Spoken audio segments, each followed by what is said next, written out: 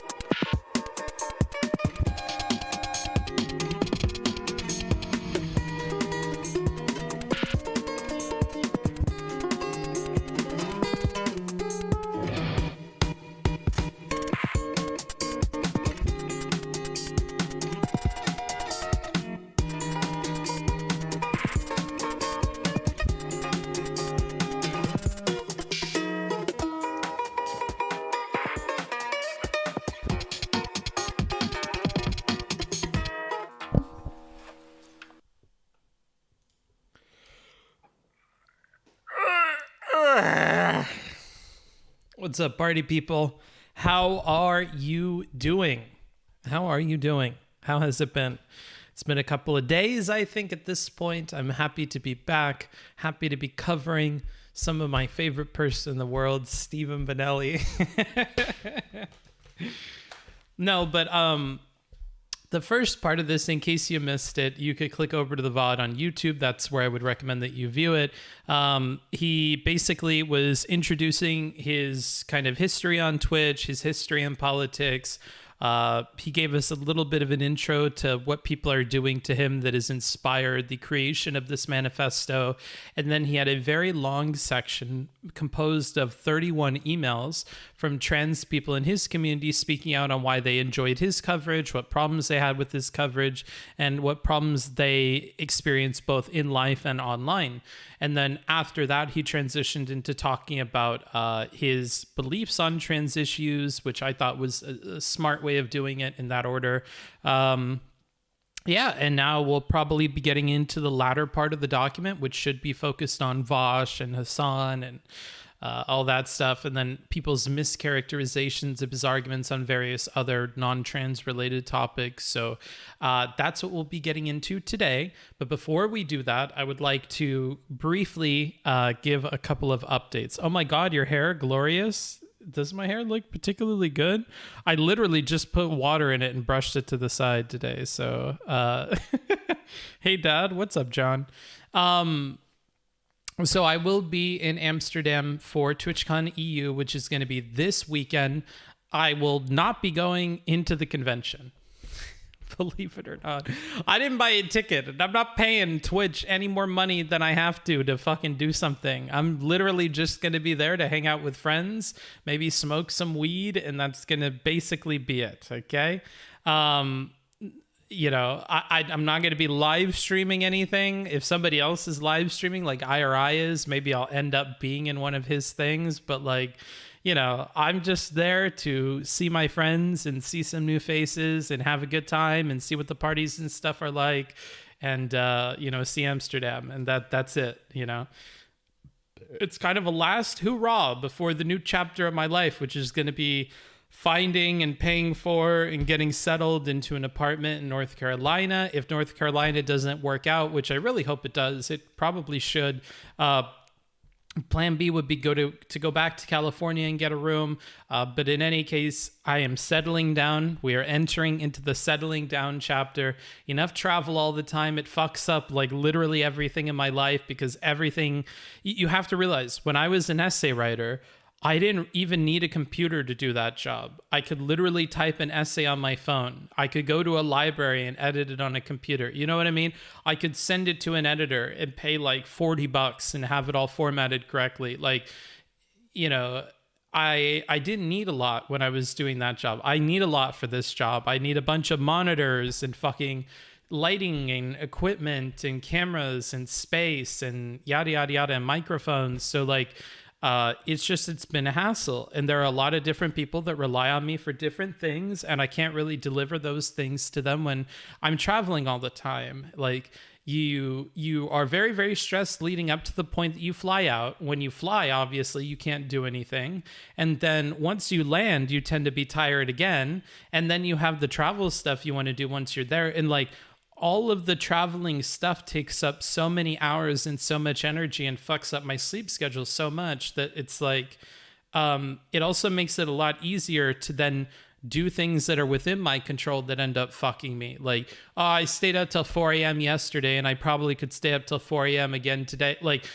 you know, because you're already falling down this slope, it's a lot easier to continue to make bad decisions. You don't have things to stop you. So like, there is a part of it that is my fault as well. But, you know, I think that your environment and stuff is like, you know, something that is worth considering. And my environment and stuff when I'm traveling is not one conducive to getting things done. So there's all that going on.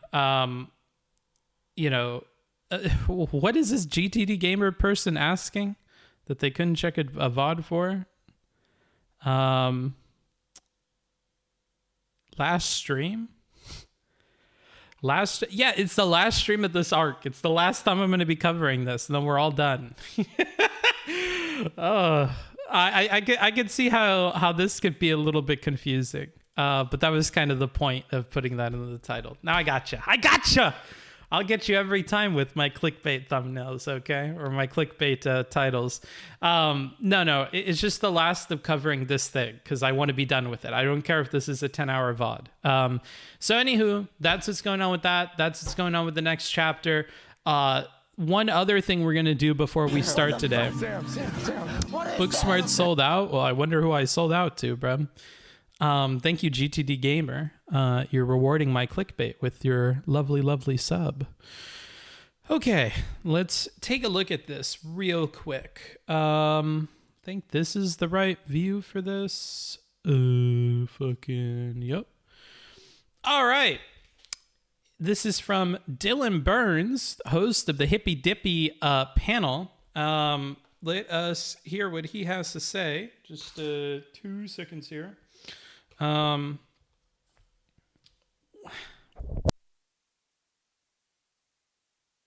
right.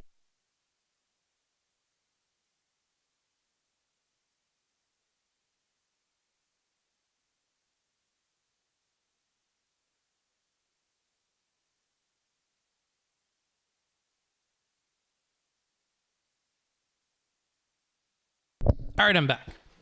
Sorry. Okay. Let us check this out. Actually, I want to put you guys in a separate window. Bloop. I didn't sub. I've already been unsubbed on YouTube, but that's it. Weird. I don't know why it gave us an alert for you then. Okay, let's check it out. What's it all about? Let's turn this party out. Hippy Dippy is over for now. The Hippy Dippy Roundtable has been going on for around 2 years now. It has had many offshoots like the Hippy Dippy Recruitment Show, a short-lived dating show, and my personal favorite, the Hippy Dippy Championship. During this time, we have been a constant presence on Fridays for those who are politically inclined on Twitch. As other debate shows came and went, and many went head-to-head with us for the Friday slot, Hippy Dippy always stood the test of time. As the times changed, so did we. We implemented new rules, tried new formats, got new guests, and did our best to improve the show. This culminated in the Hippy Dippy Roundtable being the #1 political debate show on Twitch for over a year.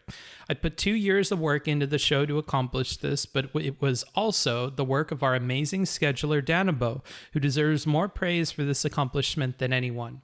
It exceeded its original spiritual predecessor, the Big Brain Podcast, in both size and amount of episodes. Thank you for that.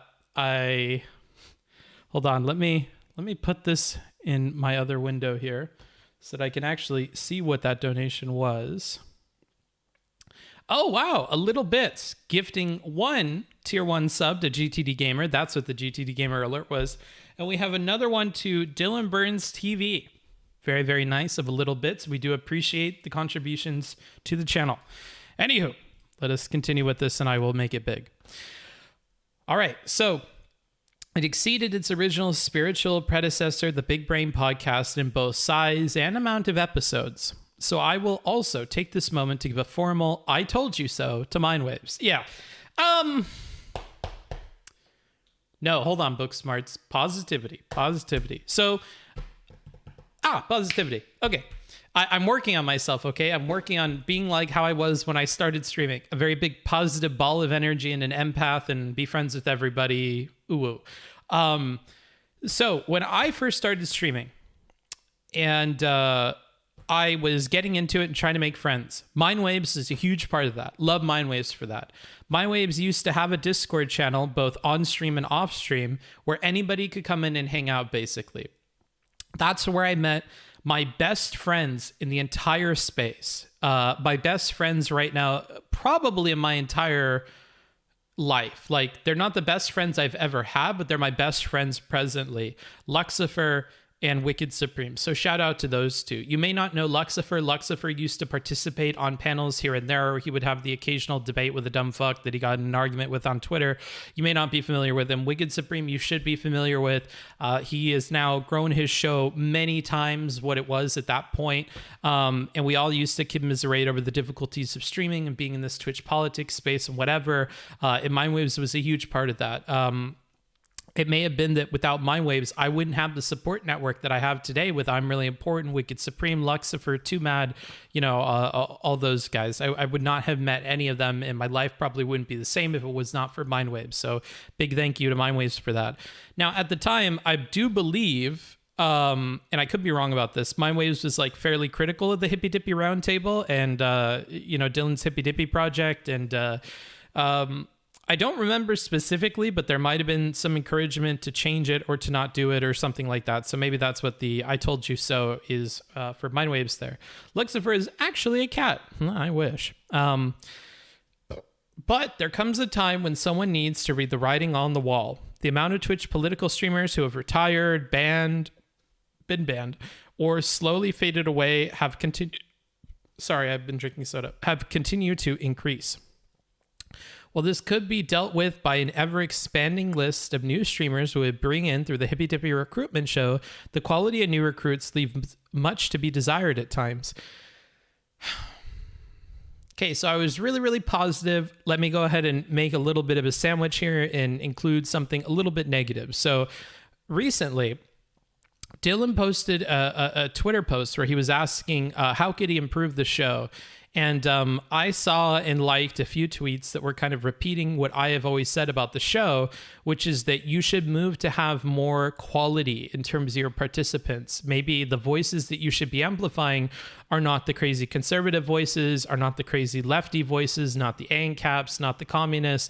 You should be trying to reach out to, through your kind of political image that you have, being somebody who is actually involved with things, actually educated on some of the issues that you talk about, to have on people that are not necessarily internet personalities, but are people who are educated in whatever the topic is. And recently he had a roundtable with, I think a couple of lawyers at least, to talk about the Supreme Court decision, which I thought was a good move. But I think part of the thing is the color and the mechanics of the bug catcher light in an analogy that you would put out to attract people.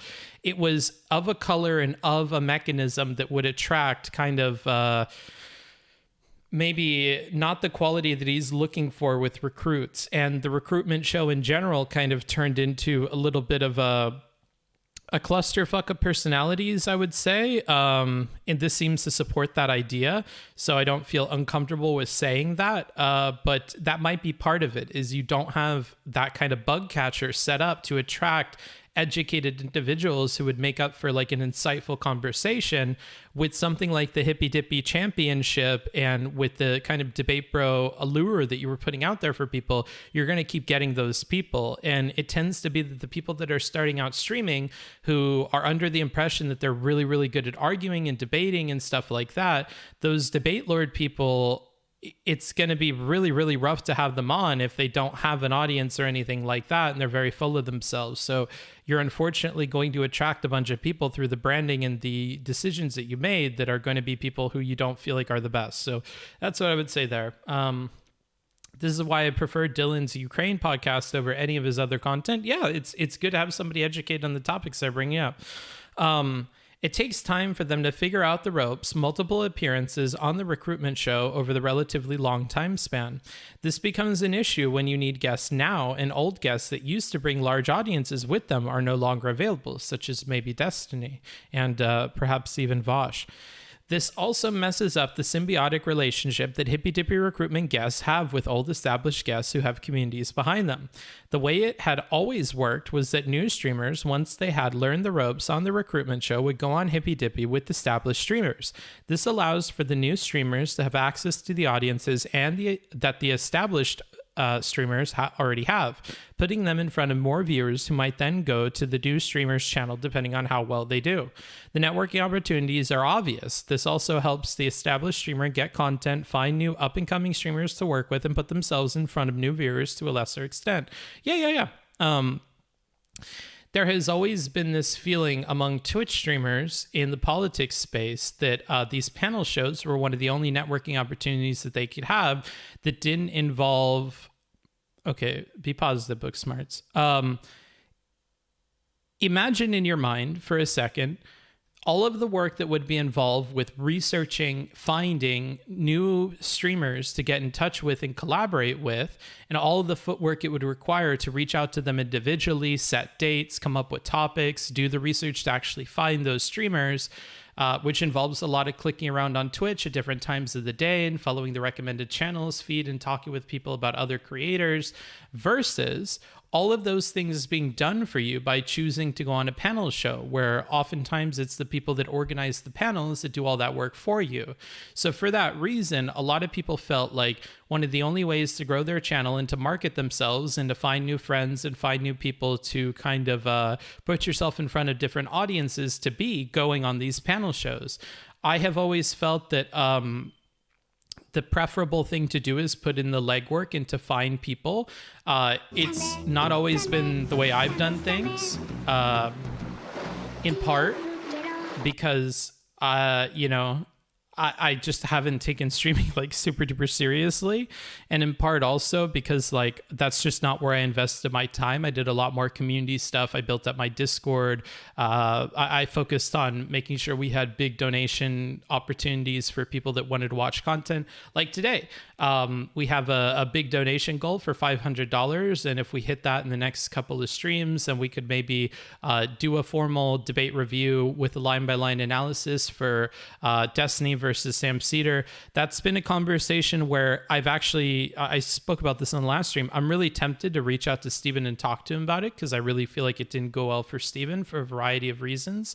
Both reasons he mentioned on his follow-up stream after the conversation, and reasons that weren't brought up during that point in time. So if that's something you're interested in, you like the Destiny content, I would highly encourage you to support today and in the next stream where we close out the SCOTUS chapter, because that's going to be how you get more of that content. And by putting a donation goal in front of it, it makes up for the time off stream that I would have to spend prepping that, getting in touch with Steven to work out a time in a day to talk about that, and would kind of be the next little arc that we would go on, perhaps before I end up going to America and finding my new place and whatever. So if that's something you're interested in, feel free to donate today and help us get towards that goal. All of that money is probably be going towards like a flight to the US and some other related related costs that are involved with getting the apartment. I have enough money to probably afford the deposit and stuff, but it's nice to have an extra little cushion for all the other expenses that might be involved, like getting stuff for the apartment and whatever. As I'm traveling, it's easy to hemorrhage money, for the flights, the train tickets, the Airbnbs, the food, all that kind of stuff, to do the traveling properly and whatever. I've done my best to try and save money where I can so that I'm spending more efficiently, but I'm not the best at that. So that would be definitely helpful if you'd want to contribute to the channel today. Anywho, let us continue with this document. Let's see. So when you find yourself in a situation where you have less and less established streamers to rely on, this means your show is going to have a disproportionate amount of new streamers on any program we put together on average. Well, it's awesome to platform so many new faces in the space at the same time. It also means those new streamers will be in front of less and less people because other established streamers aren't there to bring the viewers with them. This creates the strange situation where the more small streamers you platform on one show at the same time, the less it helps the smaller creators. That is why I had always wanted there to be 1 to 2 new streamers on a show with 6 to 7 established streamers on as well. It was a good balance that satisfied everyone. Sadly, this balance has been upset with less and less established streamers to pull from. So kind of the main variable that I'm seeing in every statement we're making here is we don't quite have the audience to make this worth it. Now, whether the purpose of that audience is spelled out is helping the new streamers to get in front of more people, or perhaps another explanation that I haven't seen here so far has been that increased audience size also benefits Dylan and also benefits the show in a lot of ways. That's kind of the unspoken part here, but the variable between all of those things I have in my head and that I'm reading is that we don't have quite enough audience to make this happen anymore, or to make it worth it. Destiny got banned and no one cares about rando Discord chatter X. You should have just said that. I don't think it's just about Destiny. And I think it's fine for him not to mention that. That's not something I feel like is the reading between the lines here. Steven is definitely a part of that, but Steven isn't the only big streamer that Destiny would have on these, right? Like I remember at one point Dylan had on... what is that guy? I think he was from Majority Report or something like that. He's had quite a few big people on. Vaush is probably another good example of that. And I don't know how often they've been showing up because frankly, I don't watch much Hippy Dippy because I don't respond to it or do like review content of it. And as you probably are well aware at this point, I don't spend a lot of my free time watching this stuff really. So, I'm just not tuned into it. And that's as much as I'll say on that because I don't want to be super negative. There is also the issue of Danabo, the person who books Hippy Dippy and Hippy Dippy recruitment, having personal issues that he has had to deal with. His mother has been very sick and he has had to take a lot of time away to deal with that. It has been hard on him, and I don't have any interest in keeping him away from his family in order to book Hippy Dippy. With our best booker, who has always been at the center of our operation, out of action, it's been rough booking the show. Donate here to help him out. This goes without saying, but me being in Ukraine has also made it difficult to manage Hippy Dippy as well.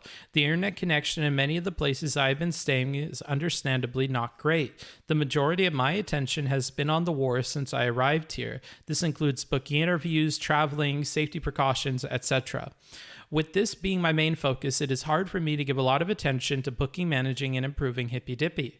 So Danabo has been picking up the slack, which means his mother's health crisis is having that much more of an impact here. My time filming in Ukraine is also giving me much more fulfillment personally, which brings me to my final point. So here we have Danabo being introduced into the equation, as well as the responsibilities involved with booking a Hippy Dippy. And if Danabo isn't really able to do it, and it feels bad to make Danabo do it, given his extenuating whatever life circumstances, and Dylan certainly doesn't have the time or the energy to do it because he's focused on other stuff and he's not super fulfilled by doing that as opposed to doing what he's doing presently, then you have a kind of combination where it's not going to be possible to do the booking well, and you mix that with the inability to get on the big creators that you used to get on, and you have kind of a recipe for disaster there. The problem with confrontational debate shows is that you're at risk every time you go on there. If you perform well, you may gain some audience, but you could lose some more. Moreover, you're attracting a type of audience you might not even want. Sure, that's another part of it. Vels is probably mentioning that I would imagine from some firsthand experience. So Vels is a member of our moderation team, and we certainly notice that when we engage in debates with people or arguments with people or debate bros more broadly, the kinds of people that we attract both in the stream chat and in the Discord chat are not necessarily the kinds of people culturally that we would want to be hanging around. And that's also another consideration moving into the house arc for me is, something I've been pushed to do more both by my YouTube editor and by, the person who has given me some marketing advice over the last year. Both of them have kind of pushed me to expand out, cover bigger streamers, cover bigger real world events. And you may have noticed that in the stream covering things like SCOTUS quite a bit.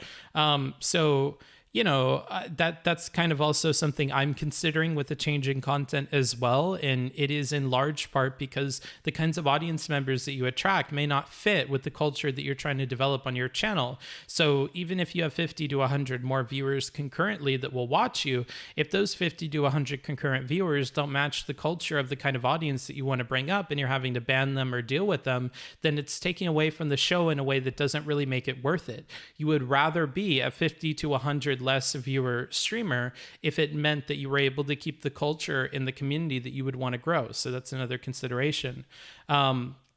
Continuing here, both me and Danabo have just lost our love of the game. It's not a secret that I have been rethinking my place online and what exactly I want to do moving forward. While I am still interested in hosting debates in the future, the current state of Hippy Dippy is not something I have the same passion for. I read the comments and chatters, they noticed it as well. This has led to me paying less attention to the debates and to the quality of my usually strict moderation style to go down as well, which is something that we saw reflected in the Twitter comments responding to him about how to improve the show. They wanted a more heavy-handed moderator that felt like they were more attentive and really getting more involved with the show, which Dylan apparently hasn't been by his own admission and seemingly by the perception of the audience based on the Twitter posts in recent iterations of Hippy Dippy. This is okay. I don't want to drag out Hippy Dippy just to do it, get the weekly viewers, and then leave the lasting impression that Hippy Dippy was a low effort project. It wasn't. I want those who have stuck with the show through the last 2 years to not watch me squeeze every second of content I can out of the project, even at the expense of quality. A lot of people got their start as a streamer on the Hippy Dippy or were introduced to Twitch or online politics through Hippy Dippy, and I want them to have a more positive impression of the show when they think about it in the future. This goes as well for all of the bookers, editors, and guests who have made the show possible through all this time. So with all of this in mind, I am officially canceling Hippy Dippy for the time being. Frowny face. There are a lot of other issues I would want to address before I would relaunch Hippy Dippy as well. The size of the show has been a constant issue of contention, as the idea of shrinking the guest list from 8 to 6 guests per show has been talked about, so it would be easier to manage. This would mean that less people would be invited, and therefore less communities get involved in the show every roundtable. There is also the idea of having shows more like wrestling cards, having a main event and an undercard every week. Could even implement this more in depth with a holy shit, this is not written well. Could even implement this more in depth with a ranking system for the Hippy Dippy Championship. That is not a complete sentence. I like this idea a lot. There is also the idea of making intro and outro shorter through the use of less of chess timers. Really need to deal with this issue of people hogging up all the speaking. Why is this written like it's bullet points? There is also the issue many of us streamers have been thinking about, and that's Twitch versus YouTube. I have been considering streaming Hippy Dippy on YouTube, and I won't go too in depth about that consideration process right now. Hippy Dippy is also in need of a major rebrand, seeing as that we have been using generally the same assets for the last 2 years. I also want to work a guidebook for hosting dumb internet. Why is this written so bad in this paragraph? I also want to work a guidebook for hosting dumb internet debates, but that's a separate project for all of you future nerdy Vince McMahons. Thanks for an amazing 2 years. I shall return. General MacArthur, 1942, after retreating from the Philippines, which, as a historical note, he did end up returning. In case you don't know about that historically, I'll give you like a TLDR.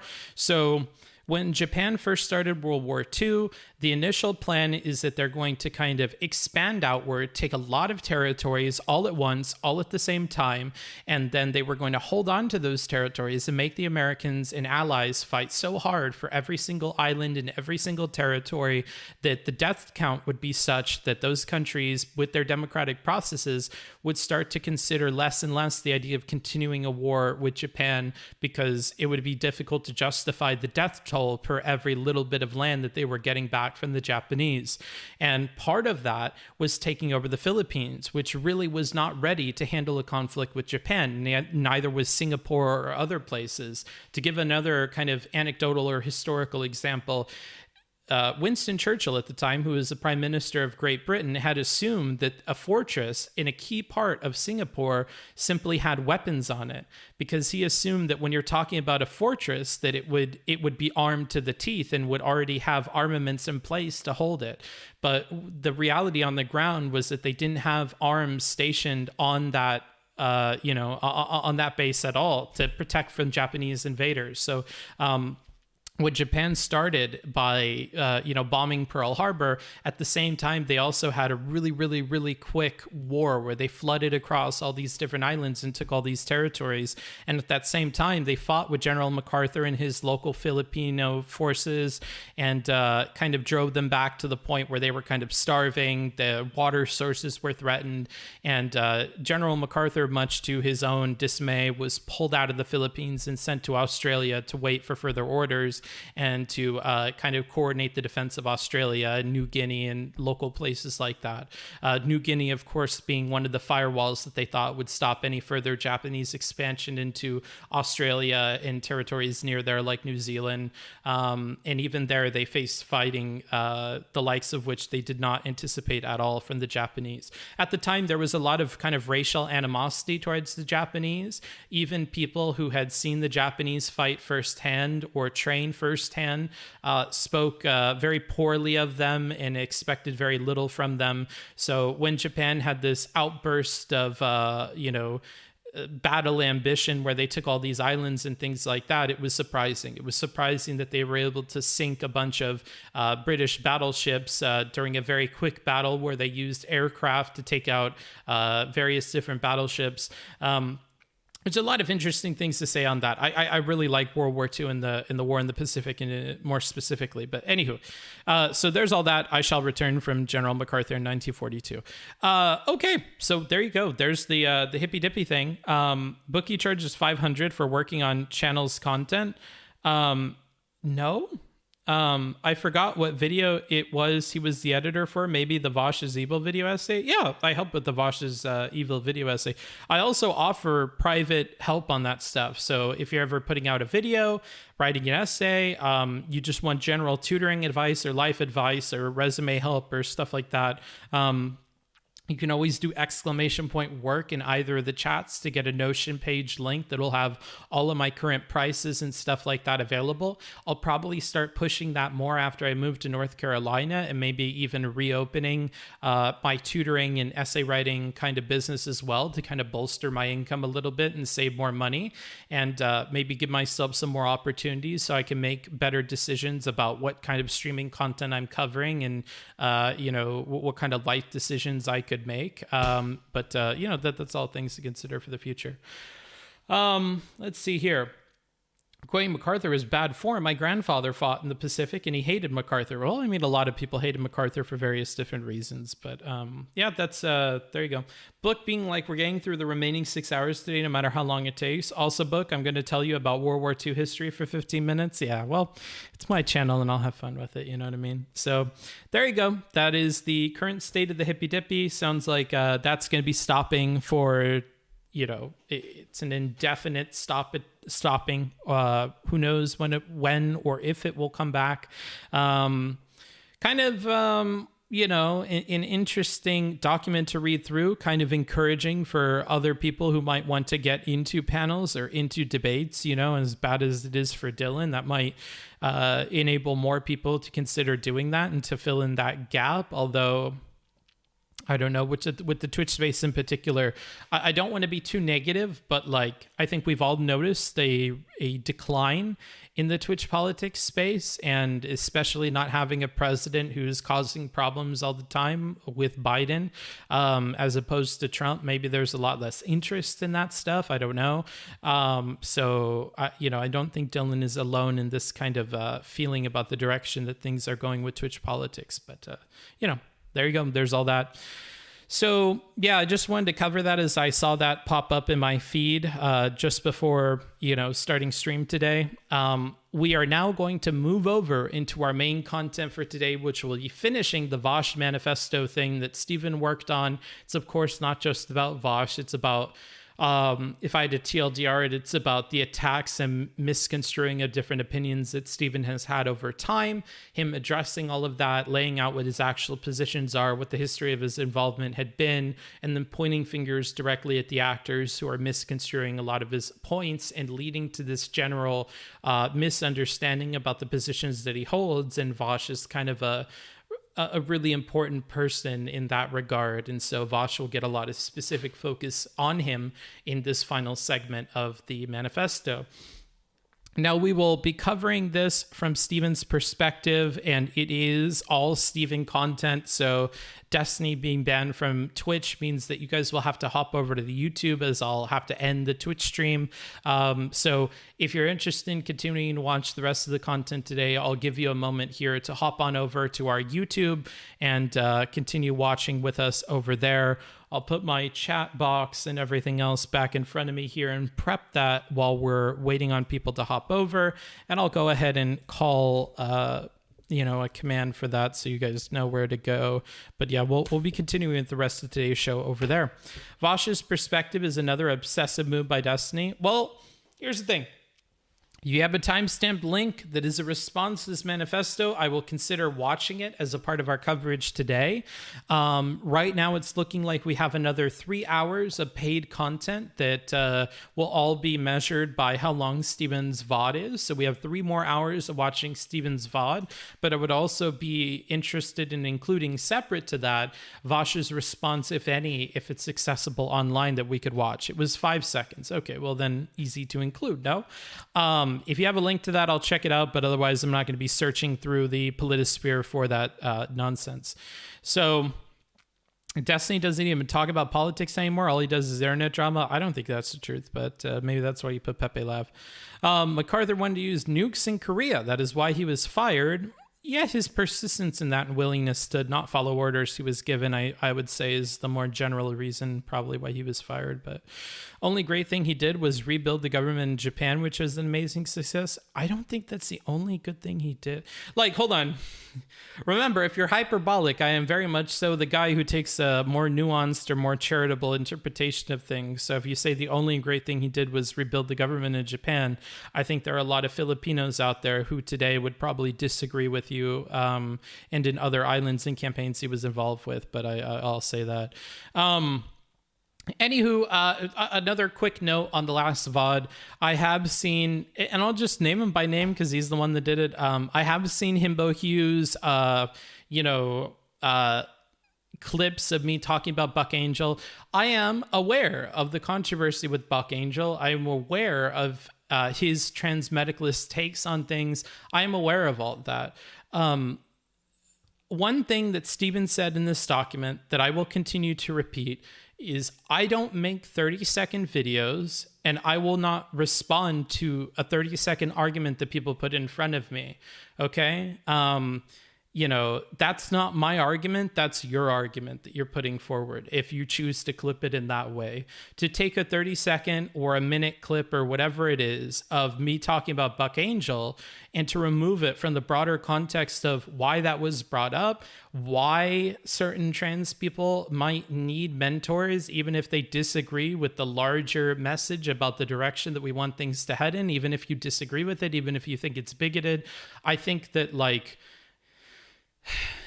I wish that clip was taken in the broader context of everything that we're talking about, but I'm not going to spend a ton of time on that specifically, but that's what I'll say there is, remember that when I'm talking about Buck Angel or any other kind of trans person that might have drama around them, the broader point that I'm making is there needs to be more of a diversity allowed in what kinds of people are allowed to speak and what kinds of points they're able to put out there and what kinds of mentors we invite into the space or we allow in the space.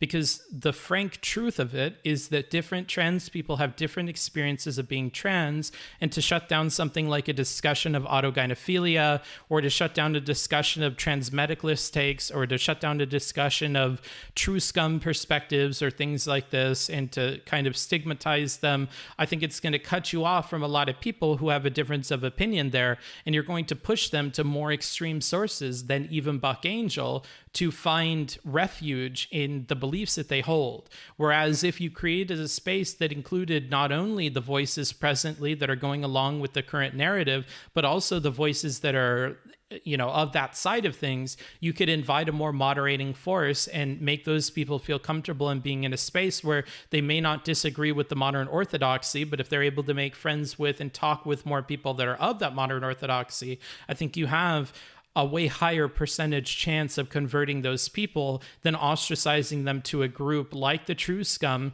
that make their entire identity based on that particular belief. And so for that and many other reasons that we discussed in the last stream, again, I don't make 30-second videos. There's a lot of reasons to do that. Hunter Avalon, their own brand, don't they? This is magic. Interesting guy. All right, analysis. Analysis? I like that man's wife. It's a recurring joke on this channel. Your wife reached out to me one time, and she was very, very nice. And so I have a positive opinion of your wife. I don't know if I've ever talked to Hunter, really. We could in the future. I want to do more collabs on the channel, and Hunter would be an interesting and intellectual person to talk to. But I definitely have a positive opinion of your wife because she's reached out to me, and I've spoken with her a little bit in DMs before. But yeah, I wouldn't be opposed to that. So, hey, if you ever want to talk, that's cool. We're about to move over to YouTube, though, unfortunately, because I have to cover this Destiny thing. It was funded last stream, and we're not quite done with the coverage of it yet. So if you guys want to move over to my YouTube, I'll go ahead and call for the command in chat real quick so you guys know where to go. But we'll be continuing over there. I'll kind of fill the air for a few more minutes to give you the opportunity to move over to the YouTube chat. Hunter, don't you stream on YouTube as well? Coming from Hunter's server, hello. What's up, dude? To give you a TLDR of what we do on the channel, basically, my entire career has been built upon debate reviews. Not just React Andy stuff, but I think what really got me a lot of popularity when I first started out with this kind of form of content is that I would spend time off stream creating what I like to call a line-by-line analysis of what's going on. So generally that would involve getting a full transcript of the debate into Notion, which is my note-taking program, color coding everything and adding comments all along the way, and applying an essay writing procedure that I used when I used to help graduates with their papers, and applying that to these conversations in these long form documents, which is what they turn into when I get transcripts of multi-hour streams. So that's a lot of what I used to do. It's probably what you'll see more of on the channel moving forward, assuming I don't move away from Twitch politics more generally. But yeah.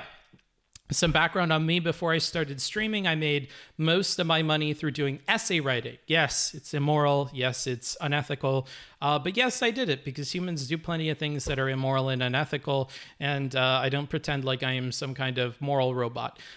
So yeah, I did essay writing for a long time, and shortly after doing papers for undergrads, I moved into helping graduate students with their papers. That made a lot more money, and there were a lot more involved projects that I felt like it seemed like I was uniquely suited to doing.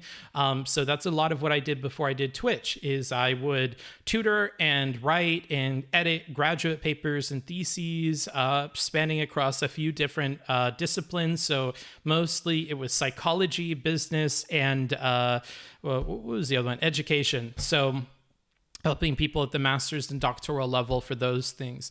Of course, most master's programs that involve business, you're not writing a thesis, you're doing a business plan. But then once you get to your doctoral program, because you didn't have any of the experience of writing a long, basically thesis, because you got to skip it in your master's. They tended to suck once they had to do their doctoral, so anywho, I used to do a lot of that. And a lot of the time when we're talking about stuff, I might reference some of my experience with that when talking about things like this very, very long document and how it's formatted and how they're citing things and how it's structured and how people are writing. There were a lot of comments like that when I was going through the 31 different emails from trans people who had reached out to Stephen that he included in this manifesto. And so that's kind of the insight that I provide when I'm reviewing stuff, and generally the process that I take to arrive at the conclusions that I have is I go ahead and I mark up an entire document that is the conversation itself and then synthesize those things down into a TLDR, which nowadays makes it into a YouTube video. Although in the past, it would just be something that I would kind of explain at the beginning before going line by line through the entire conversation alongside my notes to kind of make clear why those main thesis points I had existed and where they came from and why I thought the things that I thought. And I hope that that would encourage other people to do something similar in their reviews of content. And I think to some extent I succeeded. To some extent it was overzealous. That's generally what I do. So if you guys want to move over to the YouTube, we'll be starting that here in just a second, and I'll respond to the chat before I do that. YouTube chat, best chat, never have to move over again. Can rewind videos, all your favorite politics streamers in one place. I don't think all the politics people are on there. For some reason, a lot of them are apprehensive about moving to YouTube, even when they're not partnered streamers. And a lot of the people that end up taking a partnership contract, of course, can't stream on there, so they don't. And, that's a bit of a problem there. Bookie, your reviews are one of a kind. Nobody reviews debates as in-depth as you. That's what made you really stand out from the crowd. Happy you think so, Marty. Twitch is clever to get creators locked into their partnership deals. Otherwise, they would all just stream on YouTube, probably. Yeah, there are other barriers. I think that, remember how we talked about when Dylan Burns was talking about ending Hippy Dippy, how a lot of people are kind of averse to the work involved with more tedious tasks like finding and booking a lot of different Twitch streamers to collaborate with. That can be a multi-hour endeavor every single week, and people aren't really willing to put in the work outside of stream, and they're often afraid of doing something that is new. So to a lot of people, making the switch to doing dual streaming or streaming on YouTube is a very scary proposition because there's a lot of steps involved that they simply don't know about or don't know how to do. And rather than doing the research and looking into it and then getting involved with it and trying it out and perfecting that, I think a lot of people don't even take the first step in figuring out what is all involved in that. What are the restreaming platforms that they could use? And that's also part of why they're averse to it. And I'm speaking not just from like inferences on the way that people behave, but from talking to them behind the scenes and trying to convince them to do it. That's a lot of what I see. Where do I sign up to get Bookie to compliment my wife? Just give her my DMs. Booksmarts #1004. Everyone's just doing their best with the material conditions they got. Always a funny time to hear my supposed fellow comrades shit on books so much for having made money during doing essays in the past. Yeah, I mean, I don't know if it's necessarily about making money. It was for some projects, like with the Vaush is Evil video, but I don't know if it's always focused on money making as much as it is like undermining the institution of education in this country. These degrees already don't mean as much as they used to mean, and people are already skeptical of the institution. Booksmarts, I think that you're making it worse. Don't shit on my educational institutions. Don't take opportunities away from students who could have otherwise gotten into this program if they didn't have the help that was afforded. Like, okay, then what is tutoring, bro?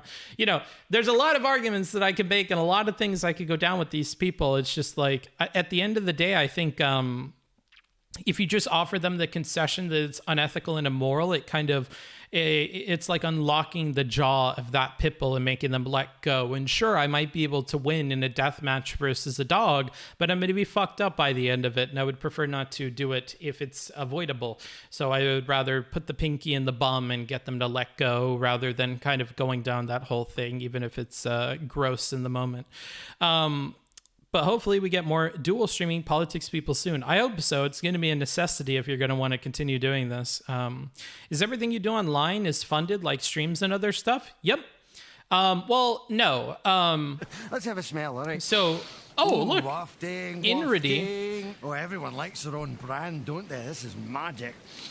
All right, analysis. Analysis smells like a bunch of people that got to move over to the YouTube chat because we're about to go get started over there. We just got a raid from Hunter Avalon as well. Seems like a lot of people are wrapping up their streams. However, we're covering a figure who's banned on Twitch. So we're going to have to move over to the YouTube. I'll again call the YouTube command in chat for y'all. You could hop over there and check it out if you would like to continue watching the stream. Otherwise, I'm going to have to dip. Thanks for the raid. I do appreciate that. And hopefully some of you can convert over to the YouTube and continue watching with us. But if not, it was cool having you for the brief time that I had you. I'm Booksmarts. I cover debates and, kind of modern events every so often from the perspective and the approach of an essay writer. Before I started Twitch, I was an essay writer. Basically, what that looks like is I help college students with their papers. So, yeah. A lot of my focus towards the end of that career was helping graduate students at the graduate level with things like theses or capstone projects, which are these big papers they have to write at the end of their degree program, because it was kind of a natural evolution from doing college papers to doing graduate level papers. And so a lot of my approach to doing debates and stuff like that is to look at primary sources. So if something like the recent Roe v. Wade being overturned decision and Dobbs v. Jackson Women's Health Organization, what we did is we went ahead and listened to the oral arguments all the way through from the judges, and then we're nearly at the end of reading all of the opinions that were published, the whole 261-page document. So I focus on a lot of primary sources and trying to get what I can out of those and looking up the phrases and things and what they mean, and even inviting experts on the show like Pisco to help break down for us some of the concepts that are being discussed. That's generally how I approach covering things. Anywho, why is this the last stream? Because it is the last one I'm doing of this content. Enough. I'm done with this arc. No more Vaush Manifesto after this. Okay, that's why. It's the last stream in that series, all right? Maybe I'll put the last stream as the title for my final coverage of the SCOTUS opinion as well, because we're... I don't know, like a third into the last opinion, which is the dissenting opinion, talking about why they feel like the majority opinion that decided to overturn Roe v. Wade was incorrect in their decision. And we're nearly done with that. So that'll be my last stream of that arc as well. All right. We are moving over, Twitch people. It's been real. I've been happy to have you. We talked about a couple of things before we got started on things today. I will see you guys later. Talk to you in the YouTube. And if I don't talk to you in the YouTube, have a wonderful rest of your day or night, depending on where you are in the world. Boom. All right, now that those Twitch people are out of here. What's up, YouTube chat? Good to have you. Good to have you. We're in for a long one today. We got a lot to cover. Lol, I was wrong about the last stream. I thought it was in reference to Hippy Dippy. Well, there's a lot of lasts going on today, eh? Let's go ahead and open up a new window and put that in front of me, and that will be a window for... Oh, okay, we have a link to this. Okay, thank you, Golden. I will put that in my queue of things to watch or listen to as well.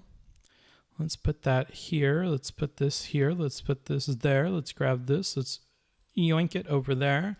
Let's hit YouTube. Let's go into my history and find, I think it's just Destiny.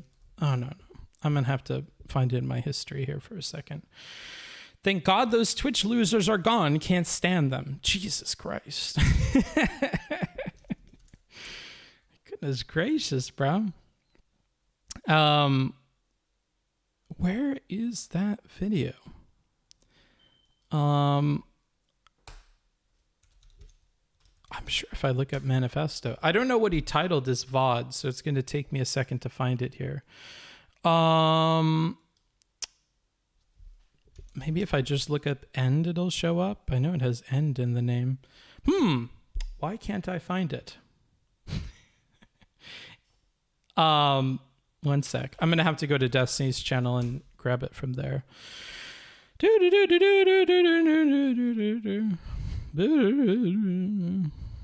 see, where's our big stream VODs playlist? Are these the only two enchantments you can put on? Shh, be quiet. Be quiet. Shut the fuck up. That's not what I want to watch. Which one is it? It's gotta be one of the longer ones. Damn, can anybody help me? Here, I'll go into my Notion document and grab it up. What up, book fucker? What's up, Hayden? I'm just trying to grab the link here. Just talk this whole time about how much you prepare. I mean, it is all prepared. The problem is when I think that I can do it without my preparation. You know, this is why prep is important. Normally I would have it all in front of me, but because there aren't more notes in the document about what I would want to talk about, I just didn't. Here we are. I'll just grab it from inside of here. All right. The problem is it resets into someone, but as time went on, it resets where I was at, so that's why I didn't want to really click it. We were right around meow, maybe. erotic gender concepts are becoming more and more popular.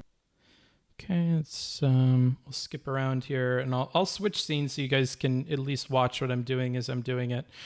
And make sure that dono goal is on the screen. Again, any donations today will go towards reviewing another bit of Destiny content to kind of keep with the theme. We'll do Destiny v Sam Cedar because I think there's a good amount of things to comment on there. So if you'd like to donate, support the stream, I would highly, highly, highly encourage you to. Let's see. It's going to suck because I just don't know where we left off. You know what would be smart? You know what would be smart? Is if I just go to my YouTube channel and figure out what the timestamp was for the last one that we did. So, shut up, booksmarts. You dumb fuck. We were right around here. Oh no, I can't see the timeline.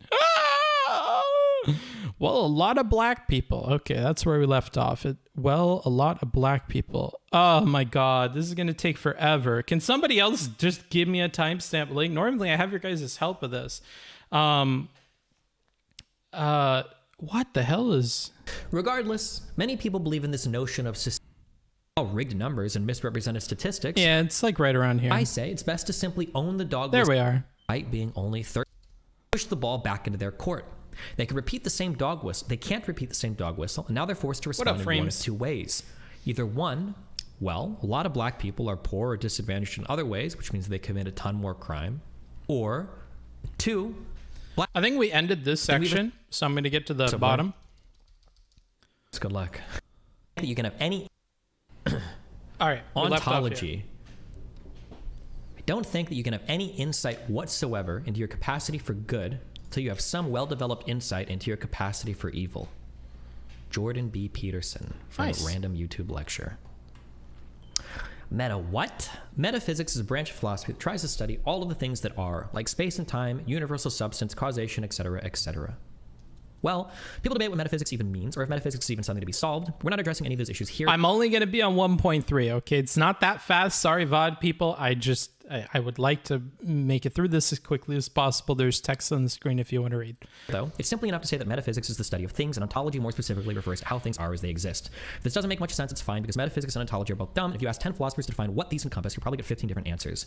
For the purpose of this document, ontological just means a sort of classification of something. So when someone says ontologically evil, you're saying that the very nature of a thing makes it evil, implying that there are no other actions or qualities that would allow it to escape such a classification. For example, a combustion engine car might be a category of ontology in which a thing has 4 wheels and an engine. The combustion engine car might be blue or red, might have nice seats or no seats, it might be a convertible or a hardtop, it might move fast or slow, it might be loud or quiet, but it is always going to be a vehicle with 4 wheels and a combustion engine.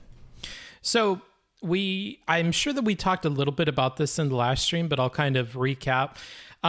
This use of ontologically evil feels to me like what we in the Booksmarts world call a mental shortcut, which means it's something that you'll say to encompass a lot of feelings and beliefs about a subject that is a shortcut to explaining what you actually feel about something, to avoid having to go through the uncomfortable process of thinking it through and explaining it to somebody. So for instance, if I think that what you're doing is egregious and I think that it's bad for X reason and Y reason and Z reason, and that I simply can't believe that we are fundamentally different in this core way, that you don't give buy-in to X and Y and Z as good reasons to not do something or to see something as evil, I will shorthand all of that by simply saying you're ontologically evil.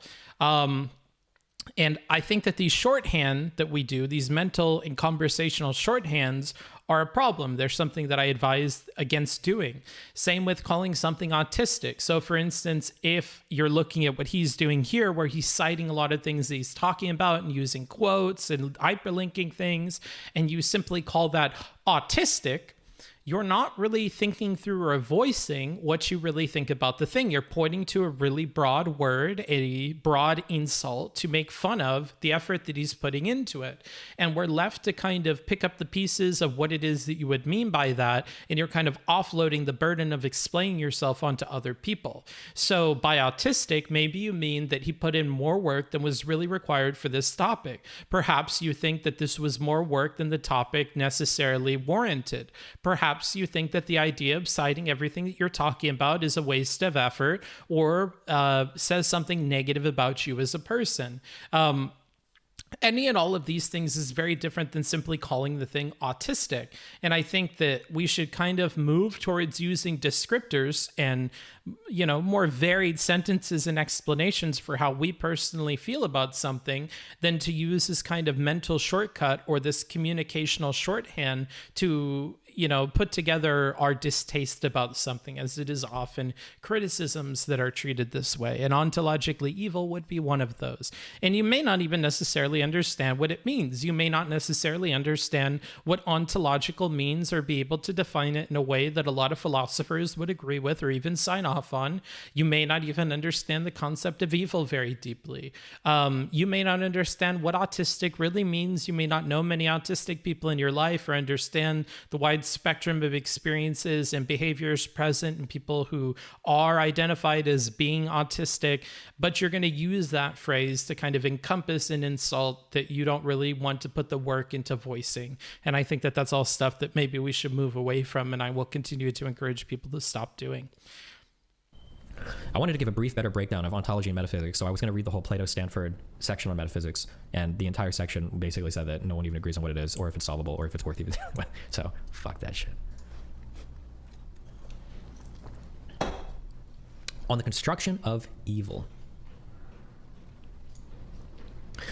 Perhaps the largest problem plaguing both online and real-life politics today is our inability to separate people from their ideas. It seems to be sufficient to identify only one or two bad ideas or statements from a person to classify the entire person as being ontologically evil. The natural moral follow-up to such a classification is the treatment of said person in whatever manner one deems appropriate. We can see that this treatment of an individual is troublesome for several reasons, but it becomes increasingly problematic when we use these types of classifications across an entire society.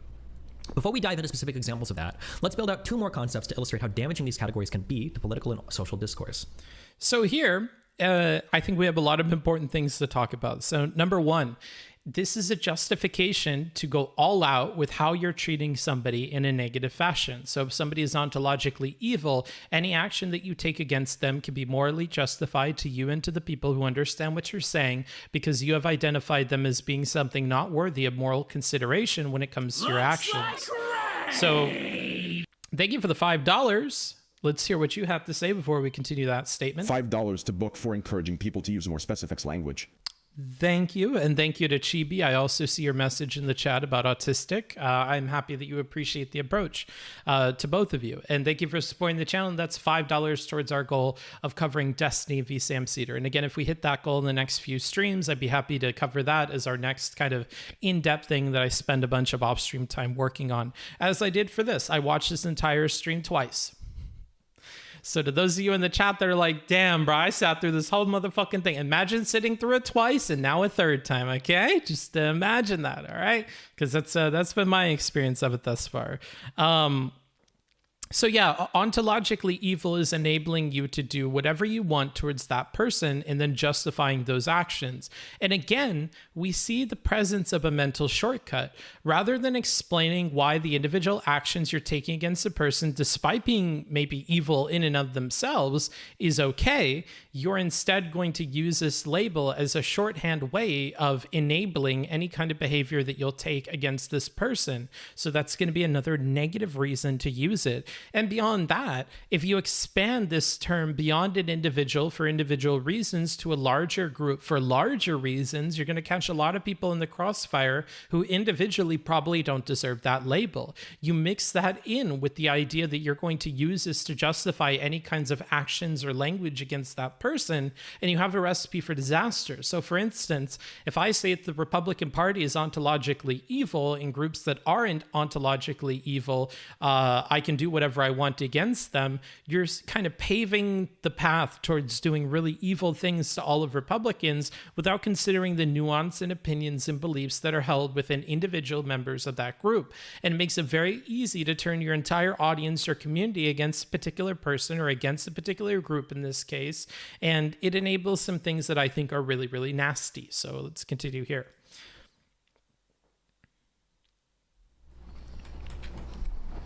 Also, real quick, if anybody gets upset that I quoted a TERF for the Harry Potter thing, I didn't, because I quoted the movie and not the books. So, Nice. Gotcha, bitch. Many people of the past several years have taken to replacing the definition of the word racism with that of the term systemic racism. Systemic racism is the notion that in order to exercise racism, a person must belong to one class on the top of some hierarchy with the ability to exercise some structural oppressive power over another person belonging to a lower class in said hierarchy. There's nothing wrong with the concept of systemic racism, but we already have a term for it: systemic racism. There was never any reason to replace the original word racism, and all it's done is led to a million conversations about whether or not black people can be racist towards white people, with people screaming back and forth at each other using different definitions of the word. Oh, these are all just popular tweets. You can't be racist towards white people. White people never faced oppression for being white. Reminder that racism is prejudice plus power. Therefore, you cannot be racist towards white people because white people have always had control of this country. A reminder that reverse racism does not exist. Daily reminders: reverse racism does not exist.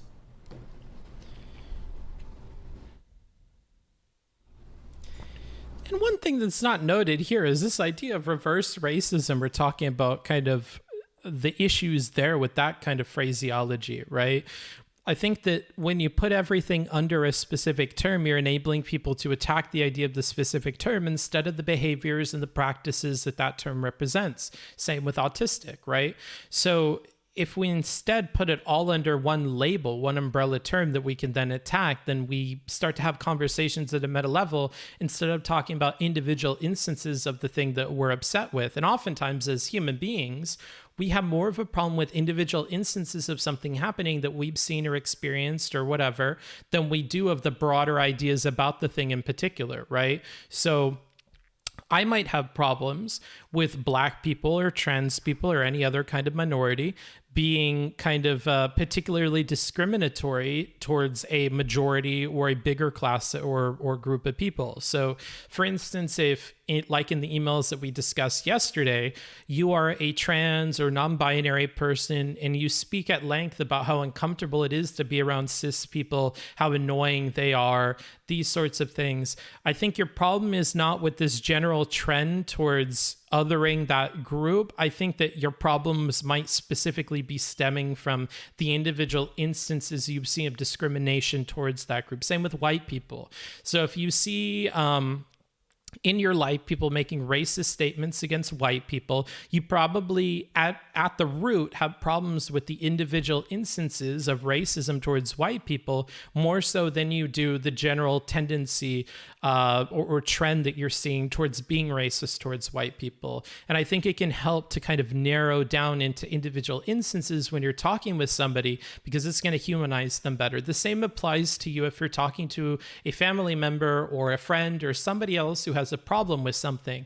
If they begin to present you with these broader ideas, like for instance, let's say the trans thing, if they have problems with the acceptance of trans people because they have a calamitous idea of the direction that could lead a country or a society towards, ask them about what the specific things that they're worried about in the future are and tackle those individually one by one. And maybe you could put them at ease, make them feel heard, and really get to the root of the problems that they're having and the things that they're afraid of, right? When somebody is afraid afraid of the dark, I think it's interesting to talk with them about the things that they're worried about that could be in the dark. And as you work through each of these individual examples and get them over the fear of these individual things, I think that you'll see passively over time a decreasing fear of the dark, or a decreasing fear of trans people, or a decreasing problem with the way that, they're seeing the country go or society go and things like that. We've actually demonstrated this on the channel before when we had a Discord community event where I invited people on to talk with me or ask me questions about things they're curious about. And we had somebody on who was very concerned about the direction society could go towards if they wholeheartedly and wholesale adopted trans acceptance, or started to buy into the ideas that a lot of the trans community is asking for. And when we kind of hammered it down, like going into a discussion of stores being forced to have non-binary advertisements. And I asked, okay, so first of all, we're talking about forced, which I'm going to say is like a very specific word. So I'm going to take you at your word that that specific thing is what you're focused on. What stores are being forced right now? What stores do we likely think in the future will be forced in the near future? What are the steps that it would take to get there? And as we kind of saw how foggy the steps to get there are, and how few stores that are even very progressive right now are even doing that, we were able to kind of dismantle a lot of that. This person came from South Korea, and having personal experience being in South Korea for a while, I talked to them about how in South Korea, there's actually far more stores that have non-binary options in terms of clothing, or simply don't put labels on their clothing. That way you go to a store and you go through things that you like, and you just pick a size large enough for a man to wear it, or a size small enough for a woman to wear it. And I talked about how I wish personally that existed in my country, in the United States, but really it's unusual if you were to find that. The bigger chains are not doing that. And I think that they're not doing it now. We don't see anything on the horizon to force them to do it in the future. So it would seem that this is many, many steps removed from the path that we're currently on, and we can't draw connections between what we're asking for now and all the steps in between that would lead to the outcome that you're worried about. We did this for several different examples, and by the end, they felt like because somebody heard them out, because somebody listened to the things that they were concerned about, the things that they were troubled by, and because another compounding factor is that they've been ousted from both sides of the political aisle from conversing about this. On the conservative side, they were ousted from conversations because they're an immigrant, because most of their experience comes from living in South Korea, and they didn't feel like they should be able to comment on American issues, which was low-key racist. And on the other side of things, having any kind of dissenting opinion about things like trans stuff, or even worse, being afraid of the direction that trans topics and trans arguments could take us in, meant that they were ousted from a lot of those communities as well. So just being sat in front of somebody who's going to take you seriously and going to hear you out on the individual things that you're afraid of could be a really good way of kind of dismantling that fear and helping them kind of move from one position to another position. That's what I like to do on this show.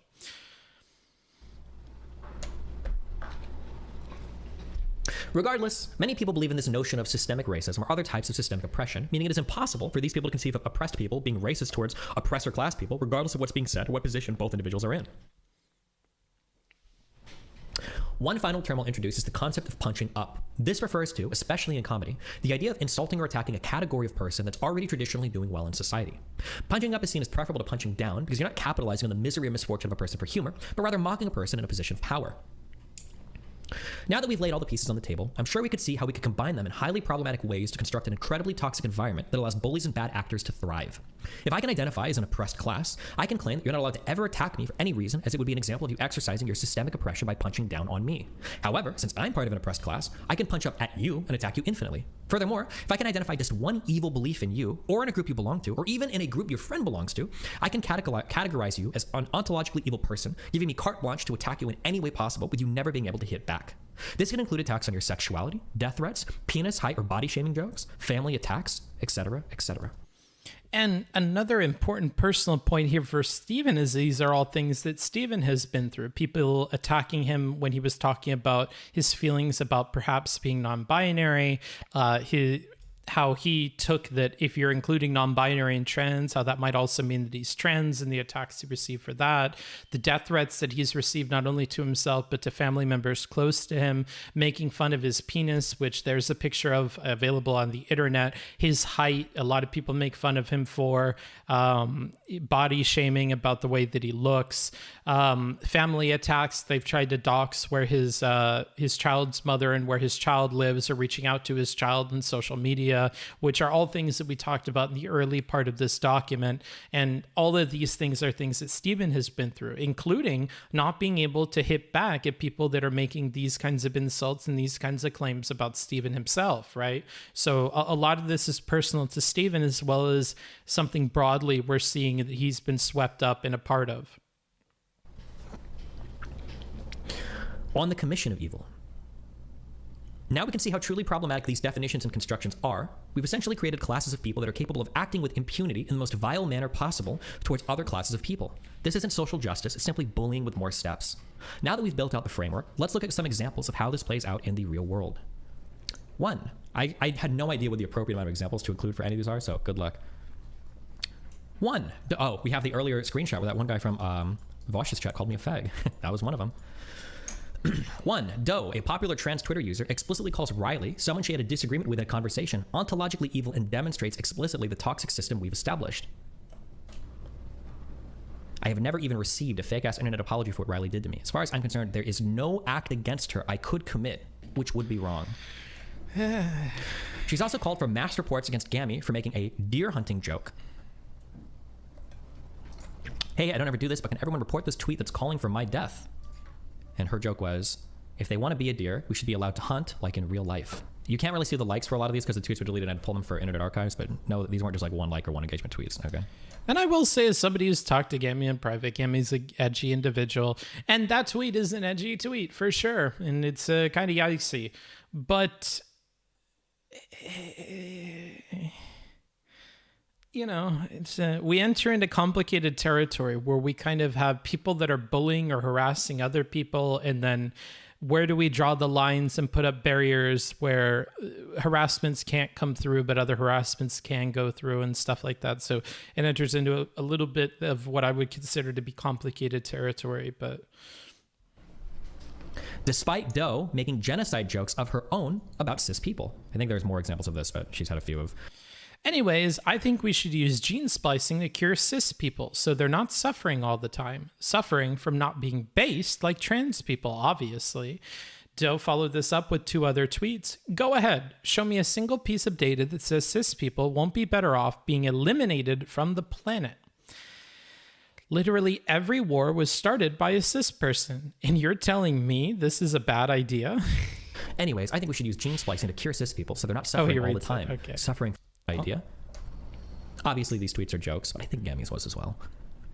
Fair enough. Josie, a trans streamer on Twitch, says that going after a person's looks is transphobic, so attacking trans people on photographs is out of the question. This is a speech she gives. I'm not going to watch all of these, it's going to be forever. But she goes on to say that, like, anytime you attack a trans person's looks, it's always transphobic. However, Josie can attack people for photographs on Twitter with no fear of being hateful. So she'll make jokes about how nice photo squeeze to make yourself look thinner, stuff like this.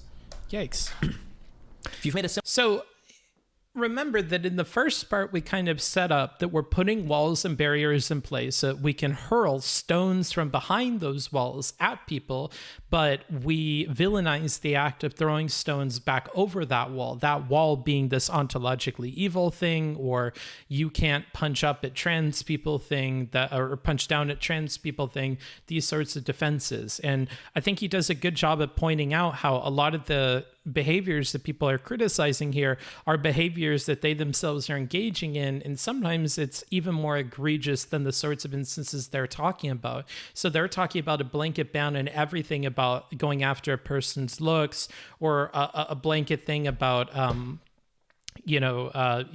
talking about going after somebody or killing them or eliminating them or whatever, and then they're doing the same thing, sometimes an even worse version of the thing. So there is going after a person's looks and making a joke about it, and then there is what Josie did, which I think is a bit more of an egregious example that would fall under that umbrella of problematic things to do.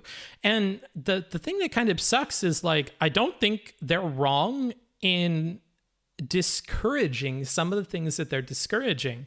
I think it's generally good to advocate that we don't make fun of people for their looks, whether they be trans or cis or anything in between. I don't think it's necessarily bad that we discourage people from making jokes about killing other people or killing groups of people or eliminating them from the genetic code. That's something I would say that we should probably generally encourage not doing. So, you know, I think the problems come in at the level of hypocrisy. The problems come at putting up these walls to enable yourself to do it while preventing other people from doing it, right? I don't think that the message at the heart of things is necessarily the problem. It's the way it's being carried out and these specific things that are being put up that Stephen has a problem with. Similar comment about a trans person photoshopping their Twitter picture for any reason. Would it be transphobic to her? Would she be critical of other trans people attacking me for my appearance? What about when Keffels makes fun of bald people, even with other trans creators trying to push back against her for doing it? Oh, these are just people insulting me. I look like a grilled shrimp. I don't even know what that means.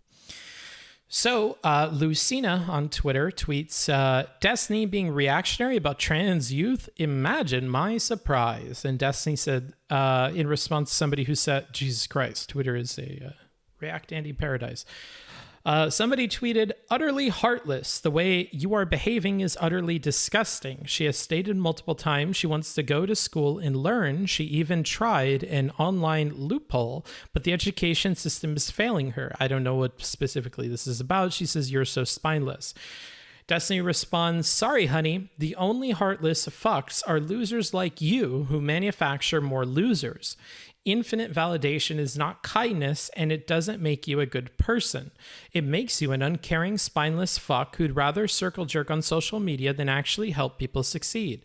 So, you know, there's mean stuff kind of being thrown around here.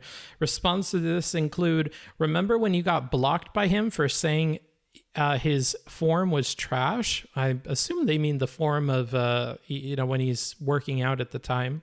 But I don't know. Another one is, he's built like a grilled shrimp. And another response to that is, built like the shrimp from Smiling Friends, which, you know, in case you didn't know, I guess you could bring it up. Oops. I suck. Ugh.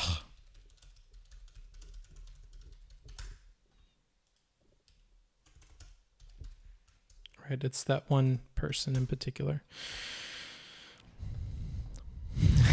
Jesus Christ. It's this guy. So, yeah, he looks like the shrimp from Smiling Friends. I guess this is who they're comparing him to. Who is, yeah, rough. Yikes. Okay. Means.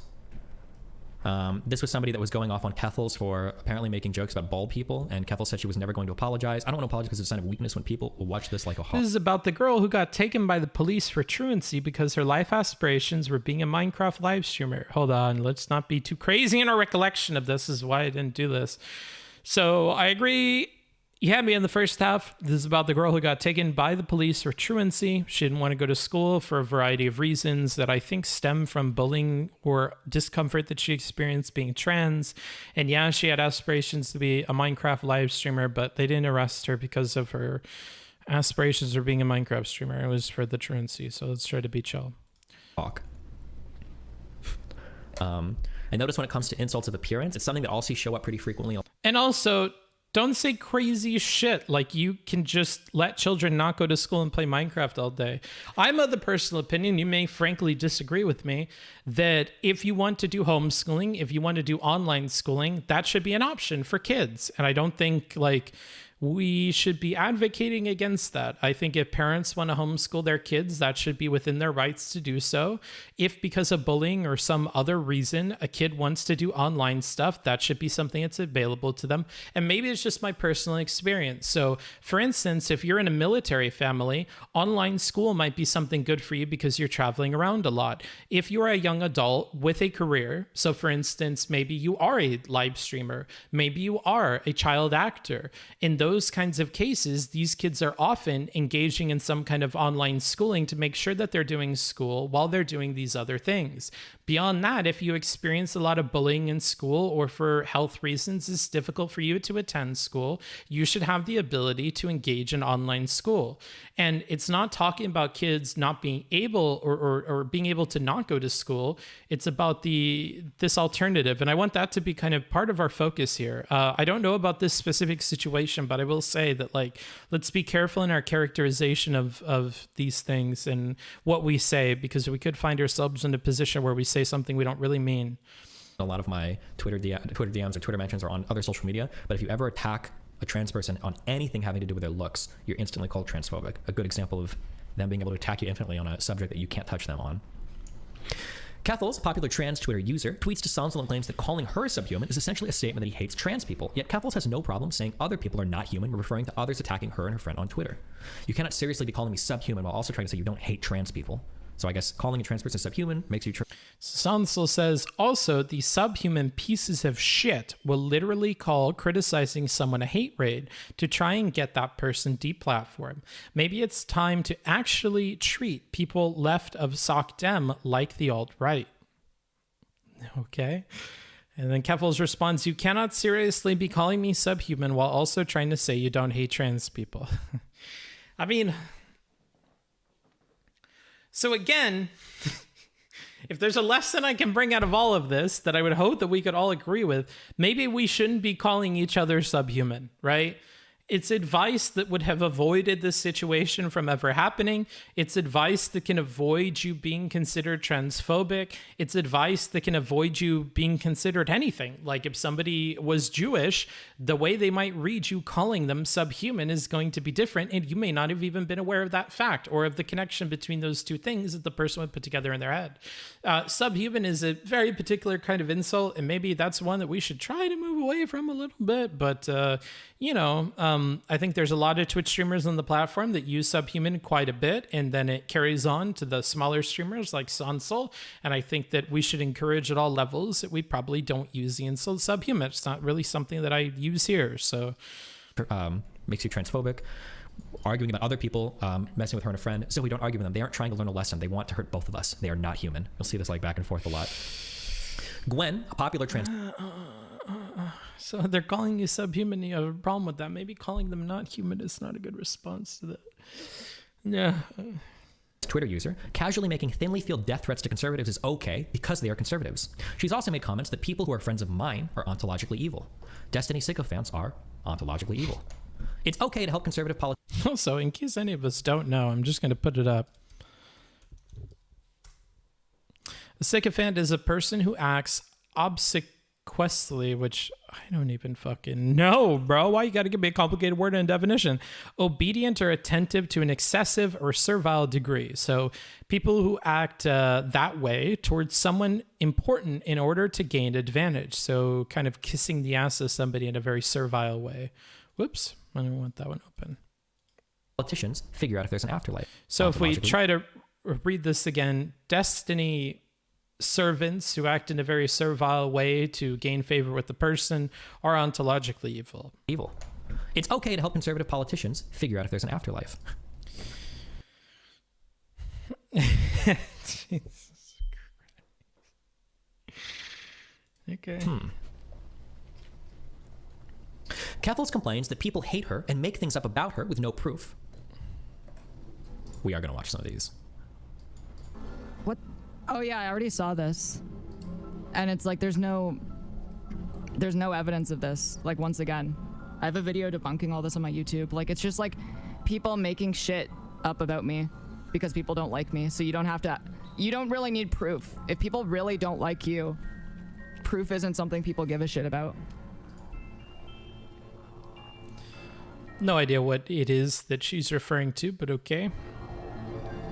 Wish we had more context, but we don't. The streamer will include this last 5 seconds of silence. Nice job, guys.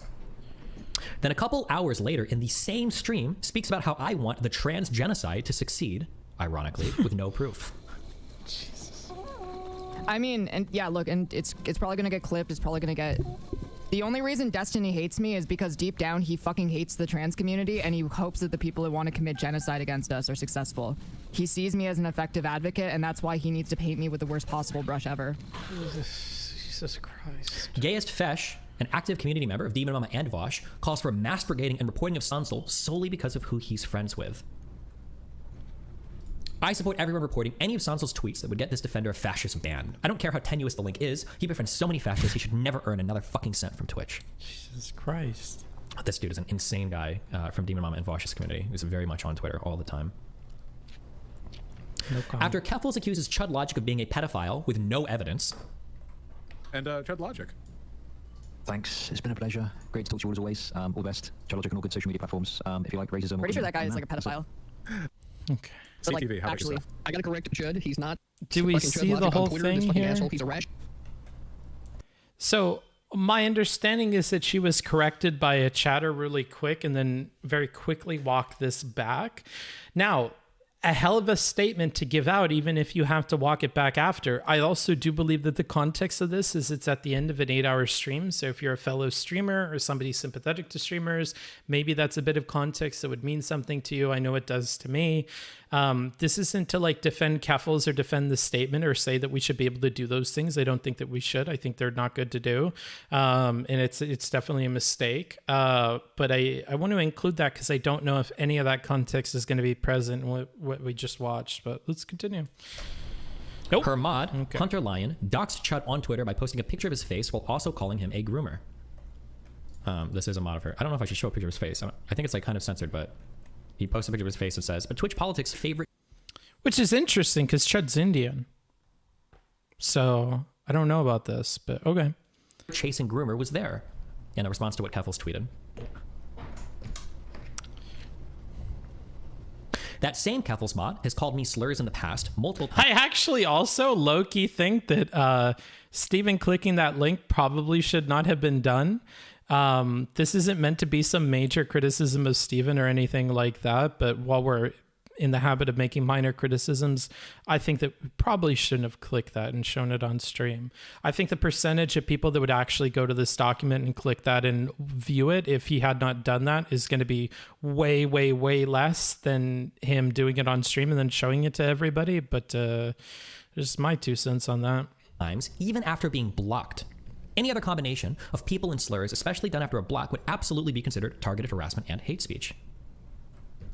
Continued reminder that the children of DGG who support Gusano Fuckface, Stephen Bundle II, the third, aren't powerful enough to mass report my account despite my ability to cyberbully you all. I'm too hot. That Gusano shitlib is so sensitive. Blocked him, still tweeting about me and at me, calling me racial slurs, but Not good. Irrelevant talks about how 100 plus people he said to ban from Keffels' audience rating his stream and spamming hate messages, but neither Keffels nor any other trans Twitter user seems to believe they have any accountability for the harassment their audiences engage in. They get one person inside of their fucking chat room that disagrees with them, that says anything remotely close to DGG, and it's a brigade. Instantly, it's a brigade.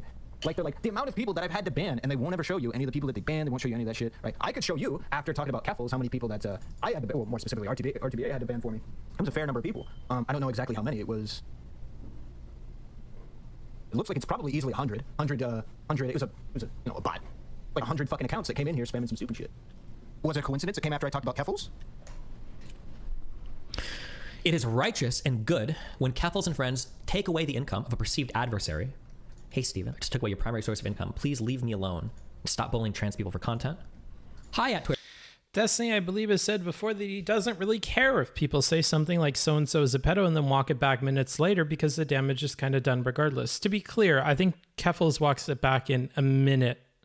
I think it's definitely less than 2 minutes, but sure. And you can have that opinion. And to be fair and to be clear, I don't think that that's a good thing either.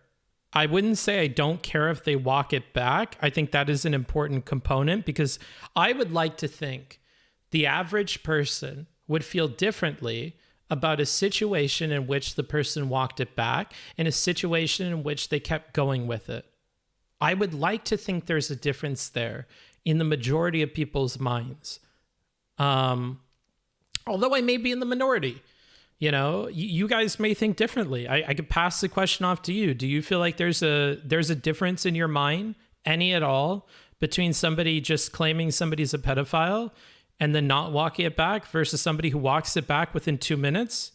Furthermore, for the people who do feel like there's a difference, do you feel like there's a difference between referring to that the next day and walking it back, or referring to that within 3 or 4 hours and walking it back versus walking it back within 2 minutes? Do you feel like there's a difference between an hour and 2 minutes, right? Like, I do think that there is a big difference between doing it and never walking it back and doing it within 2 minutes and walking it back. And beyond that, I think there's a difference between walking it back within 2 minutes and walking it back the next day or the next week, or if extra drama happens because of it, right? Like, I think that those are two incredibly different things. And because I think that the time difference there is incredibly different, I think it's even more different to have never walked it back. That is an entirely different beast altogether. But, you know, that's just it's, where I'm at with it.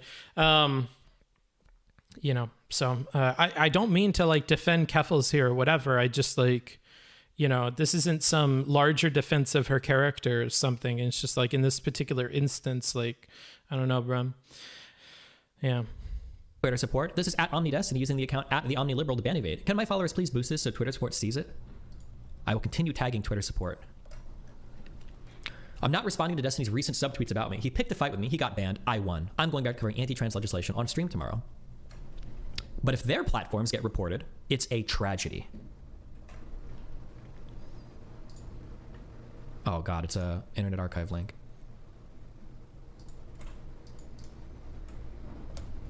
Is it Hold on, Booksmarts. Is this comment necessary enough? No, it's not. All right, I'm just gonna let this play. Can I just load the original? Oh, it's deleted. Log that back real quick before. How long is this video gonna take to load? Tumbles out of my mouth.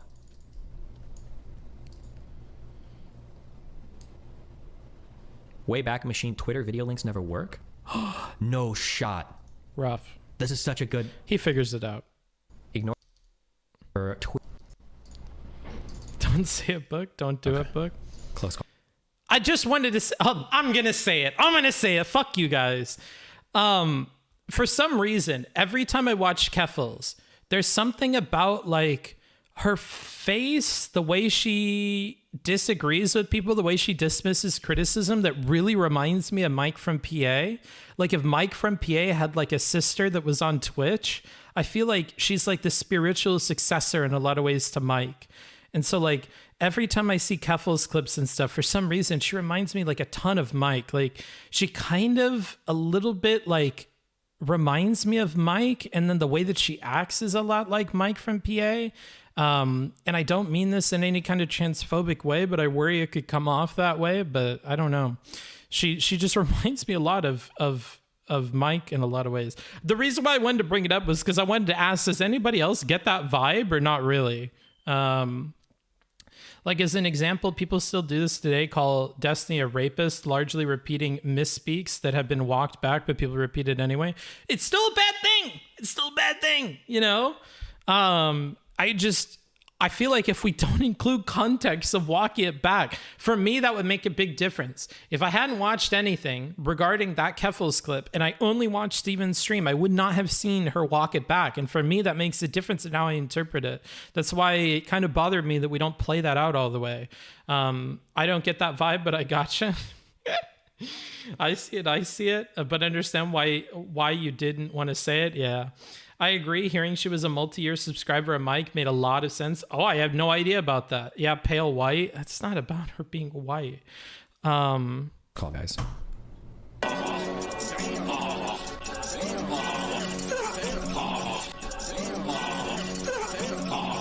Hello, bozo.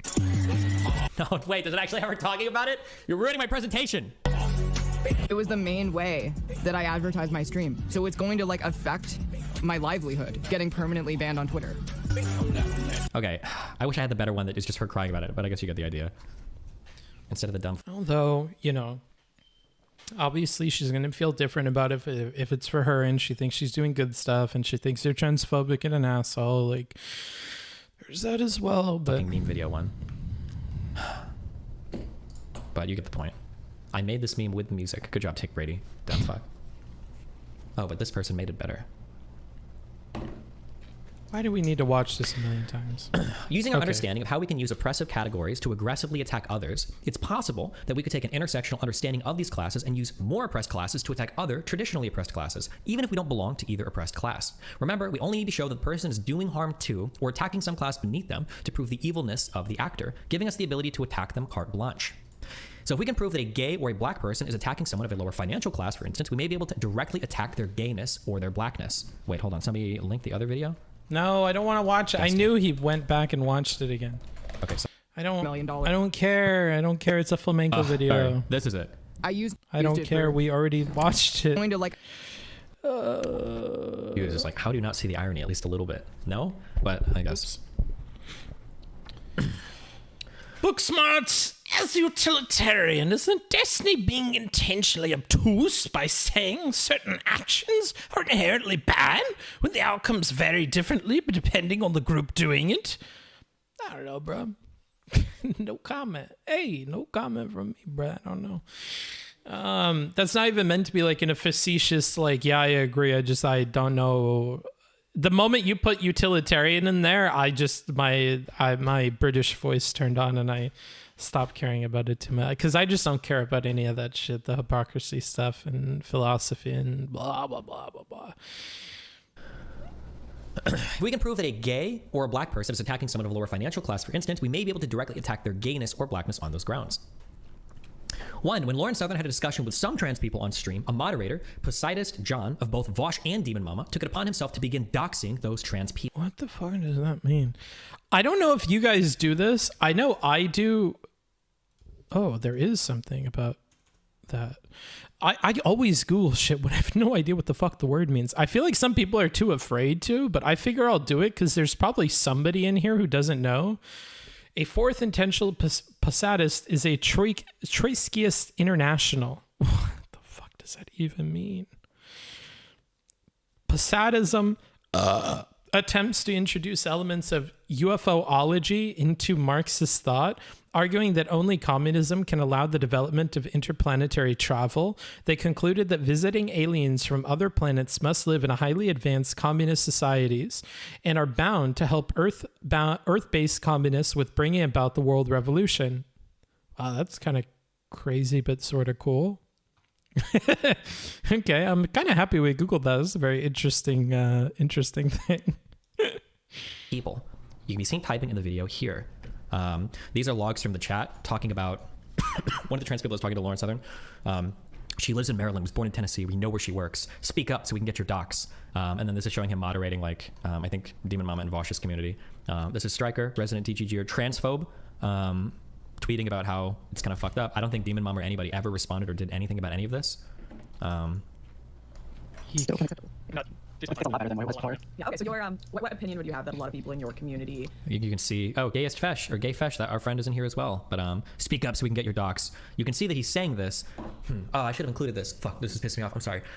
If this was happening on my screen while I was streaming and watching one of these streams, and I wasn't saying anything about it, but I was sitting here laughing in the corner, do you have any idea how much I would be fucking destroyed for that? That I literally have somebody on my site, in my chat, doxing somebody while I'm streaming and watching it happen.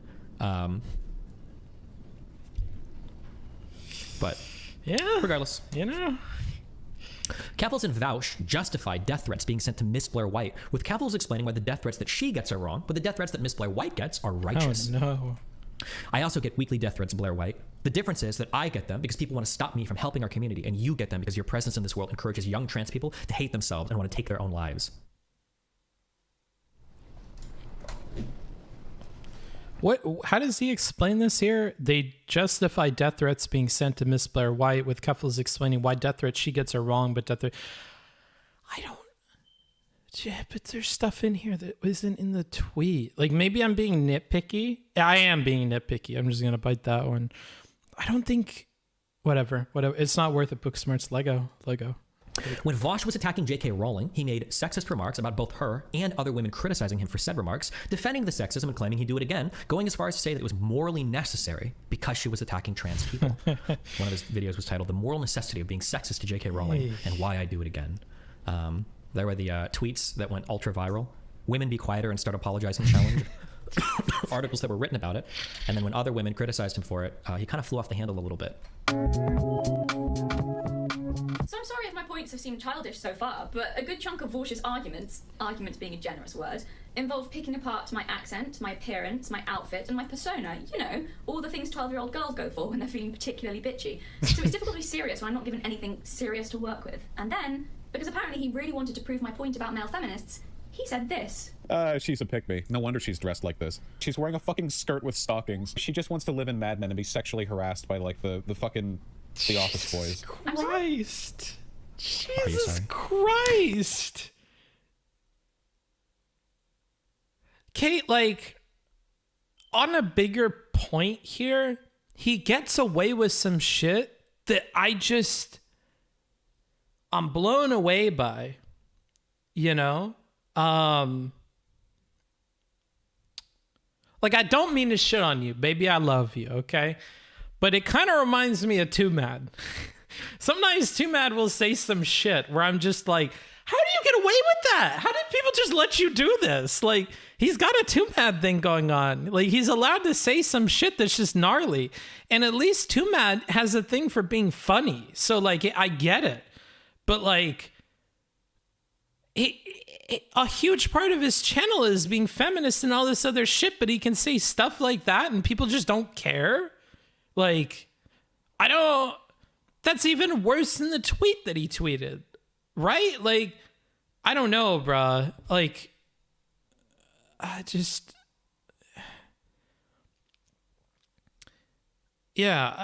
so much going through my head I want to say, but like, I do want to cut back on negativity, but like, there's a huge temptation to link this into like, why I might feel a particular way about this space when I look at the biggest people and this is the type of stuff that they're doing in spite of what their brand is. So I don't know, bro. As long as it's funny, it gets a pass, but like it was a joke. The problem is if you actually sat him down and asked him whether or not it's a joke and really pushed him on it, I think you'd have a similar outcome as with the J.K. Rowling thing. And there is a key difference between him and Too Mad. You ask Too Mad if like, hey, you know, do you believe like the Chinese people talk like this and whatever? He'd probably be like, well, no, like I know a lot of Chinese people in real life and of course not. It's like a joke. But like, I don't think that that's the case with Vaush. That's why I don't give him that out because like, then he defends this shit. Like, I don't know, bro. I don't know about that. In April, Hassan liked a tweet calling a gay man running for Congress in Colorado against Lauren Boebert a smarmy, annoying cigarette, shorthand for fag. I like, what an interesting word again. Ingratiating and wheating in a way that is regarded as insincere or excessive. I don't know what wheating is. Using flattery or coaxing in order to persuade someone to do something or give one something. The action of flattering or coaxing someone. Interesting. Okay. Multiple progressive figures tripped over themselves to defend why it was actually okay to be homophobic by applying our understanding of intersectional bullying to the situation. This was the tweet. No one canceled you. Everyone just called you a smarmy, annoying cigarette. Vaush came out justifying homophobic attacks on gay men as long as they're white and wealthy due to their misogyny and co-opting of AAVE. In this case, gay is less oppressed than black or black gay. That's what they're saying. Now, we're not gonna watch this whole thing, but I have two things to say on this. First of all, being fully serious, you actually cannot be bigoted against a person because you don't like their political positions. It actually doesn't work that way. You can't do it. I can do it because I'm a member of that group. And in my head, this guy is like flagging every single stereotype for somebody in my head. And I'm thinking just like, this, you know, if you think like I've got like a, you know, funny misogyny up here, white gay men, holy shit, it's to the racetracks. It's, oh God, it's so much energy up here. So much of my neural activity dedicated to homophobia exclusively against white gay men. What about black gay men? Not a problem. Because remember, black gay men are a little lower on the hierarchy than white gay men. Not a problem. I grew up near West Hollywood. This is a very specific thing. And by the way, if you actually want the So part of the reason why in the first part of this, I talked about these divides in the gay community, the use of the F slur against queenie gays, this kind of divide between people who feel like without further information about me, you wouldn't know that I'm gay. But you know what I really dislike? The people who live the gay caricature that's projected onto me the moment that they know that I have a husband or a boyfriend or that I am gay. I hate the idea that there's an expectation that I should perform in the same way as a queenie gay person with the lisp and these kind of extravagant hand things that I do and this kind of enunciation that's like this and very queenie behavior. I hate that shit. I hate it even more if we use the F slur to refer to those people. I don't give a fuck if you're gay and you use the F slur to refer to gay people that you dislike. Like, that shit's fucked, dude. It's not reclaiming the word. It's not doing anything positive for us. You're literally just doing the same thing that straight people would do and cutting off one part of the group because you dislike them.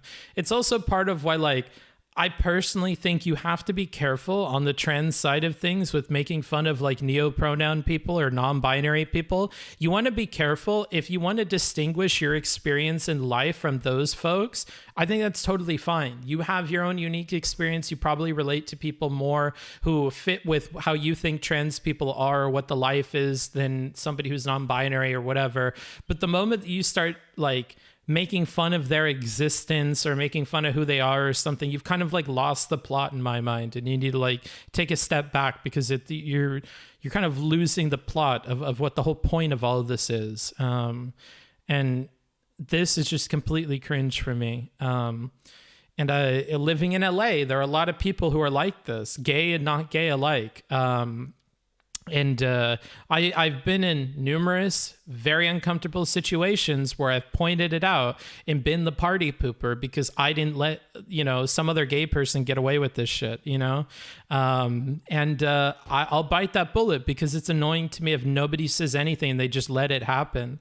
Like, if I'm out with you and there's somebody who has like a lisp in the way that they talk or they talk in a gay way and you're like, oh, I'm just so sick of the fucking F slurs in West Hollywood. Like, dude, you gotta chill the fuck out.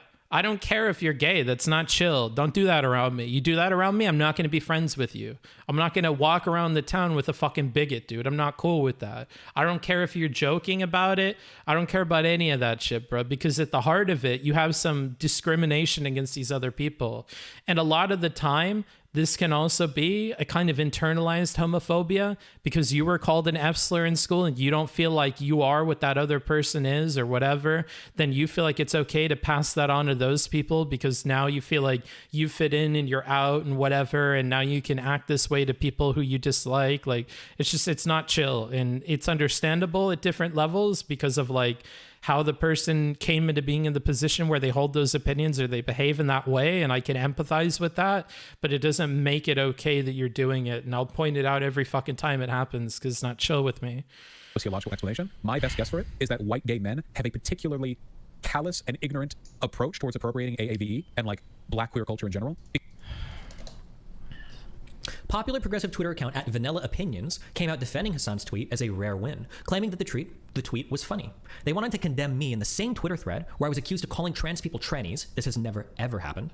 And claiming I'd repeatedly engaged in transphobia. Rare Hassan W.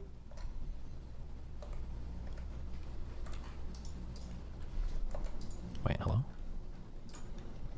How? It's a funny tweet. Wasn't Destiny calling people trannies like a month ago?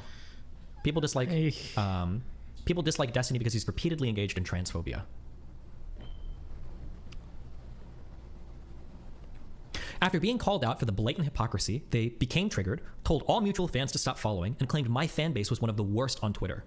All because they received some mild pushback on defending homophobia. Forgot that I have followers who like Destiny and his content. If that is you, please unfollow me now. Okay, that's fine. Had to block a bunch of his stands earlier to get them to stop following me. Real sickos. One of the worst groups in this corner of the internet. Jesus, okay, well, Keep in mind, I know a lot of you might see some of these and think that I'm like, oh my god, there's like, this is like a small tweet, nobody cares about this. All of these are more popular at the time, but if I have to internet archive it, usually it's archived very early, so I don't have like a record or a screenshot of how many likes I had at the time. Most of the tweets I've tried to source on this were like getting reasonable engagement, like at least like 10, 20, 30 likes depending on the interaction, or for like big points like 10,000, 20,000, 80,000. But sometimes on the internet archive, it won't show the likes that I got at the time. But Pete Buttigieg was subjected to multiple homophobic attacks from progressives as well, including Virgil from Chapo Trap House and Mike from PA, Central_Committee on Twitch, questioning Pete's gayness because he took too long to come out of the closet while in the military and living in Indiana. So this was one of the tweets that Virgil made. At the Buttigieg staff party in Concord, the mood is not happy. What the fuck is that? Wait, what? What is going on in this picture? I know Steven explained this at one point, that it's in some movie or something. Does anybody know? Happy. Wait a minute.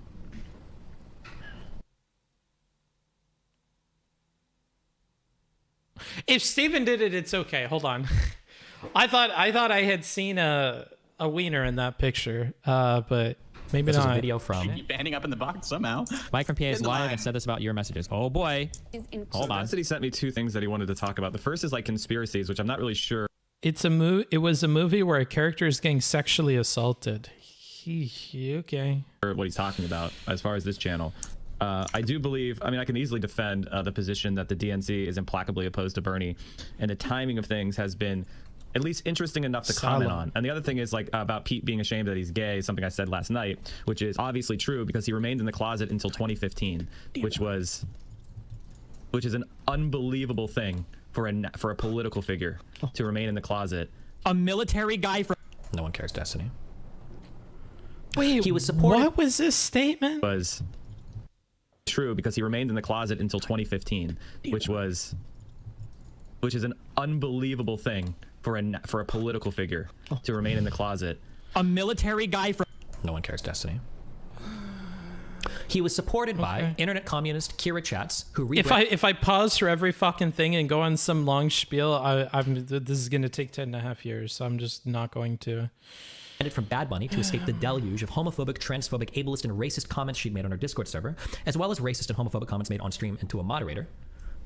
I think there's another clip of that. He's a conservative. He's a conservative ashamed of being gay, who won't stick his neck out for his own fucking identity. He's an opportunist. He's a scumbag. Yeah. And anybody with any sense of smell can smell a rat. Yeah, so that's a stupid argument, but of course I love everyone. So wait, then why don't you if you love everyone, then why don't you love the Jews the same as you love the gays? Do you love the gays more than... Remember, the issue here isn't that they're attacking people. Why is this question? What's going on? What is this?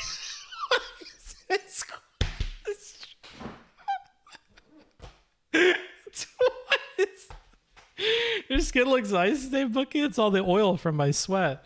Jesus Christ. And that he is gay. The issue is that they've actually found a way to attack his gayness. And then when people question, why are you being homophobic? The response is, well, I can't attack somebody just because they're gay, which is extra ironic given that I attack trans people all the time, but never because they're trans. Yet people accuse me of attacking trans people because they're trans when that hasn't happened. Explain. Okay, I want to understand this person's let's just go along with this identity politics garbage. You love the gays more than you love the Jews. Let's just ask you that question. Obvious trolls, obvious. We don't have to go through all the Bad Bunny stuff. I just don't ever want people to forget this. Kira Chats had it was used to be Bad Bunny. The reason why she rebranded. Oh my goodness gracious!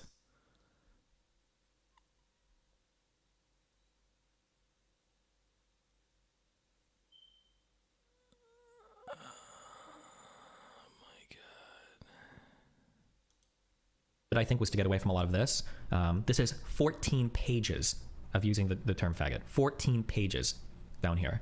That was a long time ago, the end of 2019. We've got tranny being used only until 2019. Wait, what is this? Shut up, F slur Jew T slur. What? Jesus Christ. And mix this with their questions about Jewish. I don't know, bro. I don't know. This is really yikesy. Okay, well, there you go. That's Bad Bunny for you. We've got tranny being used only until 2019. Okay. We've got autistic being used, if you care about that. 149 results. We've got some good N-word being used here. But you're such a sand N-word, bro.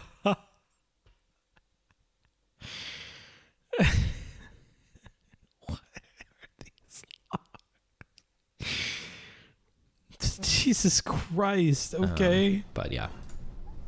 Okay. She's also made strange.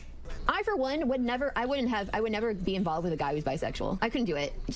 There might be exceptions, obviously. When I say I wouldn't be attracted or I'm not attracted, obviously, if it's like, obviously there could be exceptions, all you super literal nerds out there, but like, I don't like, if a guy is like having sex with other guys, and then he's like, oh, maybe I'll try having sex with you. I'm like, racist and sexist. Please don't say that. Even black people, if you found me a black bisexual man, I might throw up in my mouth. Why does that elicit that particular response? Yo, I got 2 defining features for you. Black and gay. What are you thinking? I'm thinking vomit in my fucking mouth. We started off this conversation bad. You talking about bi men putting fucking penises inside of themselves and shit. And then you added in that one other defining characteristic of the person. I'm out. That's done with me, bro. I'm done. That's fucking vomit in the mouth right there. You talk about a gnarly combination of features in a human being, bro. You put black and bi together. Yuck. Jesus. Okay. Also defended other homophobic attacks. I just realized that could be a really bad clip. So let's just move. Let's move on past. Good thing the clipping ability on YouTube is so not commonly used. Against Pete, including a comment about the natural devious disposition inherent in gay men. What? Buttigieg was psychotic for deploying in Afghanistan in 2009, Moira wrote in one tweet, adding in another that he could never trust Buttigieg because he combined the natural devious disposition inherent in gay men with a bloodthirsty career's drive. Oh my God.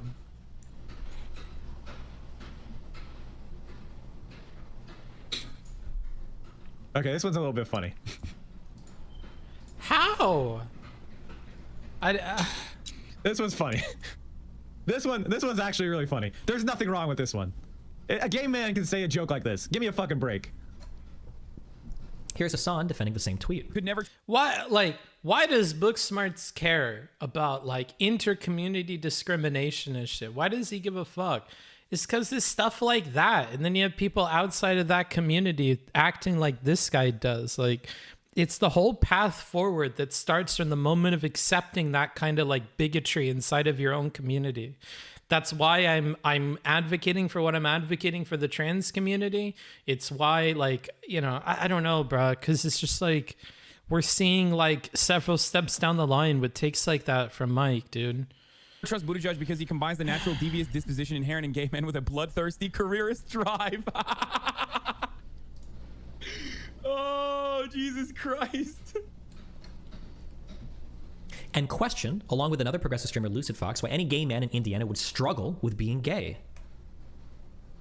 I mean, you know, probably. I guess what? he's not, but. If you could, if there was a pill, there's a pill that Events like this make me extra upset because not only does it demonstrate what I come to expect of people, that you're a piece of shit who doesn't believe or care about anything, you just do whatever you need to say to get popular, but it actually shows a huge disconnect with the people that you claim to speak for, that you claim that I hate. This is probably one of the dumbest comments I've ever heard in my entire life about somebody. Book, I'm behind, but thank you for looking up things you've never heard of. Example, Posadism. It's a great habit and always makes me understand people better. Yeah, I'm happy you think so. And I figure I'm in this position as a, as your presenter, as your curator of all things content. And I feel if I'm doing that, why not give you guys the extra information? It's even more unlikely that you, several steps down the line of the original content, are going to start looking shit up now while I'm watching it. So I may as well bake it into my content while I'm doing it. So that's my thinking. Sexuality. Now I'm going to do the Punch Up Oppression Olympics. I have never heard a more cis, straight, privileged comment in my life than what Mike Com is about to say here. Or not Mike Com, sorry, Central Committee, Mike PA. All right, hold on. This one's gonna upset me. So let me Oh wow, the light ran out. Oh, because I didn't have it plugged in. Well, there's your problem, Booksmarts. You didn't have the damn thing plugged in. Well, we're gonna have to wait a long time for that light to recharge. I'm sorry, guys. All right, I need to do some breaths, otherwise I'm gonna say some shit I don't want to say. Hold on.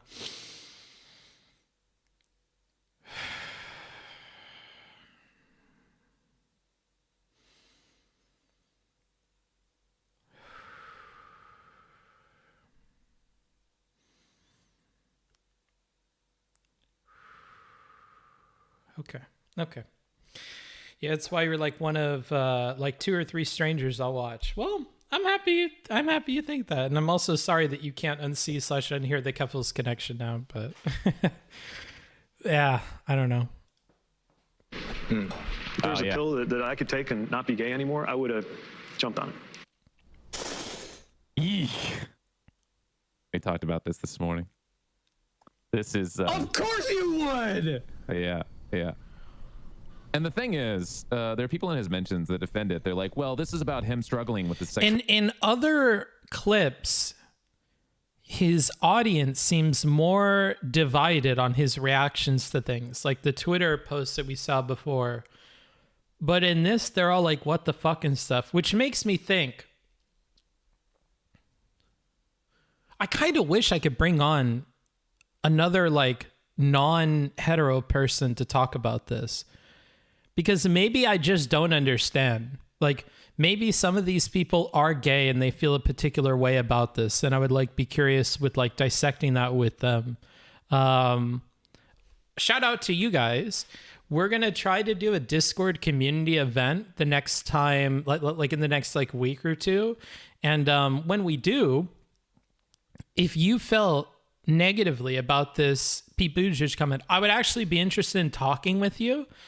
I think that like, because of how cordial I am, we probably won't have like a huge disagreement or whatever, but I want to kind of open you up to the position of like why it is understandable and maybe not quite as cringe as this chat is reacting to it as being, but like, I don't know, dude. Well, thank God I didn't, because then I would not have the amazing marriage that I have now to Chasten. The context is that this is when he was struggling as a child, but he didn't come out until his 30s. Oh, that's so stupid. But the coming out doesn't have a, like, hold on. Okay, Booksmarts, you got to compose yourself. Do what you used to do. How many steps of this are there to explain?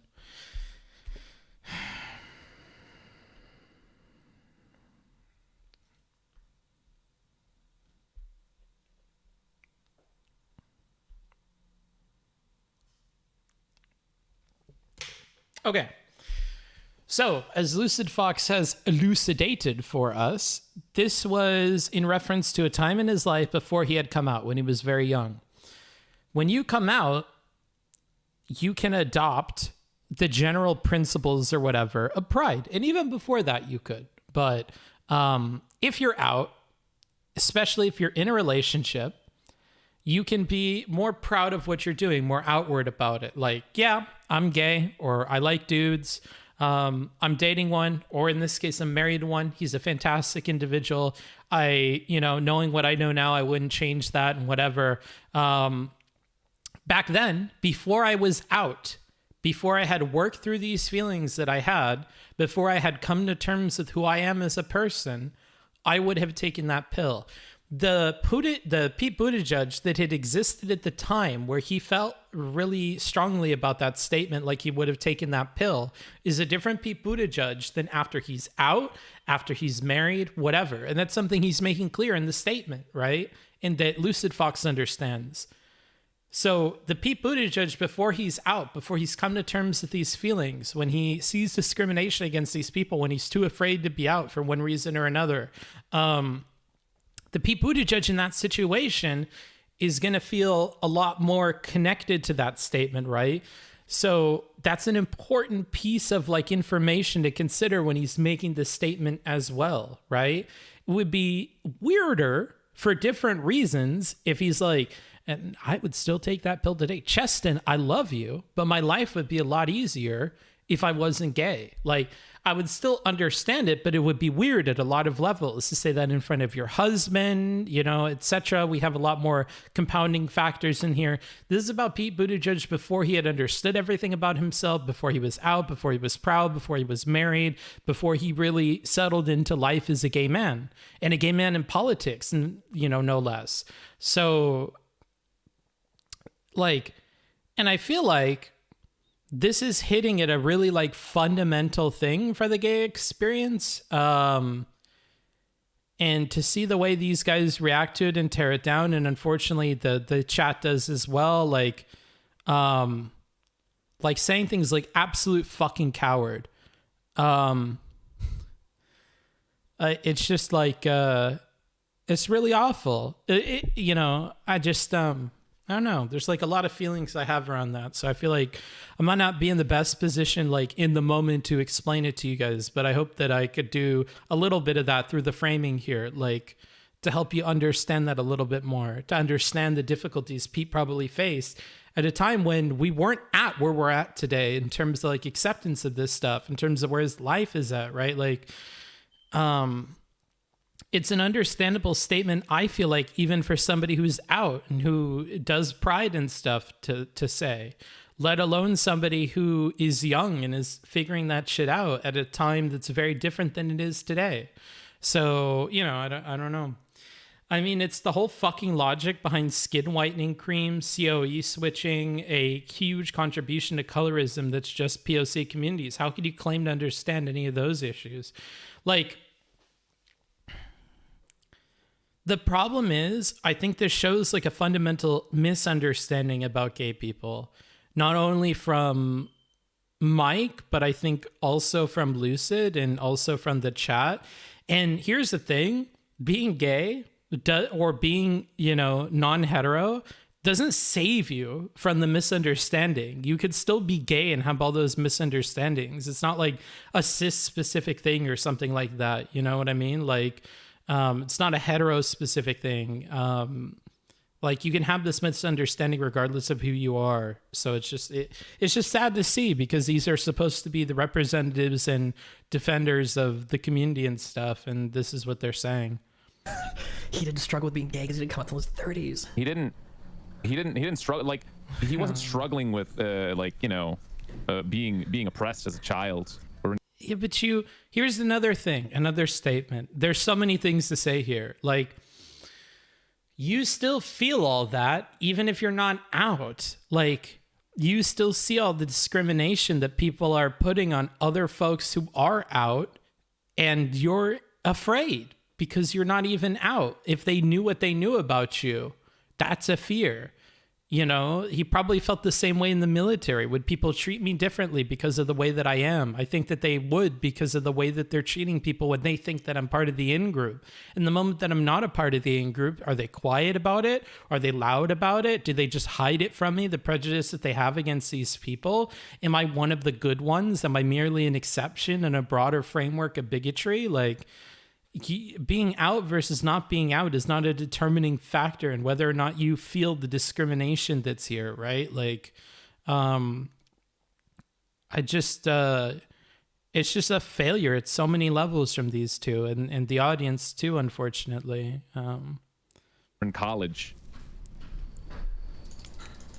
you know? You'd think between a chat room full of like progressives and two supposedly progressive guys that like one person here could clue them in on like, hey bro, I gotta tell you straight up, I mean, he has like one or two people. It's disgusting. He was out. He was in the military. He couldn't come out. You know. I find this disgusting. I guess maybe because I have conservatives or people that don't understand it.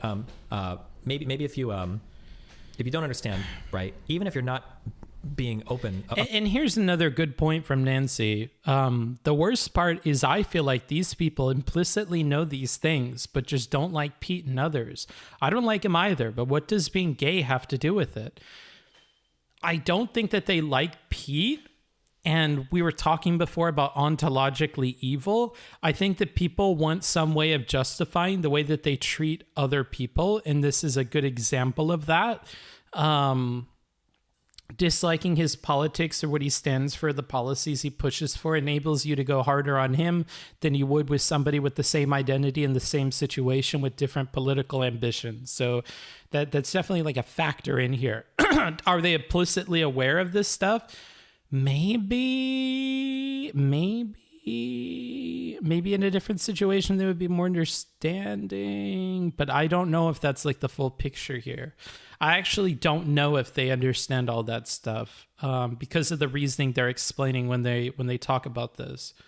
About being gay, that doesn't necessarily make it easier to have that lived experience, right? Like being gay for a variety of reasons, any sexuality that's off the norm introduces a fuck ton of confusion into your life. Why do you have feelings towards people that you shouldn't have? Are you wrong or broken or damaged or disgusting? Are you ever going to be able to have a happy, healthy relationship? Are you forcing yourself into relationships that you're not very happy about? Are you worried that and yeah, like you said, Leonard, as I've learned because you've rated me before and explained to me your name, although I still think you should change it.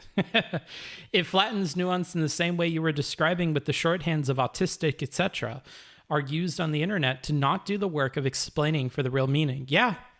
And that's why, like, I've started to make that like a key talking point of the stream is this intellectual shorthand, because I feel like it's destructive to like broader conversations and explaining what you mean about things. So somebody's going to find out that you are gay. All of these are issues that crop up without you ever having to come out. Of course, there's going to be a ton of... Also, wouldn't having these feelings growing up reinforce the need personally to be public and express that this stuff is hard and should be able to be talked about publicly? Yes. That's also why I feel like the trans community needs to be more accepting of some people with differing experiences of being trans and stuff as well, because it's like there's a broad spectrum of experience of these things, and different people are going to feel different ways about their sexuality, about how they feel about their gender, etc. And you need to kind of, if you're trying to be an open space that's inclusive of these people, part of that is going to be hearing people out on their differing experiences of it. You know, you begin to create a space that's only for particular people with a particular set of experiences, and that may not line up with the broader experience of people, you know. Yesterday, I felt like, to me, it's a very good analogy having understood the movie, but to you, it may be less so. But I thought I gave some context that would help you understand why I felt like it was a good analogy. To me, it felt like the creation and the life of Clue, which is in this movie called Tron. Clue is given a primary objective as a program to create the perfect system. But the perfect system in Clue's mind is different than the perfect system that his creator eventually kind of falls into and believes in. And because he didn't know about those things when he set out to create the perfect system and he made the program, the perfect system in the mind of Clue was a bastardized version of what it actually ought to have been with all the learning that his creator had gone through. So it's similar here, like, and in trans communities and stuff. Like, if your idea of the perfect system when you set out to create it through moderation and other things doesn't adapt with your understanding of the community or people or their experiences or whatever, you're shooting yourself in the foot. You're not going to be able to progress as you would have if you improved, you know, your understanding of things as time went on, because you're not going to know everything about everybody's experience, and you may be opened up to some ideas that make you uncomfortable, but are nonetheless an experience of some of the people in the community, and you have to grapple with that in some way instead of just shutting it down. Internal adversity in your life before ever coming out as a gay person. You don't need to come out and have people call you bad names like what Mike... In my mind, it's worse. No one to talk to, feeling you'll be ousted from a community. Yeah, that same fear that Buttigieg has some good parallels to like the fears that people in the trans community have when they have ideas or experiences that disagree with the broader moderation goals and ideology that they push for as well, which is why I keep bringing it back to that, is I feel like it's a good tie-in and parallel that maybe more people will be understanding of, because I think more people understand gay stuff and have been accustomed to the talking points of it and the experiences of gay people because of that openness over the last, 100+ years of modern day, like talking about it, than maybe people would about the trans community. Would if you have the wrong political positions in order for you to have like a struggle with it. And that statement that the statement that Pete made is a really common statement by non-cis and non-sexual, non-cis and non-hetero people as well. If I could take a pill and not be trans, if I could take a pill and not be gay or lesbian, I would, because it would have made my life so much easier. That's an incredibly common statement. I cannot believe that you could have any engagement with gay or LGBT, any person at all. I've never heard that in your entire life. That's unbelievable. I'll tell you why.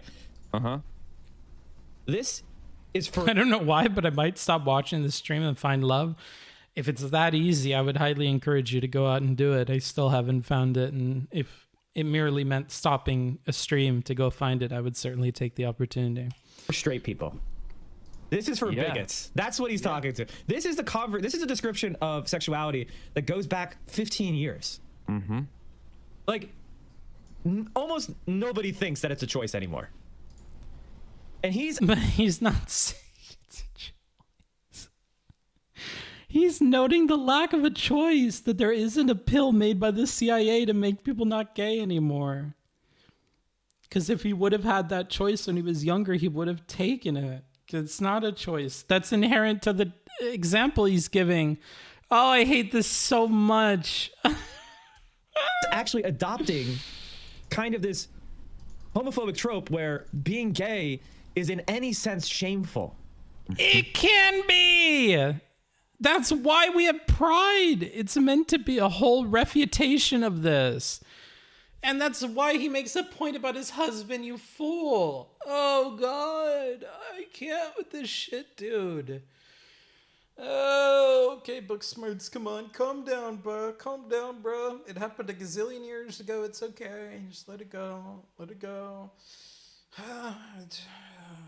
He's still in this space, and people still give him the time of day. Whatever.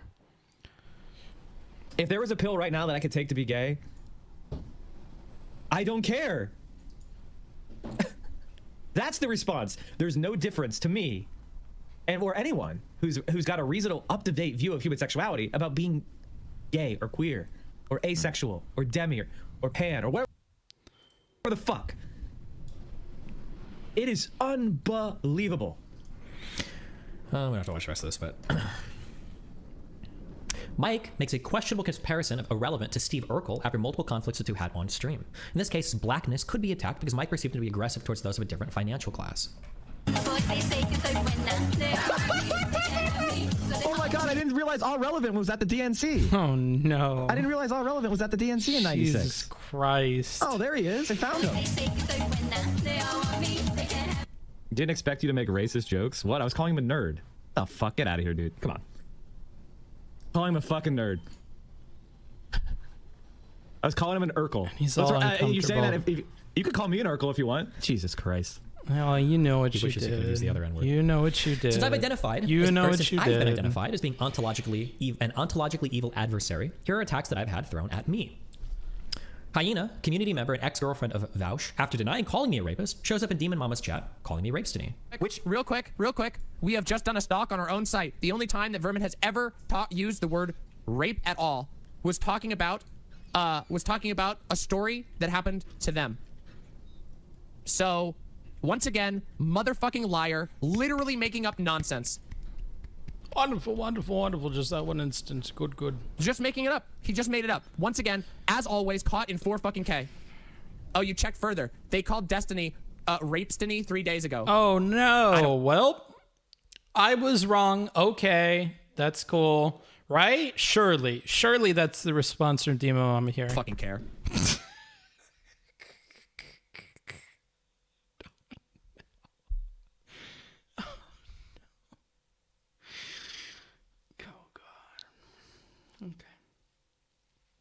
This whole section is just so fucking yikesy. That is not an accusation of rape.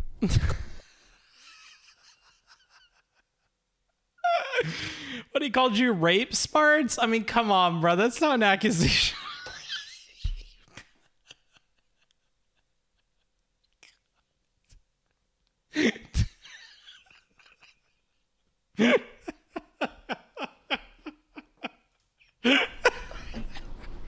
Demon Mama originally called me a liar, then immediately walked it back and claimed she didn't care. Hyena's made multiple rape comments about me in Vaush's chat as well.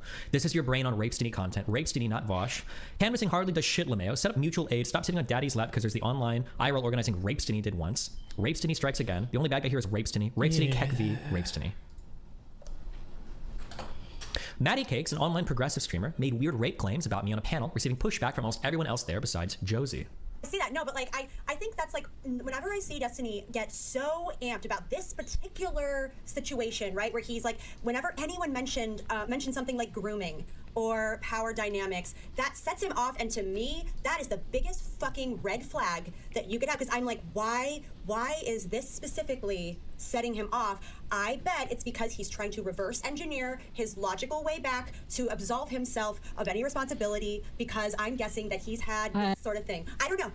I don't think that's responsible. Yeah, no, I don't think that's. I would not say that about. Okay, so sorry, I don't.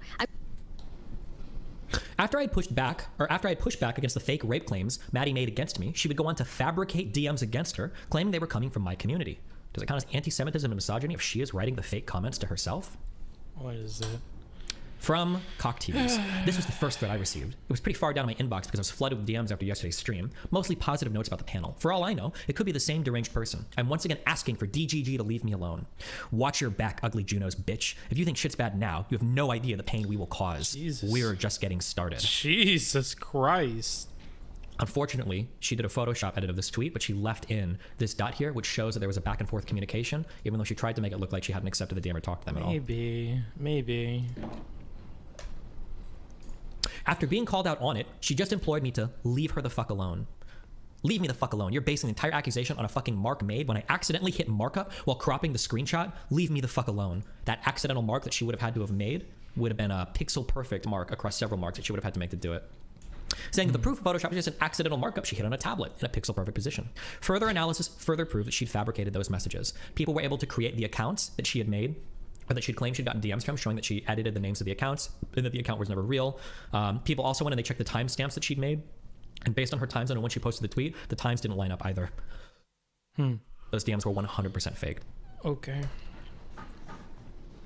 Josie would go on to defend Maddie in a later stream after her false claims about me, claiming that people were only having fun on the platform, and then saying that those who support me are no better than those who supported Donald Trump after he started the insurrectionist riots. Jesus. Okay. And if anybody has a problem with Maddie, you have a problem with me too.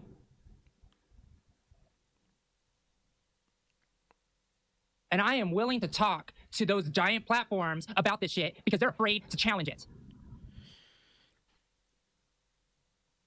I'm not going to stand for this shit. I'm not. This is one of those things that we have to be able to stand up against as a community. Because there is too much pain that is being dealt to people who are doing nothing more than having fun on a platform. Like, what is our only crime? Trying to have fun, trying to entertain, trying to, maybe make a new way in their lives. But the fragility of these people's egos of like, oh man, I gotta protect myself against the things that the woman said. So I'm gonna entirely denigrate them and make them the bad guy, and then everybody's gonna stop looking at me and all the terrible things that I said and just focus on how terrible the life is for the woman that I stirred up. Instead of focusing on the real issues. What are we talking about? And I'll say right now, anybody that is defending the actions, and I'll say it because you know what? I don't care. Anybody who's defending the actions of Destiny and what he said, and then having the fallout after this with what he did to Maddie, you're no better than people who support Donald Trump after he started the insurrectionist riots. Oh, Jesus. Okay. There's another 3 minutes of this, so I don't have to watch it all. Okay. Demon Mama defends Maddie, calling me a rapist with no evidence, falsely claims that her fake DM accusations were faked, and when those harassment DMs were proven 100% to be fabricated. I'll leave this here. You can go read that later, but. Maddie, guys, like, holy fuck. I don't care if you think like Maddie was slightly irresponsible or slightly irresponsible by saying literally that somebody was a groomer, rapist, or a pedophile. You can pick any of those three.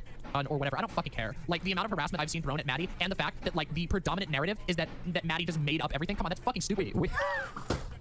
Yeah, but no amount of like you getting harassment and whatever should justify then you like. We make this argument against Steven quite a bit that like going ham against somebody because they've said something negative about you doesn't make everything you say that's ham back like necessarily okay. In much the same way that his defense in the beginning of this section about how like putting up these walls to defend you from being able to swing back is a problem. I think like, or using ontologically evil to justify it is a bit problematic. It's probably also problematic to enable you to say anything because somebody swung at you, right? Like, and that's kind of the unspoken undercurrent of this, at least like in my mind, is like, well, it's also not good to like swing back super hard against somebody all the time either. You know, that'll depend on whatever it was that they said. I'll say that right now, but like generally probably we want to be advocating against that too. But like, I don't know, bro. It's really complicated in my brain because I doubt people really agree with me on that in whatever. And I think it might be like my own like spiritual views and whatever, because I'm like trying to reconnect with that a bit more. I'm wondering how much that has an impact on me having a take like that, but we probably also don't want to encourage people swinging back super hard against people, because it's just like now we're making a shit show out of stuff. Like, but whatever. Like we went through that Mike section, and I feel like what Mike is saying is like really, really bad and harmful and whatever. But like, you don't see me like making insults that are about Mike that have like nothing to do with what we're talking about and whatever, right? Like you have to be careful about that stuff. And I've not been careful in the past. I've gotten in trouble for it and I've apologized for it and owned up to it and whatever. I just, you know, I know personally firsthand that that's probably not what we want to encourage from people. Wait, is she doing? Okay, it doesn't matter if she's saying this or not. She's supporting it in her rhetoric. She's saying that there is some truth to the narrative and that she didn't completely make up this idea that Destiny's a groomer. That's crazy. Citations, please? Sources? Any sources? I made it the fuck up. Casey Tron fabricated a story about me ignoring a safe word and implied I raped Kira Chat / Bad Bunny.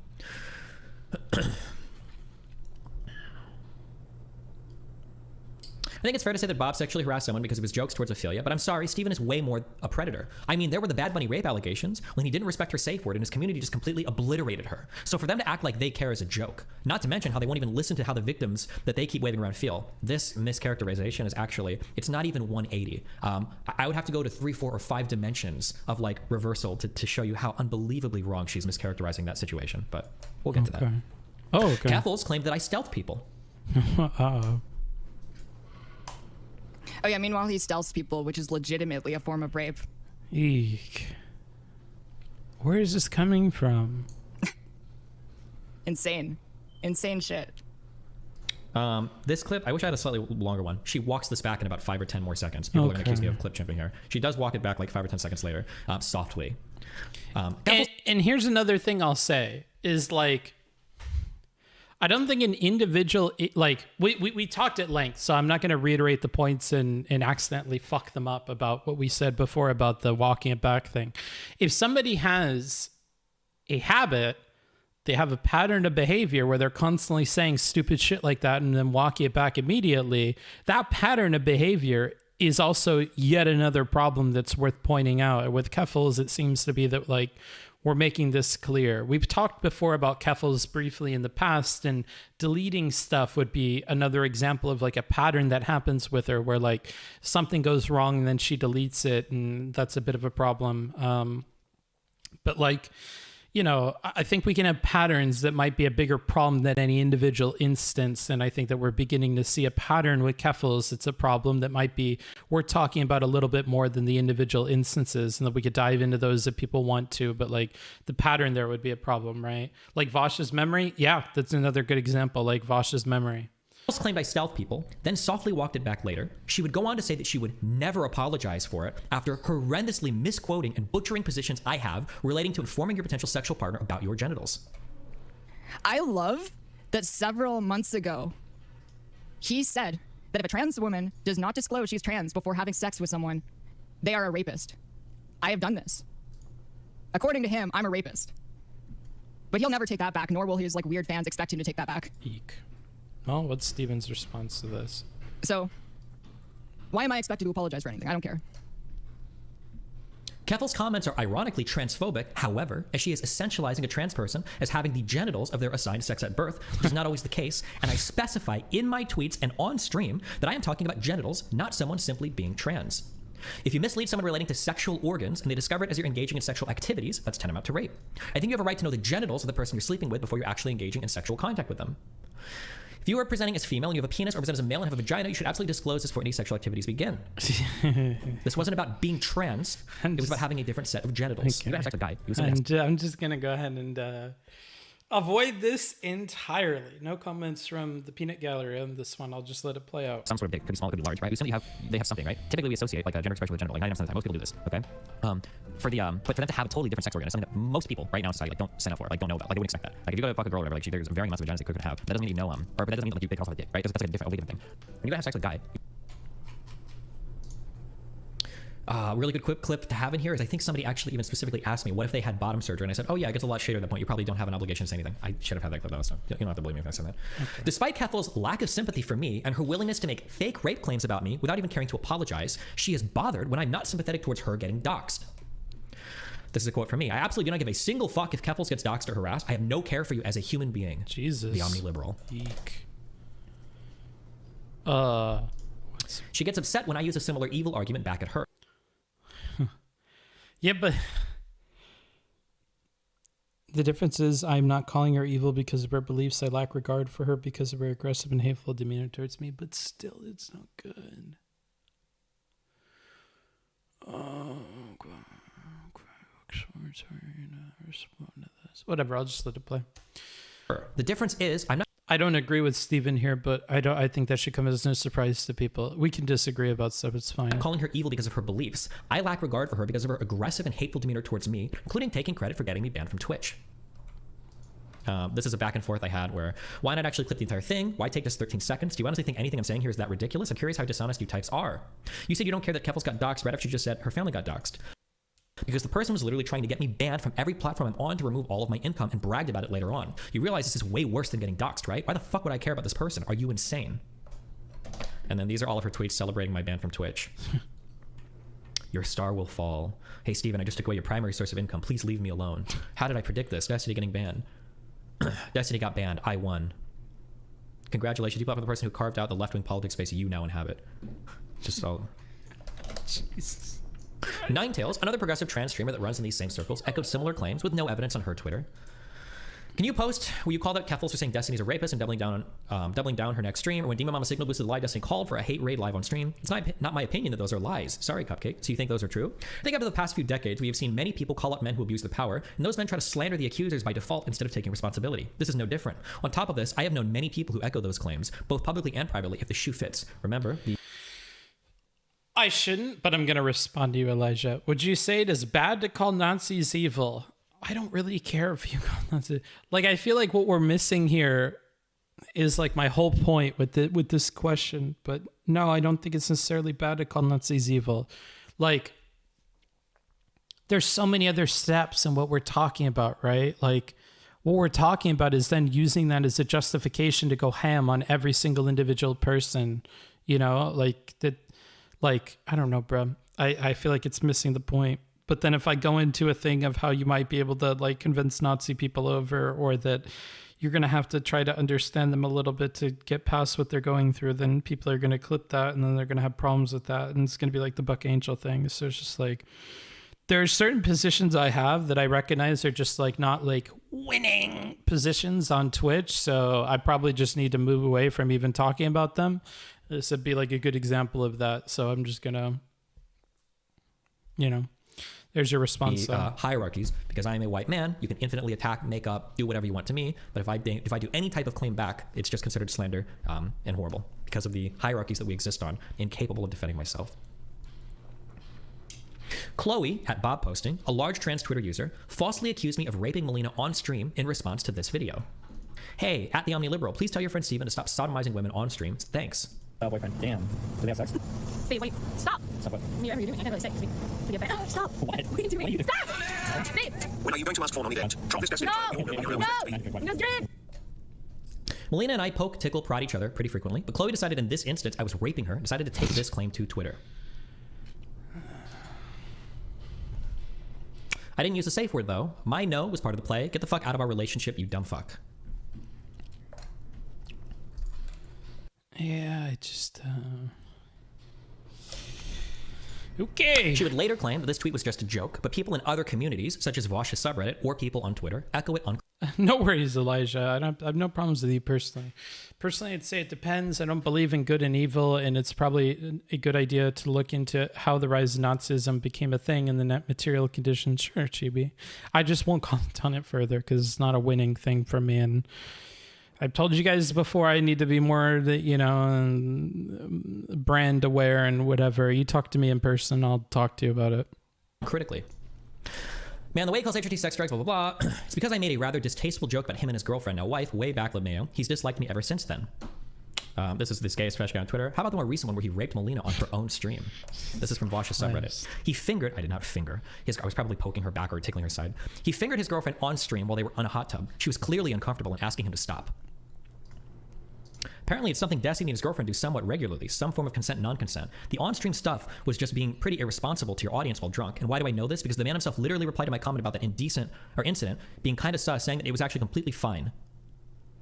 Yeah, that's pretty creepy. Like, I get that sometimes there could be more caveats when it comes to consent in a long time. Like, yeah, they're acting like basically we're fucking on stream. But this does not excuse him and his partner for non-consensually making chat witness his kink. I'm really sorry. I'm trying not to be condescending. I don't think you can finger a girl in the bathtub, all right? I don't think your finger could go in. It doesn't work that way, okay? It's very hard to have sex in bathtubs. Or maybe he thought I was just trying to rape her with my finger. Maybe that's what he's saying. I don't know. Who the fuck knows? But other active members of these communities continue to echo this claim. Xander Hall even does this while reacting to a 10-year-old conversation I had with Vaush back in 2012. I had a part here, but I echoed it out. But at the point that he's reacting to this video, I think I'd had sex with 2 women in my life, yet already a prolific rapist. This is the same one again on Twitter. And once SRS controls the world, everything that any man does will become rape. And obviously that's hyperbole, but people seem to actually operate under the fear that, well, if feminists start like changing the rape to be this, then I've raped people. Well, no, but a lot of it is just like personally uncomfortable too. Like I've raped a lot, like going under the definitions that you guys have said. But like everybody that's keep in mind that the context of this conversation was somebody like if you have sex with your partner when they're tired, it was one of those ridiculous things like that counts as rape. It's like, okay, well in that case we've all been like hardcore rapists, so that's what we're gonna say. That was the context of this conversation. Okay. It's a yikesy clip, but nevertheless. Okay. All right. Looking at this here and seeing how defensive he is of people being falsely accused of rape because of how insanely broad the definition is according to these crazy fucking lefties. So he is clearly saying here that part of his concern is that apparently he's raped plenty of times, quote unquote, by that crazy broad lefty definition.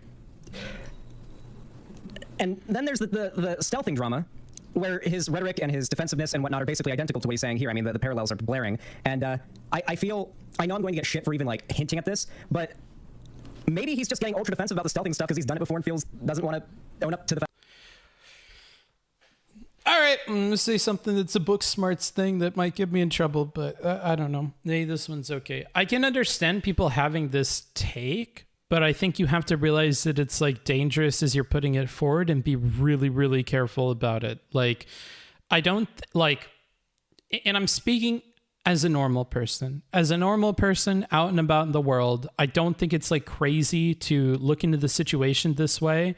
But I think that us as streamers with platforms where we're talking in front of people and we could influence the discourse around something or convince a lot of people, or it might be the only time that they hear these things. I think we have to be careful with that stuff. In the same way that Keffels needs to be really careful with offhandedly referring to someone as a pedophile or a rapist or things like that, even if she ends up walking them back. Like, I think you have to be really careful about that stuff. Can I see why you would say something like that based on these clips and whatever? Yeah.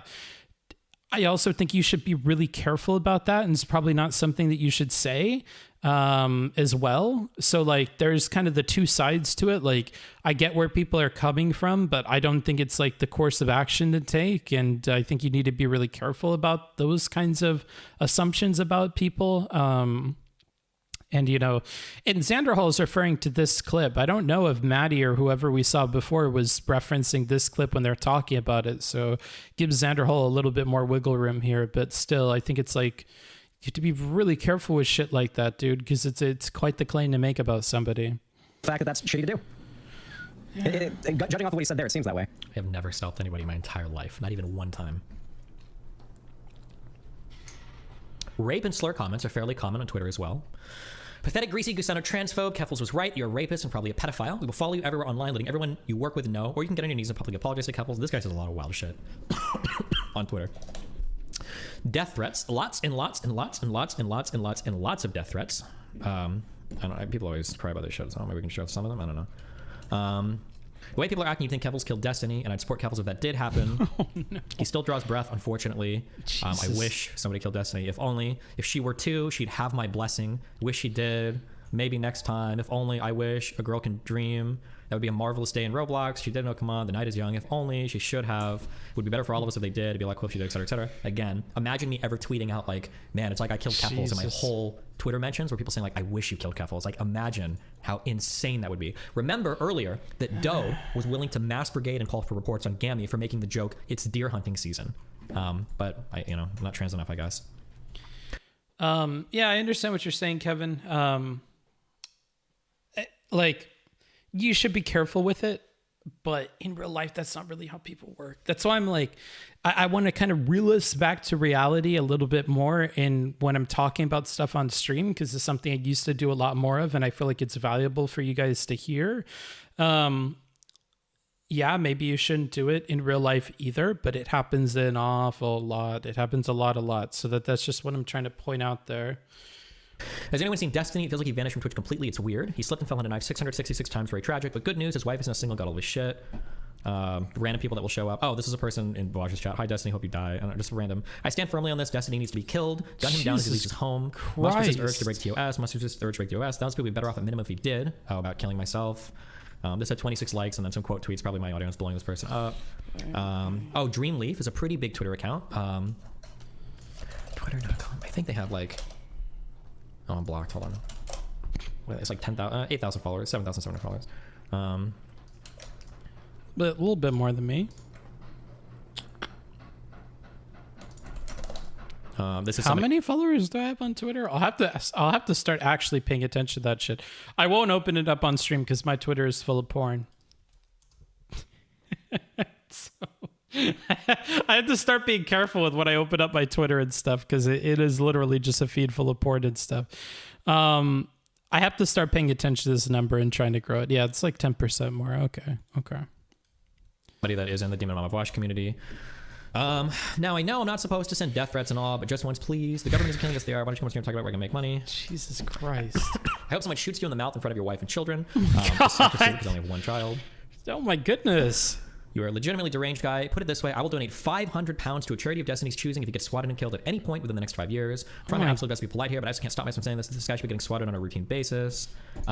Many show up in my DMs as well, but the people unfortunately delete their accounts or get banned afterwards, so if I don't screenshot them immediately, I can't archive them. These are just like random DMs I get. Mayonnaise, monkey, pussy ass bitch, honky, you're racist, fucking Klansman. Kill yourself, jump off a white... Look at how many days... So I've had like one or two people like this, I can't archive them. And it bothers the fuck out of me. They start on April 1st, April 3rd, April 27th, April 29th, May 1st. Like, these are just like random. They keep going with it for a month. Like, and that's just this screen grab. Like, DMs I got. Mayonnaise, monkey, pussy ass bitch, honky, you're racist, fucking Klansman. Kill yourself, jump off a white bridge cracker. Oh no, it's like 2 months. They go past May 30th. Come inside your wall. Stop breathing, fucking cracker. Kill yourself, honky.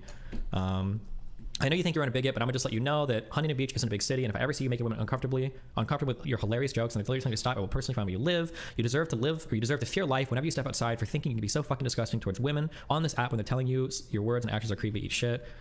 Jesus. Okay. So just there's like I guess so many of these, but I tried to go back and dig through some, and I noticed that if you delete your account or if you get banned after sending me a death threat, I don't have access to it anymore. So unfortunately, I don't have more screenshots. So like I can do this like for days and days. At suspiciously the same time Vaush's community was chided by the Reddit admins for brigading, we'd received notice that our... Yeah, Vels, I agree. It's irresponsible to make offhanded comments about people's relationships from brief stream clips or behaviors. Yeah, like, I just think you have to be super careful about that stuff. Like, you don't know about Stephen and Melina's relationship. You got to be fucking careful. Subreddit was being brigaded.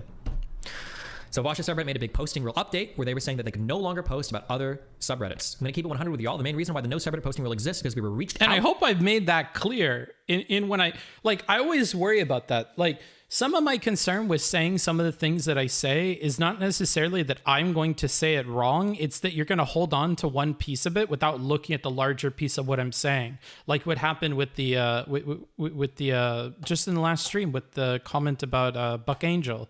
Like, I said exactly what you said, Vels, and I wonder if people heard it. Like, it is irresponsible. Like, and you shouldn't make these offhanded remarks. The comment I'm making there that is different from that is just like, I can understand people doing it. I can understand people reaching the conclusion. I see it happen a lot in real life, and it's like common. But you have to be careful about it, especially if you're a content creator and in real life, as we expounded upon with the other chatter, right? But I was worried with those remarks that people miss that part, then they focus on the other part. You know what I mean? Like, and it's how I got in trouble a lot of the time, and it's just annoying. By Reddit's admins about harassment. We'd like to keep our subreddit, so no talking about other subreddits. At the same time, my subreddit received a message from the admins. Hey, our Destiny mods. I'm an admin bot whose job it is to detect subreddits and might need some assistance. You're receiving this message because it looks like you've received more traffic than normal. If your team is feeling overwhelmed, we have some resources that might help. Because ever since Vaush started his Fortress arc, every cross poster in the Destiny subreddit is banned, but Vaush posters will come to my subreddit to attack me. Eek. Okay, Reddit drama. Many like to attack my relationship with my son. His wife, you mean the one liking a Nazi's banger tweets that are calling trans women a man, and nobody's insulting Nathan, they're insulting Destiny for being a deadbeat dad. Dreamleaf again. He should spend more time with his son Nathan instead of furiously quote tweeting random 100 follower trans people. No Nathans. Nathan is his son. He pulls out script, moved halfway across the country from to pursue better streaming opportunities. This is Nathanless behavior. Finally, you have time to take care of your retarded son. Don't you have a son to not take care of? I think, 37 points. Nice. In Vaush's subreddit. I think Destiny should take his $1 million to retire and become a father. He's already father, moved to a different state for quote unquote the sake of his career. So many tweets attacked Melina after she quote tweeted Lauren defending me. Almost every quote tweet to this is some kind of attack on Melina. Girl, bye, fuck you and your husband. Both of y'all deserve each other. Fucking white supremacist, transphobic, racist cunts. Didn't you like a tweet about Lauren Southern calling a trans woman a man? No, I don't think she did. Bitch who's siding with a neo-Nazi that inspired a mass shooting just to get a petty own over the trans person. Her husband is harassing things. People need to be nice to them. You're owed nothing. You deserve nothing. God, Seath Moore, you Lauren Southern sycophant. Fuck that child of Yakub. I wish Destiny the worst. I'm glad he's banned. Say that again without crying. There's like all the quote. I can't view quote tweets not being logged in, but all of these quote tweets, a lot of them are like insane. Okay. Many have attacked me in the past for identifying as a non-binary. I no longer identify this way, even though I've considered different sexual or gender identities and discussed it at length at various points in my stream. So Destiny admits to being a fake non-binary to epically troll the leftists. Isn't Destiny non-binary? Why would they make this argument? No, he isn't. He always claimed he was technically one and used this identity only as a shield for gotchas. Non-binary streamer admits to not really being non-binary. A quote tweet of me saying, wait, so you're admitting that some people adopt labels to use as a shield against people? I've talked about like we're not going to listen to all these. I'm not going to even, but I've talked to this, like, this is like 4 years ago relating to sexuality. It especially feels like I've had like several conversations on my stream relating to like my gender identity and stuff. The idea that I've just made it up one day is not true. You can go and watch, this if you're bored.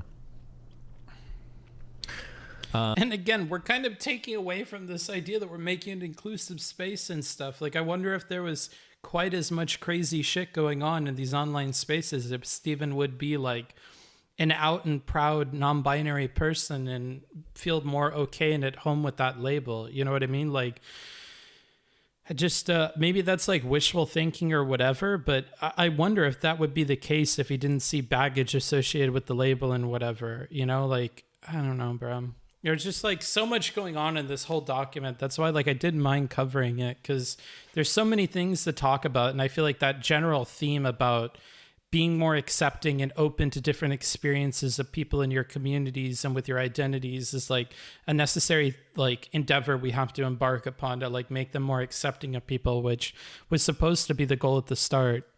Many large communities have defended using racial slurs against me, including Hassan multiple times, as well as smaller streamers such as Kira Chats, Bad Bunny, and larger accounts on Twitter, including The Squirrel. Moderators and members of said communities freely use and defend racial slurs against me as well. I won't dig up every time someone says it, but if you search Twitter, there are countless examples. Can you make Usano a banned word, please? Oh my god, dude. Oh, yikes, dude. I know exactly where this take is coming from. It generated from a specific community where people are like, people want to make it out to be a fucking like slur or something. It just means worm. Okay, it's a term that leftist South Americans use against other South Americans and Latinos that side with American imperialism. I like how he says it means worm, and now he's talking about what it really means, like right afterwards. I don't know. It's like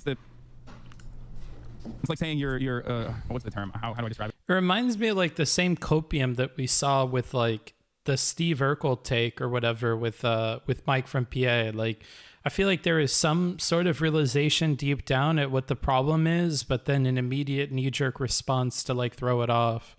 I mean, it's like a lighter version and not as popular a version as Uncle Tom. Okay.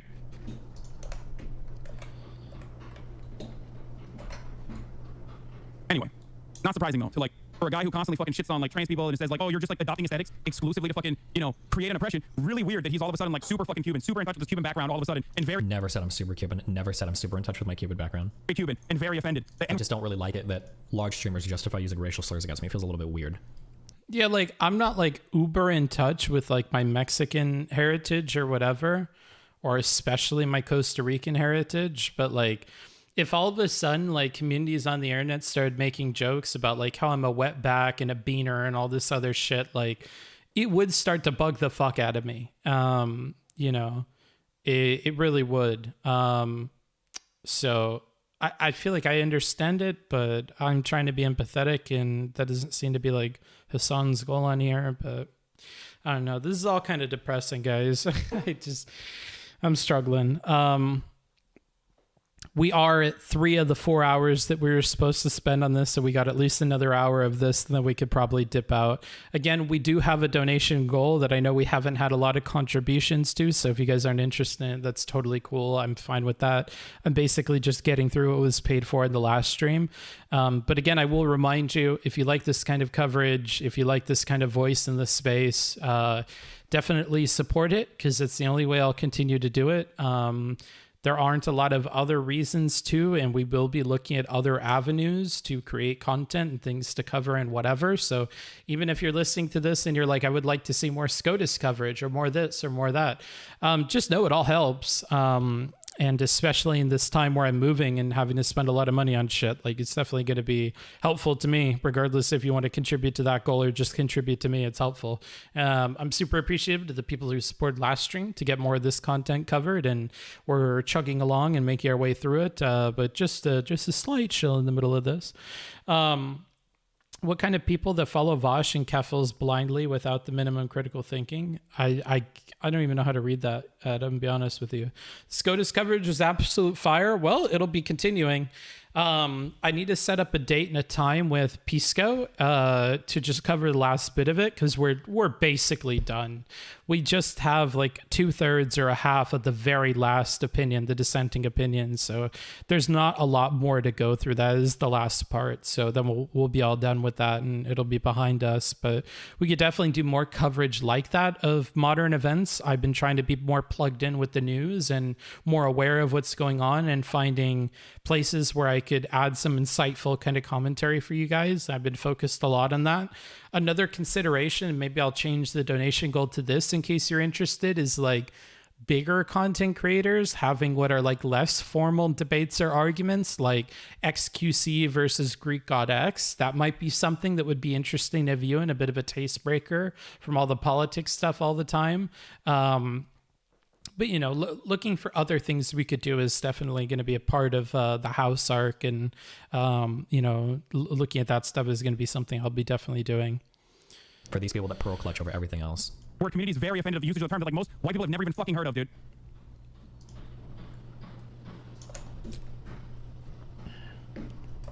Bad Bunny has made multiple references to the slur. Gusano Simulator 2021 when she was playing the recent Far Cry game. Thinking about that streamer that came to visit me in Seattle, and when we met, he was really troubled by the fact that I lied about my height. I didn't, so he made me stand back to back with him in front of a full-length mirror to verify that I was in fact still shorter than him. More like short Gusano behavior. This probably, if it happened as a joke. Thinking about the streamer that came... Oh, by the way, that streamer is Destiny. She didn't know he's talking about me. In case we're unaware. Kira Chats. Destiny is such a dumb shit sissy Gusano, harassing trans people, people of color, and overall just being a giant shitbag. I hope he gets deplatformed.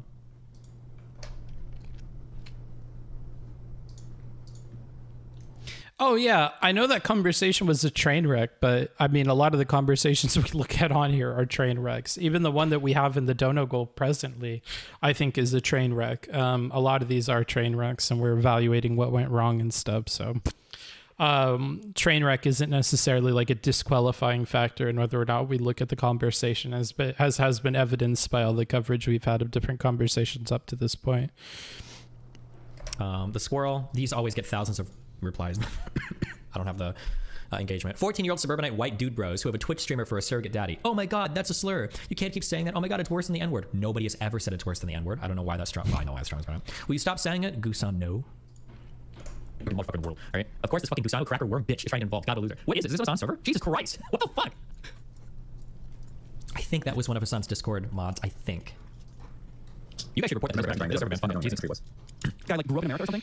Well, there's a little bit of encouraging the people to get banned, but let's not comment on that. This is a thread that was on the Hassan Piker subreddit. Thank you, Hassan, for having the correct opinion on the Gusano word. I don't even know what these examples are. Don't expect a Gusano to tell the truth. Ambi, Destiny would rather waste his time tweeting racial slurs, bashing neopronouns, and being the ultimate debate bro. Gusano is not a racial slur because anti-Castro Cuban is not a race. Just like a bunch of random shit. But you guys can all go through that. People of attack. I think this is like searching for like Gusano to the omniliberal, and you can just see like all the people that tweet like Gusano. Always be looking for posting Gusano. Tanky grind set. Oh, this is Gappy. I think that's a meme though. He's on my side. Our boy Gappy replies. I need the streamable real quick of the guy calling me blue-eyed Gusano. That was a really good one. I can't believe I didn't put it here. I just remembered it because somebody in chat said it. Does anybody have a link? If you can give me that link in like 20 seconds. That's a really good one. It's the Mayan god name person. Okay. Sorry if you're getting banned for the linking. You guys are martyrs, inshallah. One more. This person, by the way, never banned, never punished for any of this. Oh, yeah, it is. Ours because I call Destiny a fucking Gusano. Because he is. Oh, but he's Cuban. This motherfucker has blue eyes. Not that it necessarily... Okay. Is his hair red? Being colorblind sucks. Is his hair red? Is this just the light? It's a weird thing to be focused on, but I'm just noticing his hair might be red. It has no bearing on any way that we interpret anything. I'm just like curious because I'm colorblind. I can't really see that stuff.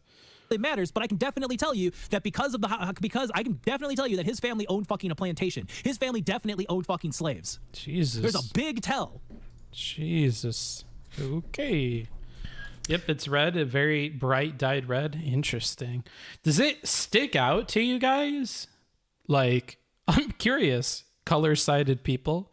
Does it stick out? Like, does it pop to you the way it's described in books and stuff that like when something is red, it really pops out? Like, I'm also fucked in anime because when somebody's like, it's like the pink haired girl, like I don't see pink either. Like it could just as easily be like, you know, like a light blue or like a cyan or white. So like, or when people have red eyes in anime, I have no idea. So when people are like, oh, it's the red eyed guy, like, it doesn't help me at all. Unless they comment on the fact that the eyes are red in the anime, I'm not going to pick up on it.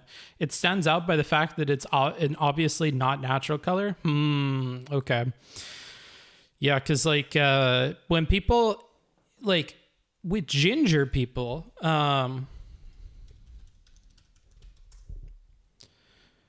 like this, I couldn't tell if you told me it was red. This, I couldn't tell you if you told me that it's red. This, maybe, like these, but like this, I could not tell you that that's red. Apparently, I don't think this is red, but okay. I think it's just their name. This, maybe, like I have to really be looking for it to tell. I can't tell. But like, when you have like dyed hair,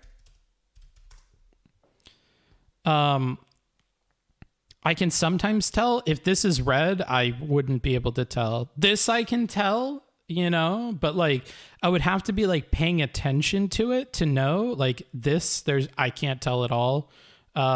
This I can't tell at all. Like there's so many dimensions of like life and symbolism and stuff I miss out on. This I could tell.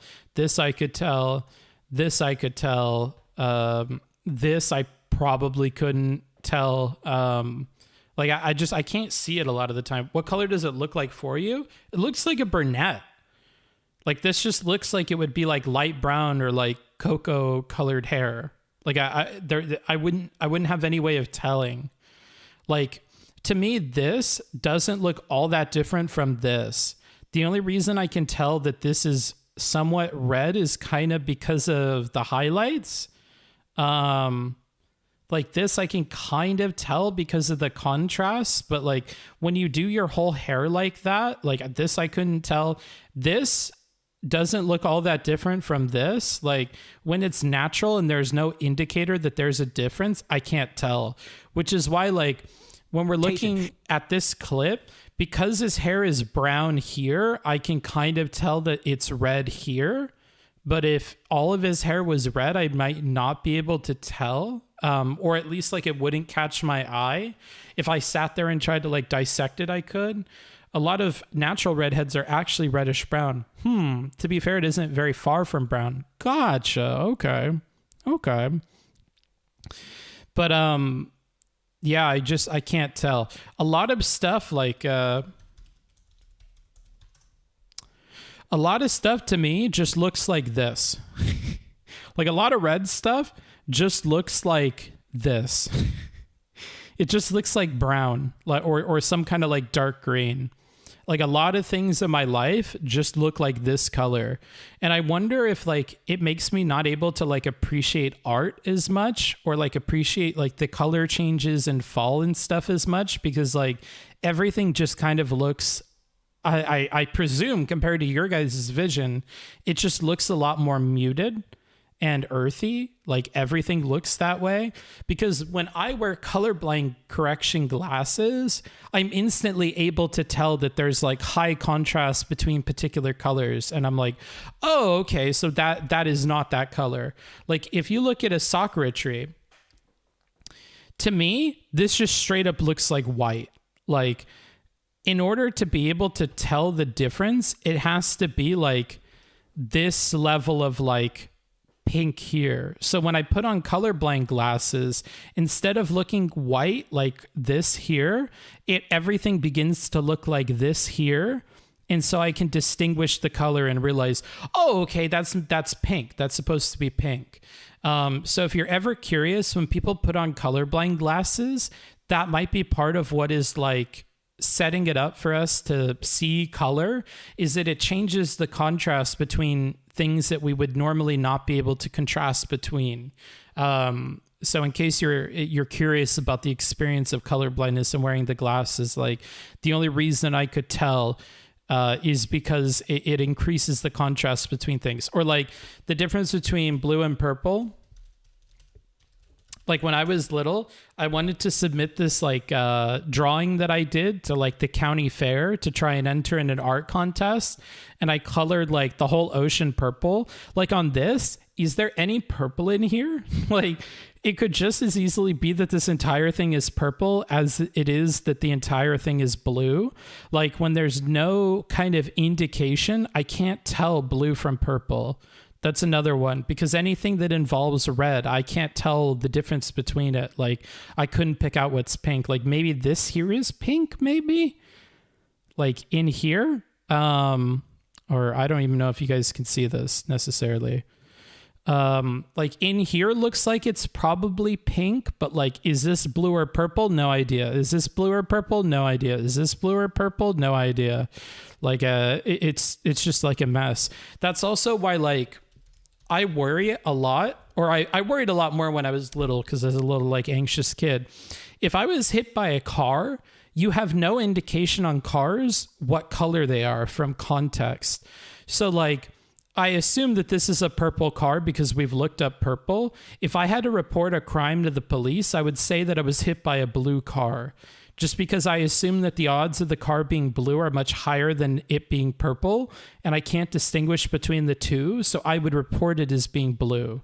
Like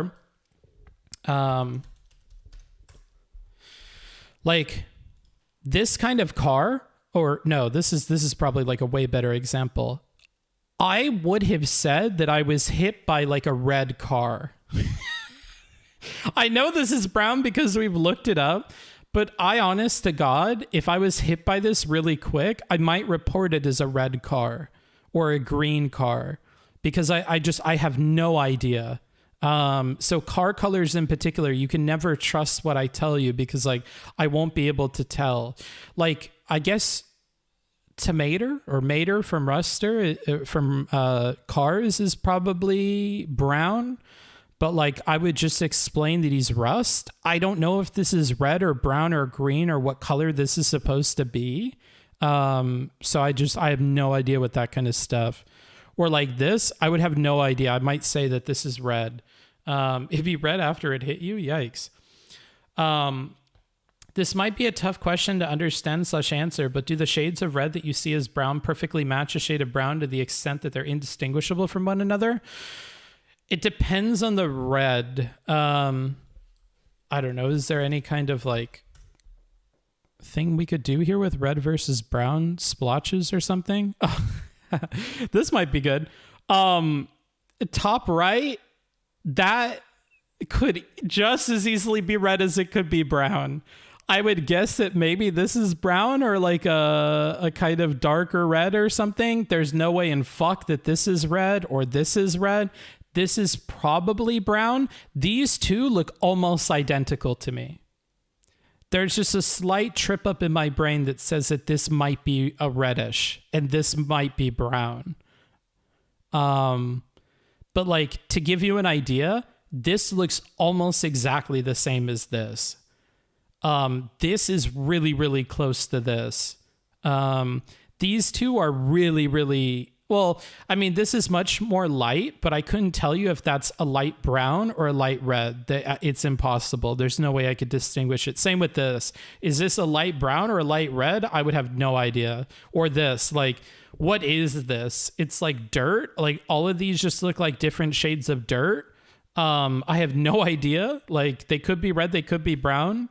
So like when it comes to distinguishing, like you're asking, like a lot of the times I can't distinguish. Like I guess this is more red than this in this case, but like if you made this just slightly darker, it would be tough to tell the difference. Are these red?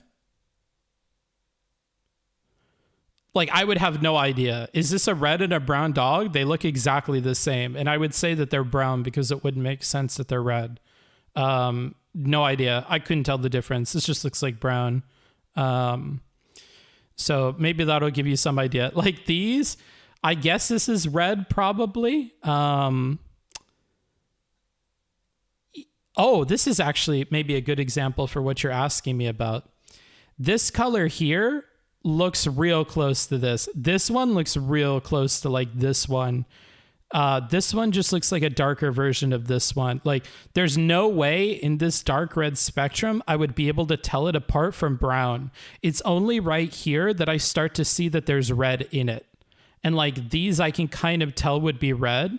But if you put them in, if you just showed me it without any kind of like distinguishing thing to like tell it apart, I might be able to say that like this is brown and this is brown. But like here's where I start picking up red, and I couldn't after that. So yeah, that's wait, Book, you're colorblind? I'm very much so colorblind. So yeah, yeah, that's what you're getting at. Okay, cool. So then that should answer your question. But yeah, that's why like if you ever see me ask about hair colors and stuff, it's not that I'm like making fun of the person. I'm just like genuinely curious. Puppers are both very brown. Gotcha. There are colorblindness simulators you can use online. Okay, that might be cool for the non-colorblind folks in the chat. Interesting. His family definitely owned fucking slaves. Deke. Okay, there's a big tell. That's what we're listening to. Okay. Yikes. People have attacked me over my canvassing efforts, with Josie claiming I made a progressive candidate lose.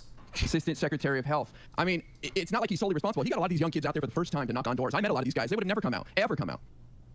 Yeah, I do door knocking. I do door knocking for a living. IRI. Like the idea that you. She's never done door knocking. How do you do door knocking for a living? Like Destiny got some people to go knock on Georgia. That's great. That's great. But he also made a candidate lose. He also made a Democratic candidate lose as well. He also made a Democratic candidate. So this may be a total generalization, and I apologize because I might be ignorant on this. Like My understanding is most of the time Democrats aren't paying people to door knock. The Republicans do. I know a bunch of personal instances of Republican people being paid to put flyers into door knock, but like, I feel like that is like a specifically Republican thing, talking to a lot of organizers and stuff. Like, it's frustrating to them because the Republicans will pay people to like show up to events or to knock on doors. But my understanding is it's uncommon for Democratic or progressive candidates. But I mean, maybe it's just like a slip of the tongue with pay. Like, I do it for a living. And fans of Hassan sexually harassing and attacking me for canvassing in Omaha over Discord. Wow, another typo, guys. Pull your dick out. Pull your dick out and say you're Hassan's baby boy. So riot is... There's a whole talk on that, but... These canvassing efforts culminated in a hit piece being published on me by Hannah Michelle Bussa, the UNO Gateway, spurred on by a short clip created in and propagated by Vaush's community, to which I responded with a detailed write-up on my subreddit.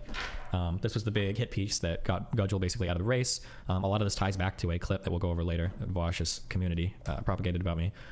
This was my write-up to respond to that whole incident. She had sent me an email asking for clarification on statements that I made. Do you have anything to say like this? I can tell that that's red because the odds of it being brown are very low. Like when you're colorblind, I don't know if this is an experience for all colorblind people, but from the ones I've talked to, there is some kind of like Keynesian or whatever. Like, what is it called when you make like a probabilistic determination about things you have no idea about? I know there's like a specific word for it where like you go down the probabilities of things to like arrive at very specific answers to very complicated questions. It's brown? No fucking shot that's brown, dude. Who would use a brown blur? Like that's what I'm saying is like, I would say that this is red because the odds of somebody using a brown blur are like really low. Yeah, fuck you, Neil. You troll. You know, but there's always this like mental calculus of like, what are the odds of it being one versus the other? It's red. Okay. You know, you're always doing that. Or like this highlight. Could it be green? Yeah. Like yellow and greens get mixed up for me as well. But what are the odds that it's a green highlight versus a yellow highlight? Like the odds are it's a yellow highlight. So I'm just going to assume it's yellow. But like you could dupe me with something like that. Bayesian. Yeah. Or Bayesian. Yeah. Bayesian analysis. That's what it is. Yeah, it's definitely Bayesian. A method of statistical inference that allows one to combine prior information about a population parameter with evidence from information contained in a sample to guide the statistical inference process. Well, that's a hell of a lot of words, but I understood it. Yeah, it's a Bayesian analysis.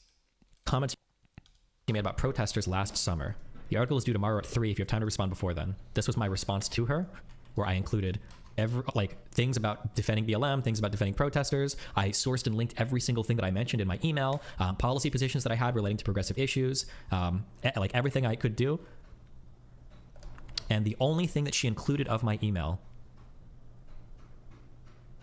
why would Hannah's takeaway from my response to her, where I include numerous times where I've defended BLM in protests and even riots in some instances, be, and what she wrote in her article relating to the email center was, he only added that he thought the rioting would give former President Trump a path to victory in the November election. His message about protesters did not change. There's a whole other thing in here about this whole ordeal. I'm not going to rerun all of that right now, but basically, this was one of those cringe white liberal women that's obsessed with black people. The UNO Gateway ran 2 articles about 2 of the candidates running for mayor. Running for mayor. Both of them were black women, and she on her personal Facebook was posting about how she supported. Oh wait, this is the one. But she on her personal Facebook was posting her support for one of the other black candidates. Oh, Hannah personally supports Jasmine Harris, an opponent in the primary. Fuck, I don't know how this got removed from Imager. Oh. She follows Morgan Freeman, the campaign manager for Jasmine Harris. Jasmine Harris and Kimera Snipes were the 2 black people running. But regardless, that's a whole other thing. I don't really want to get into that right now. Oh yeah, and people in that instance were doxing my canvassers as well, but she didn't find it necessary to write about that either. Fuck, hold on, I just want to look at those messages real quick. Why did Hannah neglect that Amelia was giving away the addresses where volunteers were staying when I notified her as such? Yikes, there are far more affordable options unless they're in a $20 night studio. Are there even any like that in Omaha? They're not in $20 night places, I know that. PM me if you want to know the locations. I can imagine it's probably an area much nicer than my regular home, no need. Very close to Sheely Town. This woman, I don't know if you followed where my canvassers were staying when they were in Omaha, but she was giving out the address of where any of my canvassers were staying to other people. These two women... Like, she already said no need. This reminds me of when, like, and sometimes I do this myself because I'm a gossipy whore. Not to say that these people are whores or whatever. I'm just like a turn of phrase. Like when you're kind of gossipy and you know like information that you want people to ask you about, you kind of just keep dropping shit, even if like the other person isn't interested, to get them to bite. Like, it reminds me of that quite a bit. I don't know, Rod. It's like kind of like weird, champ. You can go through their Facebook because all of it was public. Are also big supporters of the other two black candidates running for the mayoral race in Omaha. Okay. Next. Regardless of that, Casey, Tron, and Anna falsely claimed Melina and I spread STDs. Jesus. Melina is nasty, to be honest. Didn't her and Destiny spread STDs? Jesus. I think Anna is in chat here echoing the same claim. Just don't give them STDs like Destiny does, Jackson. Me and Melina have never done this. God. Multiple people have made fun of me for someone misrepresenting a drug and selling an And like what's also sad, and again, this is part of what bothers me about like broader contexts and stuff, is like I feel like is this TMI? Like watching Steven talk about like getting STD tests and stuff has made me more like vigilant about that stuff, and like asking more partners and stuff of mine to do that, and expecting myself to get tested more often and whatever. Like, I feel like it's very personal to me, the impact he's had by talking about STD testing more as like a regular thing. Cause I've had friends in my life that are more of like, especially in the gay community, more about like, talking shit about that and whatever. Like, so I don't know. It feels bad to see that claim in particular, knowing the other points that him and Melina have brought up about this and like how that's impacted me personally, and being like, damn, of all the things you could say about them, that seems like a real shitty one, given the advocacy that they like. I struggle to call it advocacy because I'm sure they don't see it as such, but like the advocacy they do on their streams about getting tested and whatever, and that being a responsible part about, you know, having multiple partners. Known amphetamine to me instead of MDMA. I could find a ton of examples of this, but remember when Destiny accidentally crystal meth, 529 likes, LOL. Looks like Destiny had to drop a scheduled debate because he accidentally took meth. Lots of like meme responses. Not gonna lie, that's hilarious. Imagine being such a snowflake over the fact that you accidentally did meth. Oh, this is the funniest tweet on this website, making fun of me that I thought it was strange that people are like laughing at like at like being drugged basically, but I guess it's all good and fun. Yeah, there's a lot of like shit talking about testing and stuff. Like I've gotten remarks like, damn, bro, who are you sleeping with that you feel the need to get tested every time you hook up? Like, there's just little things like that are meant to be like slights against the idea. And they're not like fully anti-testing in nature, but they're more like dismissive of the idea of making that a habit or whatever in weird ways like that. Like making fun of your partners or making fun of your decisions or things like that. Like they come about in strange ways, but I started to tune more into them when I heard Steven talk about these things. Fun when it's me. There are many other random attacks, such as people calling me fascist, claims that I've never been raped or violently assaulted by an intimate partner, people saying I'm a griper, claims that women only fuck me because of my money, telling people to give me no charity, etc., etc. It's honestly not worth listing all the attacks. There are hundreds more across thousands more accounts. Hopefully I've gotten the point across. Not all of these claims come from large accounts, and these claims run the gamut from not so serious to extremely dire. I hope I've been able to accurately convey the diverse amounts of harassment I receive across multitude of platforms from a variety of communities on a near daily basis. You did a good None job. of the prior claims have anything to do with a difference of opinion or disagreements in political philosophy. Rather, they're all personal, baseless attacks that are either hateful in nature or rooted in some fact that does not exist. Please understand that there are thousands more comments that could be gathered out there, either in relation to me or other people being attacked in a similar manner, but I've only got so much time to gather and write. Also, these are only attacks that have come from communities that are supposed to be closely politically aligned with me. If I wanted to show even more hateful comments, I could easily visit Kiwi farms, conservative subreddits, YouTube comment sections from conservatives I've debated, or 4chan threads made about me. There's an unbelievable amount of lies and hatred one in my position is expected to not only tolerate, but deal with in an even-handed manner, where I'm expected never to lose my temper and cross the line. My community got super ass mad when I made a joke implying that Demon Mama, this usually happens and it's very frustrating. If I ever fuck up, my community gets really mad about like, are you lying about Demon Mama? And it's like, yeah, I shouldn't do that. I know, but like, holy fuck. It's hard not to. Yeah, but we gotta living be better. your values. I don't care much for what people say about themselves, truly. I don't care if someone says they're tolerant or different people, are tolerant of different people, if they profess some political position, or if they're good towards their friends. Ultimately, I only care about people's actions and how well they understand the issues they claim to care about. I'm far from perfect, but I believe I'm a better person than the vast majority of those that inhabit on. Also, we talked before about semicolons and people's kind of hesitancy about using them. Honestly, like, this should probably be a period because you have a really long sentence here and a really long sentence after. But if you feel the need that they're read together, you could put the semicolon there. Like, here's an example of like where you really need a semicolon because he wants to start the next like full sentence with ultimately, and you're going to have a multi-part sentence here. I forget what this 3-part structure is. Maybe some nerdo in the chat can give me the exact word. There's a specific word for the kind of sentence where you begin with one thing. I actually don't even know if this would fit into that definition. So it's supposed to be that like, here, I'll just open this up and put this in here. Okay. So, and I'll make this huge for you guys to see. So if you write a sentence like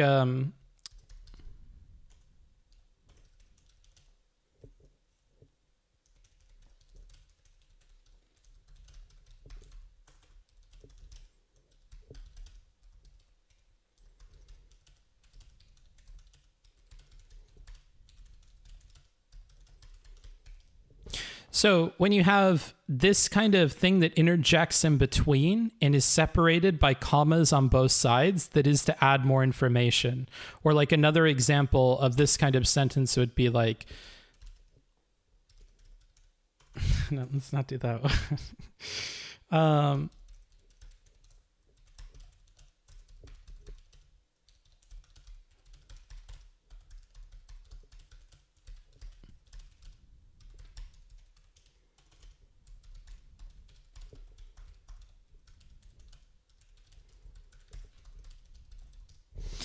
So you have this at the beginning and you're adding more information about the thing in the first part of your sentence with the interjection in between that is separated by your commas.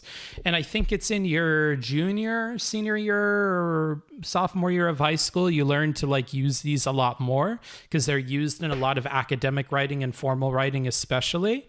And they're a good way to insert more information, and they could technically be replaced with parentheses, right?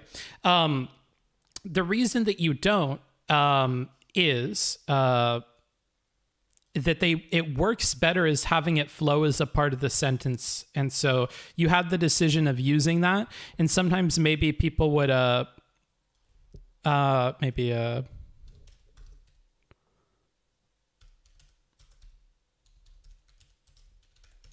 maybe you'd have like something like this. Instead of having this, you might get advice that you should instead do your 2 commas and then add your statement in between here and explain that a little bit more.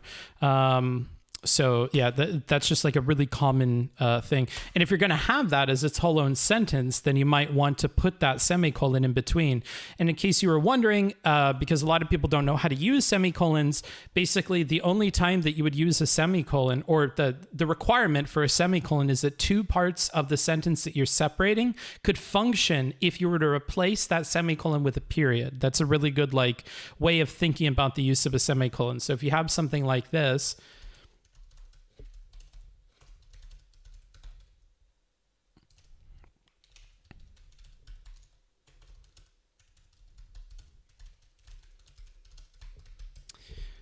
or you had something like this,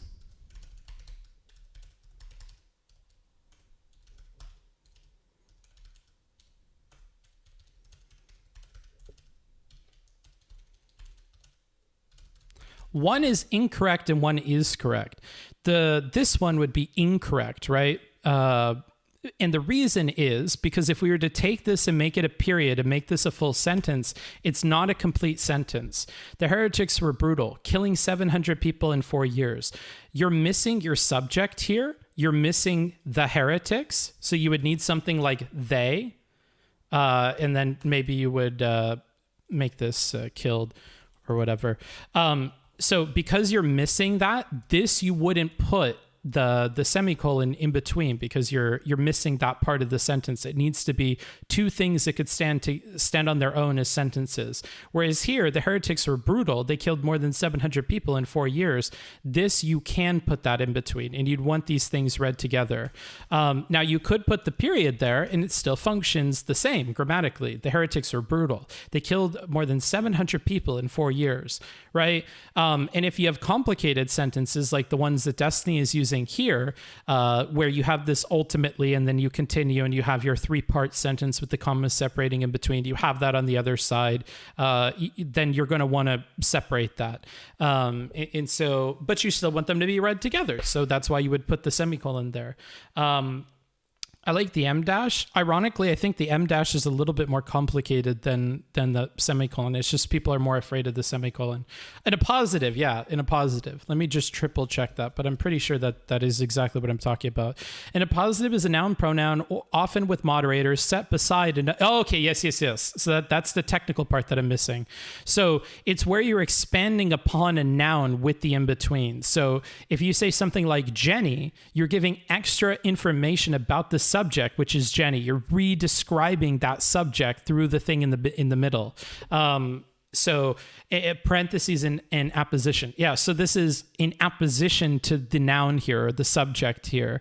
And rather than use parentheses, you're choosing to use the commas to separate them in between. And same here. Edison, the inventor of the light bulb, is often called the U.S.'s greatest. Even this sentence is not correct because you would probably want the, but that might be like a stylistic thing, I guess. It depends on who's reading it that they would say that that's wrong, but I would mark it up. So yeah, that's just another little thing. I'm an essay writer, or I used to be a lot more. So I like to bring those sorts of things in here. Parenthetical commas, kind of, yeah, but I don't think anybody calls them that. But I've heard a positive. I've never heard parenthetical commas, but online maybe. Political communities. I have and will continue to make many mistakes in my personal and public life, but I believe I aspire to some ideal at the end of the day that I am proud of. I don't like to come off as a braggart, but I do believe my track record is better than most in this arena. And it's not a compound sentence, because that's going to be, compound sentences for your semicolon. Maybe, sorry, I've confused it because I've talked about two different things. Compound sentences. Yeah, this is going to be different. So at least in this example, I'm sure you could give examples where, no, you can't. No, so compound sentences are not the same, actually. They're not. Anywho, sorry. Time to recount some achievements. This would be We're this is getting the lost. cringiest part of anything I've ever written. I'm going to suck my own dick for just a second because Jesus fucking Christ, I'm like a demon to some of these people. Professional causes. I have always believed in revenue sharing as a business model for people who work directly on creating or editing content for me whenever the model works. If I'm paying flat rates, my rates are generally better than industry rates. I paid my original editor at a loss of $1,000 a month until the channel was earning enough money to split the profit 50-50 with the editor earning more than the $1,000 a month. I pay my current editor a 40% rev split on a channel currently earning over $550,000 in ad revenue yearly. When I saw the positive reception of my D&D Patreon, I contacted Koibu and offered to bump the rate up from the one he'd originally discounted me. Hey yo, so I've started my Patreon to help me fund some D&D related stuff related to this and maybe other campaigns. Initially when you approached me, you offered me a discounted rate from $400 a session to $300 a session, but since it seems like the response has been relatively positive from the Patreon, I'd be perfectly fine with the $400 a session if that's okay with you. Certainly is, thank you. I've tried to pay every person whose designs I've used for merchandise, stream events, YouTube/Twitter, banner/profile pics, or any other art I've used, including $5,000 for my D&D music and $1,000 for the original Les Roux's picture drawn in paint. I pay people to maintain my website, including a monthly fee to Cake and extra compensation for work by Jader Vernanda, tons of random site updates, and Linus Red, major work on bot and other integrations for my website. In 2012, when I first started my website, I made the choice to make it open source so that any work that went into creating a website for me could benefit the greater streaming community for years to come. I was unaware that my website source would be taken and used so prolifically by people who would try to get me shut down, including Vaush, Shoe on Head, Keffels, The Surfs TV, Xander Hall, XELX, I don't know how to pronounce her name, Merrick, Devil, Conyer CC, Shark3300, Demon Mama, and Queen Marcy. I think every single one of these people have at least at one point called for my permaban off of at least one platform that I've been involved in. Neither me nor my developers have ever received a single word of thanks from any of these content creators, and no one has contributed to the original repo from the forked project. Generally, it's so maybe the developers out there feel a particular way about this. I feel like this is a little fucked, especially if you're adding to it. If you took the open source and you created new tools and then you didn't like give any version of the tools to like other people, like it's a little bit fucked. It's a little bit fucked. I'm not gonna lie. It is a little bit fucked. You know, like I feel like it would be in good faith to just give it back a little bit and whatever, but I think he'll mention it. Maybe there are some other people that have reached out to Cake to do that, and then Cake has rejected the offer. So it might be a little bit more complicated than how it's being portrayed here, but and it was a little bit feels bad, man. It's considered good faith, or it's considered good practice that if somebody makes a project and you fork, meaning you take the code base and you copy and you start working your own thing, that if you update it... Does it seem like a subdued response from Koibu? Kind of, but that's how Steven talks in DMs, so I'm not going to go like too into that or whatever. Or add something to it. Ideally, you would contribute or merge back some updates to the original repo. White Nervosa claims Cake is rejected. It's considered rude, colloquially, I guess. It's considered rude to just fork a project, do a whole bunch of work on your own, and never contribute to the original. But, you know, who cares? Whatever. I have never charged an appearance fee for any of the live shows I've gone to unless a larger company or sponsor was paying out of pocket. I've not requested payment for any of the university speeches or debates I've attended, even when the others there have. Elijah Shea. It's another example of where the editors probably should have changed this because it just doesn't read well. And I don't actually think this is grammatically correct to top that. Like, I don't know if this is interesting to you guys. I know I keep going on this, but it's just my editor brain. So the problem here is the subject of the sentence, I. So if we read this, I have not been requested payment. So we want to say that Destiny, nobody has asked him for payment, right? And this is why I tell people to read things out loud and think about how you talk out loud when considering changes to your essay.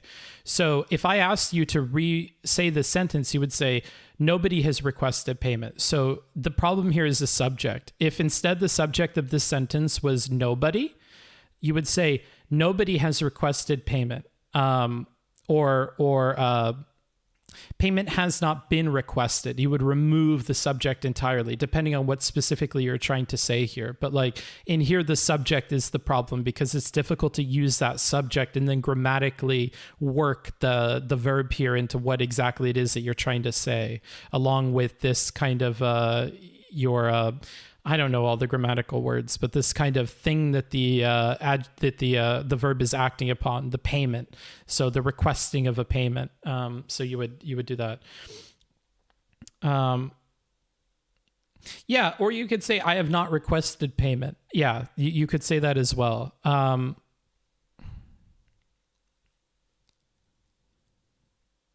Yeah, that would work as well. I wonder why it's written this way. This is also another reason that teachers, you'll often hear them, especially in college, telling you to not use a passive voice.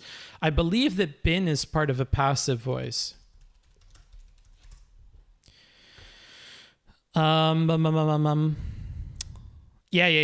So when you're using passive voice a lot, you start to run into these problems with your writing. And that's part of why they don't want you to be using passive voice. Beyond that, if you're writing something like a research paper, you are supposed to be speaking definitively because whether you think so or not, you are an author who is an expert in the topic that you're meant to be writing about. So you want to be as definitive as possible in your writing. In another definitive speaking thing is speaking properly as to what the subject of the sentence is. differences.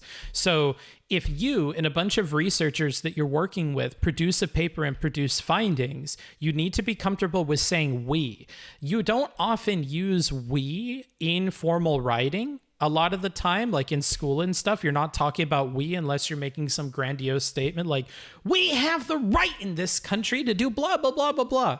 But when you're writing formally, a lot of the time you don't have a reason to use we. So sometimes people will do something that's completely incorrect, like saying researchers, like researchers then concluded that blah, blah, blah, blah, blah, blah, blah. Like, no, not researchers, you and your researchers, and you and your researchers would be we. So you need to use we. This kind of passivity in writing, people run into a lot of problems when they're writing big definitive papers because they're not used to speaking in a big and definitive way. But you definitely should. Another thing is if you're allowed to use passivity in your language and it's not a requirement that you're not passive in your essay, another neat little trick you can do stylistically is to begin the paper writing in a passive manner and then end the paper in speaking in a definitive manner. Because when you're given that space, that spectrum of communication, you could create a contrast between the two that people won't know exactly mechanically what's going on, but you'll pick up a difference in tone between the passivity of the very beginning and the kind of harsh sort of declarative statements at the end of it. And that kind of confidence change over the course of the paper can be something people pick up on, even if they don't know exactly how it's happening. So that's like another thing there. He may have mixed up, I have not requested payment and I have not been paid. Yeah, perhaps. Yeah, so that passive voice thing people run into a lot of problems with in tutoring, and even young kids, I try to fix it with them because like, I feel like it's easier to communicate it to kids. Like you often see me go like this when I'm explaining things a lot. It's something that I used to use in tutoring and it's like a mannerism that I still have. Cause like if I'm explaining how somebody should be confident, whether it's in their writing or doing mathematics or whatever else, I'll do that a lot because little kids will pick up on it, whether they know that they're picking up on it or not, as like being more confident or speaking more confidently, like putting your chest out and whatever. Schaefer got paid a stipend. I believe Dennis Prager got paid a stipend. Destiny should have hired you to edit the manifesto. He could have given it to me for free. I thought that on the last manifesto, and I could be wrong, but like one of the last manifestos, he gave me early access to give him notes and stuff on it. I'm happy to do it for free. Like I'm one of the few people in this space with any like professional experience with editing, and I'm often very happy, especially as someone like Steven who like gave me a platform and whatever and helped me out when I started and gave me content like this to review. Like I'm very happy to just do it for him and not ask for money or whatever. Like I think I could add a lot to a project like this. So yeah, if Steven ever hears this in the future, dude, I'd be happy to help you with the editing and stuff. Like I have hosted and supported a massive number of smaller streamers, including those who... Also, to kind of close up that section, I talked a little bit, only a little bit, about speaking out loud and comparing that to the speech in your paper. The one thing that I always tell people to do, especially if they have a tough time affording editing, is to read through your entire paper out loud once. Even better if you have somebody else to read the paper to. Note on the paper, in some color of highlighter, I often use blue, any point in the paper where you stumble, where you can't read it all the way through on the first pass without stumbling. Because maybe 20 out of 100 times that stumbling is just you naturally stumbling, but 80 out of 100 times, the reason why you're stumbling is because that part isn't written well enough. And there's something there, whether you know it or not, that needs to be addressed in the paper. So in case you don't have the money for a tutor or an editor or anything like that, and you're writing something, read it out loud and be honest with yourself at every point that you stumble the first time you're reading your draft, and mark up every point at which you stumble. And the reason why I said if you have another person, it's really good is because you put the other person in charge of marking everywhere that you stumble, because they won't play around with it. They don't have the mental hurdles in place to stop them from marking a point at which you stumbled, and that can help hold you accountable to make sure that that process is doing something for you. So whenever I can, I try to share this information because I know that it's something that I used to charge even a lot more money for, and I want to give that out for free to people as far as advice. You can always hire me to edit on your projects and stuff. You can use !work in any of my channels, and if you're catching this VOD, you can go into the Twitch channel and use !work to get that link. Yeah, like that is honestly part of what I'm doing when I'm editing your papers and stuff, is like I'm reading it out loud and marking places where they're stumbling and stuff. It's just a lot easier for me, to be honest, because it's not my work. So it's easy to get over that mental hurdle of like marking down something, even if it's a mistake of your own. They'll no longer support me or attack me constantly. It's also good advice for people who struggle with comma underuse / overusage. Yeah, I mean, in general, people that struggle with grammar, or even people that think that they're using it well and that it's a part of their style. If you're struggling to read your own thing with these markings, then chances are somebody else is. Some people use em dashes and commas and semicolons in ways that, like, it's almost like a musical notation, the likes of which only they understand, and they do a fair job of reading it. You know, I think that if you notice that like 3 of the 10 constructs that you keep using over and over again are not working, maybe there's something to be said about the construct. I am one of the only large streamers that consistently gave voice to smaller streamers by way of conversation, hosting, or numerous appearances, sometimes on and off my stream. So this is another example of, like, it may not be wholly grammatically wrong, but it's written in a way where your brain thought it was going to go one way and it fucked up. Having voices be plural here makes this difficult. Having consistently in front of gave and then moving to voices makes it difficult to read. Now, you could change this by making it a bit more passive. I am one of the only large streamers that have given. So that would be something that you could do that has given a voice, that has consistently given a voice, you know, those sorts of things. So sometimes passivity can help with reading a sentence as well. It's not like it's a wholly bad thing. It just forms bad habits for people. Across panel shows. Personal causes. I've donated money anonymously to some projects in the past online, including personal LGBT causes like Lumiru surgery. I think this was the conversation I had. Oh, she said that she was doing a thing. Hey, thanks for understanding me. Blah, blah, blah. I had. Also, another thing Personal is where you put pauses. If you're pausing somewhere, but you can't put a comma, or there isn't a comma, try to see if you can add a comma. If you can't add the comma, something's wrong with the way that you've written it. I swear to God, I'll try to put the brakes on the editing thing, but let's listen to this. I've donated money anonymously to some projects in the past online. So you see how he pauses here in front of projects, in the past, another pause, online.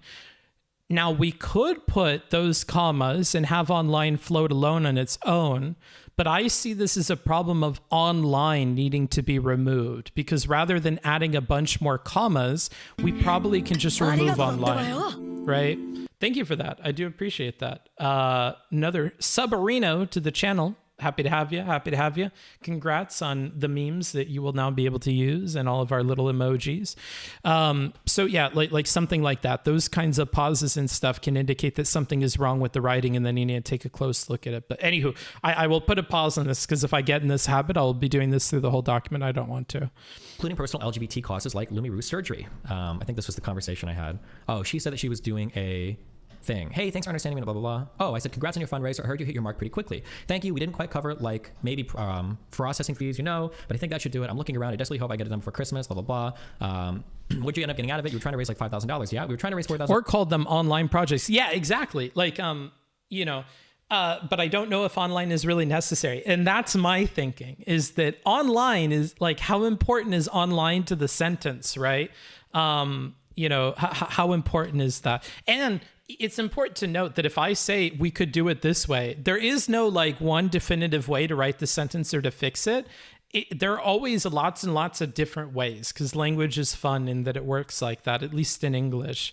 Or like Hyphen, who notes, shouldn't it be consistently give voices, not consistently gave voices? Yeah, you want to think about, what does the past tense say about the statement that I'm making? That's another interesting insight there. Have you stopped giving voices to people and therefore you need gave in there? Is it because we're talking in the past tense about past instances where he has given voices to people? That might be another reason that is past tense and not present tense. So like, it really depends on what you want to focus on. Like, both of those could be right, but it depends on what the point of the sentence or what the point of the larger paragraph is. In this case, he's talking about past examples. So in that regard, it might be good to have the past tense, but it could imply things like that I don't do that anymore, and that might not be something you want. So you'd want to weigh that out. Furthermore, by saying give, it makes it seem like you're continuing to give it. So that might be something you want to do instead, right? All these considerations in word choice exist. And like, when I first started talking about rhetoric, I think it might be helpful for you guys to hear to close out this editing segment. The reason why I liked rhetoric, and when I say rhetoric, what I'm talking about is exactly these decisions. How even changing the tense of a single word can create implications in the mind of a reader or in the minds of an audience that is reading your material or consuming it, that can have vastly different effects on the way that like you're being perceived. And all it takes is these little changes.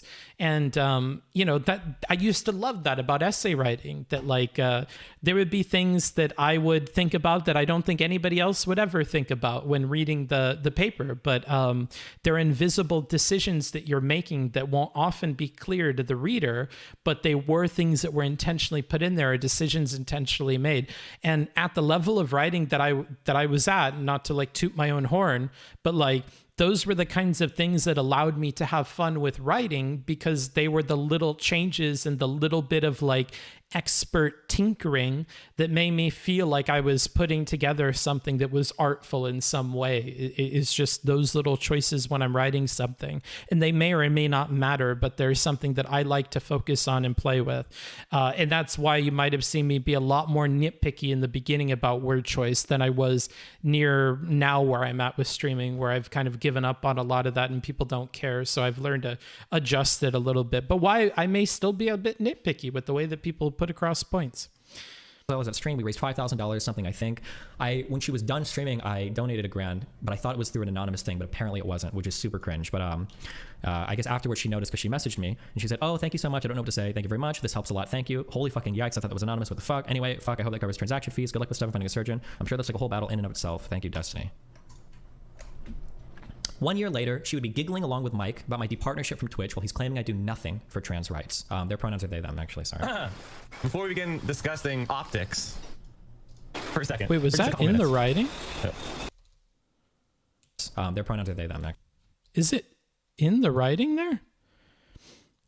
They would be giggling along. No, okay, they did good. They included they. My departnership from Twitch while he's claiming I do nothing for trans rights. Their pronouns are they, them, actually, sorry. Before we begin discussing optics, for a second, for just a couple minutes, we have a few different crab-related emotes. Why is Philly so dirty? There's trash everywhere. I don't know what neighborhood you're in, but street cleaning happens. It's weird. I'm planning on giving him the subs next month, so hopefully we can get that debate scheduled. Destiny wanted me to get 200 subs in debate. Next month, I was going to click the 200 subs. Unfortunately, it doesn't look like it's going to happen. That's a shame. That's a real shame. That's such a shame. Anyways.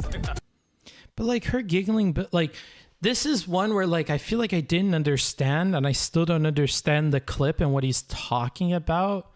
Like, even if she was giggling about, like, I don't really see what he's talking about, but I'm just dumb.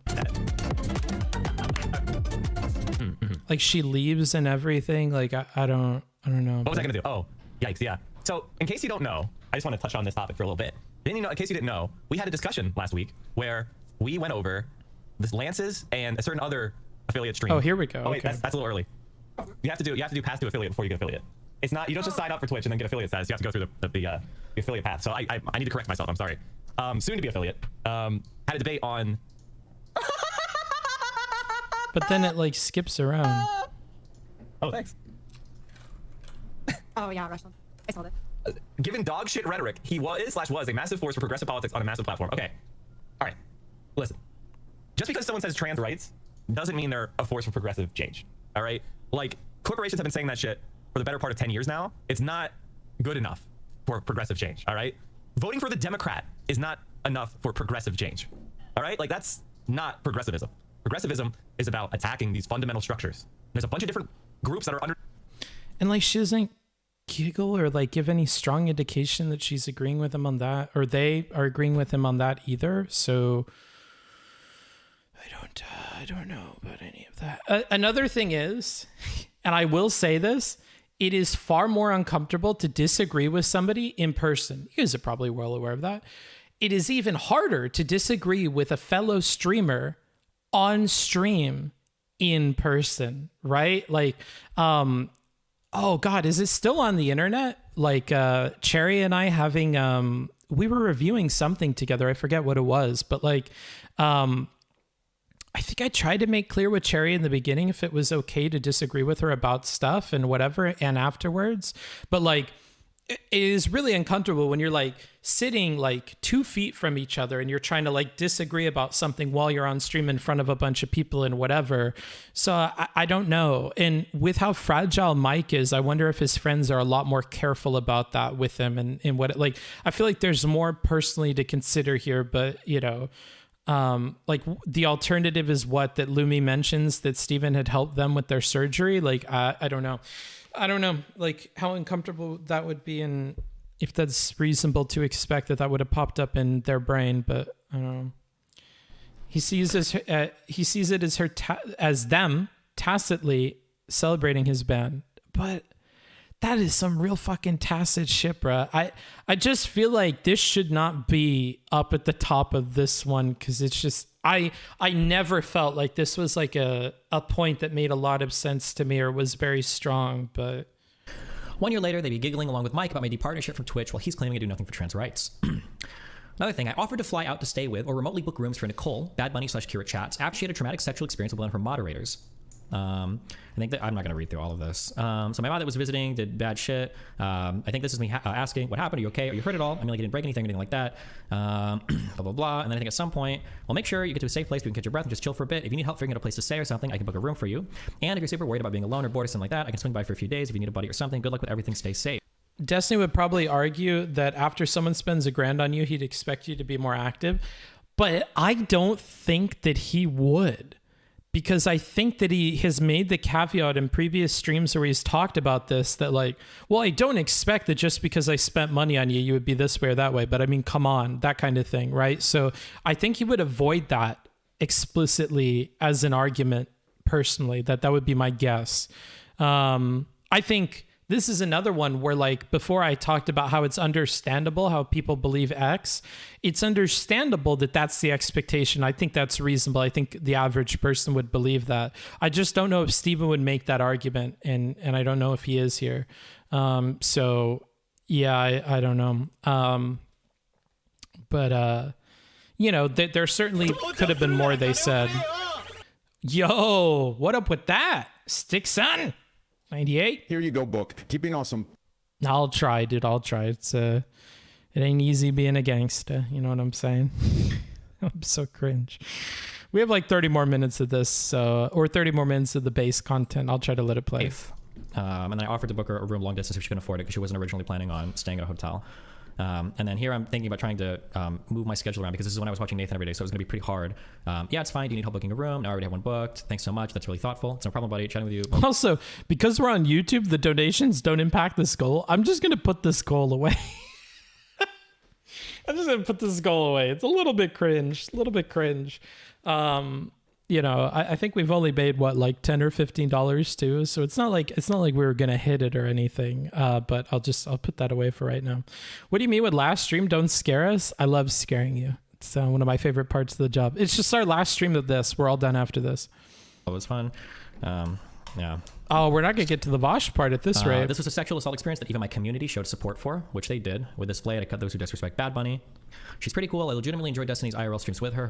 His IRL streams in Seattle were super scuffed with shitty camera work and disconnects. Less than a year later, she would be trashing me on her stream, claiming I never cared about her, called me a bad friend, claimed I valued viewership over friends, and that I cultivate a toxic community. She's gone on multiple tirades since then, despite me defending her at multiple points against my community. I'm not going to watch all of this, but I mean, like, you can see the sections. Destiny can't remain ethical because he's scared of losing viewers. Destiny's scared of being called a white knight, cultivates a toxic community, implicitly approves of harassment, values viewership over friends, calls me sexist. Just on my last stream. She lost a friend, called me a bad friend, says I have no principles. She regrets sticking up. It's my last stream on this topic, okay? Ever. Really hurt by me not caring. I guess we're just not friends like I thought we were. He's going on multiple... Bad Bunny goes on a deranged rant calling Destiny a fascist for an hour. And then I think these were defenses that I had made of her in my community that she somehow forgot about. We're not going to watch all of this, but... I know you just like people talking about Destiny in your channel. Watch your Hassan, I agree with you. Other people agree with me. Those specials, sorry. But Hassan, you need to stop constantly cutting people out talking. Oh my god, it was so awkward. I noticed it happened like 3 times in a row, and I was going to say something. You can actually see me. I know exactly what you're talking about. I started dying in the background. Oh my god. You need to stop constantly cutting people out talking. Something called conciseness. It's the thing. Be concise. Bullshit. Every time I try to say no, start talking like, I'm so tired. Happy 9 months, buddy. That's like, buddy. It constantly you know me. Every time it's progressive design, you think you know the fucking win. Who constantly like, concise. Bunny is generally, for whatever faults you might think she has, she's generally pretty concise with her speech. Nicole literally goes on monologues during the Raj podcast. I mean, maybe, but I mean, like, she doesn't usually ramble. She's usually like gets her point out for. Sorry, but Hassan. What is this? Do you still like Bad Bunny despite her terrible takes? Listen, okay? Do you still like Bad Bunny despite her terrible takes? None of you guys give anybody shit for liking Slicker now that I'm in real life. I'm allowed to like Bad Bunny, okay? Chill. When a friend makes a mistake, the mistake remains a mistake, and the friend remains a friend, alright? Oh. Or as long as a few hot takes and enough to require breaking off. Let's see. This had to do with, I think, sexist or homophobic things she was saying, or homophobic or transphobic things. Stalled, I've spoken with her pretty extensively about it. I'm aware that it's not that way, but people in chat who are hardcore dug into these social paradigms don't make the distinction. It's pretty complicated. SGW, this person holds some, I think this is about her, like, only wanting to date, like, non-black people or something. I mean, 4 to 5 years ago, I would have defended using the N-word and faggot unironically. This is, we're talking about Bad Bunny. So, this tirade that she ended up going on, saying that, like, I was never friends towards her and I, like, never defended her, is just really irritating to me. But the moral of the story is never help anyone with anything, I guess. Guys, is it weird that desktop window manager takes up so much GPU from time to time? Like, sometimes it's rivaled with OBS on, like, how much it takes up. And I know sometimes when I play video games and stuff, it can be like that, where this is like really high. I think it's just managing all of the windows that you can see and stuff, but maybe a tech person could answer me. I feel like it's like fairly normal, like Chrome taking up half of my fucking RAM. But sometimes I do wonder about that. It's not that I'm having computer problems. It's just like, I wonder. I don't know, sorry. I was one of the first big streamers to openly and aggressively support OBS back in 2013 when XSplit was the leading streaming service, and again in 2018 when Jim needed help fundraising for his platform, and I pushed for other large streamers to contribute with me. Jim was amazing for a long time, providing me with personal support for pushing the limits to what I could do with streaming. On the early days of streaming, I would bother. I don't know, a lot of people don't remember this, but XSplit was like de facto what people used. I think up to like 2015 or 16 maybe. Like everybody used XSplit. Oh, gotcha. But I really liked OBS, and Jim was super cool. We talked a lot on Discord. He helped me do like crazy streaming shit. That was back when I was always the one like pushing the edge of like. Just close all the windows, fam. Hey, bro, good point. Let me just go ahead and close this. No, I should probably close this though. Oh, by the way, in case you didn't know, all of my notes and stuff are all available on Patreon. It's tough to encourage you guys to go to the Patreon right now because I've been so shit at the Patreon and I'm going to be reworking it, but like worth keeping in mind in the future. Like my whole monologue about the TLDR of things is all on here.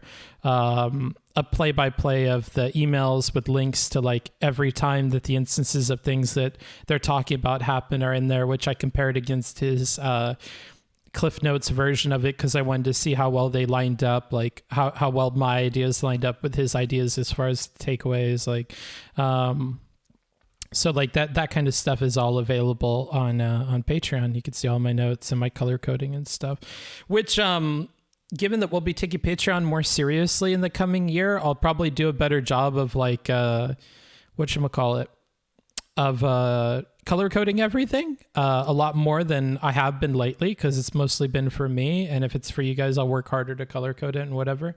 Patreon is such a pain to navigate at all. The messaging aspects of it is pretty rough too. boy, do I have news for you, but that'll have to come after this message. I just finished the first episode, so I'm going to go back to the start of this one. But I appreciate all the work you put in and the Troy example from last time. Thank you. I'm happy people have been appreciating the Tron example. Anytime I want to come up with an example from media, I feel really cringe about it. Mostly because a lot of the here, I'll close this. Mostly because a lot of the examples from movies and stuff are like kids movies. Like I think I've talked before about this. There are some movies that I've seen literally over 100 times. How to Train Your Dragon is one of them, where I've listened to it a bunch of times because I used to play movies in the background while I would be at work. And so I used to listen to a lot of movies. Iron Man 1, The Social Network, How to Train Your Dragon. What is it called? Oh man, I'm such a bad fan.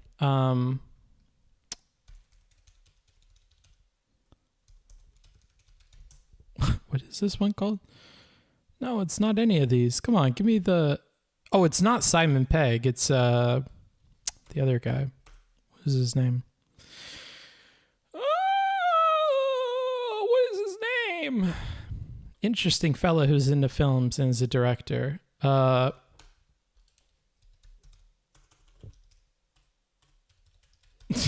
is this movie called? Baby Driver. Yeah, I've listened to Baby Driver a lot. I should really know that name off the top of my head. I would have never come up with it though. I've listened to this a lot of times as well. I still do when I go on flights and I have like anxiety and stuff. If I put on Baby Driver or some of the stuff that I've listened to a lot of times, it'll help calm me down. I try to talk more about my anxiety in terms of solutions because like online, what often happens and really bothers me is a lot of the focus is on problems that you have with your mental stuff. So like you'll talk about the problems of depression or the problems of anxiety. And I think there is some value in that, sure. But what I think we need to do a better job of is talking about the solutions, right? So I'll open Notion up again. So like, let's do this. So if we're talking about our problems, the next thing has to be about our therapy or our therapeutic processes, which then leads to, I think that'll, yeah, which goes along with solutions and then finally getting over it, right? So a lot of the times we're stuck here talking about the problems of things. And I think we need to start moving towards talking more about our therapeutic experiences and the solutions particularly that we get from those therapeutic processes so that we can get people to the point where we're talking about getting over it, which I figure could be green, maybe. Not that it matters to me being a colorblind fella, but... like we probably need to stop talking so much about problems and talk more in terms of therapy and solutions. And if we're going to talk about problems, probably we should talk about all of these things together. Talk about your problems in terms of the solutions that you come up with for them. So like when I get anxiety on airplanes or in crowded situations, a solution for me is to listen to like movies and media that I really, really like. And that's why I have them on my phone all the time, so that I can help like cure that a little bit or alleviate that. And then that eventually leads to the solution, which is that I get over it and I don't go through those and I don't get panic attacks and whatever else. So, I wish that we would move more in this direction of every time we talk about a problem, talk about the solution you have for the problem instead of just the problems. Like if you talk about how difficult it is to wake up and do anything or brush your teeth or whatever, instead of talking about it that way, talk about the days where you manage to wake up and get over that problem and what your solution to that is. Like for me, if I was talking about the problem with depression where you have a hard time getting up, I would probably talk on the same note about how having my phone not be by the bed and be a short walk away means that I can't just ignore the alarm. I have to get up out of bed to turn it off. And I find that that leads to like a 90 or 95% success rate with me starting my day, because like the problem is getting out of bed. That is the problem. The solution to it is putting an alarm on the phone and having it far enough away that I have to get out of bed to go turn it off. And it was through focusing on that with mindfulness and stuff and those therapeutic practices that I found that solution, and I was eventually able to get over it. So now if I realize that I'm having a couple of days or I'm having a hard time getting out of bed, I know the solution to implement because of therapy to get over that problem and eventually get into this green zone of getting over it. And I just wish we would do more of that, but we don't. So kind of sad, but I think we all have to start here, and everybody will identify their problems, and then we'll move into a culture where we talk more about therapy and solutions. We're kind of at this point of talking more about therapy, but I think we need to talk more about the solutions that we got out of therapy as well in order for it to be helpful to people. So that's exactly what's turned me off with so many streamers. You open their streams and it's all exclusively complaining about everything every single day. Truly exhausting. Yeah, and like I'm no saint, I do that too.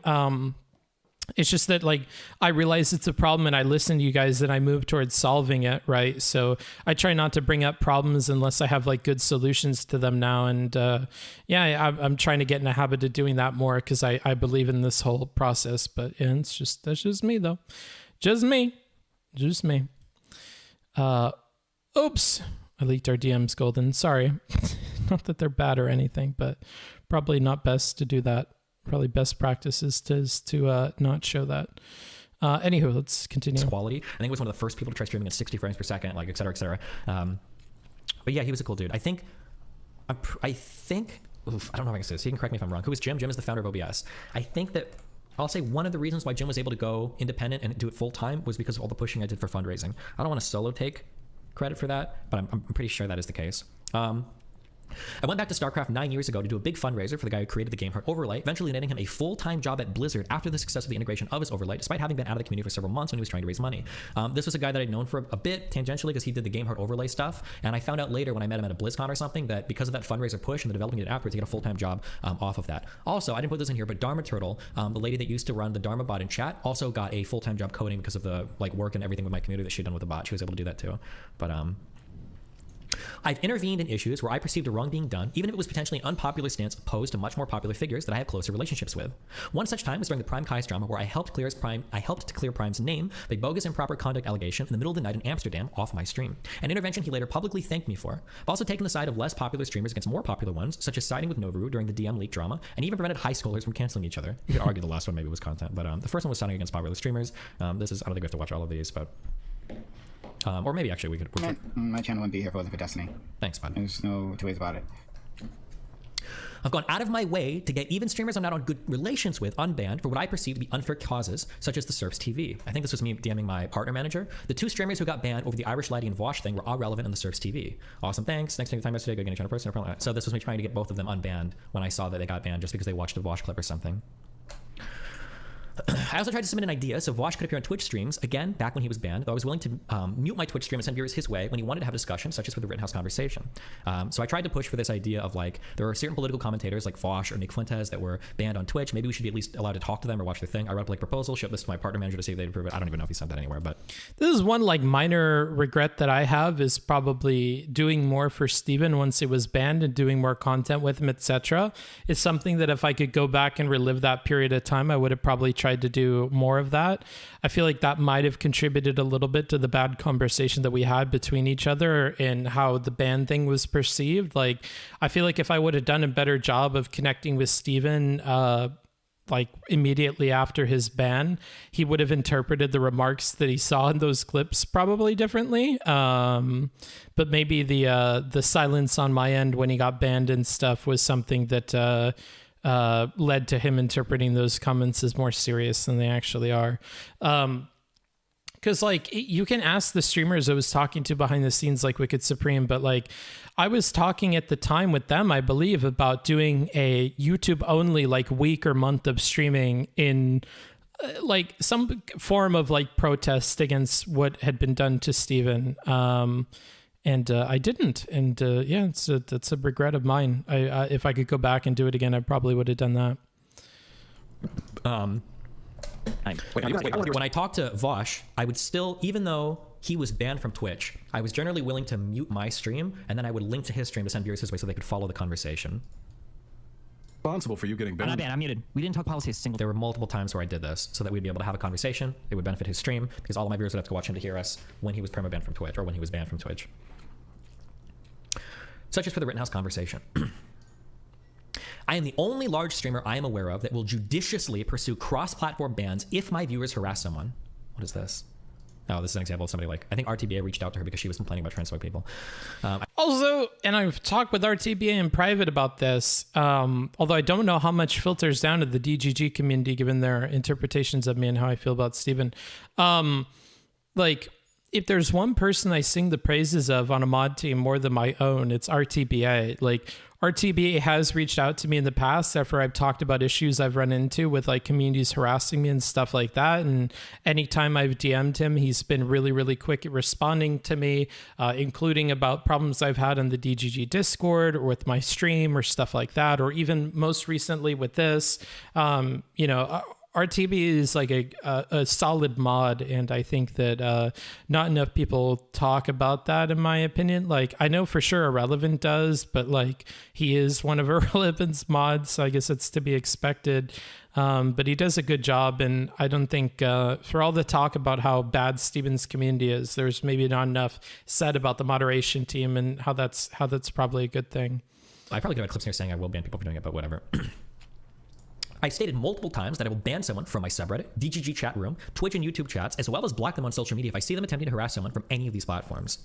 Despite having this offer open, it was often not taken seriously by the very same people who complain about harassment. So like MX Vivian was one of those people that would say this, compiling it now, also fuck you. Tons of people would say like, oh, there's all of these harassing people in your community. And anytime we reach out, it's like, who is it? Tell us who. Tell us who, we'll ban them. Very rarely do we ever get a response back. No. RTBA has been pretty aggressive in pursuing those types of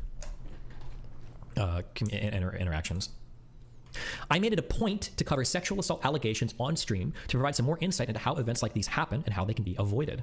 We had like a spreadsheet where we were going over like, was it really fucked? Was it kind of fucked? Or was it not fucked at all? These were met with overwhelmingly positive responses from the victims involved. Thank you for sharing with me what Destiny wrote. I feel like that helped me a lot in terms of my fear of waking up to something bad happening. I feel like what Destiny did, breaking it down, it kind of nailed it for me to feel like I'm not crazy, I guess. Because sometimes I feel like as nice as people are, you know, they're my friends or they support me, so it's kind of like, of course they'll be nice to me in a way, I guess. But hearing it from Destiny, he's a ruthless debater and is very good at breaking things down. So hearing it from him felt like I don't know, like somebody on the outside is, I don't know, understanding, I guess, of the situation. So I'm not crazy. And when he was reading Falcone's account of abuse, I had never heard the reason why it's so hard for a woman to say no, and the reason why men don't understand, and speaking in general terms, so aptly described by literally anybody before. Not only in such a way that makes us feel heard and understood, but also in a way that can get that across to a mostly male audience who wouldn't otherwise ever think about that shit. And he said it beautifully, and I would have a difficult time paraphrasing it. I think these were logs from her in my chat afterwards. I just gone from the dentist. I was listening all the time and asked him to link my earbuds in because it was an important podcast. The way you try to explain what it's like to experience harassment as a woman and why it's hard to say no, all of that. I haven't cried since all this went down. I'm in hardcore survival mode and running on anxiety and dreams. But hearing that and knowing it's being said to an audience of people that wouldn't otherwise even think to try to understand how different I might feel, it's so validating and relieving. I was holding back tears while driving. We're getting shit like, why didn't you just say no, every single one of us? Most people don't get it. You get it, and this community gets it. We never hear this understanding, compassionate perspective from men, so thank you. Political causes. I offered up my platform to any progressive candidate that wanted to have a conversation and advertise for their campaign, despite these videos not performing very well on my YouTube or my Twitch streams. I've got 5 examples. All of these are generally pretty low viewership. One of these interviews was Josie, pre-transition, and it would be her first major appearance on any internet platform. She was initially a fan of a lot of my stuff and thought my audience was valuable back then, though she would later go on to accuse me of being transphobic and defend people calling me a rapist. If you don't mind me asking, how old are you? 33. 33, okay, cool. Yeah. And I'm actually a bit of a fan. Actually, I've seen a lot of your stuff before, so it's cool to actually sit down and chat with you. Oh man, a lot of my stuff in what context? Oh well, you know, I saw anything like political, things that go against Hassan, things like that, I find entertaining. So I like to see what you have to say. I think it's good to hear. Okay. All right, well, we have this video only has 30,000 views. He just didn't perform that well. And because I can't do my job effectively without the support from people like your audience, right? Because this is our base. This is our base. This is who we're talking to. To take the time to speak with you, Steven, is like something that a progressive would do, right? Like this isn't something you're not going to get Sarah, but you're not going to get Georgette to. I spent over $100,000, which about $5,000 was fundraised for my community for canvassing efforts in Georgia and Omaha for progressive political leaders. This was the budget sheet for what we'd planned to spend in Omaha. I had salaried both of my full-time organizers. I paid one $5,000 a month and another $4,000 a month. I was paying $2,500 a month for 2 different Airbnbs, so about $5,000 a month for both. I was covering. So we talked about hounding in the first segment of this stream, and we have the lulz about Doug at minus 8K and discretionary budget for extra expense. The Doug of 8K or 7K or whatever arguments. Like, Doug isn't even on here. Christian was like one of the people I stayed with while I was there because I stayed with the organizers. And Matt was another different organizer who was really, really helpful. He's like a smart, really level-headed dude. But there's no mention of Doug anywhere on here, but everybody remembers the Doug thing. And if I go back to my notes here, I think I had something on here. I wrote it before, so I'd rather just read what I wrote than, try to remember it. It's in here somewhere. Okay, cool. Regarding brigading, I think through his definition, he has written himself a good defense. I think that similarly to ontologically evil or other Twitchisms, we kind of reach for words and invoke a feeling, but are not accurate to the mechanics of what is going on. For instance, I think few would argue against the idea that when Destiny criticizes someone, particularly for an extended period of time, his community will be trained in bringing that up over and over. See how I stumbled here? That would be something I would correct. Both in his stream and the streams of other people. We even see that during his stream. Like when he's reviewing people he paid for canvassing help, he didn't mention or even have Doug's name on the screen, yet Doug of 8K or various amounts were spammed throughout the chat. So, it's not brigading, but it's this kind of like idea of hounding that like people will remember these particular memes and stuff that creators will come up with on their streams and then bring it up all the time. And it can be harassment of a different variety to brigading, whereas brigading is a specific thing. This is harassment of a different kind. I think I also mentioned in here, about Chud Logic and the book retard thing that I think he still doesn't really police people on, though I've mentioned it to him numerous times now in person and off stream and on stream in every way that I possibly could. But like that kind of stuff, that hounding is, I think, a problem that maybe some people are referring to when they say DGG is toxic or something like that, or maybe even when they're referring to brigading, like when you're giving people these sorts of memes and not policing them, that can be part of the problem.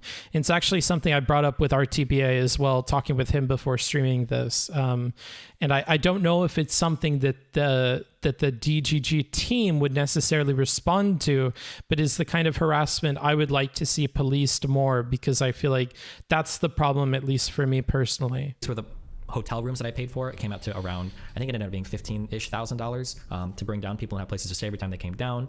This was food for the event, and then this was, I think we had clothing. This might have included like signs and stuff too for like 15-ish. I know I pointed it out, but like the amount of Doug hate in here. These were the hotel rooms that I paid.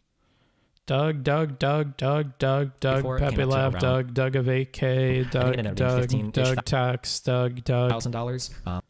Doug fucking Judas, AK, Doug of 8K, this was food for the event, and Doug of 8K, Doug of 8K, Omega Lol, minus 8K but misspelled. Clothing. This might minus 8K, Pepe Lab, Doug of 8K, Doug minus 8K, Doug of 8K, Pepe Laugh. Like, this is the kind of thing that bothers me that I don't know if I can like bring up. I don't know if they would police it or if that's even reasonable, but like that's the kind of harassment I want more people to kind of address. Well, to be fair, Doug did basically run off with a bunch of money, didn't he? I'm not going to comment on that situation because it's a lot more complicated than that. And I spoke with Doug a lot about it in person. And to my understanding, he gave back some significant portion of that money. So I don't think that's like a fair characterization of it. But the fact that you guys don't know, but you may know about this meme speaks to the idea that like this hounding thing isn't very well addressed by us, right? Two lead organizers $5,000 and $4,000 a month to have a full-time residence in Omaha for 2 months to manage volunteers whose accommodations and food was also paying for full-time. We also coordinated travel and covered hotel expenses for the final weekend in Georgia and for every weekend in Omaha. In Georgia, we knocked on over 20,000 doors and led the single largest canvassing mobilization in the state during the final weekend of campaigning for Warnock and Ossoff. During the final weekend of campaigning for And Warnock. even some people that do seem aware of how much money Doug actually made out of the event seem to have this. And like, I'm not saying that Doug did like a particularly good job or anything either. You wouldn't catch me saying that, but like, you know, even the people that do, they're still making memes about it and stuff, right? So Warnock and Ossoff. I helped to support and promote some local political causes in Georgia. One of the interviews I gave to two of the people working on causes in Georgia wound up being Maddie Cakes' first major appearance on any political platform, a woman who would later go on to falsely accuse me of vague rape accusations. I initially This was Maddie Cakes' introduction to Twitch and the internet. set out to like justify this worldview that I had cultivated for myself, and over time, when you actually look at I could put more here, but I jerk myself up enough, I guess. I feel like I do a decent job, my personal, political, and social life, but yeah, especially compared to most. Lies. Besides, as the vilest writer has his readers, so the greatest liar has his believers. As often happens, if a lie be believed only for an hour, it has done its work. There is no farther occasion for it. Falsehood flies, and the truth comes limping after it, so that when men come to be undeceived, it is too late, the jest is over, and the tale has had its effect. It was written in an article in The Examiner by Jonathan Swift. Evidence is inconvenience. In this chapter, I'm going to explain different types of harassment that exist online, and the relevant accusations levied at either me or my community. Some of these sections are going to feel a bit empty, and that's because other members of online communities have found it sufficient to simply accuse me or my community of committing any of these acts, oftentimes without understanding what the acts are, without providing a shred of evidence for any of these accusations. This is not only unfortunate, it's a reflection of substandard character to propagate these sorts of lies when other online figures should know better. Hate raids and brigades. A hate raid involves some organized or coordinated attempt by one community or group of people to show up, brigade, en masse, and spam either hateful or derogatory messages at another individual or community. Hate raids are not when a handful of people decide to respond rudely to a tweet. Hate raids are also not when individuals decide independently to send negative DMs to someone via social media. Hate raids are also not when multiple members of an instigated community show up in the instigator's arena and leave hateful comments. It could be said that some amount of organic brigading could happen, especially if a content creator views the work of another, but it wouldn't be considered a hate raid unless explicit or at least implicit calls to actions were made. So this is what I meant about when we define brigading or the hate raid thing this way, we're going to immediately cut out a lot of the claims of people that are saying that they're being brigaded, right? But like I said before, just a couple of minutes ago with my notes, like I think that the hounding, the harassment is often what people are referring to with this, perhaps incorrectly per this definition, but are nonetheless something that we should think more about and how to police. And I think that should be part of the takeaway with this section. Let's look at a few examples. John attacks a much larger content creator, Nicole, in a YouTube video. Nicole views the YouTube channel, giving it a scouring review, and many of her fans, in turn, go to John's channel and leave negative comments or reviews across many of his videos. One could argue that this is brigading behavior, as Nicole reviewed John's video on stream will inevitably lead to some members of her community visiting John's channel. But a hate raid, it is not, unless there are community posts or directions from someone within the community to leave some specific types of hateful comments. Laura and Jess get into a big fight with one another online, culminating in both exchanging heated words. Once their exchanges are done, Laura retreats back into her server and begins to link social media posts and videos by Jess, telling her community that Jess has an ugly goblin nose and that people should say as much. Even though some comments may be exchanged by both communities that aren't really brigading or hate raiding, the explicit call at the end by Laura to go through Jess's videos and leave comments would definitely rise to the level of hate raid behavior.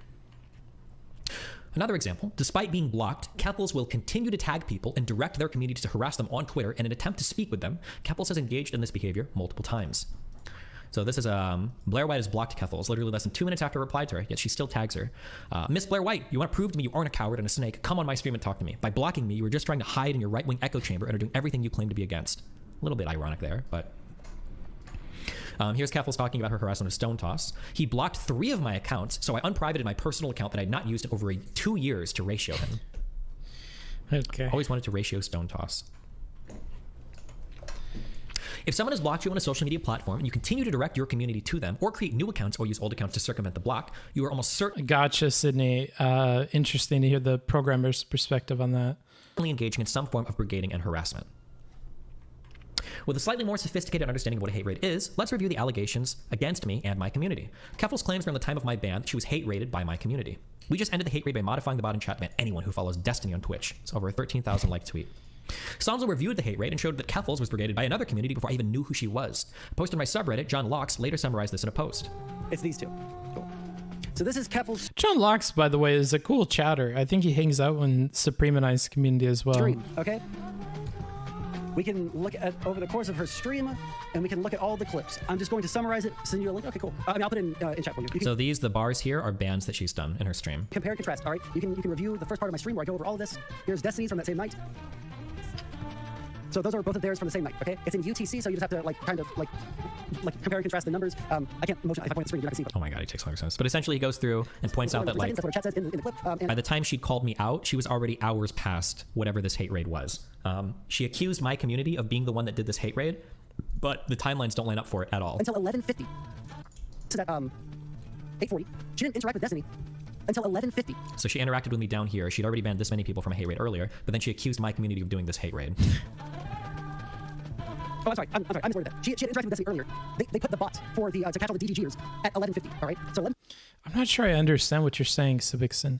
How else is hate raiding supposed to be policed in Discord space other than text chat people foolishly writing or some kind of VC recording? It's not like both can be DM or a private Discord, so I don't know. I have no idea what any of that means, I'll be honest with you. I don't even understand a single sentence there. I have no idea what you're saying.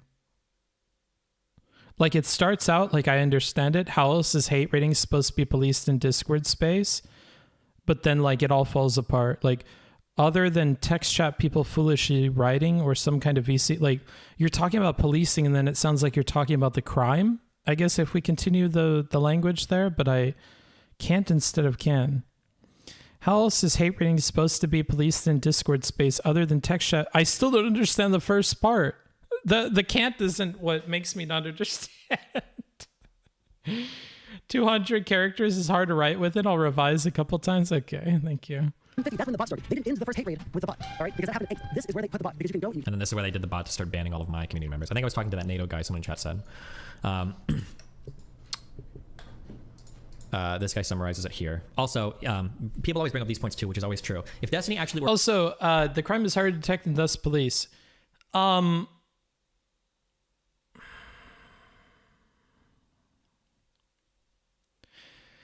The thing is, there's a lot of very clear examples of it. I think sometimes it can be hard to detect, but not all the time. Streamers are pretty stupid. So if they say something in their private Discord or whatever, yeah, it could be hard to find, but oftentimes they'll talk about it on their page. Or some people just do this shit in broad daylight. Like, some people will be on their public Discord and they'll say some shit like, y'all should go do this to this post or whatever. Like, the examples Steven gave, I feel like are easier to police because it's easier to track it back to the person. But beyond that, like, policing when you're unaware of what started it is through bans and stuff. Organized a hate raid, there wouldn't be just 7 people. There would have been thousands, or at least hundreds. This alone should make the hate raid accusations dubious. Even if we grant that among the people who got banned, 7 followed Destiny, that does not mean that Destiny organized a hate raid. It just means there were some people among them who followed Destiny. We don't even know if the 7 who got banned are Destiny fans or simply users who follow Destiny on Twitch. What many people do, even as haters or neutral bystanders, simply because he's the second largest politics streamer. Keffels never seems to bring up the fact that she was not only fighting with large content creators early on Twitter, she was even harassing them from behind a block. It's more likely any hate raiders came from this than my community. So earlier that night, even though Ian had blocked her, she was still tagging him and directing her community to attack him. Still great. If you'd like to come on my stream and talk to me about trans issues, you're more than welcome, because I gotta admit, you made yourself look like a bitch to someone who you think is subhuman. And then you can see the engagement she's getting on this. This is probably where the earlier hate raid came from. But Casey Tron bolstered this claim, saying I've targeted trans people to hate raid, again with no evidence. Honestly, you need to make this public, would probably help with many hate raids. I know he's been targeting trans people on Twitch whenever his audience is bored for some drama. Demon Mama claimed I sent a hate raid to Keffels. Demon Mama later said she didn't even care to review proof or evidence of any hate raid, which is common for her. And this time, Destiny bit off more than he could chew, because he sent a hate raid over to And yeah, that's another way, Spixen. Like, I'm gonna stop doing this because it kills my mood every time I do it, and people say really shitty things about me. Even people who I give a lot of like wiggle room to or positivity to in my own community. In other communities, they talk mad shit. So, you know, you could look up your name in any of these places. You could look it up in the Chatterino logs. Like DGG should have a lot of Overrussell. Yeah, they have like Overrussell logs you could look through. Alternatively, you can Control F or whatever your name on Discord for any of these people. Like there are ways you could investigate it if you really cared to. But a streamer who has their own independent large following, and all that Keffels had to do was block all people who follow Destiny using a chatbot, and all of a sudden the raid disappeared. Now, there's two things with this. First of all, so you can see the hate raid in the chat of the video. Okay, let's see what's this about. did Keffels ever post proof of a hate raid? I think Keffels' chat logs contain that. I don't really care. I know that Keffels isn't lying, and if Keffels is lying, then I'll obviously recount that. But I highly doubt that Keffels is lying.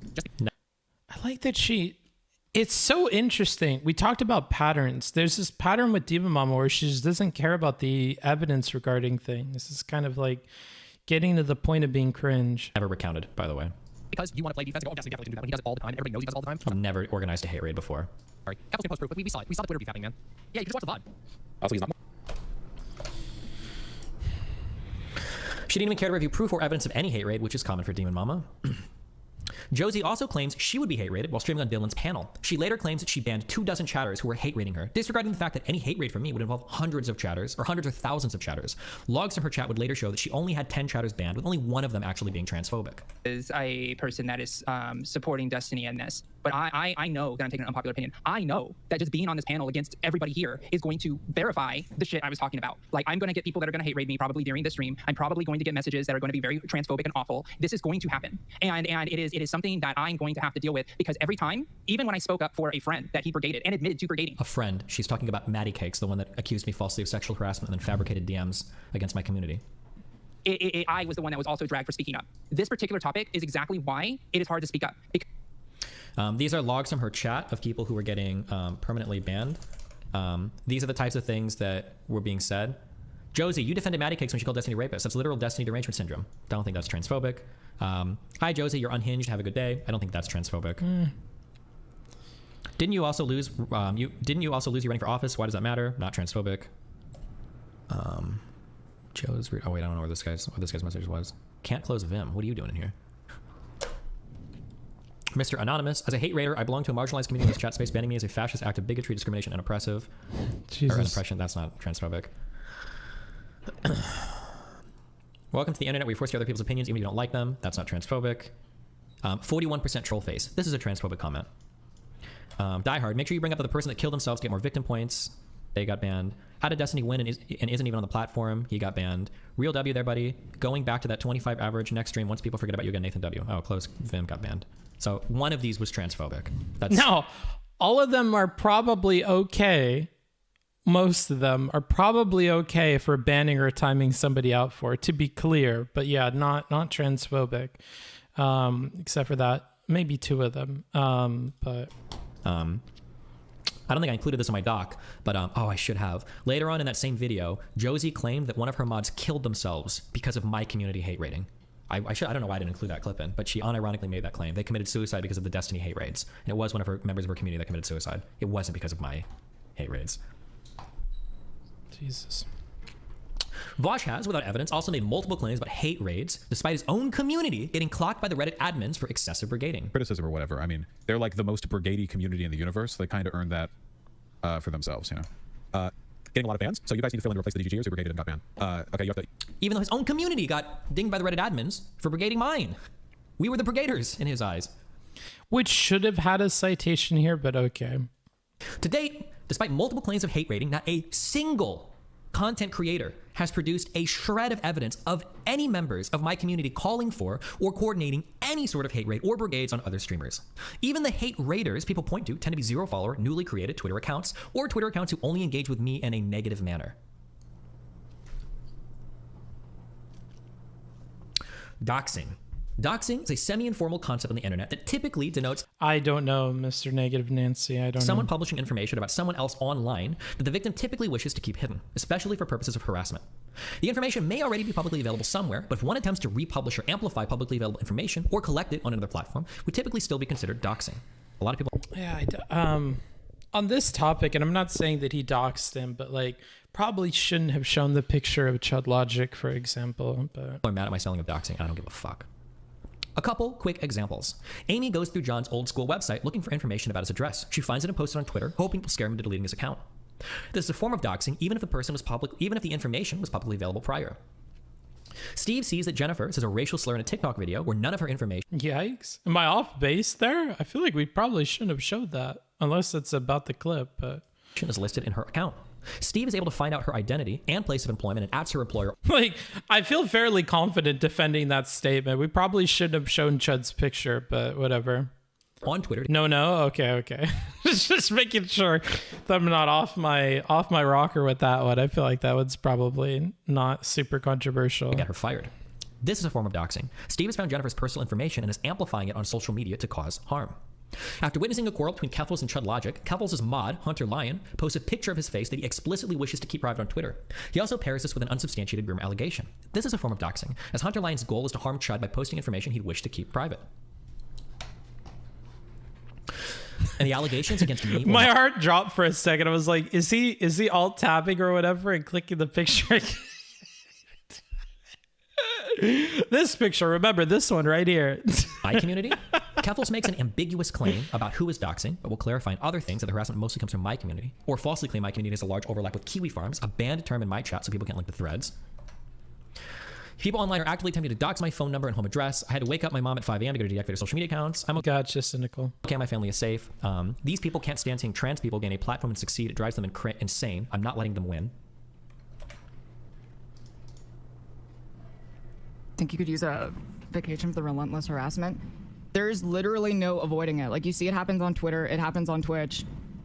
I need to play mostly this from game. Destiny and Destiny's community. But other places as well, conservatives, Nazis, fascists. I don't know, they all sort of like amalgamate together. Genderqueers are basically in the True, and it's like a whiteface picture of Chud because Chud's Indian, so I don't know what's up with that. But kind of weird, champ. Same orbit.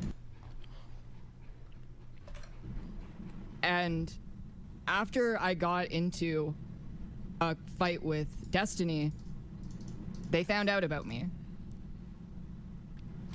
Because there's a lot of overlap between Destiny's community and that community. And for the last 3 months, basically every day, they have been sleuthing. They've been digging for everything they can to use against me. They document literally everything I do online. They doxed my mother. They doxed like half a dozen of my Twitch mods. It's fucking crazy. They haven't managed to actually dox me yet, though.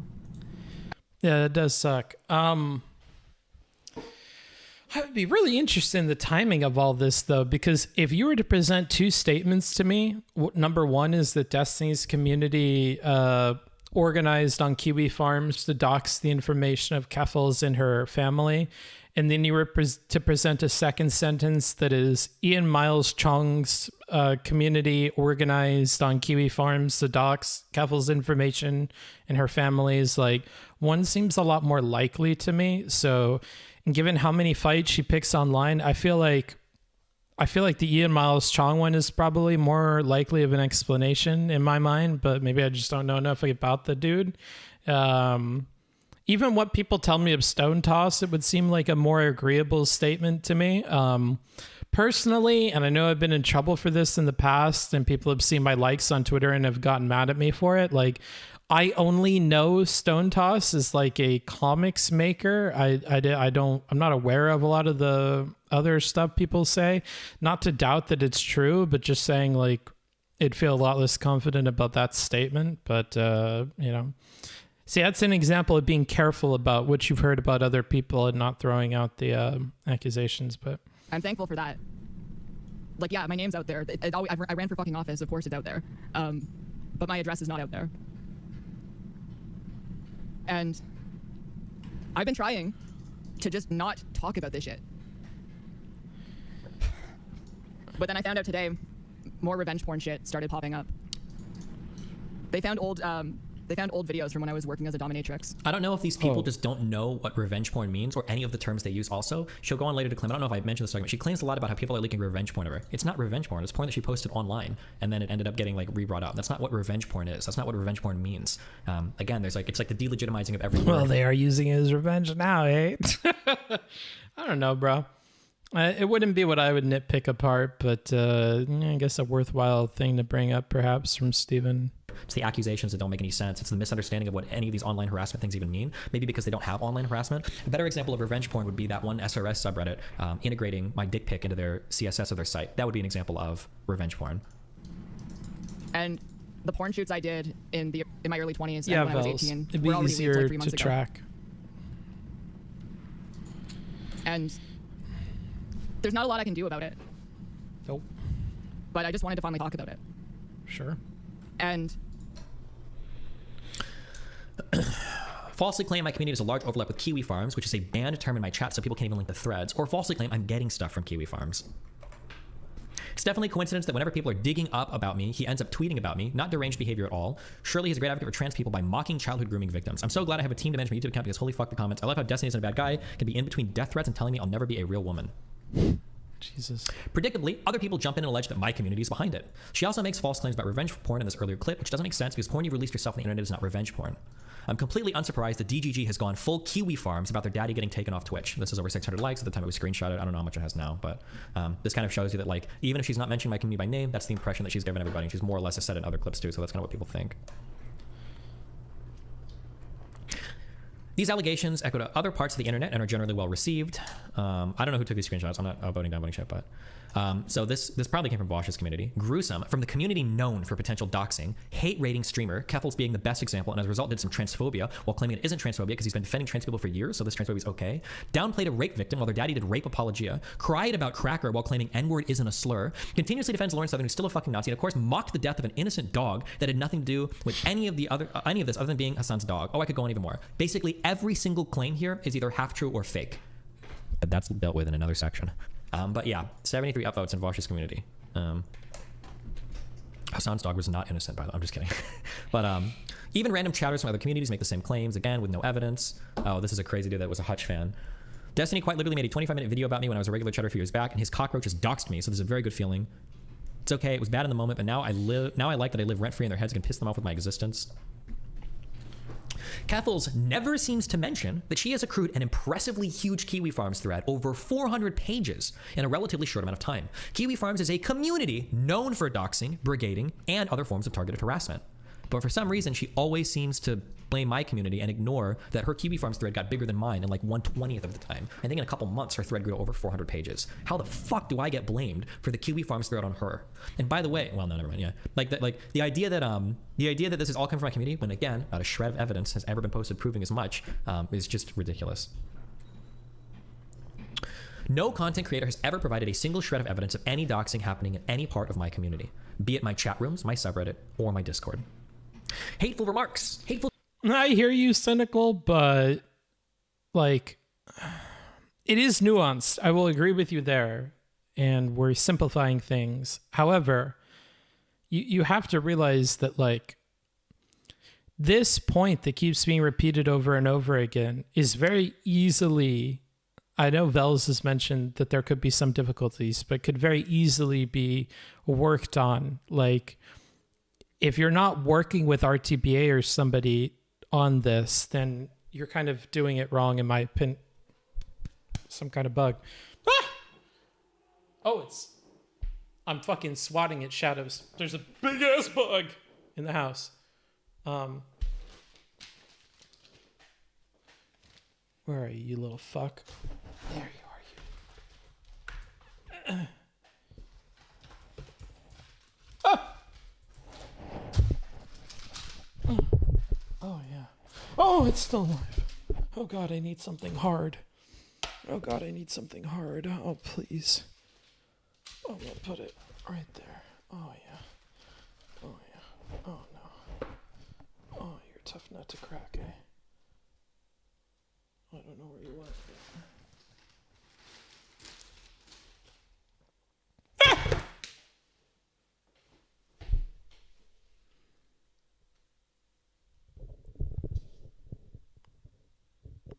Okay. I think I've taken care of that situation. Phrasing. What about phrasing? Whew. Oh, the clip chimp possibilities? Lol. What?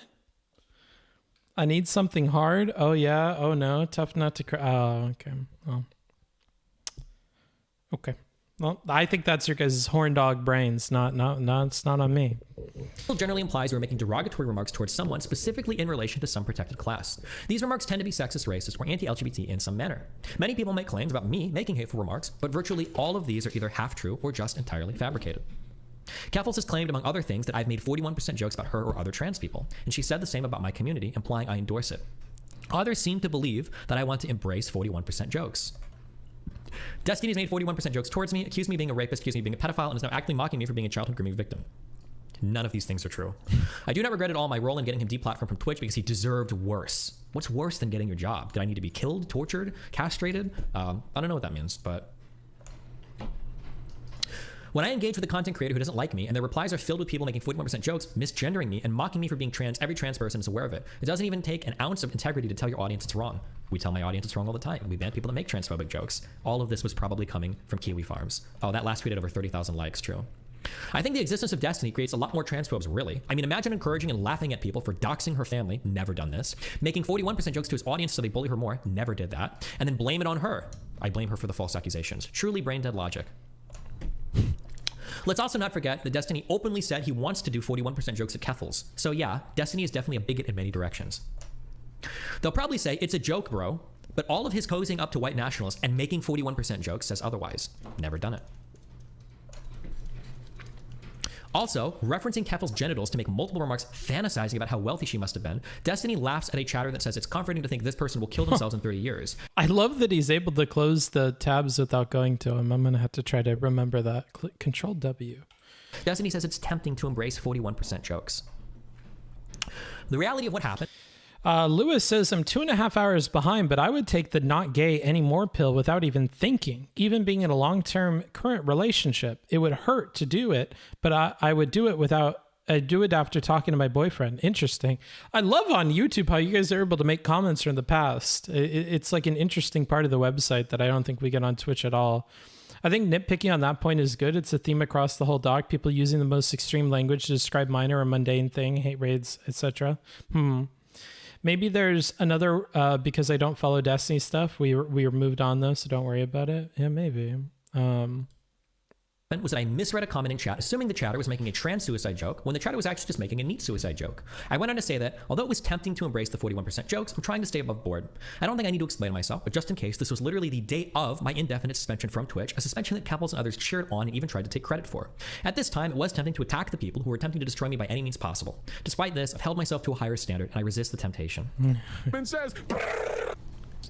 So Nixon here made a joke, a neat joke. Destiny, take comfort in the fact that in 30 years, this person will probably Minecraft themselves. I read that much and assumed it was a transphobic joke, but it was a neat joke, because their parents will no longer be around to care for them, and they will have to be an adult for once. Take comfort in the fact that in 30 years, this person will kill themselves. Jesus Christ. It's tempting to embrace the 41 jokes, but I'm trying to stay, I don't even know why at this point I'm trying to stay above board. You're the reason I started caring about politics. Thanks, Dan. Don't retire before you prove JLP right.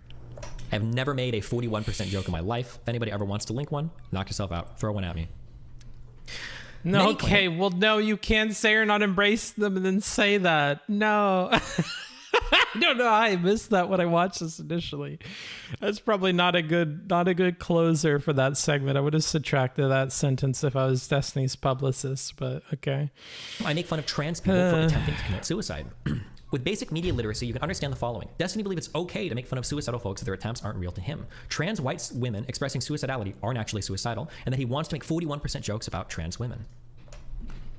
Yeah, Kevin, if you catch yourself wanting to do the chatting from the past thing, honestly, just do it. I don't mind it. Like, I would much rather somebody comment from the past than they come in randomly and they don't know what's going on. Like, I love the comments from the past. To me, that's like a cool reason to stream on YouTube, frankly. Like, if anything, I like it. Although when you have problems with what I'm saying and stuff, it gets a bit a bit cringe, but because we could have gone over the thing that you're commenting about, but in general, I'm pretty cool with it. This claim originates from me being skeptical about a suicide attempt and the afterwards behavior from Doe. She claimed in a published Word doc that she had upwards of 700 to 800 milligrams of diphenhydramine in her system, which is about 15 pills of Benadryl, well under the LD50, the dosage at which 50% of subjects will die, which is about 20 to 40 milligrams per kilogram of body weight. This was the wonderful Word doc that she published with all of her poetry and everything after she... So Stephen and I have different opinions on this. I would probably point you towards the video on the harassment of Doe that I published a while back. How was this video received, I wonder?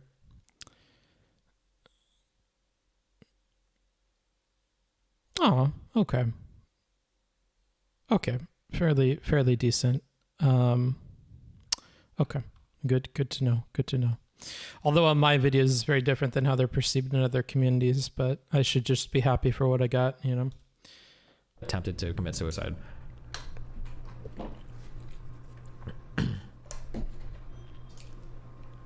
After her attempt, she immediately published some poetry, along with some vague posting about childhood trauma, and tweeted it to warm reception to all of her Twitter followers.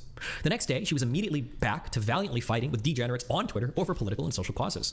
She continually made personal attacks against me in regards to my mental health and the bad drugs I was sold, sometimes even from behind a block. Up your man to prove your diet, get off Twitter. Happy world away to you, I promise. Like, bro, it's Thanksgiving, go spend time with your family. The fact that you feel inclined to say anything at all here is your own sickness. Seriously, instead of trying to rile up your audience, just go eat some fucking stuffing. I think that I blocked her here, and that's why she's using a picture. Check out the new J.O. Crystal, me and my bros charged for like 40 hours straight, bro. I want to be clear, and I want to say something. Personally, I think that the drug jokes are funny.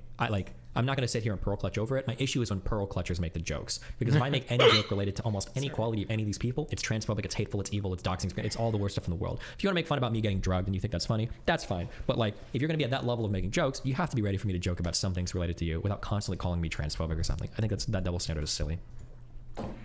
Like, you're literally bringing up an attempted suicide because you got ratio to your really good health, Steve. This person is so addicted they're spam quote tweeting me behind a block. Everyone cheering you on is validating unhealthy self-destructive behavior. I can't imagine how much your therapist rolls her eyes when you bring in another 40 tweets that triggered you for the week. Jesus Christ. Okay.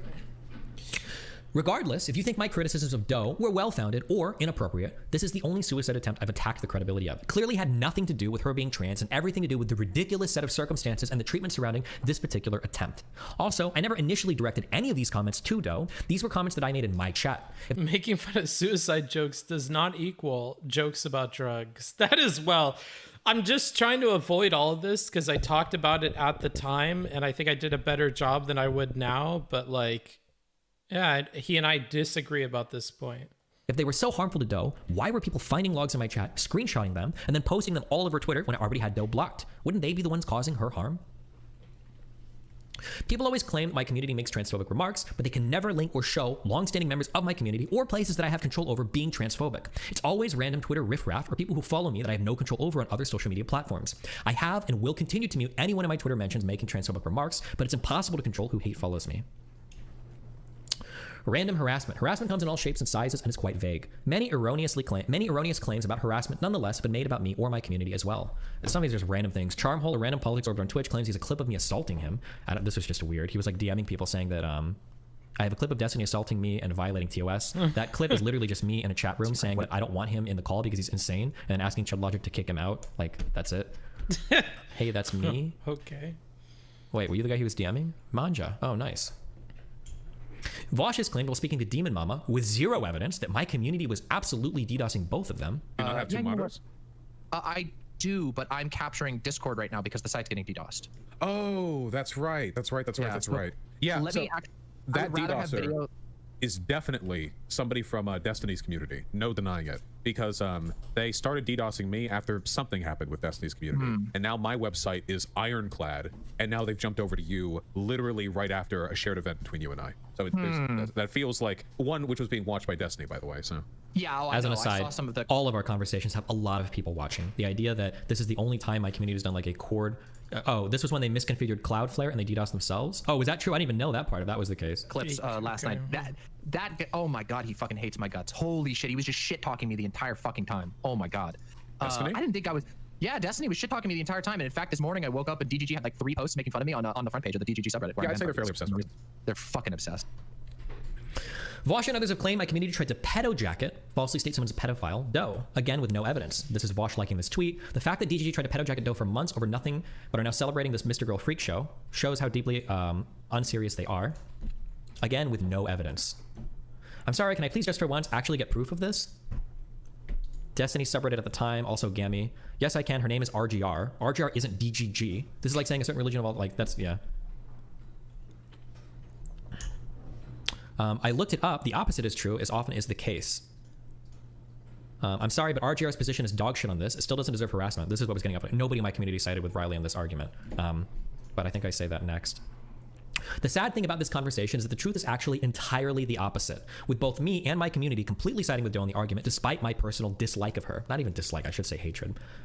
I think the thing that's most disappointing is that when the RGR Doe drama was happening, Destiny wasn't even streaming. If Destiny was afraid of shitting on RGR, he could easily came back and just said, like, it's old drama, I'm bored of it, I want to play League or some shit. And up until that point, almost all of the sub was posting about how cringe RGR was in debate and how she was obviously in the wrong. I didn't see anyone saying her position or the way she went about the conversation was good. The fact that Destiny chose to come back, do an entire stream on the drama, and almost entirely side with Doe's perspective, to then have people like Vaush and other idiots blatantly misrepresent the series of events and his community's perspective is so annoying. I wish someone that was a mutual, like Hunter, would talk to him about this, because at this point this is legitimately spreading really harmful misinformation and defamation. And then before Vaush goes, I have bad memory, I thought I remember them doing this, I think we need to really start questioning whether or not Vaush's shitty memory precludes him from just having any take you can believe at face value that isn't pointing directly to an article that he just read.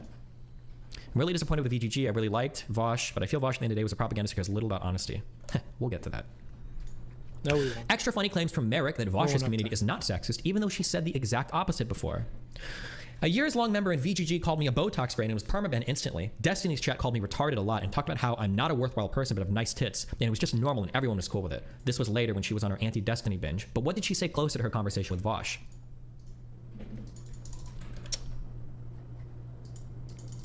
Wait, why is this not? And he didn't necessarily, he didn't agree with me on that, but that's okay. I thought we had a really pleasant conversation. It was totally fine. Mm-hmm. However, reading chat was, wow. I'd always felt comfortable. I'd always felt like I was a part of VGG. People were saying that I mean, I saw stuff that was like fucking Botox brain bitch. Like, yeah, people were talking about what a dumb woke scold I am, and I was just like totally shocked. When the video came out on his YouTube, someone was like, she's a fucking snake in the grass. You need to keep an eye on her. She's gonna stab you in the back and turn on you at the first opportunity. I was like, what the fuck? I was like, this is like my community. Like, what is this? And like a bunch of people were just, yeah, like people talking about how I'm retarded. Like, it was like, I was like, oh, wow. Especially after Vaush's JK Rowling fallout with more claims about mine, though she will never contact any mods of mine or provide proof to ban any of the sexist comments. It's also funny that Merrick claims to care about sexism when she had no qualms with sexism from Vaush, when he said that a woman who was wearing stockings and a skirt wanted to be sexually harassed, or when he called her a stupid fucking bitch, all while Merrick was in his chat. Vaush, I don't care. Shut up, bitch. Jesus Christ. Well, we've done more than the time that we were commissioned to do on this, so on that note, unfortunately, we will not make it to the Vaush part of the Vaush Manifesto. I've successfully clickbaited you. Congrats if you're here now. You have been duped successfully. I'm going to switch back over to just chatting for a little bit. If there's one criticism of me that you could make that's definitely true is I do a little bit of clickbaiting with my titles. It's certainly something that I do. What's the community outside of Discord really anyway? Reddit and I guess DGG maybe? Maybe DGG. Quick, Oilers, now is your time. Nope, you've lost your opportunity, Oilers. You could have this entire time. Although I would appreciate your contributions to the channel. Basically, I needed to get done what was commissioned before, and I've done that. I did expect we would make some progress towards the Sam Cedar conversation goal, but we didn't today. Totally fine, but I am a little bit surprised about that in terms of donations. Whistle blows, let's hang up the work hats and get a beer. True. I will be enjoying the rest of my time off for tonight. I definitely thought that this would go until like 2 or 3 or 4 o'clock in the morning, but we got through it surprisingly quickly. There wasn't like a ton for me to comment on. I still did try to do my rants about essay editing and other stuff and interest you guys with, you know, things that were unrelated to the content, like the colorblind chat and stuff like that, to kind of make up for that. But yeah, that was the content. If you ever want me to cover more of this in the future, just make sure you catch the first VOD and donate to it. And that would probably be a good way to make sure that continues to happen. If you enjoyed today's stream, even if you're a VOD watcher, there is a donation link in the description. Would highly encourage you to support during this time where I'm moving. There's probably going to be a bunch of costs that I don't factor into what I budgeted for it. Traveling to TwitchCon EU in Amsterdam. So if you live there and want to hang out, definitely DM me. So there's all that going on. If you're in North Carolina, you want to hang out, definitely let me know, since I should be heading over there, assuming all the apartment stuff works out. I should rewind for that other cool stuff. Yeah, definitely. Are your goals something that's supposed to show up on YouTube, or can it only be viewed from your site? It shows up on OBS, which should send the signal to everywhere. So everybody should be able to see the goals. If you go to last stream, it's prominently featured on the stream in 2 different spots the entire time. So no. And in terms of the website, that was something somebody mentioned that I never circled back to. So you know how somebody was talking about how using Patreon and viewing it is a bit of a pain in the ass? We're working on Patreon integration for the BGG website. So once that comes out, you should be able to see all of your Patreon content on BGG and just do everything there. So that is something I am aware of as an issue, and it is something that is leading me to kind of do the Patreon rework and reconsider it as a serious financial incentive and whatever, because we're going to incorporate in the BGG website and make it a little bit more accessible. Another thing that we'll probably do is BGG subscribers will probably also get access to the very first tier of Patreon content, so they'll be able to see all my notes and deleted VODs. It's another plan in the works for that. So if the content is hosted on the BGG website, you'll be able to see it on both Patreon and the BGG website. And if you're a BGG sub, you should get access to that as well. And maybe I'll also incorporate something where the different tiers of BGG subscriptions will align to some of the perks that you would get on the Patreon. So you'll have access to those kinds of posts. And if you don't want to go through Patreon, we don't have to do all the subtractions of the percentages that Patreon takes and whatever, and we'll be able to incorporate it that way. Hell yeah, I get that direct money. Yeah. Patreon is a great paywall. Discord too. The problem we've had is I don't know what to do with Discord in terms of Patreon paywalling, because I don't really know, unless you mean posting your posts to Patreon to Discord, which sure, that is definitely another possibility. It's just the guy that I had that knew how to do that I'm not working with anymore. Trying to communicate through Patreon is pretty rough too. I don't know if it's just from the creator's perspective, but I feel like DMs and stuff are easy to do through there. But yeah, I don't know. I don't have a problem with it, but perhaps you do. Yeah, so I look forward to that. We talked before about problems and solutions. So one solution that I know solves a lot of my work-related issues is to make a habit out of having a beginning of the day process where I check all of my teams and all of the things that I need to do daily, and having Patreon incorporated into that will make it a lot easier. Same with timestamps on the VODs. I haven't been consistent about it. And we haven't been making enough money for me to consider paying Mr. Thick to do every single VOD and whatever. So we've been a bit behind on that. But a lot of the things that I'm behind on, I know that once they're incorporated into that beginning of the day routine for a work day, it'll be possible to do all of it and it won't be a lot of work. Same goes really for all the projects, YouTube stuff, Discord clubs, etc. So yeah, I know what the solutions are. It's just being in an environment where I can do that all the time. Because here, when I wake up at 4 p.m. and I know that I have to stream, I'm probably not going to go through the 1 to 2 hour process of doing all the tasks in the morning. $5 through the super chat from Mr. Negative Nancy. I want to see that train wreck of a debate. Good stream today. Okay. I'll take that into consideration. We'll probably plug a similar donation goal, and I'll update it with the super chat amounts if I remember to when we start the next stream. So that'll probably contribute to that. Thank you for supporting the stream. Thanks for hanging out, guys. That also means a lot. Pumping those viewer numbers up, hanging out, liking the video, leaving a comment, whatever else you do that are there are plenty of free ways to engage with the content and support the channel. Yeah, I look forward to the future. I also look forward to focusing more on the YouTube and growing it than the live stream necessarily.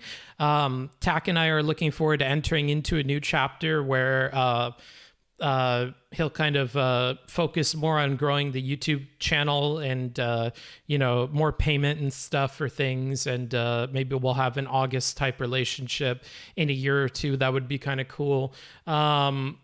But lots and lots of plans in the future. Maybe I'm thinking of a Discord that has a cult-like leader who hangs in the chat in VC, Patreon, even $7 a month, keeps out so much riffraff to make cool play. The thing is, and Vels can correct me if I'm wrong, I don't feel like we get like a lot of riffraff, particularly in like voice chat. Like, it's not a problem right now. If the channel were to grow like 3 or 4 times the amount of people, we might start running into those problems, and I might consider the Patreon thing. Like, I know big YouTubers need to do that, but we're not at that point right now. And I'm on the okay, let's get rid of you, buddy. And I'm on the Patreon for free with people quite a bit, like or the Discord. So if you've hung out on the Discord, you know that I show up in the voice chats and hang out with people like semi-regularly, like when I have the time to. I probably will more when I am all settled down in North Carolina and stuff. But I mean, even traveling and stuff, like I've been on there for hours and hours and hours. There's a bit of a meme that like anytime I go on the VC, I end up spending way more time than I had anticipated. I'm on there for like 4 or 5 hours, and then we play League and whatever. So like, if you didn't know, like I'm really active in my Discord. And so if you want to interact with me, that's definitely a place where you'll see me around and hanging out. Now we have no riffraff other than the riffraff we invited. True. By the way, your Biden video was still great in my mind. That kind of stuff is evergreen and across bubbles. Yeah, so covering more real life stuff and bigger creators and bigger people in the world will probably be something that we move more towards. It's just keeping an eye out and making sure that there's a system for making sure that stuff gets prepped and there's room for it that I want to do. Also, I know it's not popular with you guys, okay? I will say that before I start saying this. But there are 2 things that I want to do more on the channel, that I want to do more streams of. Can you guess what those 2 things are? Okay? 2 big things. 2 big things that I really want to do more on the channel. And I think they'll fill more streaming hours and let me do some stuff that I've been thinking about doing for a long time. Number 1, and few of you will probably guess it. Yes, art streams. I want to do more art streams, and I want to make stickers. These are 2 hand-in-hand goals that, like, I don't care if it's financially viable or whatever, really. If we can make it financially viable, that's sick. I want stickers, goddammit. I want stickers. I want to put stickers on my shit that is related to the channel. I want my stickers. Okay? And I want to draw. I want to get better at drawing. I want to draw more regularly. I want to do more requests. I don't care that those streams aren't like particularly financially viable or huge viewership. I want to collab with more art people. I follow a lot of art people on Twitch and on Twitter. Like, I want to get better at drawing. I used to love drawing, and I don't do it anymore because there's no time to do it with this stuff. It's tough to like set aside time for that. I also, second, want to make more video game streams. I know the viewership will be lower. I know that. But I think we could end a stream like this with 1 to 2 hours of gaming. I think that we can end more popular streams of video games. And I think it's just a different audience. So we'll have more people come on from different places if I do more video game streams. I want to play Apex with Chud Logic. I want to play Apex with other friends. I want to invite my Japanese friends.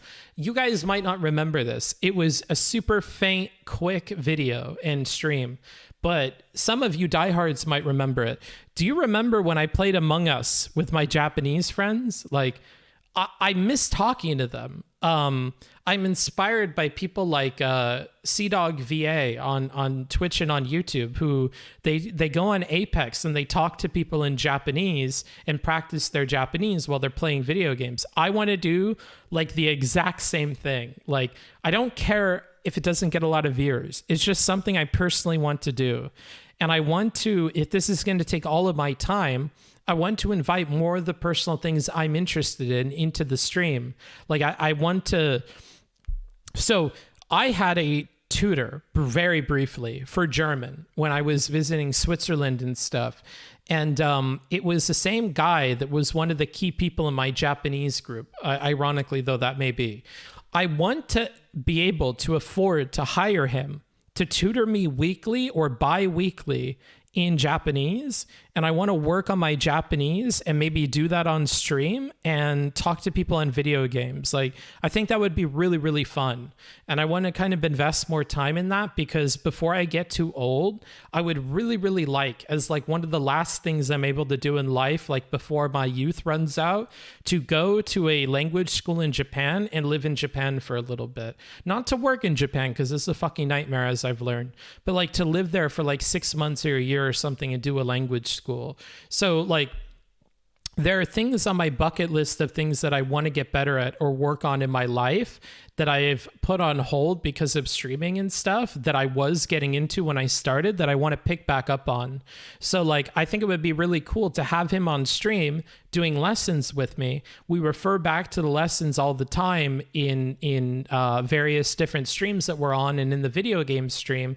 And we're kind of linking all of that content together. I think that would be cool to do. And then to invite him and his friends on to play video games with me and stuff.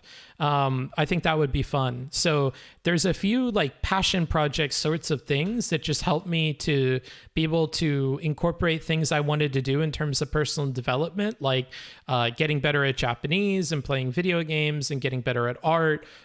Because I feel like all of that is something I want to work on, and I don't give a fuck if it's financially viable. I want to do it, and I can figure out the rest with the marketing guy and whatever. Like, I think like one thing I've talked with the marketing guy about is how stickers are uniquely like a really good, like you make cash off of it, and the margins are really small or really large, I should say. So like you can make a lot more than what you're spending on the units if you're moving units. So if I can just fund through the profits, like if I can just break even on sticker releases, maybe have like a tier on the Patreon that's a bit higher where you get new stickers for like the season, or do sticker drops like twice a year or once a year, and then deliver those to patrons that are at that tier. That would be cool. Having them available to pass out when I meet people in public, like when I met the stream snipers in San Diego, that would be cool. Being able to put them on all my stuff would be really cool. I just like them, and I think it ties in nicely with the art thing. And so yeah, that's what I want to do. How much do we need to tip to keep the video going? Technically it was 100 for every hour of content, but I feel like we're done with that. I mean, you could try and see if you tickle my fancy, but I'm not guaranteeing that, like, if 3 of you come together and are able to do it, that I'll do it. But that was kind of last stream. Yeah, so that's kind of stuff I want to do. Play League with Nick, Soda, and Tyro. Super relaxing. Pepe. I don't think that would be relaxing. I don't know if League of Legends would be. I mean, maybe we'll bring back just one game, but that would be it, okay? Maybe we'll bring back just one game. For those of you that don't know, JOG, or just one game, is I tell people I'm going to play just one game of League, but we have an ever-increasing donation amount for each game where people can donate to force me to play another game. And I think it's a good mix of like suffer stream video games and fun that could be something that you guys and me will enjoy. And we used to do that. Maybe we could start doing that again. But yeah, make stickers and send them out to community members. Yeah, like the mods and stuff. If the mods want stickers, I mean, it's cheap to send them out to you. So I would be happy to do that as well. Overwatch, yes. We had some, like, I would have to go back at the numbers and look, but I think when I was talking to the marketing guy, we actually saw growth in my gaming streams as I was doing them more. Like, sure, we're talking about growth from like 25 people to like 40 people, but that's still like 2x growth. And I do think that for some people, it is fun because they want to see me rage and stuff to play video games. And it's not fake either. Like, you can ask my friends, you can ask Chud Logic and Wicked Supreme and Luxifer. Like, when I play video games, I do rage and I do blame people and I am toxic as fuck. Like, that is something that does well on Twitch. It's a fucking gaming platform. Like, maybe it would be worthwhile to spend like 6 months or a year just seeing where it goes, you know? Just doing a few of those streams every month and seeing if there's an audience for that kind of thing or if there's a way to monetize it. Because if there is, that would be fun and easy to keep doing. And there are so many single player games that I haven't caught up on and that I'm behind on, like Witcher and other stuff that like it might be cool to do it because then I could knock stuff out.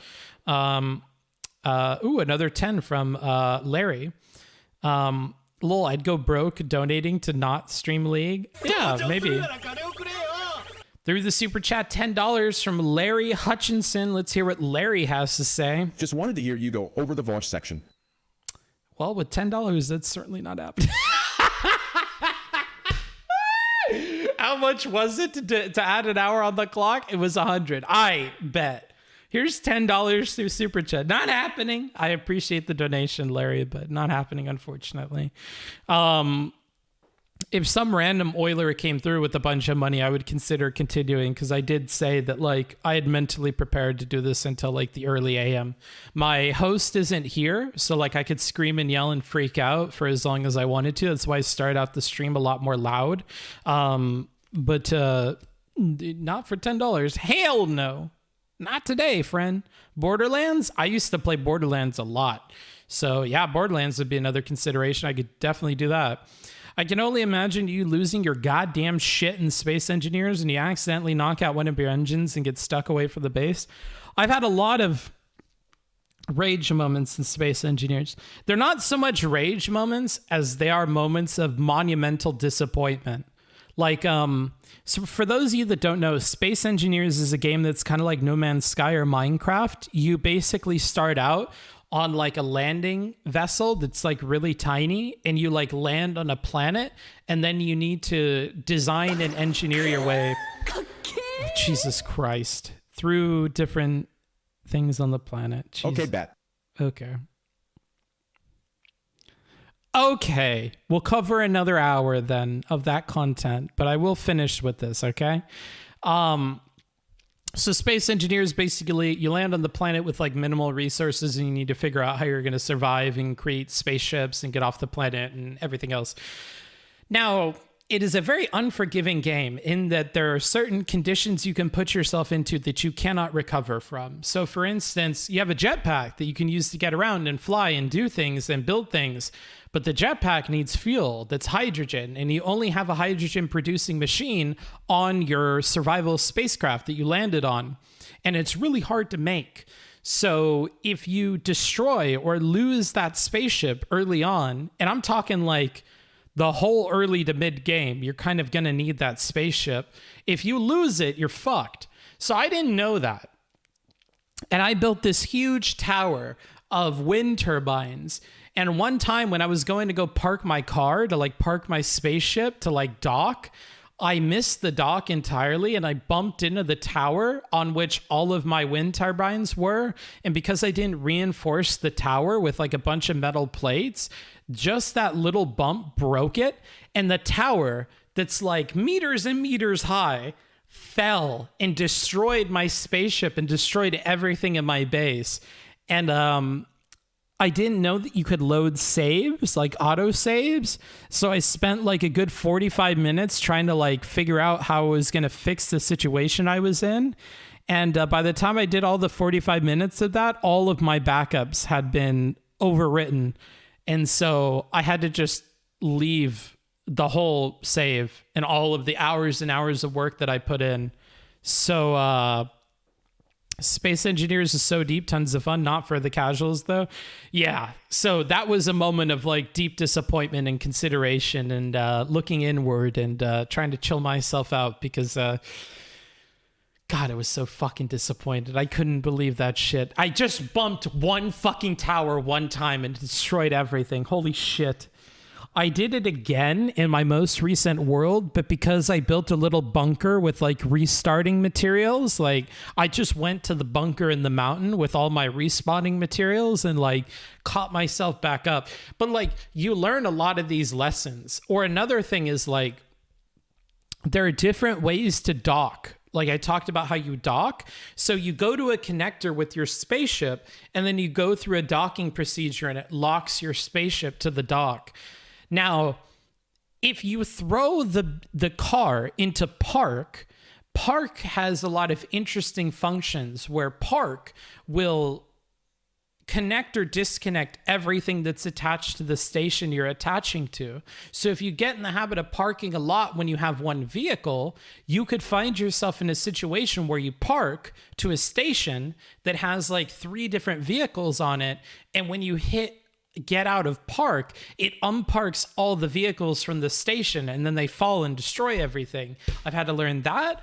I've had to learn that thrusters that you use to build your ships that go up and down, they have a certain block number from the end of the thruster and they'll destroy shit. So I've knocked down another tower of wind turbines that I, again, didn't reinforce because when I was pulling away from the dock, I went too hard on the thrust and the thrust destroyed the tower that I was attached to. So like... There's a ton of these. Batteries are also very fragile on these spacecraft you build. And if they get jostled too much, they explode. So if you have batteries really close to the docking connector and you dock improperly and you bump the batteries, they'll blow up. Again, knocking down your tower of wind turbines that you're attached to charge the ship. So like, it's just a game where like, there's this whole learning curve of understanding monumental problems that can arise by doing things or designing them the wrong way. And you kind of learn these over time. I would like to say that like I have gotten past that learning curve because I don't run into those problems, but I still do for systems of engineering that I don't understand, like certain gravity principles or how weapons work. Like I got in a fight one time where I shot a missile at a ship to engage it because it thought I was friendly. And then I turned on my Gatling guns because I don't have a lot of missiles because they're expensive. And the Gatling gun locking system doesn't work the same as rockets. So when I turn the Gatling guns on to shoot, they just shoot randomly with where they're pointed. And so this ship then turned, attacked me, and destroyed the fuck out of me. Yeah, I just... $5 for docking content. And TTO. Not nice. We won't have docking content. I don't think I would stream Space Engineers, but because it's kind of boring. But yeah, so a lot of stuff with video games I've been learning recently. Anywho, we got paid to continue our coverage, and so we will, of the video. So I'm gonna open that back up. And we will continue. We will continue with this. I definitely need drink, so I will be right back. I'm going to go grab a drink real quick, and I'll see you guys in like 2 seconds, okay? I'll be right back. Let me make sure that you guys see the video so you just know it's continuing and I'm not like randomly disappeared. All right, be right back. Whoa. Oh, I'm a fat fuck.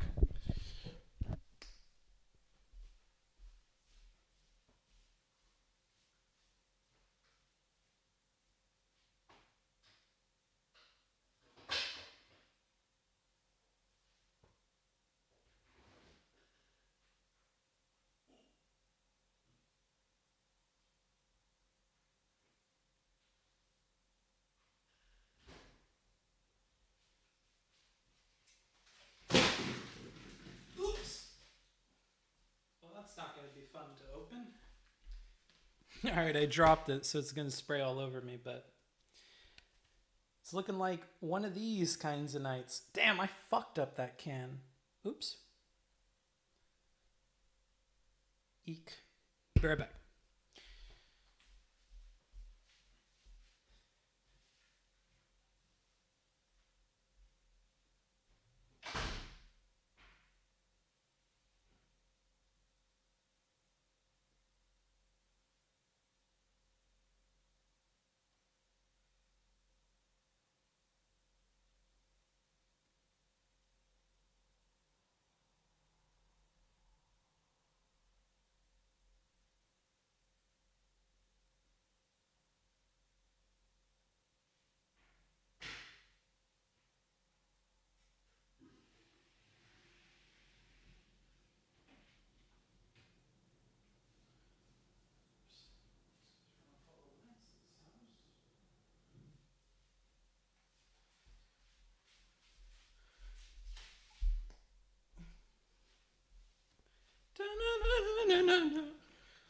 So get those old records off the shelf. I should listen to them by myself. The same music ain't got the same soul. I like that old time rock and roll. This guy's neighbors probably hate me by this point. That's okay. It happens. Stream of life. So I'm trying to get a standalone house and not an apartment, ideally. Ooh, sandwich. Tesco meal deal. In case you didn't know, you can get a side, a drink, and a sandwich, or whatever you want, for only £3. Can you believe that? £3. Yum, yum, yum. Mmm. Yummy. Mmm.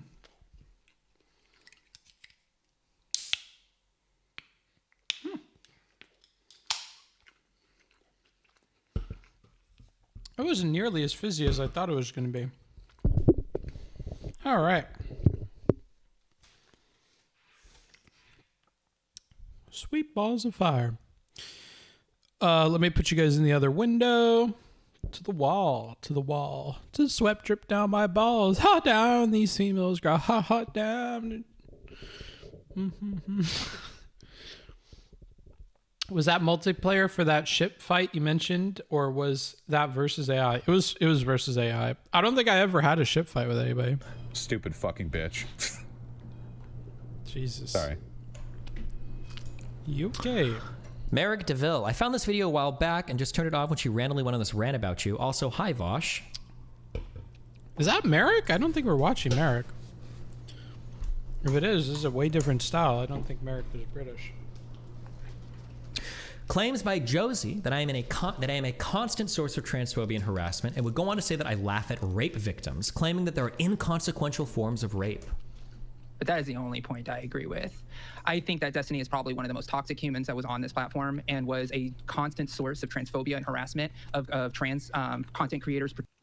Oh, she's in the chat. Gotcha. Particularly, he was not great when it came to women's issues, including laughing at rape victims, saying things like there's such thing as inconsequential forms of rape, right? Saying those exact words, brigading people. I've had to deal with personal friends that had mental health crises because of his large platform, and he brigaded people and put them. Quick note. Why does Erudite have a giant fucking windsock on her microphone? Is she streaming in like the patio in the fucking Scotland Highlands? Like, why does she need that? It's huge. Like, it's as big as her goddamn head and sounded like a Yeti. Like, that's a very unorthodox microphone cover. Having people, do heinous things to those individuals. Twitch doesn't just only ban people. None of those claims are true. That inconsequential form of rape is a horrendous misquotation of a conversation I had with Duncan Can't Die yesterday. This is like a really common one, right? Say that two people go to sleep, say that they're cuddling when they're sleeping. The guy wakes up, he's kind of got a boner, he starts like touching the woman a little bit. She's kind of like touching her back, she rubs her booty against him, and the guy starts fucking her. And then she wakes up more and she's like, I'm not into this, I don't want to do this actually. And they didn't talk about it beforehand. And she says like, hey, can you stop? And the guy's like, oh yeah, shit, sorry, I thought you were into it. And then they stop. In that case, I think you could say that like the guy raped the woman. That's what happened, know? Going by his definition. Oh, he absolutely did. That's rape. Yeah. But like, is this like shouldn't do that? Yeah, I agree. You shouldn't do that. But is this like he needs to go to prison and this is a horrible, absolute? I think he needs to be punished. Yeah, I think if somebody does that, they need to be.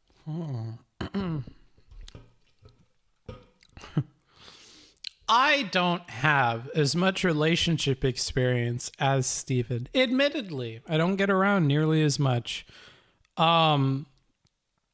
But from my perspective, I just think it's crazy that that the way that he described it, you would go to, I don't know, bro. Maybe I'm in the minority. Am I crazy? I feel like that's a bit fucking much, no? Like, with the way he described it, like, I don't know. So, I don't know. Be punished, and we should teach people not to fucking do that. Like, what? I think that sexual situations are a little bit more complicated than just saying like that's the example of a person that needs to be punished. I don't think that one is that complex. I don't think that if that's the best hypothetical you can give of like a rape situation that isn't bad, but a woman is asleep and you decide to fuck them, like But she wasn't asleep when they started fucking. Like, okay, Booksmarts, chill out. Be careful. Be careful. This is a careful topic. The way they described it is he wakes up, he's horny, he starts touching her. Okay, kind of, you know, maybe that's as bad as it gets in the situation. She's rubbing into him with her butt. At this point, she's awake. No? Like, I don't know. And she calls it quits at the point that she is not comfortable with, and then they stop, right? Like, and they're in a relationship and everything as well. Like, I just feel like is there just not a consideration for any of that context here? Or nah. That's encouraging rape culture. I don't think that it is. And if it is, it's so much smaller than what I actually think encourages rape culture that to me, this feels like people not understanding, like, maybe I am just straight up encouraging rape culture, but to me, this feels like not understanding, like, what relationships are and stuff. Like, I don't know, but, okay. If you're in a long-term relationship and you've had sex before, it's a bit more nuanced. But even then, like, she probably wouldn't call it rape. She'd be like, hey, don't do that. Like, it depends on the impact on the person. If it's just a girl that you've gone to bed with, but you've never slept with before, you know, you're cuddling. No, hold on. Obviously, I'm talking about something you have an ongoing. I'm not saying that this is like a random girl that you're like just happen to be in bed with. Of course, I'm saying. So wait, is marital rape not bad then? Do you think marital rape should be legal? Like, so in this conversation, I uttered the phrase, well, in that case, it seems like there's some inconsequential forms of rape. If you're talking about a situation like this, it doesn't seem like this rises to the same levels like drugging people or pressuring people or whatever. But now some people like Josie will take that quote and go, oh, Destiny believes that rape is inconsequential. She would also falsely claim here that Demon Mama doesn't use a site based on my website's original code, a false claim also stated by MX of Vivian Wolf and Keffels. Sure, Demon Mama and like, doesn't Demon Mama use to deal with an website created for Destiny? Wait. That is not true. Wait. I'm gonna. Hey. These are all of the people that use clones of my old code base right now. This is a false claim that's also stated by MX Vivian and Keffels twice. Vivian said this, not really Destiny's code, it was mostly open source. I don't know what they think that means. If it was just like a random like bunch of people that made this. And Eloy to read through my old licenses to see if I can start sending cease and desist to people who use my site. To be fair to Viv, I think what she's saying is, like, the moment you make it like an open source project, to claim ownership over the code is defeating the purpose of the project, maybe. Not saying I agree with her, but I think that's maybe the interpretation there. That once you make it open source, taking ownership of and like claiming the code and talking about it that way is kind of defeating the purpose of it. Like, for commercial purposes. Okay, but I'm not using his fucking site. The site has nothing to do with his site, and also it's fucking open source. Come on. The site is a derivative of my early code base for my website. He can fucking die mad. I don't care. Like, you put out, like, imagine putting out open source software and then getting mad and bitter about it because people you don't like use the open source. Wait, so that part, like, is understandable. The first part, that my site has nothing to do with his, like, but it does. Like, I'm not gonna lie, that is part of the consideration making my own thing, is like, I kind of don't like that hanging over my head, but I mean, you know, I think you have to accept that to some extent if you're using the code. So did I or did I not? Wait, did I not put out the open? Is it mine or is it not? Software. You can see when you go to her site, like, it is obviously a clone of mine. Probably the same. It absolutely is. It's the same chat, same layout, same fundamental code. It was all a fork from a very early repo that we did. I've closed it since then, but obviously it doesn't keep all these people from using it. But yeah, I mean, like, this is, I mean, it's, yeah.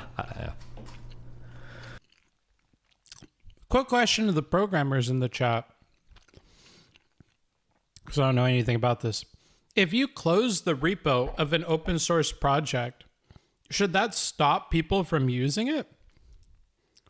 Like, is that a normal thought to have? I'm totally ignorant on this, but from my ignorant perspective, which shouldn't have very much weight, it would seem to me that if it was an open source project and you simply closed it, I don't see a problem with people continuing to use the code unless there's something that I don't understand. Depends on the license.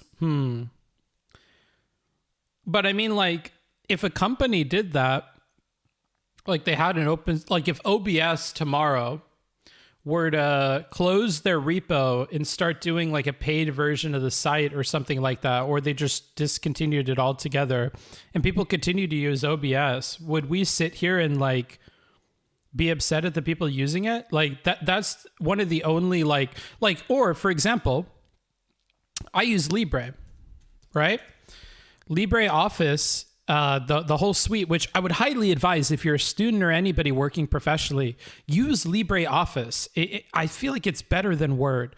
Libre is open source and free. If Libre tomorrow closed out the open source accessibility to their project, I would continue to use it. I wouldn't give a single fuck. And I feel like if you were to sit there and tell me that I can't use it because they closed some repo or some bullshit, I would be like, I'm still going to use it. Of course, it was open source.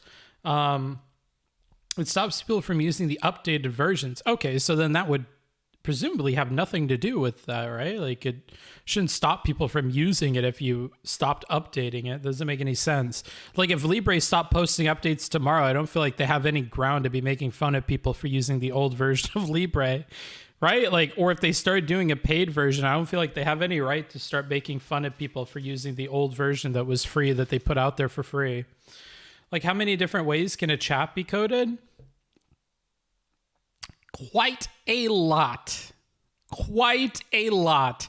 You would be surprised at how many different ways a chat could be coded. You would be very, very surprised. Let's actually, let me show you what I mean. If we go to destiny.gg right now, I'll just walk you through this. Let's look at everything on here. Number one, up here, how are we viewing this? How are we showing that there is YouTube and Twitch? How are we integrating that? How is this set up? What does it look like? How does the big screen integration work? How do account settings work on the website? How do account settings work relative to doing things on the website? Are you going to have your own account on the website independent of your Twitch and your YouTube accounts? If so, what are the features of that? How do people sign up? How do they get registration email links? How are you going to show emotes? Do you just start typing an emote like Pepe and then you have it appear here? Or do you have a picture here? When you have this emote tray, how do you design your emote tray? Do you want it to all be pictures like this? Should it be organized in some way with headers and things like that? Where is the closing thing going to be for this? If we look up here with swap and with pop out, how does that work? If it works at all, are you going to have a pop out chat? Do you want to allow people to close the chat in that way? How do I get that chat back? To me, there's no clear way of getting that chat back in this case, right? Like there are a gazillion different things that you have to consider when you're making a website like this. In the settings, what settings are you giving to people? Flares, how are flares set up, right? Like, I'm not gonna lie, it's probably just a lack of imaginative thinking when you set it, but just there are a gazillion ways to just create a chat, and it's really, really a lot more complicated than you would think. How do I view other people's profiles when I click on them? Is it going to do this where it darkens everybody else and highlights the one person I click on? How do I view their profile? How do I view logs of what they've said? Do I allow for that? I can't find a way to do that on DGG. How do you show this users list, right? How do you order the users list? That kind of stuff. There's so many different options you have in a chat and so many different functionalities that integrate with other stuff on the website that, yeah, it's a complicated endeavor. There's a lot of different ways with that you could do that. So yeah, there are a million ways to do the chat, and he figured all of that out and made decisions at every point in that and tested the functionality of all of that. Like, and Cake will tell you he doesn't even think that the way that chat was designed was very well, or that it was implemented very well, especially the early version. So, you know, there are a lot of problems with it as well. So yeah, I just, I've become intimately familiar with this, and it's become a much more complicated issue than I had thought originally as well, that I've learned through working with the BGG team, which is why I'm super duper appreciative of their work on it. Forgive my ignorance. I had no idea. Yeah, no, totally. And I doubt you're the only one thinking that, but now all of you are prepared with that information, and maybe you'll think more about when you're using the Destiny.gg website and how much really went into this, how every single feature needed to have been designed. Do you allow whispers? Do you allow DMs? How does that look? Etc. And that's why there's a bunch of little changes I'm not even sure you guys will notice with us. Like, how do I see who all is embedding what in this chat? What do I show when it's offline like this? There's a ton to think about and a ton of decisions to make. Stupid fucking bitch. Jesus. Merrick DeVille. I found this video a while back claiming that there are inconsequential forms of consequential. Actually, rubs everybody against his definition. That's the example of a person that needs to I don't think that one. I don't just like with about a situation like this. It doesn't seem like this rises to the same levels like drugging people or pressuring people or whatever. But now some people like Josie will take that quote and go, oh, Destiny believes that rape is inconsequential. She would also falsely claim here that Demon Mama doesn't use the site based on my website's original code, a false claim also stated by MX Vivian Wolf and Keffels. Demon Mama in Like, doesn't Demon Mama use the open source code for her website created for Destiny? Wait. That is not true. Wait. I'm gonna. Hey. I didn't even catch that was the purpose of the these are all of the people that use clones of my old code base right now. This is a false claim that's also stated by MX Vivian and Keffels twice. Vivian said this, not really Destiny's code, it was mostly open source. The site has nothing to do with software. Same layout, same fundamental code. It was all a fork from a very early repo that we did. I've closed it since then, but obviously it doesn't keep all these people from using it. But yeah, I mean, like, this is, I mean, it's, yeah. I think she outed his claim again. Dev, open source, it's a completely different code. It has nothing to do with his site. It does not matter. It's a completely different fucking code. Unfortunately, he does not have a monopoly on something that he has nothing to do with. The thing is, it's so easy to defend Vivian's tweet because it's like a sentence long and it has enough ambiguity that I could defend it. These statements just, they become too much for even I to be the defense lawyer for. I'm a dev, open source, Random statements. I'm not even trying to classify these statements. Just random, baseless, bizarre things that people believe about me. I've generally seen it alleged that I go to paid events for fascist propaganda. I generally don't get paid for the events I go to, and certainly not like on here. Look, you see how different the emotes are on here, how they're organized by the channels and stuff like that, because Twitch has to make that consideration. How you have the different channels you're sub to on the side here to jump to those. Moderation. How do you show moderation things? I'm sorry, I'll stop. But yeah, there's a ton to think about. Look at how the collapse works on here. And you can see that there's an expand marker to bring the chat back, which DGG doesn't have, right? So there are steps that are both good and bad about his stuff. And then you have all these settings and stuff like that and whatever else. But they're all very different. The one referenced. Oh, the people who made careers of debating fascists were only able to do that becoming part of right-wing media. They don't fight fascism. When they aren't persecuting marginalized people online, they appear on right-wing shows and paid events as foils for fascism. I don't get paid for going to the Better Discourse events. Hassan's community claimed during the Our Place event that my community was botting the event. This is just like, I don't even know why I included this. It was funny because this whole community was claiming that we were botting and that's why we had such a big presence. But then when Reddit started banning for bots, a whole bunch of people in Hassan's community got banned. They were also linking in their subreddit, like how to bot. I think this is how to bot, but I have not vetted the code, so I don't know, trust it or don't. Also definitely read the comments. This is them trying to show their community members how to bot. This is them getting banned. I got a 138,000 hour ban for trying to rebuild. I know we shouldn't body shame, but this is really tiny dick behavior. This is them, I think, trying to spam report my stream for the dog. It just, yeah. Could we technically mass report Destiny's subreddit for organizing a hate raid? But that was K911. 3/5 of the way done. We're gonna take a quick break. Bathroom. Nope. No, we're not. No, we are not. Come back, Steven. Steven! Wilson! Jesus. Short bathroom break. Come on, bro. Bro. Damn, this motherfucker went to Thailand and shit. Where the fuck you at? Damn, I would have been clicking forever. When you lease Twitch infra, you don't do that though? I don't know what the fuck any of that means. We don't do that. BGG people, please don't get mad at me. My basic understanding are there are APIs, which are basically little computer codes you could send to the back end of a website to get more information from it.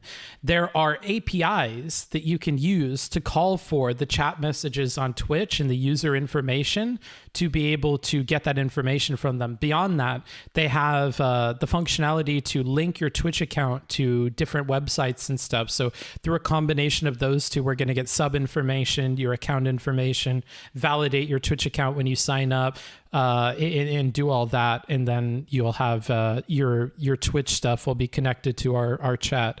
And banning and stuff will work the same way. So if we ban you on the website, we're going to make it to where these kinds of cross-platform bans and stuff that Cake does will be immediate. If you're banned on BGG, every account that you have linked to BGG will also be banned from the respective chats. And there will probably be an option for moderators to specifically time out or ban you on one platform versus another. But that's like a moderation improvement that we're making on the DGG thing.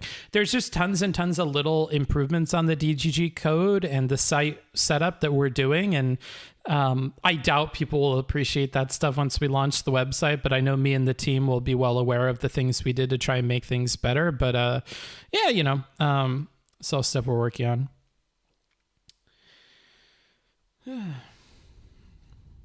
Come on. Where is Steven? Steven Wilson. Wow. Are we ready? Yes.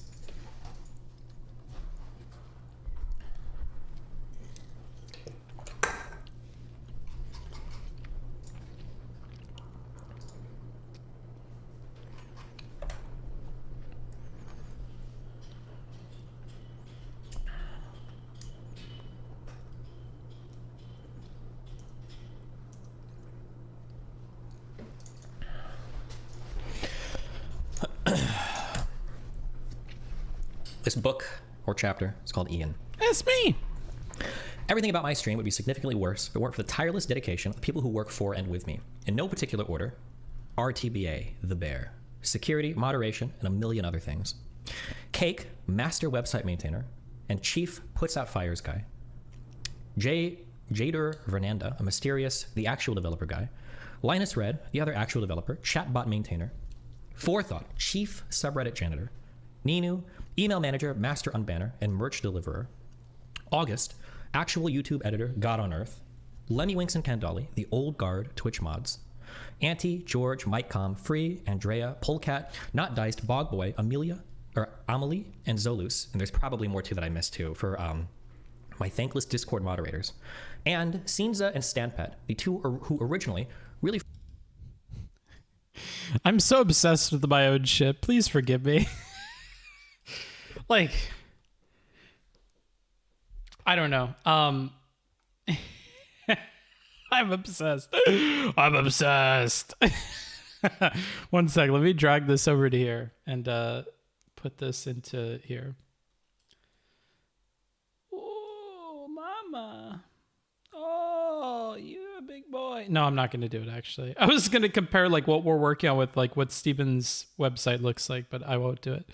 Not going to do it to him. They're different. I think you guys got to see the homepage at some point. Like even the homepage is like vastly different.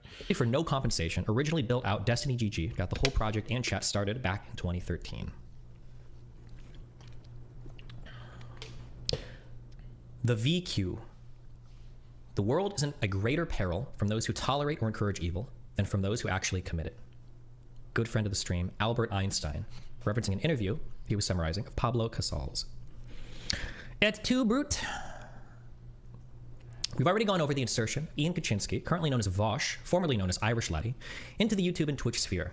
In this section, I want to focus on how Ian chooses to operate in this space, and how the intentional mischaracterizations he makes of me are ultimately harmful to both me and the work that I do. While I repeatedly get characterized as being obsessed by both him and his community, Ian is easily the most prevalent puppet master of this narrative. There's nothing obsessive about covering some of the most popular political figures in this space making commentary about hot topic political issues. The only goal of framing criticisms in this light is to escape any and all responsibility for the things one says and give oneself a pass to endlessly attack the people covering you. It would be impossible for any mainstream figure like Sean Hannity or Tucker Carlson to start claiming that rival pundits are obsessive stalkers, and this situation is no different. Ian has always been someone who's been an extremist in his political ideals, even back in 2012, claiming that we ought to sacrifice intellectual honesty for the purpose of the progressive movement. It would be detrimental in the sense that you wouldn't get the same frenzied, blind, anti-intellectual mob mentality following you, but it wouldn't be detrimental in serving a greater intellectual purpose of mankind, I think, in my opinion. And that's your opinion. And look, ideologically, I would like nothing more than for us to be able to frankly and candidly discuss all issues with nothing more than the sincerest of intellectual honesty. The only problem is, and I said the same thing about discussing differences about races and gender, so this is something we're going to have to agree to disagree with. Okay. Sometimes, if intellectual honesty is the cost of a successful improvement of the state of humanity, then sometimes that just has to be made. And He's also caused some conservative members of my community, namely Xskillsme, to leave after making multiple overtures advocating violence against conservatives. This is stuff that he said, I think, on stream and in my... I think this is actually a pretty astute comparison. I'm a leftist. I'm a communist. I believe that the property rights of the wealthy should not be respected. I feel that their assets should be seized from them and that many of them should be executed for crimes against the workers of this country. That, if I go up on stage and I express these views... Just to be clear, that's a pretty hard-line communist stance. Ideology. I know you're a capitalist. You know, I have an interesting mention from you where you say that I have all of the bullet-attracting characteristics of a human. Did you remember saying that about me, Irish Laddie? Yes, I can. I stand by it. To be clear, yeah. So to be clear, chat, Irish Laddie has basically said he would give me the bullet in his real world. So while he's here whining about me dialoguing during him, we're coming into this with him basically saying he would kill me under his political system. Okay, okay. All right. Okay. For one, I didn't say I would do it. I'm lazy. Okay. Let's not assign that responsibility to me. But would you be killed generally? Ooh, I don't know. You make a solid case every time you open your mouth. Yeah, I'm not ashamed of that statement at all. Right. But just work every day and you have me killed. So whoa. Okay, like for real, you realize like memes aside, you aren't in the demographic that would be like killed, right? You do realize that. Okay. Damn, you're not enough of a capitalist. Yeah, no. I keep saying this. I don't know why. For you, Xskillsme, it would be a matter of pleasure. But for other people, how do you keep joking like that when he keeps railing you for it? Has anyone here ever actually wanted to, do a terrorism against groups like that? No meme. Not going to elaborate anything. I don't know. I just wish neo-Nazis were more scared for their life. Maybe just a backpack left at a rally. A classic. It'd only take one bombing to throw the entire alt-right into chaos. Can you imagine TD and 8chan? If a Nazi rally was bombed, holy fuck. The salt alone would ethically justify the deaths of many people. Thank you, Jen. And I mean, hopefully the culprit wouldn't be found. God, I can't believe Nazis can just congregate and nobody's doing anything drastic. A few hundred dudes in a crowd chanting blood and soil, a single bomb or a well-timed burst of rifle fire could really make racists afraid again. Remind them that they're alone and in peril. Keep in mind in the United States of America. Yikes, brother. What is this? You do have a First Amendment right, even if you are a Nazi, to go and march up and down whatever streets you want. It used to be a right that we cherish in this country. Also, the scary thing... How long ago was this? 22nd of October 17? Is that 2017? Jesus Christ. Comments like this are, I'm pretty sure my community would count as a Nazi community, so I don't know if they'd want to ban like a Destiny GG meetup, but hey, it is what it is. Vaush has flirted with the idea of being more or less radical over time. For the most part, he's always been considered significantly to the left of me. Ian was a highly active member of my community and has stated multiple times that he'd watched every video and debate I'd done. Twitter because lefties like to jerk themselves off over shit that I say about workers or whatever. Embarrassing as it is to admit, I've watched every single YouTube video that has been produced by your editor over the past 2 years. In March of 2019, it had been brought to... Compare that to my base statement. I've hated every video of his and thought they were all boring over the last years. Jokes, obviously. But Vaush is a lot better at playing the game than I am. If I had made that statement, it probably wouldn't have gone a lot better for me. But Right. Okay. Anyway, let's continue. My attention by a few individuals that Ian was engaging in some form of long-term sexual pressuring of an 18-year-old woman in my community. As my fan base was currently undergoing a fairly radical schism at the time, I had to figure out a way to handle the situation that didn't make it look as though I was only punishing Ian for being a leftist. I decided to do a public reading of the logs, first to my community, to see what the general reaction would be to the behavior before revealing the culprit. His behavior was almost universally condemned, and it was only once I revealed who the accused was that some members of my community changed their mind and said I was being too harsh. This is where the classic... As I'm reading the logs, this is train, Omega lol, Pepe laugh. This has to be train. Please don't flirt with me. Yikes, lol. Nathan, yikes, wee you. And then finds out it's Irish laddie.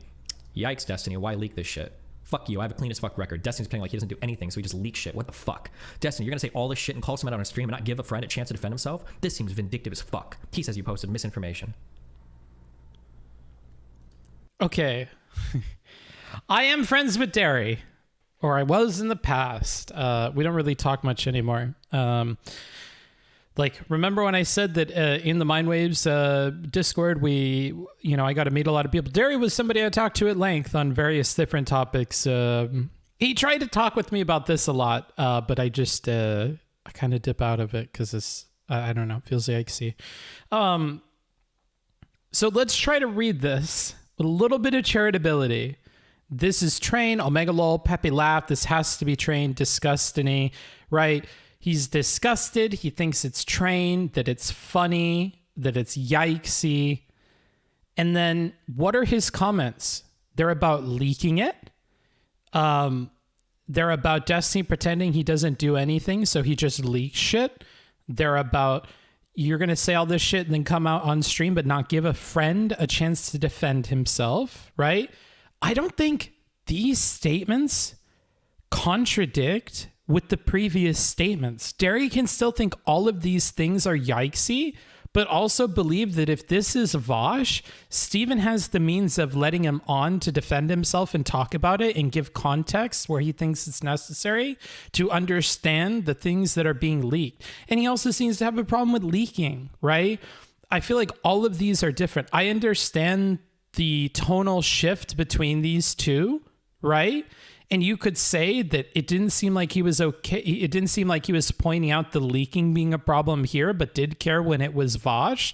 That could be for the reason that maybe because he didn't know this was his friend, although Train, I would assume would be a friend. So maybe that shuts that down, whatever. But there isn't this like wholesale change in the opinion of like it being yikesy. He doesn't say it's not yikesy here, right? Like, I don't know, but maybe I'm like running defense unnecessarily. You know, we have rule 2A, which is to be charitable within reason. I just want to give a little bit of a reasonable charity, I think, to this, in that these aren't different statements. I don't think that like one necessarily contradicts the other at every level in the way maybe it's meant to prove, but I'd be interested in your guys' opinion on this though, because like Derry is a personal friend. So like it could just be that. It's extremely sus, but there is potential for deniability for sure. I think it's exactly what you said. 1, the tonal shift. 2, the lack of concern or reservation about leaking in the first set of messages. Okay, if that's all that people are focusing on, then I think that that's fair.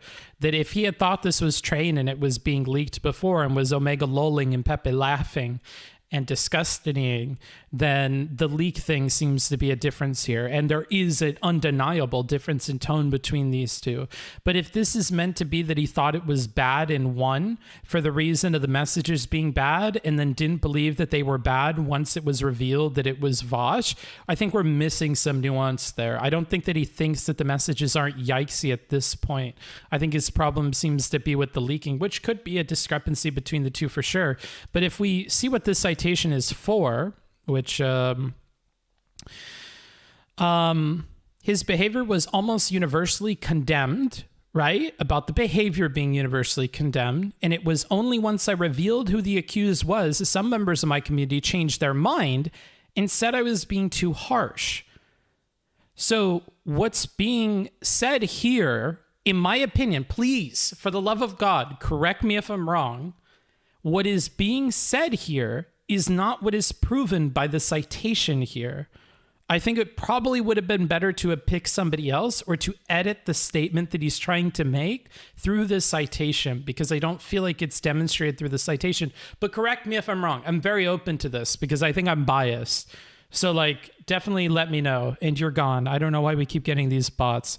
Clearly, we start getting bots in the streams that we're talking about Destiny.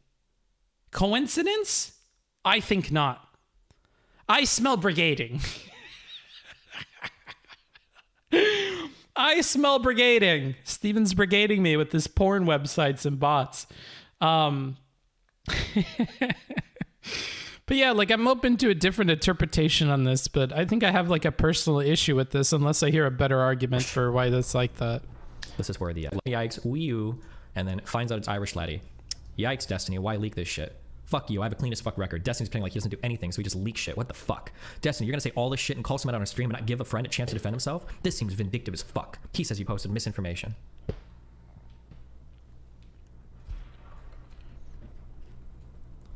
Regardless, the die had been cast. I brought Ian into Discord to have a conversation about what had transpired, but ultimately was forced to kick him from my Discord server for some time to protect members of my community. The entirety of their Discord DMs can be found here, and then this is a link in our archive to all of their conversations. You can go and do that in your own time on that. Ian was incredibly upset at Poppy post-accusation, even though he had continued to harass her after his apology, and made references to either silencing her by attacking her in Discord, smearing and attacking her with his Discord community, or about how she was a disgusting human being who never needed an apology, who needed to be reduced to a sobbing mess. Jesus Christ. This is Poppy talking about how even after the apology, he would still make weird comments and attack her. I won't read this whole thing. This is Vaush signaling to... All right, we maybe have a counter argument. I think an argument could be made that saying disgustiny and the multiple yikes is a condemnation in the first set. Sure. My question is, where is the reversal in the condemnation in the second set, though? Like, I guess that's where I'm having a problem. Is the citation is meant to be that we had a difference in opinion, and the difference of opinion should have been on the condemnation, but at least from what was linked in the Reddit post, may have been in the full logs, to be quite frank with you, may have been in the full logs, but the Reddit post itself, and given he didn't click on the full logs, doesn't seem to prove the point he's meant to be proving when he's citing it for that point. So that shift in the condemnation is what I would be looking for, and I don't see that shift in the second one, right? Unless your point is that there's a shift in the condemnation of leaking, but again, that doesn't seem to fit with the sentence he's using for the citation. So that we're kind of breaking down at two levels, the shift in condemnation and how that matches up with the sentence it's meant to be cited for. So those are kind of the twofold problem there. His Discord, should I at Poppy and DGG and tell her I'm onto her shit? Maybe I can scare her into shutting her up. This is Poppy complaining about how even once he was blocked, after I blocked him for trying to groom me when I was going through a traumatic experience as an autistic young person, he told me he wanted to prolapse my anus and rape me for months on end. He did not stop until mods got involved and never apologized. And then this is a video. Really nasty stuff. Nasty bottle. But that's the gist of it. Poppy is not worth apologizing to. She is barely worth the fucking intrinsic human rights to which all human beings are endowed, okay? Jesus she is a disgusting Christ! human being. And that doesn't mean what I did wasn't wrong. It does mean I will never apologize to her. But I would love to have her on stream sometime, because she is a nervous, anxious, neurotic liar, and it would be really, really easy to reduce her to a sobbing mess publicly. Would this make me look better in the public eye? No, it would make me look worse. But it would be very satisfying. Poppy has posted as recently as a year ago a summary of most of what happened and the fallout she experienced afterwards. And then this is like a summary of basically everything that happened. Basically, she was having a lot of trouble in her life, was relatively asexual. Vaush or Ian would continue to make like pretty aggressive sexual comments towards her, even after she pretty explicitly said that she didn't want it anymore. And then once they had a falling out, he basically harassed the fuck out of her in my Discord, and then kind of sicked his fans on her to harass her as well. But once banished from my community, Ian began to grow in his own right as a YouTuber. He also rebranded from Irish Laddie to Vaush in order to escape the stigma of his prior misconduct allegations and continue to produce video and debate content across YouTube and Twitch.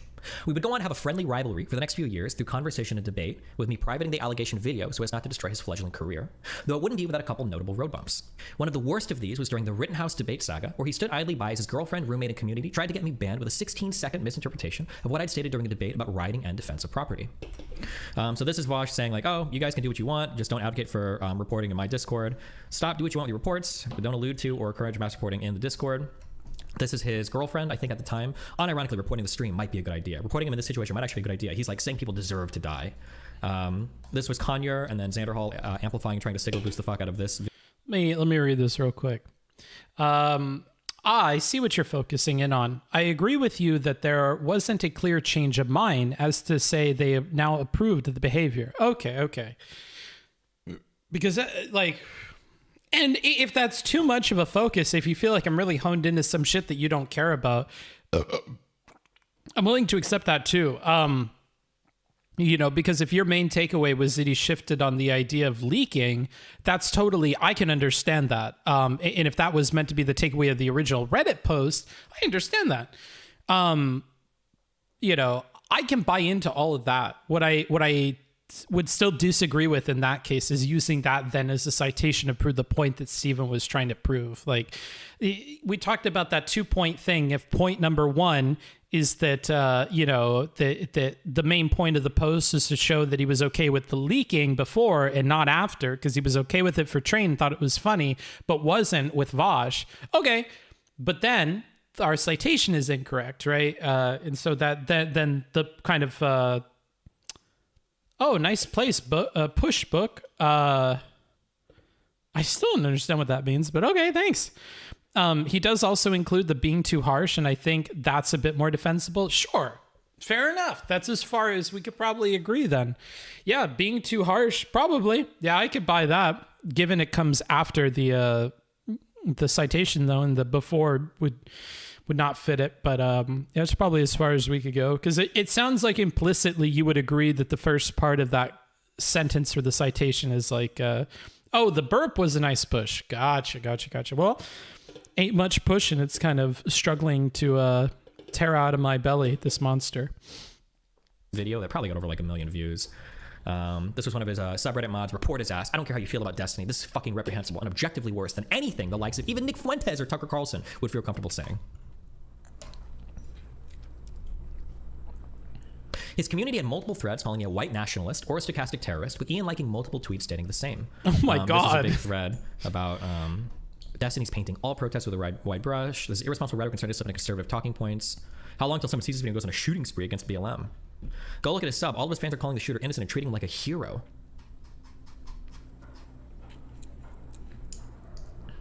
We need to stop engaging with Destiny. His takes will only continue to get more nuclear when we respond to him in this way. Easy to say as someone who had functionally 0% respect of having his life put in jeopardy. White moderate check, inflating protest with writers check, demanding so yeah, just this is a whole effort post. Destiny is committing stochastic terrorism. It just yeah. I'm gonna read that. I'm going to preface this by saying I'm a fan of both Destiny and Vaush. My politics lean towards Vaush, but I prefer Destiny's thought process normally, and fairly strongly sided with Destiny on his previous take, though I thought his rhetoric was very irresponsible. I think that even if you think Destiny is completely wrong, he was, in my opinion, at worst, being extremely crass about a principled position you may find strongly disagreeable. It was at least consistent with his long-held ethical beliefs. His current series of takes, in my opinion, are fundamentally different. Instead of specifically saying that in a general rule, he thinks that in all circumstances like this, people have a right to self-defense. He is now openly advocating specifically for right-wing militias to kill rioters en masse until the protests are put down. I am going to be extremely charitable to Destiny, and I believe, despite that, his position is completely indefensible, even through his own moral framework. To begin, I think you need accurately identify his thought process. The person's trying to write really intelligently, but without like proper grammar, it's going to be difficult. Destiny's argument charitably would be that rioting will cause Trump to win, which could cause far more harm than if the rioting was stopped by militia groups killing protesters. From a utilitarian perspective, if it was indeed true that militias putting down the riots would cause Biden to be elected instead of Trump, and there were no other long-term repercussions, I think it does logically follow that it would be a good thing to occur. Personally, I don't ethically agree with the strict of a utilitarian calculus, but his argument is valid logic. I can't fucking read, dude. It's so small. I'm so sorry. It's just so small. I can't read. I can't read. My eyes. I need cream. I can't read that shit. It's too tiny. These are tweets that Vaush is liking about cut a liberal and a fascist leads. All it took was Kanye, I think was his roommate. All it took was showing black people in the streets and willing to burn shit down for Steve to start. This post seems more nuanced than he made it out to be. Okay, hold on. Maybe I'll do this for you guys because I love you. I'll go to his channel and I'll grab the actual link and we'll go there and we'll grab it. What's this thing with Xander Hall? I hadn't seen that. God, August is such a good editor. Okay, so we are at... I think it's stochastic. I shouldn't burp into the mic. I'm sorry. I know better. Wunderbar. Ja, das ist gut. Ja, sehr gut. Let's start. To begin, I think you need to accurately identify. I think you need fuck, dude. Whatever. So, but his argument is valid logically from his base principles. The question then is if it is sound. The simple and key problem with Destiny's argument is that militia groups killing protesters will not stop the riots, and if militia violence is normalized, it greatly increases the likelihood for a fascist regime to rise up in the United States. What? Hold on. Break it down, book smarts. You got to be better. You got to be better than this, bruh. So I feel like maybe we're using fascist regime as good rhetoric because we're in Vaush's community. However, I think that like greatly increases the normalization of militia violence. We could use a gazillion examples for why that would be bad, and the jumping to a fascist regime makes me want to stop reading, but whatever. Destiny uses the example of riots of '68 causing Nixon to win on a law and order platform. This is true, but why exactly was there such strong militant resistance? Because of the excessive force used by police and non-state actors in the suppression and murder of protesters. Every shooting thus far has been seen by the strongly liberal and leftist parts of the United States as horrible and encourage more protests and riots. There is absolutely no reason to think that a large increase in right-wing militia action would do anything but increase protests and rioting. Oh! That's actually like a really solid argument, in my opinion. That you would probably have more protests and rioting if somebody decided to like attack the event, right? Like, Furthermore, even if we were to presume that right-wing militia were so brutal as to successfully put down left-wing riots, there is no reason to think that they would stop only at killing rioters. And the establishment and normalization of right-wing paramilitary violence to step in where the state fails to control riots would further the already strong police and right-wing militia militant tie.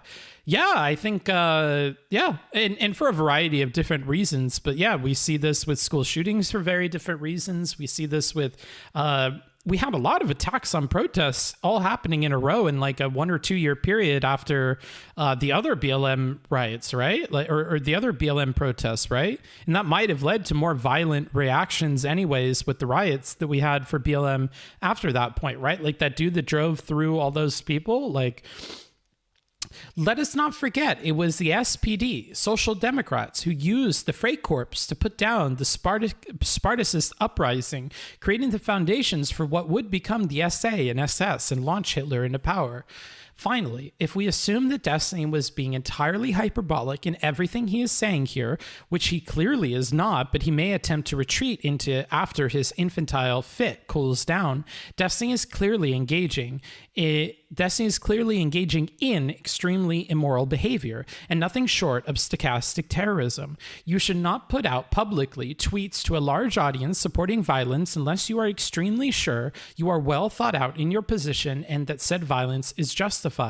TLDR, Destiny's prior dumb argument was at least consistent with his moral values. His current one isn't and is far more disgusting and dangerous. And this talks about a tweet, which is this one. Ara. That's right. He got that account is gone. So there's no way we can see that one anymore, unfortunately. But so this isn't even necessarily talking just about his initial clip. It's just about, it's mostly about his Twitter thing. How does he bring this up and cite this? This way. Actually, 0%. So yeah, this is the whole effort post. Destiny is committing stochastic terrorism. It just, you know. These are tweets that Vaush is liking. So he says absolutely nothing about it. How is it cited in the document? Oh, I'm a dumb fuck. I'm looking at it.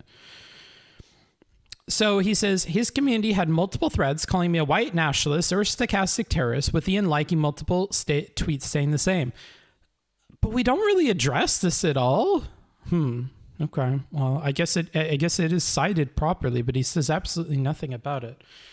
Yeah, the second half isn't that unreasonable. No, and I feel like that's their main thesis point as well. The first half is literally agreeing with Destiny. So if you felt like the second half wasn't unreasonable, then, and the first half is about agreeing with Steven, I don't know what that says for your opinion of the entire thing, but okay.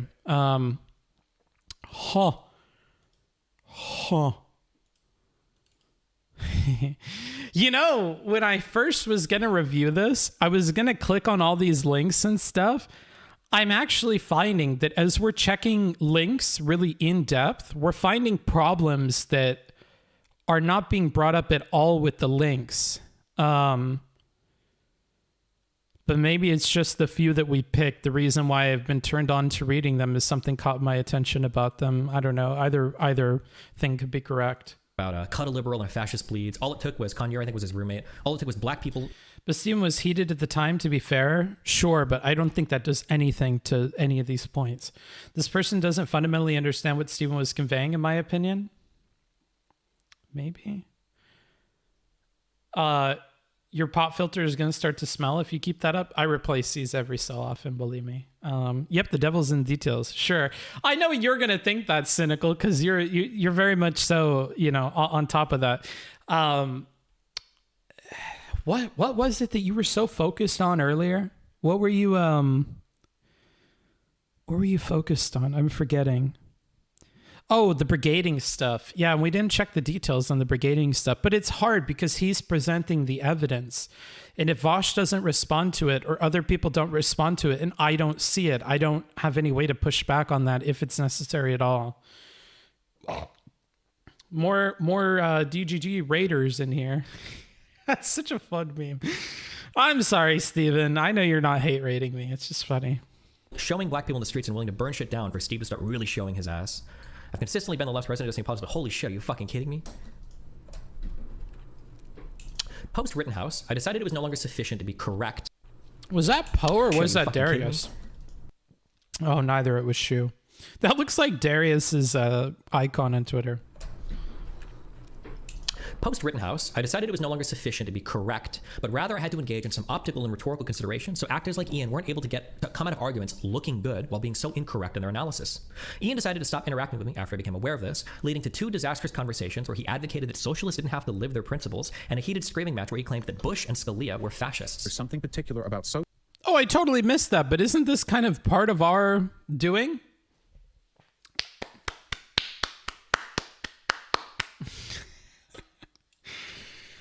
I'm doing so bad with the hate from DGG, dude. I'm gonna have a part of me if I give myself a couple of pats on the back for what few things I can pat myself on the back for. I'm trying to return to form, okay? We're gonna try to do more to help other people and fall back on what we were initially doing with the stream, okay? So, and this is part of the reason. I actually think we did something good here by stepping in when we step in and give him the advice and whatever. Because it seems like he took it to heart and whatever. And I don't see a lot of other people putting it to him the way that we were putting it to him. And I see a lot of our verbiage here used. And I would like to think that helps Steven to some extent, you know?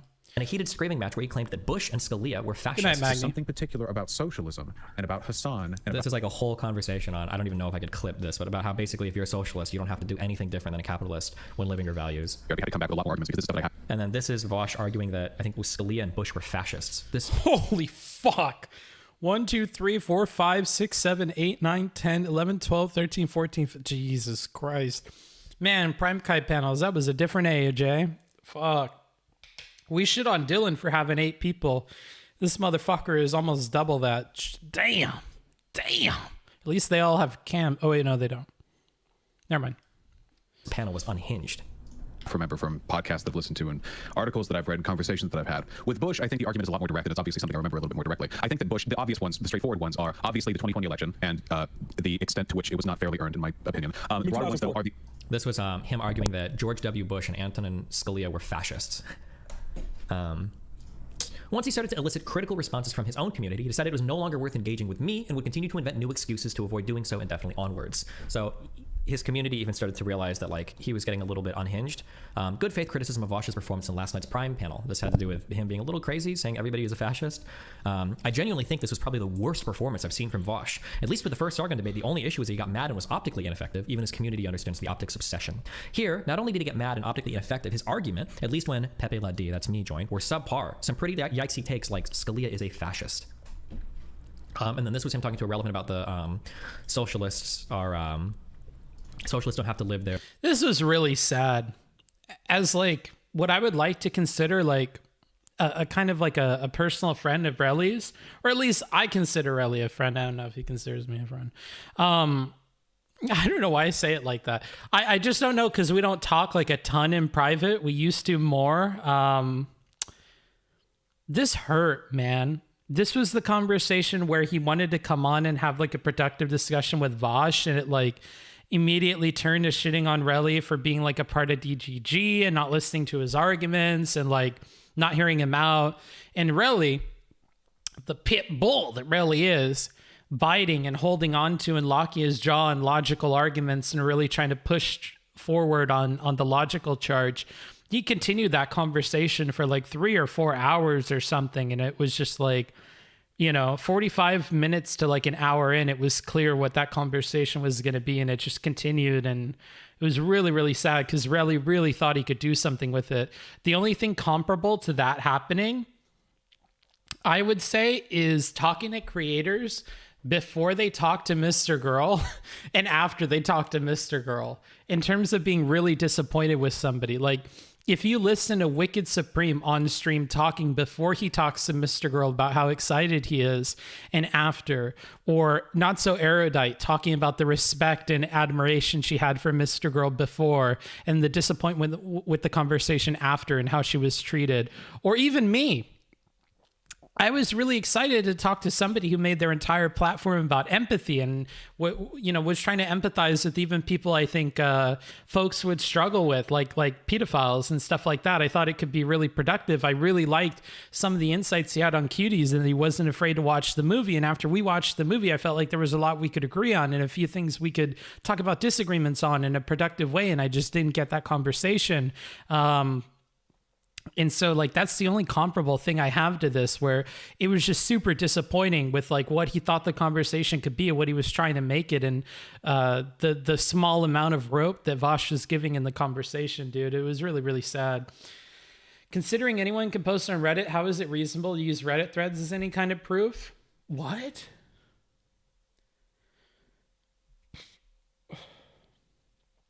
I think it's general sentiment, no?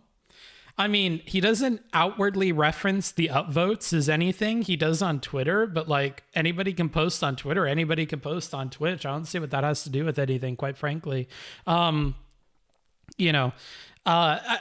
What I do think this is a sampling of the specific arguments that he saw that are against him that he wants to cite. Same with the Twitter stuff. And yeah, likes or upvotes could be a measure of that, but just look at how many people commented on this as well, like in these small discords, I mean, comparatively to the rest of the internet. And furthermore, it doesn't matter if anyone can post on here. These people are trying hard to make their points and they're organizing them. I've always had like quite a bit of respect for the people on Reddit that do effort posts and stuff, because they do put effort, as the name would imply, into making their points and structuring them and organizing them, often giving a TLDR at the end if you didn't care to read it. As an essay writer, perhaps I give more weight to that than I ought to, but I definitely have a lot of respect for the people that go through the effort of that, That's fair. Okay, fair enough. I always say this when I talk against a chatter or whatever. Like, I don't mean to be mean or anything. It's so hard when you're the streamer, because I do have the feeling that when you disagree with somebody, it can feel like I'm meant to turn people against you, or I'm being like overly mean or something like that. I try not to be that, so I hope it comes off that way, but I'll try to explicitly point it out as much as I can while I'm small. No way, I didn't take it like that. Okay, cool. Any conversation with Mr. Girl always makes him seem more reprehensible to me. I always get the sense that he is there in bad faith to defend abuse. I mean, I don't get the sense, well, it would depend on how you define defend abuse, right? Like, I think he just has an understanding for why people abuse other people and that those are complicated situations. And he understands the mind of somebody that abuses somebody else as somebody who is engaged in abuse himself. And I don't think there's anything necessarily inherently wrong with that. If anything, I think that we probably have to engage in that a lot more, like hearing out more trans people that have different takes on trans, the experience of it and whatever, like we talked about. But yeah, like, I don't know. That's also why I thought the pedophile discussion was interesting. Like, have more discussions about the way that people are feeling in that experience and all of that, you know? Their value or whatever, but yeah. The Vaush identity. Ian initially started out as a more left version of me. Edgy, debate lord, logic and fact-pilled, but ardently socialist and anti-capitalist. One thing I wish he would do is more citations of Vaush.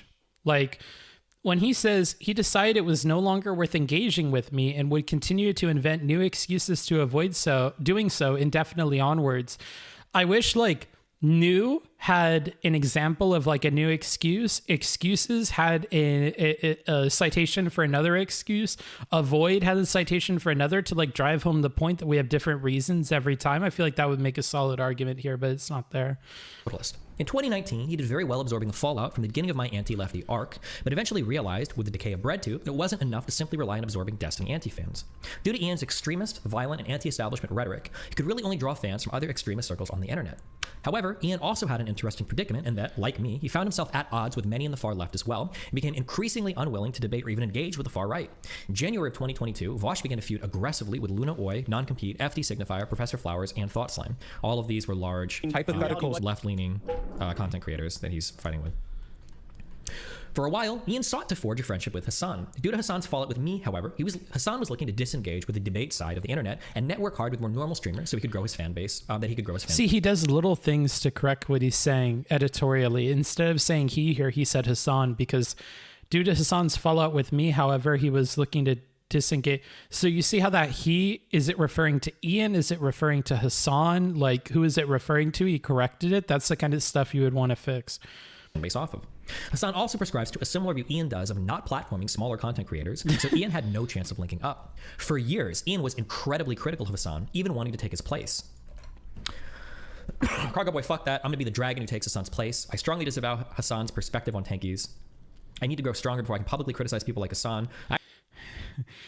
This was a major citation for me because I feel like it gives us a rare insight into like how Vaush thinks and stuff.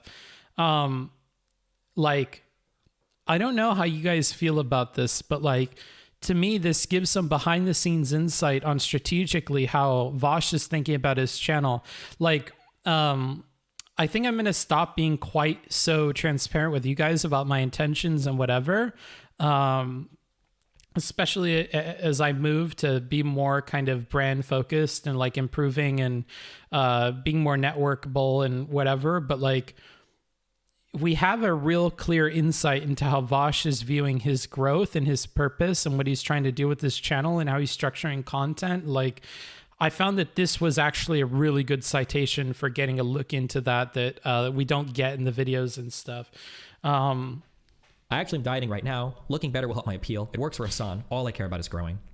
Is it weird for me to think it's weird Hassan doesn't like that, you know, like all of this together? Follow me on Twitter. FYI, remember the Hassan editor drama?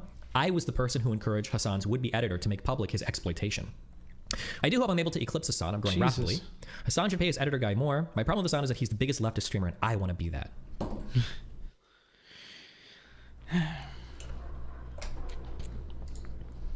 For years, Ian was incredibly critical of Hassan, even wanting to take his place. But when setting his sights on further stream growth, he eventually tried to gear himself up to be more palatable to larger streamers, even admitting as much when doing a large charity stream in May of 2021.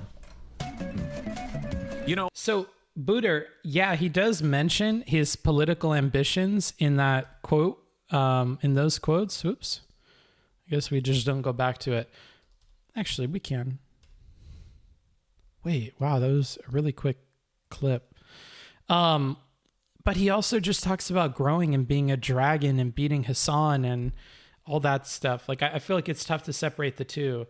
It's like, it's not like he just cares about money. Sure, but money is never mentioned in there.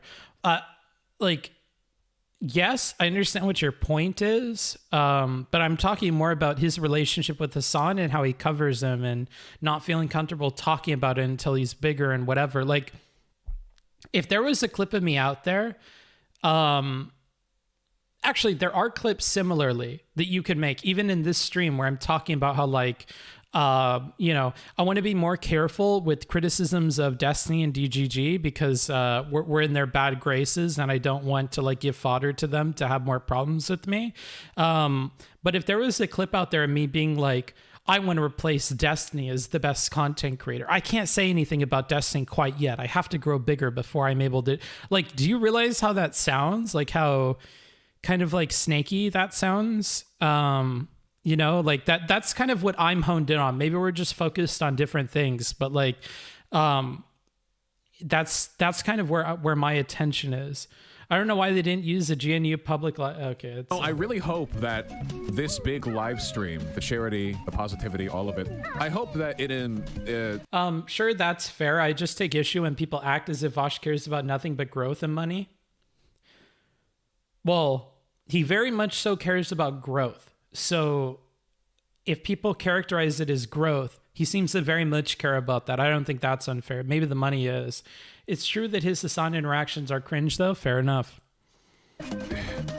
Encourages some people who are on the fence about me to be more open to working with me in the future. Working with me, I mean, you know, speaking amicably. That would be nice, I think. By January of 2022, Ian switched to maximum simp mode, trying to get on Hassan's good side. Eventually, he would realize this was futile, as Hassan simply had no desire to engage, and would return to being critical of him and his fan base. Spies, people that want to like constantly fucking, I don't want to debate. I think the only way to figure out who has the best ideas is by like testing the intellectual metal. It's like, dude, that's fine. There's a space for that. Stem Lords love that shit. Okay, that's how Ben Shapiro made his like living, right, for many, many years. And I like having someone like that on the left so that they can, you know, take all the debate guys, because I fucking despise it. Like I think it's really, really, really annoying. It's kind of like how I used to love Tulsi Gabbard, because like all the cranks would go and like. Hard hat being here. And then this was Vaush's interpretation of that. I want to debate, like, is this woman... Oh, by the way, in case you guys are wondering, this is me inferring or whatever, but like people bitch about Hassan in my community. I'm pretty sure this is Hassan actually like covering for me. The real reason why Hassan like doesn't do collab shit with me is because my optics are terrible and would incur like a fuck ton of hate on his part. Him saying, oh, it's because his debate bro community would be annoying to deal with is actually a way of covering for me, because the inevitable follow-up to him saying Vaush's optics are so bad it's difficult to even think about talking with him is to explain why my optics are bad. And every time that comes up, it's a 20-minute conversation about every cancellation I've ever had. So keep in mind, like, you guys are being used, I'm pretty sure you guys are being used as a shield to prevent criticizing me, which I actually think is rather courteous of him. So yeah, I don't have anything to complain about here. What? Aren't you both equally controversial? Not even close. Syrian or not. I'm so confused by that clip. January of 2022, he switched to simp mode, didn't work, blah, blah, blah. In March of 2022, Ian had another massive falling out with the leftist and video essayist community. This time after a fight with Cat Black, ContraPoints, and Noah Sampson.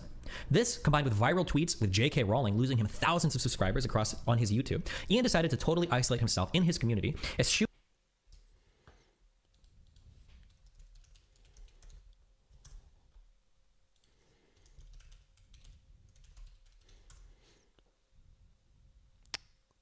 Okay, around the 9th of March.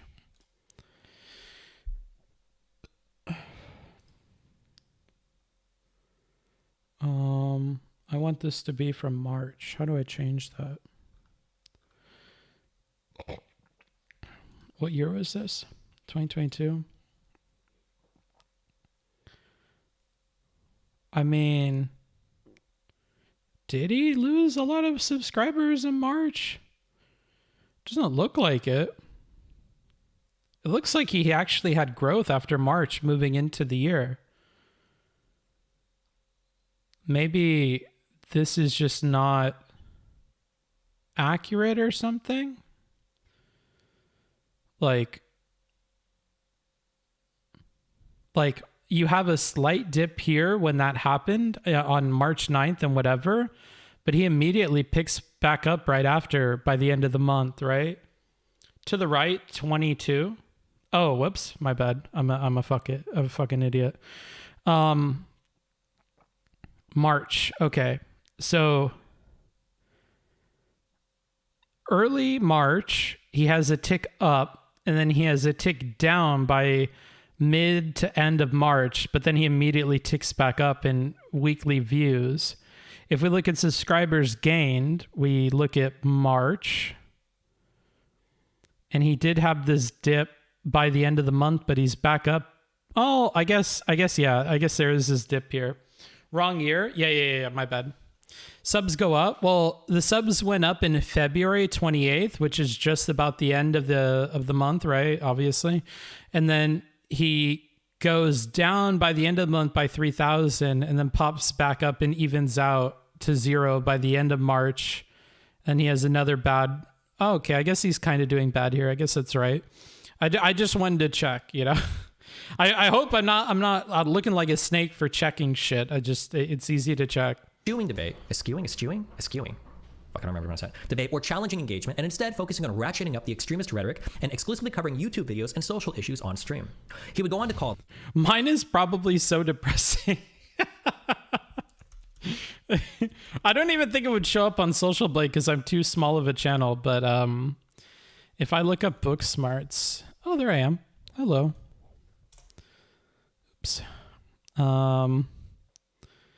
Let's go to detailed. I'm doing so bad. I really have to go back to focusing on this. Why does Booksmarts want to focus on YouTube? Because Booksmarts is not doing too hot on YouTube.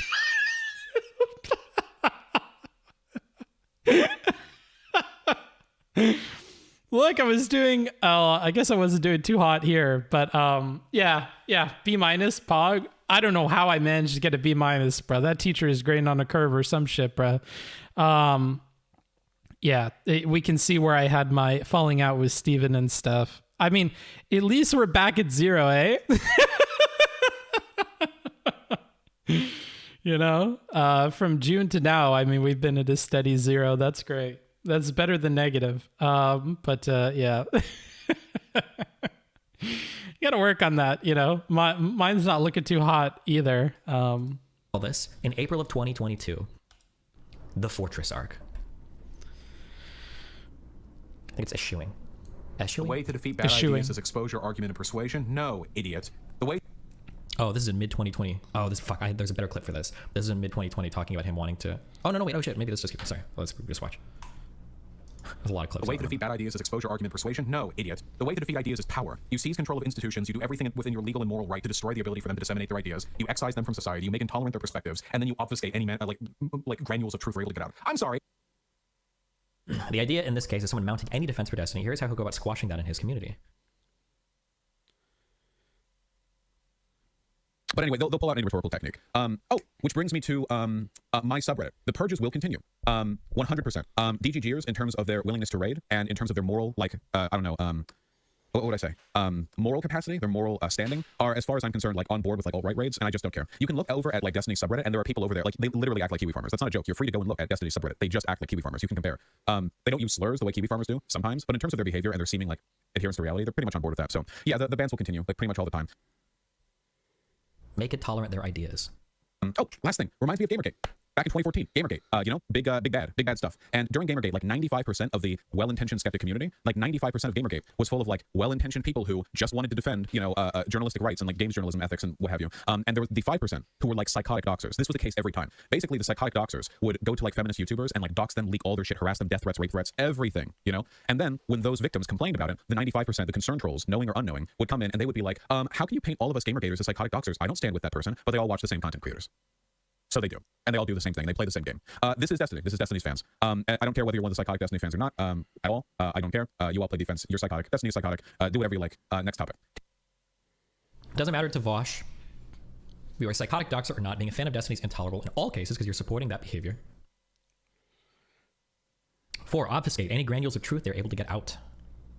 The issue with Destiny is that, like, speaking frankly, if you distill it down to its truth, Destiny argues to feel smarter than other people. Every position that he holds is a product of his desire to satiate an emotional need to feel smarter than other people. That is absolutely the case, and he's essentially admitted this on stream before. That's what happens when you are primarily interested. I don't know if I have to say this or not, but I've never said on stream that I argue to feel smarter than people, by the way.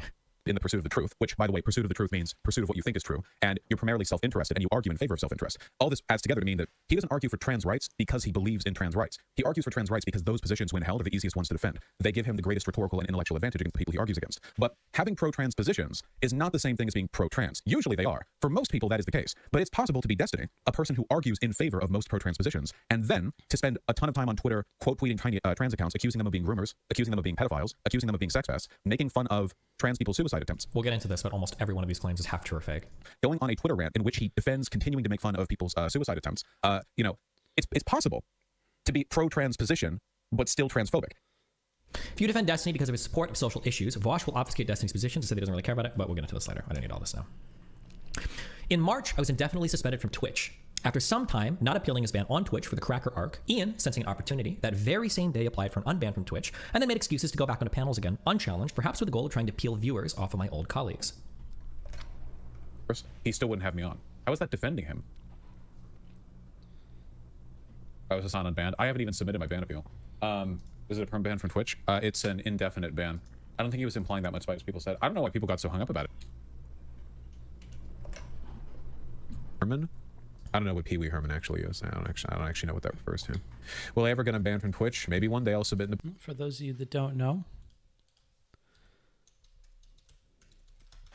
he had an interesting little movie. I think the dude has problems in real life, but I mean, kind of a goofy, fun movie. I've watched it quite a few times when I was little because my dad likes this movie. I know he looks kind of scary, but yeah. There is that. I think he got in trouble for beating his meat in a movie theater or something like that. I don't know.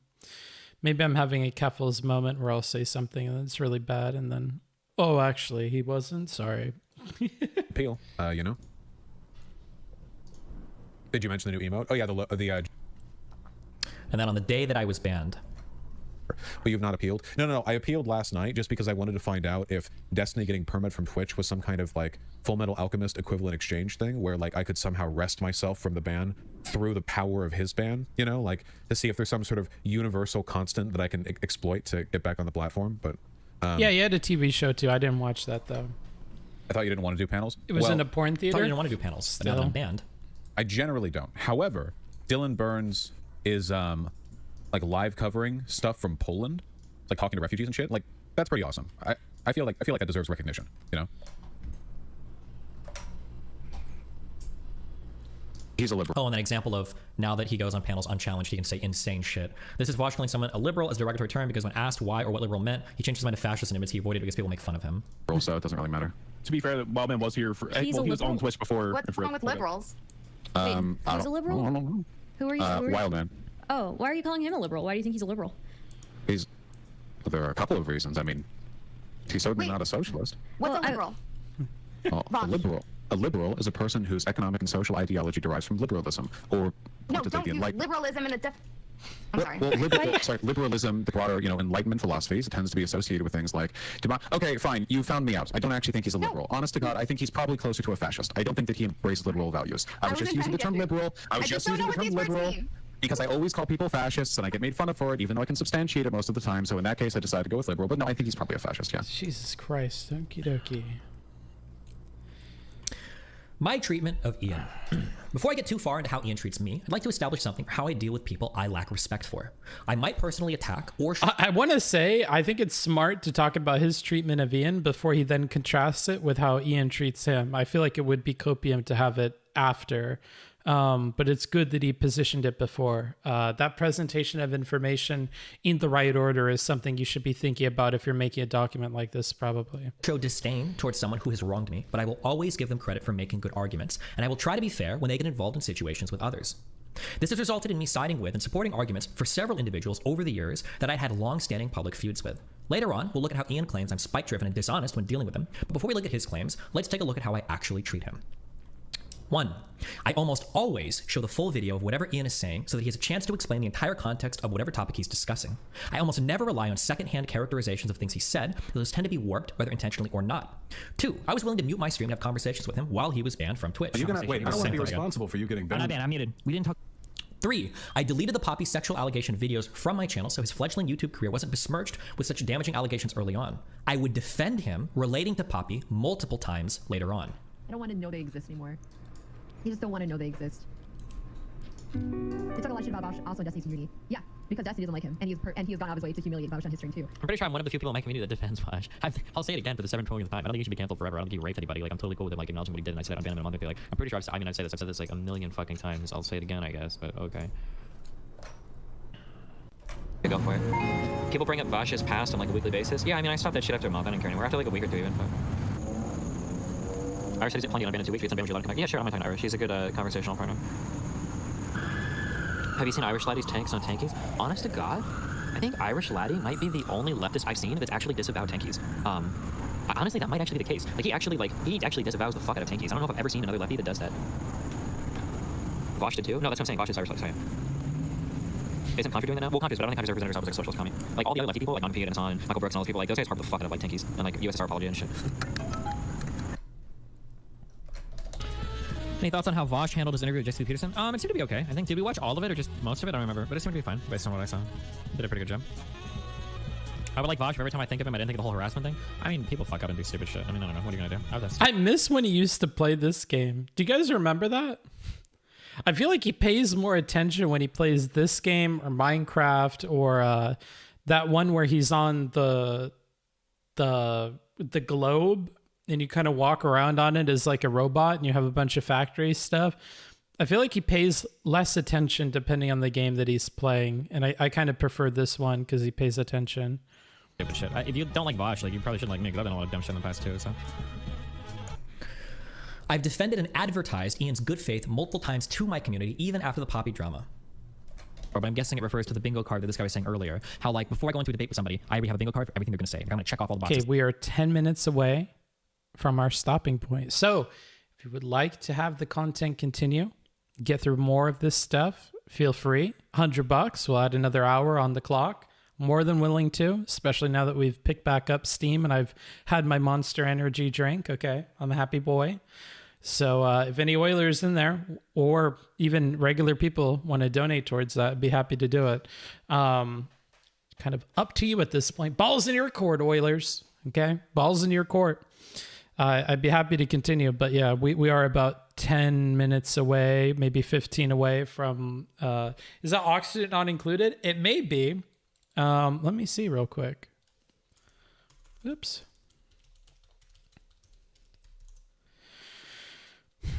Yeah, the game he's playing presently is Oxygen not included. I don't know what the one is that he's on the globe and he's like running around the globe. I don't know what that one's called. Monster at this time.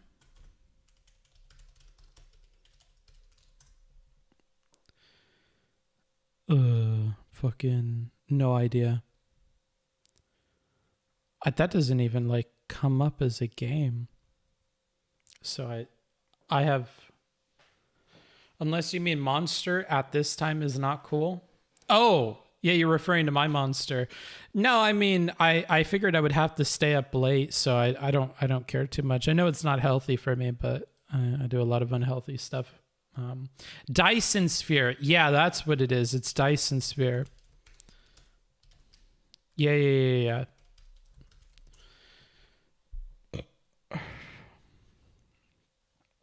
Yeah, this one.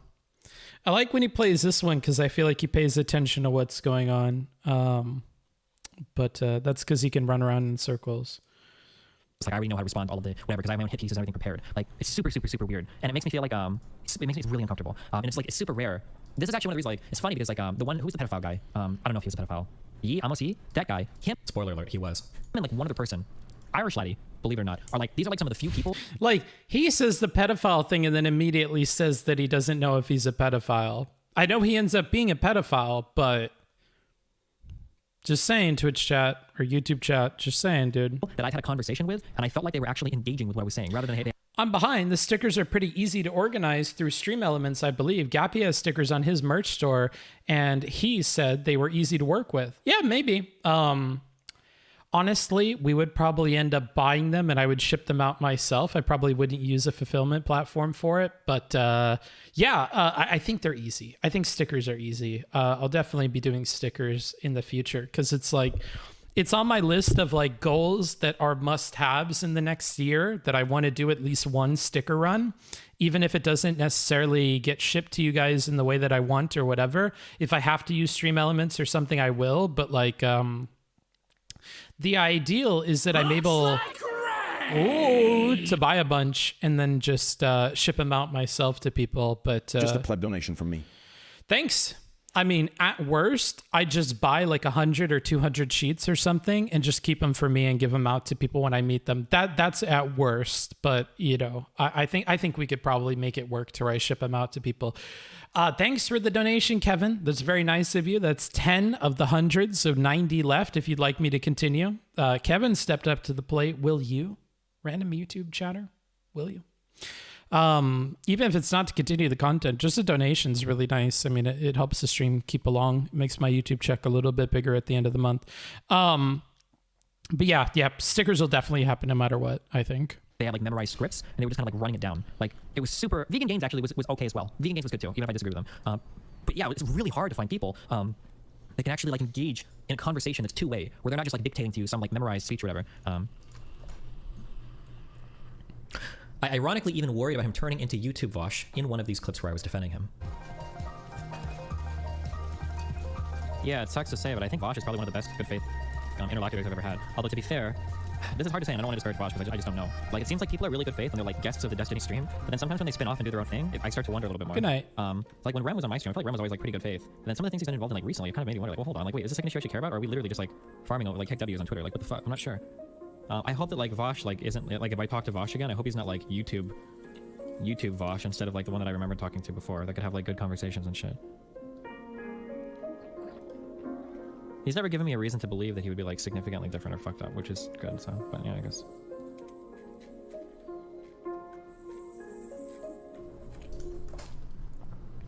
Despite being friends with Bastia and feuding quite viciously with Ian, I cast the third and deciding vote in his favor in the Hippy Dippy debate because I genuinely thought he did a better job. And the last vote is from celebrity guest judge Destiny for Vaush, giving it 2. He laughed early because he thought I was going to vote against him because he thought I was as spiteful as he is.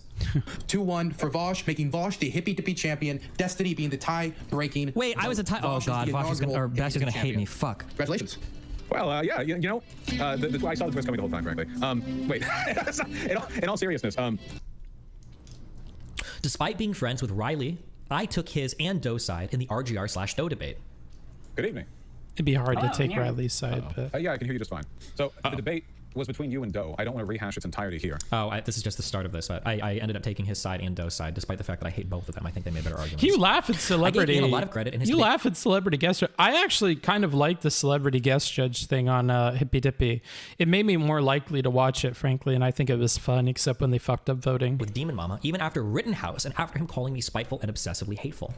Vaush has been so kind and so generous to Demon Mama. He's been so charitable. He's boosted her, given her a huge... This is March 15th of this year. Platform, brings her on, they're chummy pals, he's like ultra charitable, even though they're disagreeing. And even though he's done all of this, now he's getting pissed off because he wants to say, he's like, dude, shut the fuck up, like I'm treating you with kid gloves. What the fuck are you rating everyone? What the fuck is wrong with you? Are you trying to gaslight me? I sided with Eon against Chaos's Mel, even though he was a bit hot-headed. Ideological. You're comment at the beginning pragmatic ways of disassembling. That's not what Mel is saying at all. Oh my god. Dude, Vaush is so fucking mad at this conversation. He's going full steam ahead. Oh no. Wacky debaters. You've never talked to me. You have never... Alright, muted. Oh my god. He was so bad. I did ultimately side with him in the debate though. Then again, Chaos's Mel is a fucking tanky, so maybe that's not saying much. Even my community sided with Ian against Professor Flowers. Debate between Vaush and Professor Flowers over black nationalism. Ethnic nationalist bad. Literally Nick Fuentes talking points.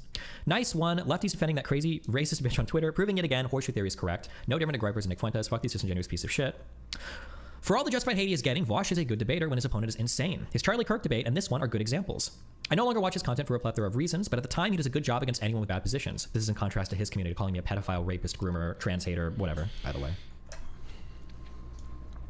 I sided with Ian hardcore multiple times against Noah Samson. You can make fun of Ben Shapiro and Jordan Peterson all you want, if it makes you feel better, or if you feel like an elitist, or makes you feel or whatever. But like the fact of the matter is these are like wildly influential people, and they have a hold over a huge audience. And the left just basically said you and Bandit. When I started, he was a debater. The only reason I even had my stream was because the debate he had Charlie Kirk, and it was prepare for future debates. If you come out of the non-compete Vaush arguments thinking that non-compete looks good there, I think you probably are. You need to check your political bias or something. But the thing is that like even Vaush would agree with this. Like they act like it's something. I'm like, oh well, Vaush. Like Dave's like Vaush. Wait, what? Antagonistic and And I think this is the second one too, where I side with him on this one because I think they have two. We're already why did he agree to do this talk? It's the Jordan Peterson debate. Have you watched every single video? Jesus Christ. Do you think that I could ever use that excuse? Like when he left, he's like, didn't you say anything? I'm like, have you watched every single one of my videos? Have you seen sided with Vaush every time against Noah Samson. I sided with Ian multiple times against Luna Oi and non-compete. So I'm gonna guess. I don't watch this loser's Twitter, but is he and Luna on Twitter now saying that Vaush is a Nazi, or think that like the Jews deserved to die during World War II? Because that's when I had a conversation. That's what him and Luna did to me exactly. They're like, oh, yes, he thinks Vietnam deserved. Looks pretty fake, but will probably be brought by anti-vaxxers. Literal chipmunk, not for me.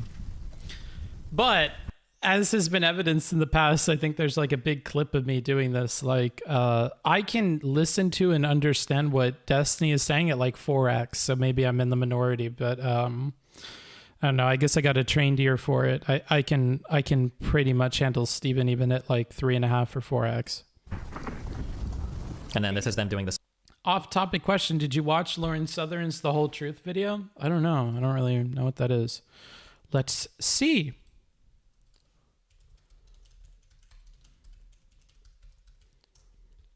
Let's see. Oh, 2 days ago? No, definitely not. Damn, it's a long-ass video. Holmes Skillet? That's a long-ass video. Damn, boy.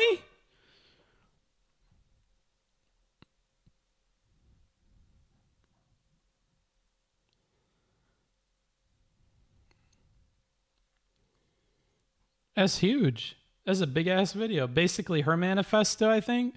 Do people want me to watch this? Or should I just watch this or listen to this off stream? I could listen to it tonight, technically. Not gonna lie. Actually, if I go to my history. Oh God, should I go into my history? Fuck it, dude. I don't listen to anything bad. What has been my history? I think I've been watching Trash Taste like nonstop. It's literally just Trash Taste and fucking Twitch stuff. I've been watching so much Trash Taste, dude. A lot of Trash Taste lately. That's been my go-to while I'm playing video games. And each of these Trash Taste videos is on average like 2 to like 2.5 hours. So that should give you an idea of my consumption habits as of late. Be aware the music for each chapter is loud as fuck. Okay. It's actually super interesting. Watched it today. More informational than a back and forth. Gotcha. Maybe I'll watch it then. You're a Philly D fan? Awesome. I love Philly D. Yeah, I'm a beautiful bastard for sure. I think I've been watching Philly D for like, oh God, I've been watching him since I was in Thailand. When did Trump get elected? I was maybe 6 years ago at this point. I've been watching Philly D a long time. I know Philly D did videos way before that. I didn't watch back when he was like a dude, bro. But I've been watching PDS for a long time. Yeah, a long time, buddy. Long time. Same thing. Trash Taste is easy listening. Yeah, it's just like 3 dudes hanging out. So I love listening to Trash Taste. It's huge for me. To Vaush. I kind of, I'm on a completionist streak. I want to listen to all of it.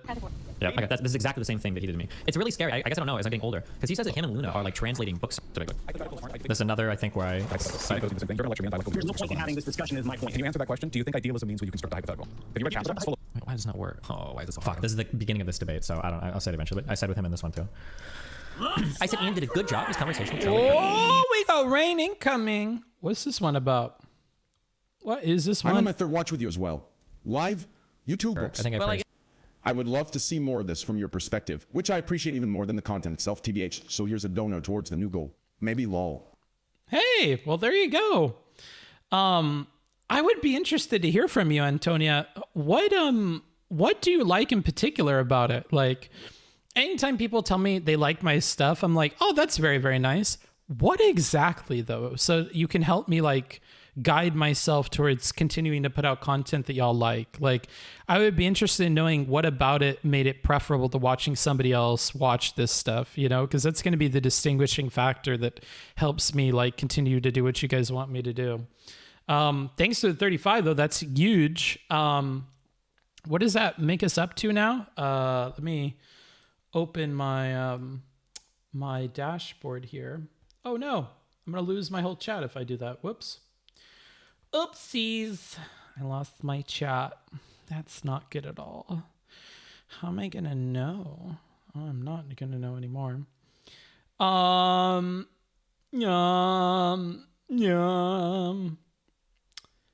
I guess I could count this as 40, 50. We only have 50 more until we get another hour added onto the content. So, hey, any Oilers, any small donos, you just want to chip in, help with your fellow communists to pull your funds together and make the socialist utopia happen. Feel free. Only $50 left. I mean, you do $5 and that's 10% of what's left. So, I mean, that's huge. If you guys want to. How the hell did you get trains of voice for text-to-speech? That sounds so real.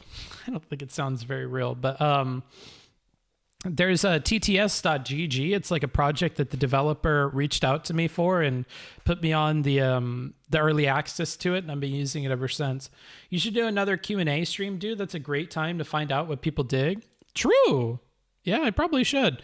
I'm going to open up the YouTube chat to just see what I missed because where is this one? I don't know. I'll just go to YouTube and go to my channel. I totally missed whatever other messages y'all were sending. To YouTube and go to my channel. Fucking.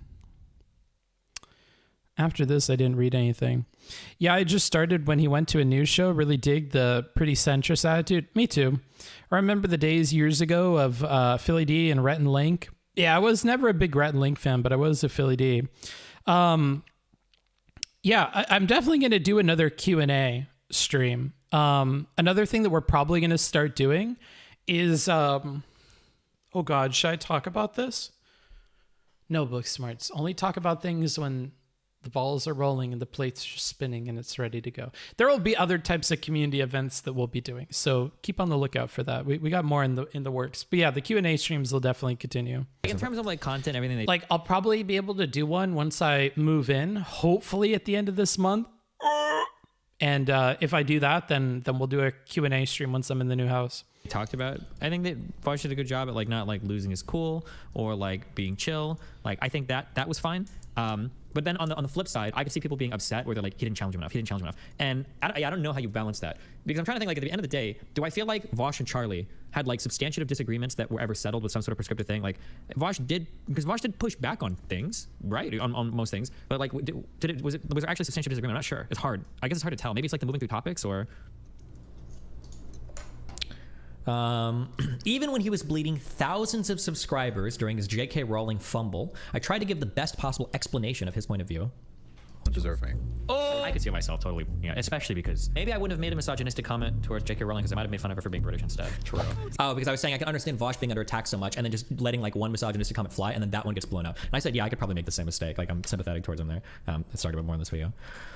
I defended him multiple times against people misquoting old things he said where they paint him to be a pedophile, even on a popular podcast with Isaac Butterfield. Arians in my chat, it's usually to make fun of the fact that they argue about wanting to be pedophiles all the time. That's what we talk about when it comes to liberty. Are you talking about Vaush when you say that? Oh, there's that big 10% coming through the pipeline from Medieval Caesar. Thank you for the big stream plans. Yeah, me too. I don't know how big they are, but I'm just hyped to have a house. You know how long it's been since I've had a house? Booksmarts hasn't been like in a house that he's been renting for, well, technically, if we're talking about like an apartment that's all to myself, 6, maybe 7 years. If we're talking about like renting with like roommates, like 3 or 4 years, maybe. So, I mean, it's been a hot second. It's been a hot second, dude. Fuck. Remotely pedophilic ever. But that's really weird because he's talked about how the age of consent would be lower in a socialist society. He's talked a lot about the age of consent. I read an article today that said his opinions on the age of consent have changed a lot since 2019. So I do think it's maybe like a little bit disingenuous to say he's never said anything. I think that if you go and listen to any of the arguments that Vaush has ever given when talking about the age of consent, they are far more nuanced than I think we should be able to fuck little kids. I don't think Vaush has ever said anything even remotely bordering. I'll be an EST. 2020 December. This was a recent podcast, I think more recent, with Isaac Butterfield in March of this year. Send him any good faith whatsoever because he's I hate that I'm saying this because I shouldn't extend him any good faith whatsoever because he's truly a scumfuck human being. I don't think he's an actual pedophile. I just say shit like that to try to fight him. Yeah. So I think he's had some like dumb quotes that are like kind of hyperbolic. Like I want to say at one point, I hope I'm not correct, but I think he said something like, if you're okay with like child slavery, like people make clothes in China, you should be okay with like child sex. And it's like, I understand what he's going for there. He was trying to say that like neither of those are okay, but people took it as him saying that both were okay. But yeah, I'm pretty sure that's what a lot of the quotes are. But the only, so do my best to understand and steelman his positions, even though I shouldn't. I clarified that Vaush wasn't as bad as Hassan when he was banned from Twitch over the God, this section This week, is long. Twitch suspended 3 streamers, Hassan, Vaush, and Fawnchild. It sucks too because Fawn, Lena's friend, she shouldn't be included with either of these two, okay? Because she legitimately was insulting anybody with it. Vaush definitely shouldn't be included with Hassan, although Vaush should argue I'm still going to use it as a slur, which maybe sounds kind of dumb. But like, Hassan was like clearly the worst. I like the grouping of these 3 together. Like we're drawing CDOs or trying to throw like bad mortgages in with good ones to make all of them seem the same. Like this is bullshit. Why would you have? I don't know why you put all 3 of these together. It's actually so disingenuous. I've said that I hold Ian to a higher standard than Hassan for political discourse. A lot of fucked up shit happened. He was also walking around. There's like damn, dude. I evaluate Vaush and Hassan differently because I consider Vaush to be more like a political streamer and Hassan is more like pop politics or whatever. I don't know what the fuck you would call it, whatever, like Frankenstein of like socialist larvae entertainment plus pretending to read anything about the news. I don't know what you call Hassan, but I tend to hold them in like different regards. So like I'll put Vaush like to way higher standards than I hold Hassan. But like, I expressed that I thought that Ian's ban was unfair from Twitch over the cracker discourse. That's horrible. Yeah, that's where we're at. I do agree though, it sucks. I don't think Vaush should be banned from Twitch. No, I don't think so either. It wasn't really that bad, not compared to Hassan. If he appeals, he might come back, but little did we know he wasn't going to do that until he could slither back on. I even defend Ian against unfair... I like how Marty's in the chat, like, negotiating with people. Hey, if we get up to 90, I will chip in the last 10. Okay, I got 10 in my pocket. Can we get the other 40?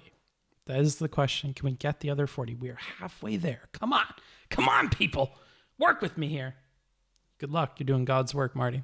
Characterizations from my chat. It's like, was Vaush a legend that you were lying about Rectful Destiny? Wait, what? Like, there are people that don't even seek help from mental health professionals because they're so fucking afraid of being committed to institutions. That's why Byron tried to fucking help because he had one guy's experience. He was committed to mental institution. He never went to talk to anybody else. It wouldn't surprise me. I know they can. I don't know if they know. It wouldn't surprise me. You can laugh all you want, but I don't think that most people see it. Wait, what did he even say? Hold on. Anybody live it wouldn't surprise me. I know. I don't think he was lying about this. Notice that like the guy makes a claim about Vaush in my chat, so I click through the link and then I listen to what he was saying to see if I agree with the characterization of the chatter. The chat said that what is the current goal amount looking like? Book. Well, we have 35 plus 5 makes 40 plus 10 makes 50. We are at 50 out of the 100. So if we hit 50 more, we'll add another hour onto this. That'll bring us up to 6.5 hours in the VOD, which will nearly get us through. It'll nearly get us through the whole thing. I'm on opium, dude. I mean, there's less than an hour left after that point, right? So, I mean, that'll almost all the way get us through. PayPal needs me to verify my account. I don't think I can oil tonight, but we'll see how fast they work. Yeah, I guess PayPal is an option. I don't know if YouTube needs PayPal. Technically, you could use a card, but whatever. The chatter said that Vaush is implying that you lied about Byron killing himself. And if I was Vaush, I would say like, oh yeah, he did. What a horrible person. That's because he's evil. But I don't do that. I'll click the little link. I'll listen also, to it. I think you could use the Streamlabs link to dono. You could just do !dono. And I think that that'll still show up on stream. And you could do that instead of Super Chat. Super Chat is what needs PayPal, but totally up to you. And in this case, I disagreed with the chatter's characterization. I don't think that's what Vaush was implying there. More autocratic than we are. We could have been on top of the world. If we had committed to the development of green energy and then moved our manufacturing sector over from coal and cars or whatever else comparative advantage would have demanded we move our industry to the third world and started producing green energy shit here, we could have been like spacemen. We could have lived in the future. We could have patented all this technology and sold it to the rest of the world. And of course, I would have asked that we sell it at very low prices and maybe even give it free for developing countries and stuff. But like, man, modern American industry could have been built off of the green energy. Is Steven playing pachinko? He's playing like super speed pachinko here. Revolution. And it's too late now. We can get into it, sure, but we won't be the first ones. Not even close. What is this one? Mr. Negative Nancy. Since I'm still listening. Aw, that's very nice of you. That's 10, so 40 left. Nice. Thank you. Thank you to everybody who's been supporting today. You know, it's meant a lot because we're kind of nearing the end of the stream and all this is coming through, so that's great.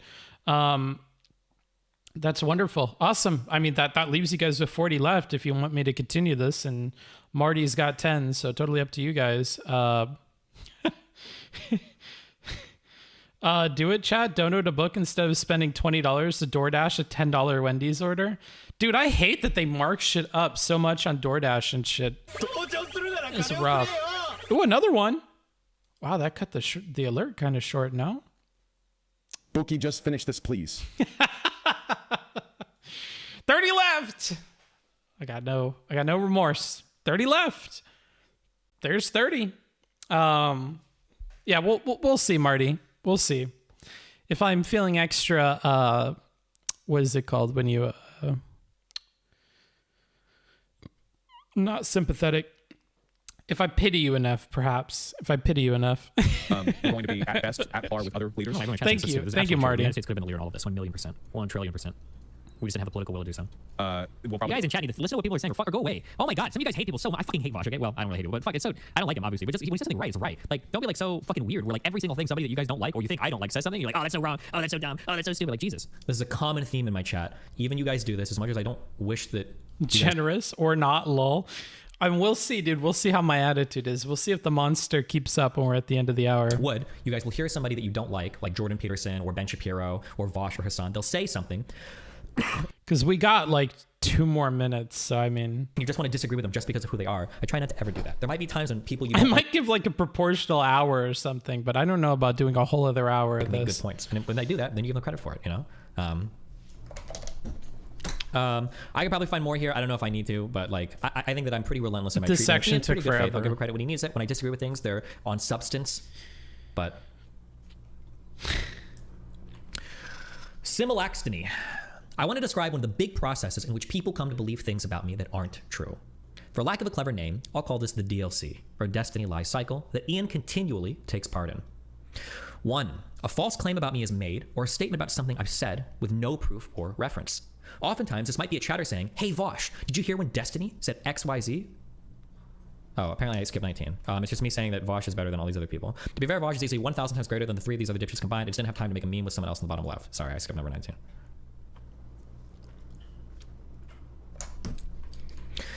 Step 1. There's a false claim about me is made, or a statement about something I've said with no... Oh, what's that one?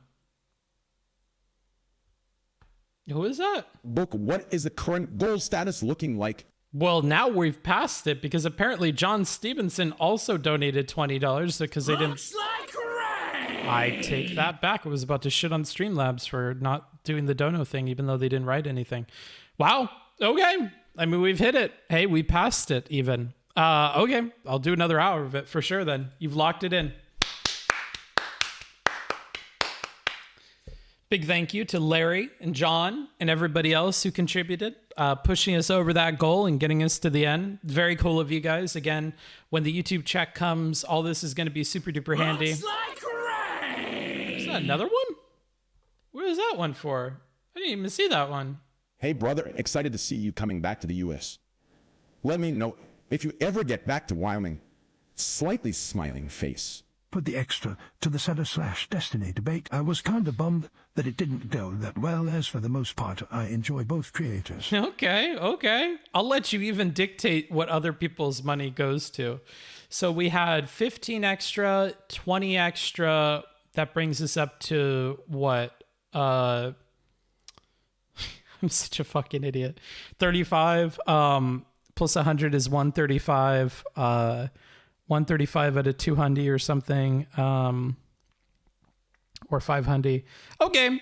I'll put that towards the goal. I'll keep that in mind. I'll write it down. I'll put that towards that goal. All of the extra. Sure. Okay.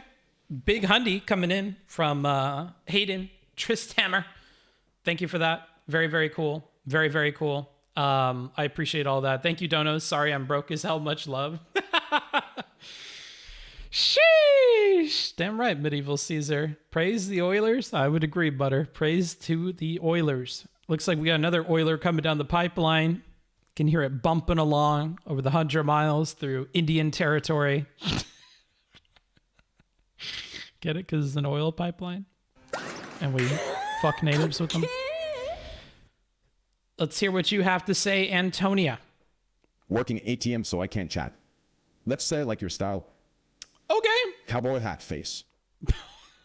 All right. I'll keep that in mind. That brings us up to 145 towards that bigger goal. Thank you for that. Super duper cool of you.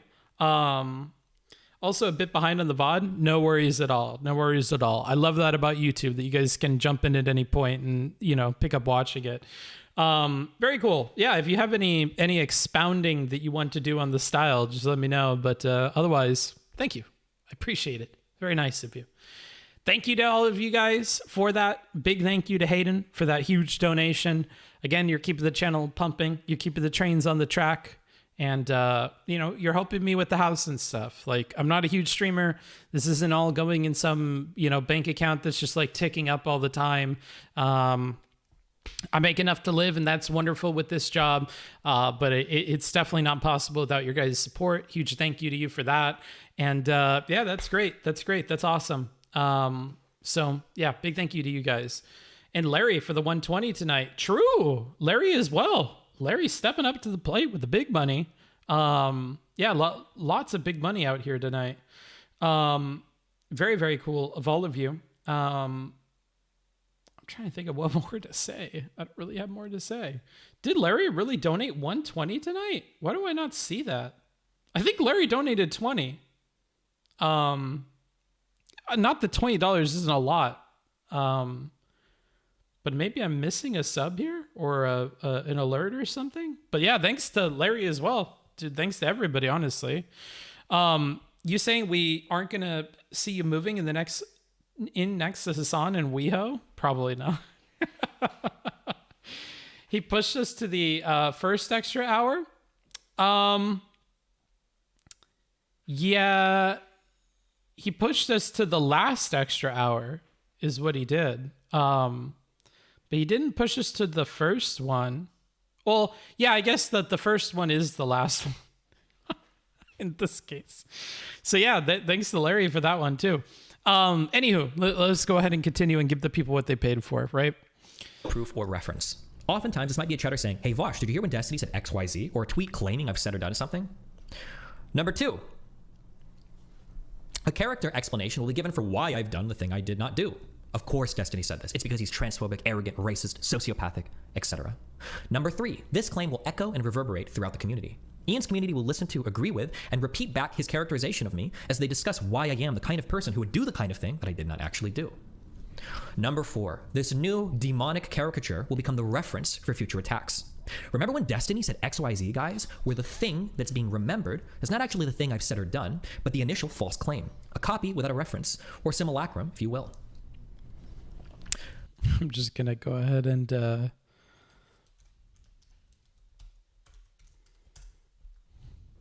an image or representation of someone or something. Very good use of that word. Very good use of that word. Anywho, let's continue. Let's look at some examples for how claims are made and exaggerated. Notice that, in contrast to my treatment of Ian, he will almost never have the original video or tweet on screen to engage with what's actually being discussed. Instead, it's almost always a caricature or his memory of another caricature of what I've said. Also, sometimes the exaggerations are not huge, but they're just slight enough to slowly change the representations of things I've said over time to slowly morph me into a monster.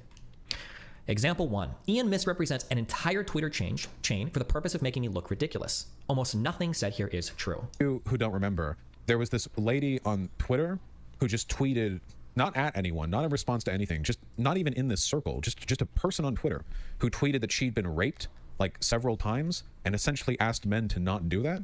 And then Mindwaves, who's like I guess adjacent to Destiny, I don't really know, tweeted some snarky shit at that. And then Destiny jumped in and said something about how, like, if she wasn't strong enough to speak up to the guys who were raping her, then it ended with him calling her like a retarded child for not having the strength of character to speak up to a rapist or whatever. Like, out of nothing. Like, again, this was just some random... And almost nothing said here is true. She hadn't initially tweeted that she'd been raped several times. She said, a dude slipped his condom off during sex after I asked him to wear one this week, and it's been bothering me, but I was too awkward to say anything. Not even the first time this has happened. Stop doing this, man. I never said you needed to be strong enough to stand up to guys raping you. I said, if you're needed to be strong, the first time this has happened. Stop doing this, man. Well, okay. A dude slipped his condom off during sex, and I asked him to wear one that I'd asked him to wear one this week, and it's been bothering me, but I was too awkward to say anything. Not even the first time this has happened. Stop doing this, men. So if you have buy-in, slipping off your condom during sex is rape, and it had happened not even the first time, then we do have, in your opinion, the claim that she was raped numerous times or several times or whatever, at least more than once, not the first time this has happened, right? And she tells men to stop doing it, right? So this week, and it's been bothering me, but I was too awkward to say anything. Not even the first time this has happened. Stop doing this, man. I never said She hadn't initially said she'd been raped several times. She didn't say exactly that, but she did say this. This is why Assange is not a good mating partner? Maybe. This might be cope, but Vaush seems like he's following our advice on putting his uncertainty on tone. Perhaps, yeah. Definitely. So, how do I donate to the Lauren Souther Manifesto? Do you guys really want that? Is that something you want? How long is it? 2.5 hours or something? Oh gosh, am I really going to do this? It's, oh, I guess I didn't close it at the right time.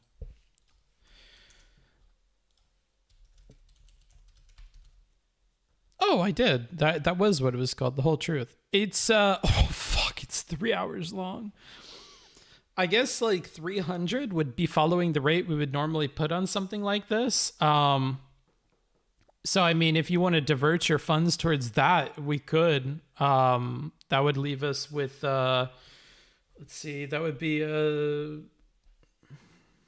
math. 55 plus 100, 155 left towards that if you wanted to shift your where you want the extra donations to go right now. Honestly, her manifesto was interesting. Yeah, that might be interesting. I do love platforming me a good white supremacist. I'm just kidding. Yeah, I mean, we could definitely do that. I guess we'd be at 155 left if that's what you want to do. I would love to hear you cover it, but tonight might be too short notice. Yeah, it wouldn't happen tonight. It would definitely be like the next stream or the stream after it.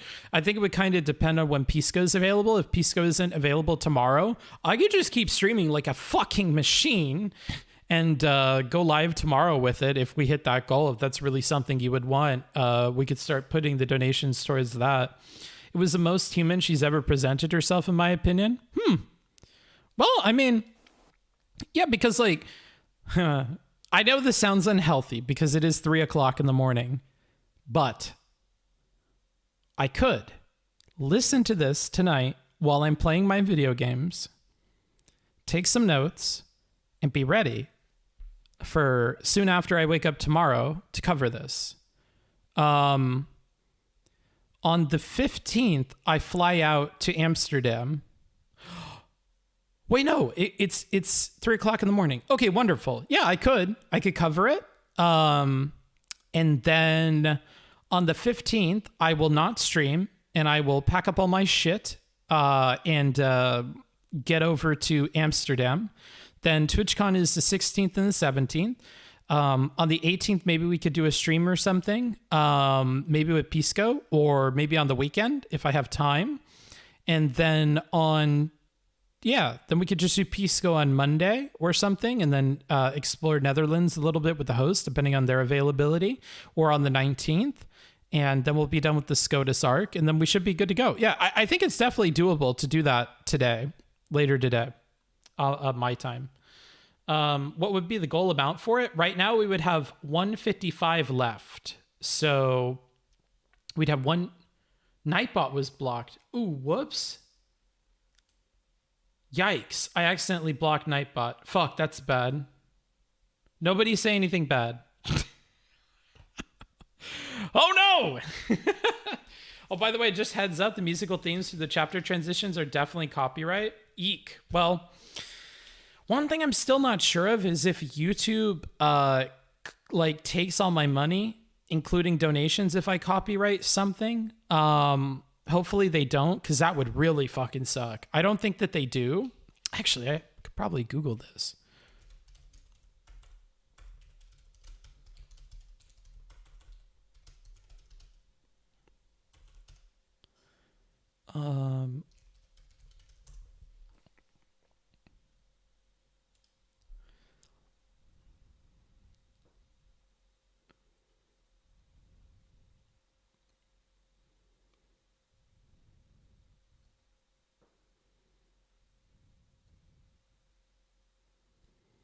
Oh, if you get a strike, your channel's fucked.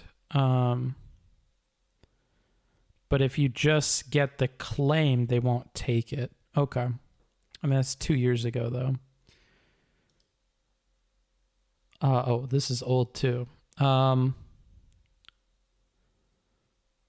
You know how much that would suck if you watched literally like a minute of some copyrighted content that gets your super chats? That would be fucking crazy.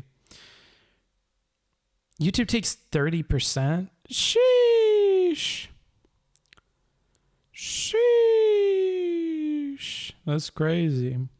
For context, Streamlabs takes 0. That's why I tell you guys to use the dono link and not super chats, but oh well. Interesting. Okay.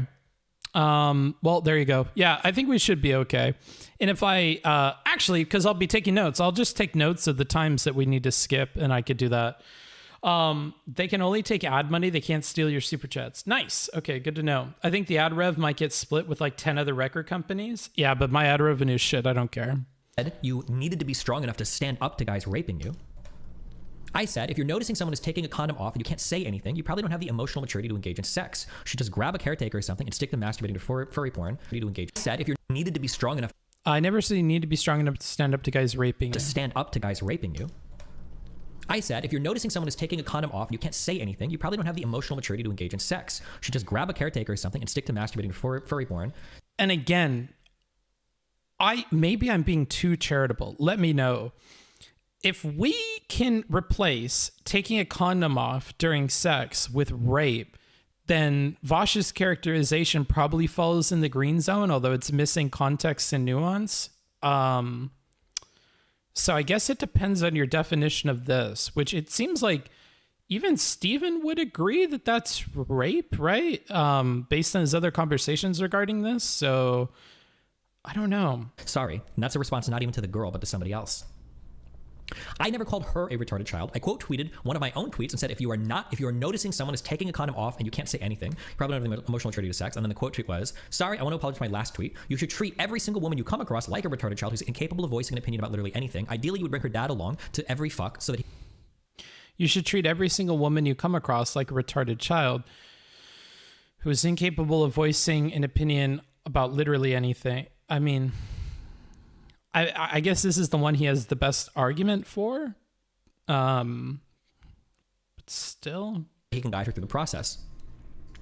Ian goes on to spend minutes recounting an entire set of tweets and convos, yet never shows an original video or tweet once. Why? That's a problem, right? Like, I feel like that is the biggest problem, is not showing the context of what is going on. But I don't know if his characterization is like wholly off base of what had happened, except for point C, maybe. The part about bringing her dad gets me every time. It's funny. What's up, Number Paris? 2, now that Ian has created a false copy, he refers back to it, saying I've engaged in rape apologia, and that I've said a woman who was raped is like a retarded child, right after saying I've done so many awful things to justify my Twitch ban. Justified. When he was doing his like rape apologia arc and like laughing and saying that like a woman who was raped was a retarded child, like if he got banned from Twitch for that, I would have thought, yeah, no shit. Okay, so now we see the compounding of this, kind of like a genetic abnormality moving across an inbred family tree. The initial thing that he said has now morphed into this, which is completely incorrect, right? Unless he's referring to like a video or a debate that Steven had and not the tweets themselves. But even that, I feel like, is stretching the possibility of 2A, which is to be charitable within reason. And I don't think it's reasonable to be that charitable here to Vaush. So number 2 is where we really start to see us become a problem. Whereas number 1, I feel like D was our strongest thing, that he probably should have showed this set of tweets, even if it hurt his argument of what he was trying to characterize the conversation as. Because now at 2, we've reached some really problematic recollections of what had happened. Vaush took a misdemeanor and turned it into murder. Yeah, kind of. I have never engaged in rape apologia, and none of my tweets were ever calling the original. Ooh, big $9.99 from Saucerama. Thank you for the $9.99. That is $10 towards our present goal, which I guess is for the Lauren Southern conversation. What does that bring us up to? 155. So more than halfway there, if that's something you wanted to have happen. It's 3 hours. So yeah, we're halfway there. So, I mean, if that's something you guys really want, you know, maybe I should change the donation goal on our app here and show it. That way people know what the fuck is going on. Okay, so let's end this goal. Let's say this is for Lauren Southern's Manifesto. And let's say that we are at 155 out of, whoops, we're at 300, 155. And the end date will be 07/15/2022. Okay, and we'll do that. I'm voting against it.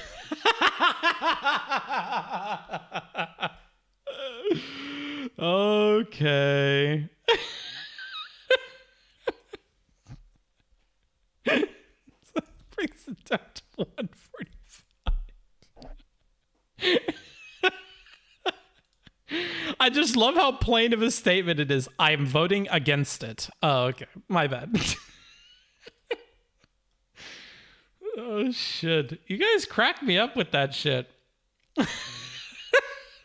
This voting against it shit. I don't know why. It's just the funniest shit to me, dude. All right, I'll put it on the screen. 145, all right. Original victim, a retarded child. 3.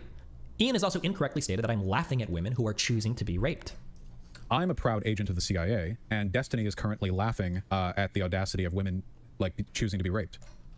Ian talks about something we saw in regards to me laughing at a woman who was raped and calling her a retarded child. This never happened. The thing his audience saw was past fiction, and now he's referring to it in reference to an event that never happened. But we saw Destiny during the whole rape apologia arc, where again he's literally just laughing at a woman who was raped, calling her. Okay, so now that we're at 4, we're doubly bad from 2. So while you may have disagreed or had some good arguments in point 1 for how that's not necessarily a bad recollection or a bad spinning of what had happened, I think by the time you get to 2, it's indefensible. And by the time we get to 4, it's just really, really bad. Really, really bad. Ron, I'm going to count that towards our Lauren Southern goal because the closest thing to the anime community is the fascist community. That anime community loves itself a good fascist, bruh. Anime review when? Smiley face hash based hash rise up weebs hash giga chat hash mega chad. All right. I'm gonna count that towards our goal here. I'm gonna count it towards our goal. I'm gonna say that is towards it. So this now becomes a 155. Nice. Thank you for that. That's very cool. I'll count it that way. Cool. I don't know when we would do an anime review. That would be another fun thing to do more regularly. Again, so many things are more possible when I have the house and I'm working daily on projects. Because if I could make it to where I have a 3 or 4 hour period of work that I do at the beginning of every weekday, Monday through Friday. And then I have my stream on top of that. And we do 1 long stream a week and a few short streams every week, I could have a normal 40-hour work week schedule. And right now we're at about 1 to 2 hours of administrative work every single day. I think it would be possible to do. All I have to do is take notes while I'm watching anime. So, it's not rough. Damn, we're not seeing the Sam and Destiny debate, are we? I mean, we could, but maybe more in the future. Probably best to let it cool down a bit with Steven, because that happened within, the last week. So it might be better to talk with him about it as it gets older. Luke, big Luke, coming to the dog pile. Okay, to the goal. What does that bring us up to? 160? Okay, shit, son. Fuck the hater who put 999 against it. Not fuck the hater, obviously I support it, but interesting. I mean, it all helps me. There you go. Moving up in the world. We are more than halfway there, chugging along towards that $300 goal. Hopefully we hit that. That'd be cool. I like that we slowly figure out what people want and don't want. Nobody was interested in the Sam and Destiny thing that wanted to donate any amount of money towards it. But now that we're doing this, we're slowly getting there.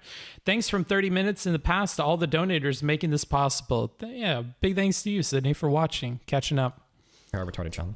He also claims I've argued against Me Too in this clip and says women should shut up if they get raped, despite me doing a ton of Me Too coverage on stream and being thanked by victims of abusers online about it. And telling women to speak up, if anything, right? He also repeats, we saw all of this, except Ian has never shown anyone anything. He even goes on to say that no context is missing from any of my statements. But we saw Destiny during the whole like rape apologia arc where like, again, he's literally just like laughing at a woman who was raped, calling her a retarded child, attacking her over nothing. Literally, she said nothing to him. He just decided to attack her. Like just remember, I'm not attacking her. I'm quote tweeting myself and responding to other people. And then later he like argued against Me Too and said women should. What is this? From Larry. Too bad we're going to watch the LS Manifesto. That's funny as fuck. That brings us up to 200 then. There's no turn that one back in time unless you have a hell of a lot of money, dude. We're chugging along. We're gonna fucking hit that shit, dude. I'm feeling it. I'm feeling it. All right. Looks like we're getting to the fucking Lauren Southern Manifesto, boys. Strap up, Ron. Ron with the cheeky faces in chat too. Who knew? Who knew that little 999? You kicked the hornet's nest. Shut up if they get like raped and not like talk about it on social media. Anyway, we saw all of this. I don't want to spoil it, but does she like turn around? Does she have like a moment of clarity where she's rethought things, or is she quitting like content creation? Like I have no idea what it's about. I haven't really heard anything about this. And like I saw somebody in my replies point this out. And then somebody, a DGG, wait, what did he say? Should shut up if they get like raped and not like talk about it on social media. Anyway, we saw all of Jesus. this. And like, I saw somebody in my replies point this out. And then somebody, a DGG, replied to that saying, did you look at the context of those statements? My brother in Christ, no context was missing from those statements. Almost every statement created is either half true or completely fabricated. Yeah, it's not great. The anti-Me Too statements are most likely Jesus in reference Christ. to this tweet, where I was critical of people who randomly open up about trauma and assault on Twitter. Real talk. Opening up about your rape and shit on Twitter is incredibly fucking weird and should have never been normalized. I have no idea why the fuck people encourage others to trauma dump on social media. It's insanely unhealthy. Okay, so that's not telling women to shut up. This is like a complete mischaracterization of what's being said here. So this is a solid mischaracterization from Vaush here. I feel like it's not defensible given 2A. She basically gets to come clean about things she legally couldn't talk about before. That sounds interesting. I'm hooked. Okay. Just exposes a lot of other conservatives like Milo and Tommy Robinson. I don't know if you guys remember, but there was a piece that came out about Lauren Southern that talked about some of the misogyny and stuff she experienced being in right-wing circles and the kinds of difficulties that she had with the male members of that group in particular. And I wonder if it'll touch on that a little bit. Basically, I think it was that this reporter like got to spend a bunch of time hanging out with Lauren as she did interviews for her documentary and other stuff, and asked her a bunch of questions while they were hanging out together, and wrote a piece about it, and sounded like she was struggling with some of the men that she was dealing with. I don't believe it's an appropriate forum to trauma dump, but I've also said I don't believe Me Too is about trauma dumping. It's about holding larger figures accountable when all other avenues of justice have been exhausted. It's fair to take issue with my tweet, but there's no fair characterization of me that is anti-Me Too. Ian here calls me transphobic while admitting I hold pro-trans positions. Honestly, I just think that Destiny's a transphobe. People in his community will argue against it because he's had pro-trans positions in the past and even does currently. But let me talk to you very briefly about that. He goes on to destroy my character before stating anything about my trans positions, saying I don't care about minority groups, calling me a sociopath, and badly misquoting my philosophical position on egoism. After running through some garbage philosophy to explain his own way of argumentation, he eventually arrives at the position that I argue to feel smarter about other people. Honestly, I just think that Destiny's a transphobe. People in his community will argue against it because he's had pro-trans positions in the past and even does currently. But let me talk to you very briefly about that. Very, very briefly. How can you justify that? She's Watch, so person who joined cute, the site in the last that 24 hours. cat. All right, Artem, you get out of here. You fool. Cats are cute. I'll give it to you, Bells. So I'm going to paraphrase Destiny here, but nothing I'm about to say is a smear. It's literally just a thing that he said about himself. Destiny does not care inherently about any minority groups. Remember, he's paraphrasing me because he never showed the reference. Only the references that he's created, the false references. However, he cares about the pursuit of the truth, truthful positions. He said that himself. He said it for years too. Like he cares first and foremost about finding the truth, which sounds nice, you know. He said for years as well that he's a sociopath, which is kind of a warning sign when people say that about themselves, whether or not they're correct. But you know, that's a joke. He said many times that he's an egoist. That his moral biases are towards his own self-betterment, you know? Now, on their own, none of these... step one to building out social contract theory, which he never does. These things are inherently wrong. The issue is how they combine. Let me explain, okay? So, The way that these combine are me saying, I'm generally interested in myself. People work better when we're working together. Therefore, we ought to work with as many people as possible, because when we create a society that's happy and healthy for everybody, it's going to benefit me the most. That's how it comes together in the end. And that's how it's always come together in every moral philosophy debate I've had and in every policy position debate I've ever had. And it's exactly what I said earlier in my own document regarding trans issues. I talk about all these political issues. It's because I have a political bias towards a set of principles derived from subjective axioms that I want to achieve.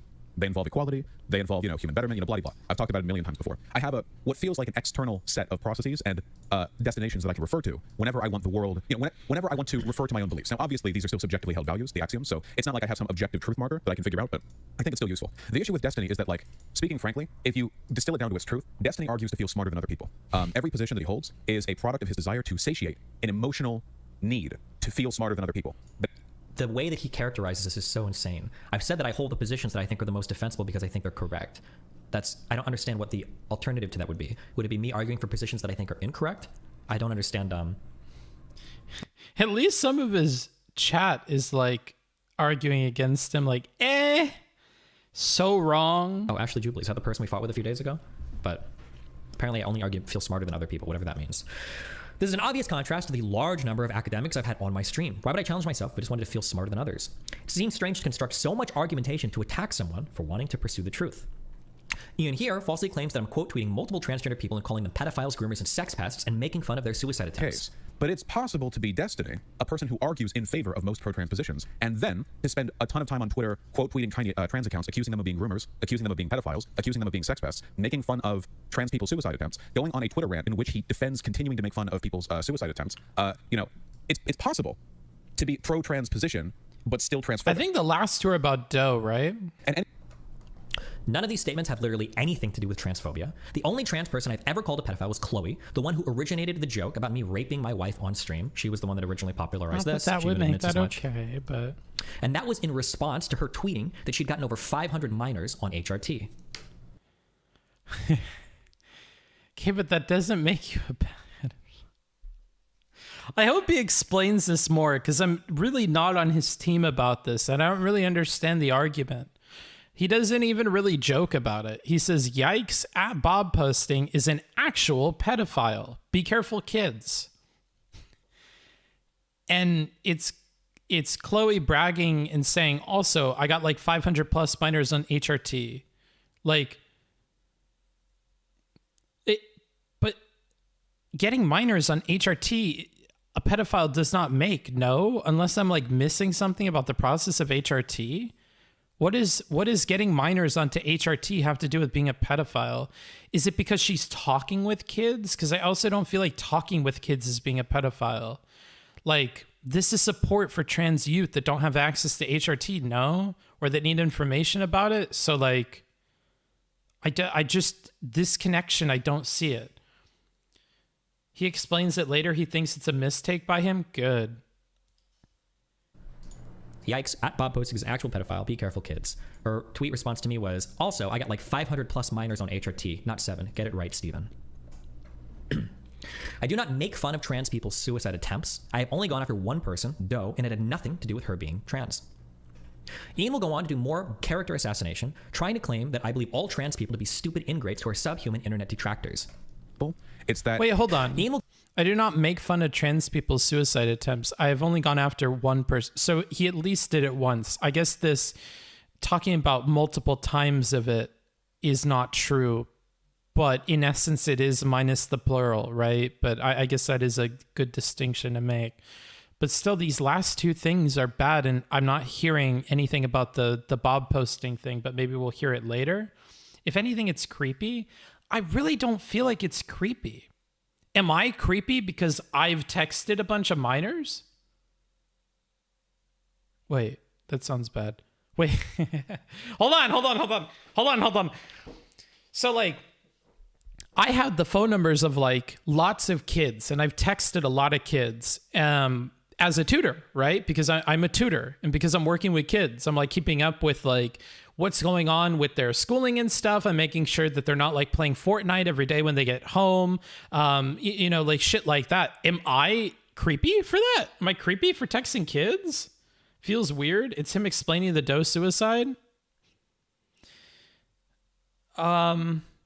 Okay.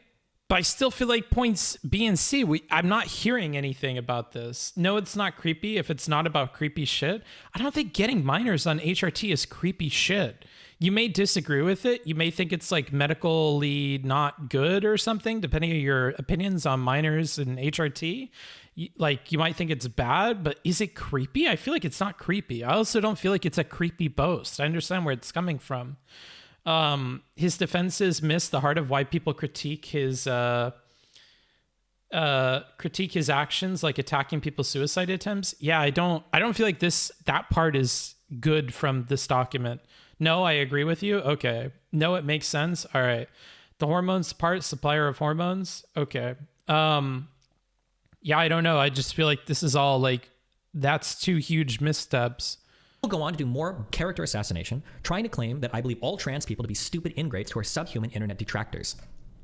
It's that he and his community regard them with a kind of detached apathy. Essentially, Destiny thinks trans people are stupid ingrates who don't appreciate all the good he's done for trans people. And in that respect, because they've wronged him and his bias and priority is towards his well-being, they're functionally no different from the alt-righters that he used to argue against. They're just another group of, you know, essentially subhuman internet detractors that he can pull out all the stops against.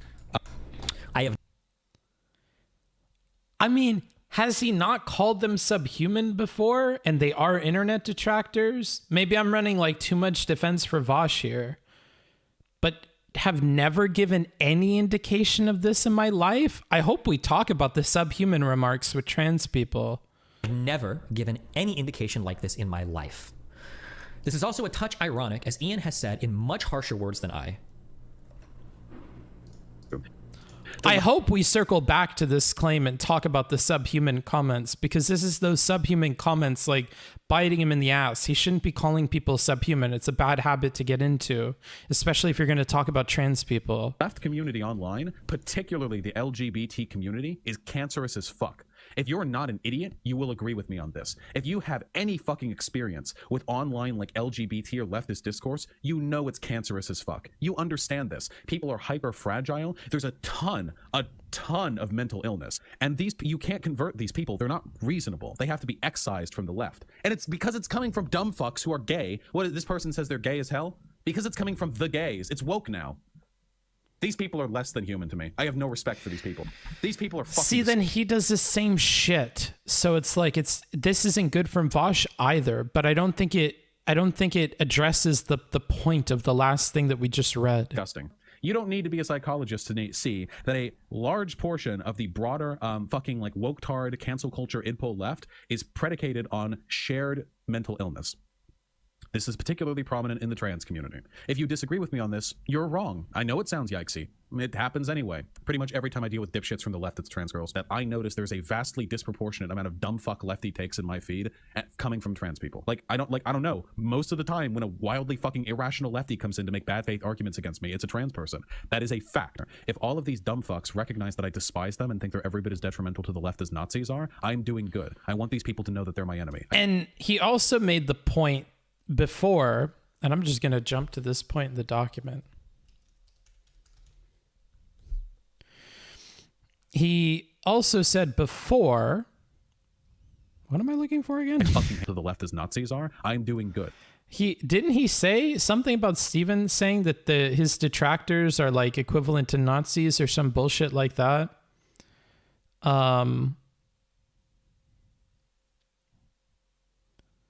I thought he had said something about that in here. Vaush did. Like the comparison of them to alt-right, but maybe that was literally in the thing that we're watching. Supplier of hormones, that's what's creepy. I really don't think that's creepy, but maybe it's just I'm not transphobic like you, Elliot. I'm more woke. The 500 number makes it weirder to me. Maybe because you're transphobic. Maybe you're just a transphobe. I mean, 500 is a lot of kids, but still, I don't feel like it makes it weird to me. But maybe for other people it does.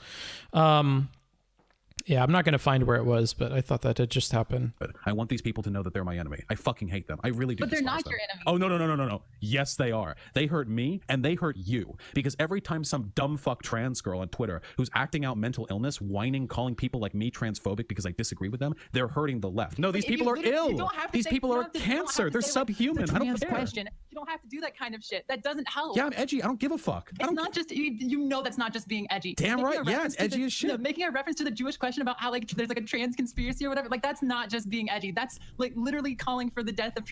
And he's the one bitching about a genocide. I love Stephen and maybe it's regional, but I've asked a lot of people and received a bunch of different responses. But I remember hearing subhuman referring to LGBTQ people a lot in the 90s. Yeah, I don't like that at all. Like, even setting aside the context of like trans or the LGBT community, we should just not be using that insult for people. It's a touch ironic, as Ian has said in much harsher words than I. The online trans community is hyper fragile, wrought with a ton of mental illness, and that they're unreasonable people that can't be converted. He also said that these people are less than human and subhuman, and he's claimed coming on stream and saying people need to kill themselves and like it's the trans community. Well, well, hold on. For one, yes, I think these people are an existential threat to the safety and success of leftism. Yeah, they're as big a threat as Nazis, easily. Yes, 100%. Yes. It's also claimed that the online trans community is a bigger threat than Nazis. I guess. And we know how bad Ian thinks the Nazis are. So I mean, like. Well, he said as big a threat as Nazis, so that's a little bit of fake news here. My bad. Ian's transphobic rants were so legendary, they got him notoriety in other left-leaning communities on Reddit.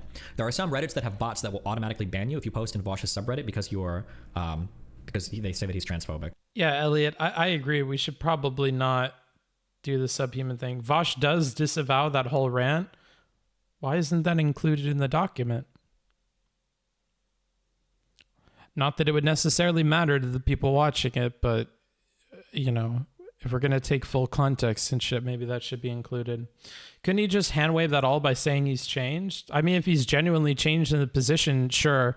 I still think they're bad statements and worthy of criticism, whether or not the person said they changed. And we need to keep an eye on him. But yeah, I mean, that would make a difference in my mind. It doesn't undo everything he said there. You know what I mean? Like, I feel like Steven calling everyone subhuman might make the insult hit less hard. I disagree. I totally disagree. I don't know. It could make you think that he doesn't mean it particularly against trans people by the basis of their transness, but it doesn't make the word any less bad to be using when referring to people. He calls it the meltdown stream and admits it was unhinged. Okay. Yeah, I mean, if he says all that, I wish that would have been included here. If anybody has a link to that, by the way, in defense of Vaush, I'm happy to play it and watch it because, I mean, it's clearly not going to be included in this document. I don't remember all of these subreddits, but Vaush, a cis man, claims trans people do not have a better understanding of transness. They have like a bot to like auto respond to Vaush posters, I think, with quotes from Vaush about trans people. Vaush claims that my moral compass is fucked and that the warning signs have been there for years. What? Can I go to this and just click on it? Of course I can. Of course you can, Bookie. I'm kind of interested to read these things. All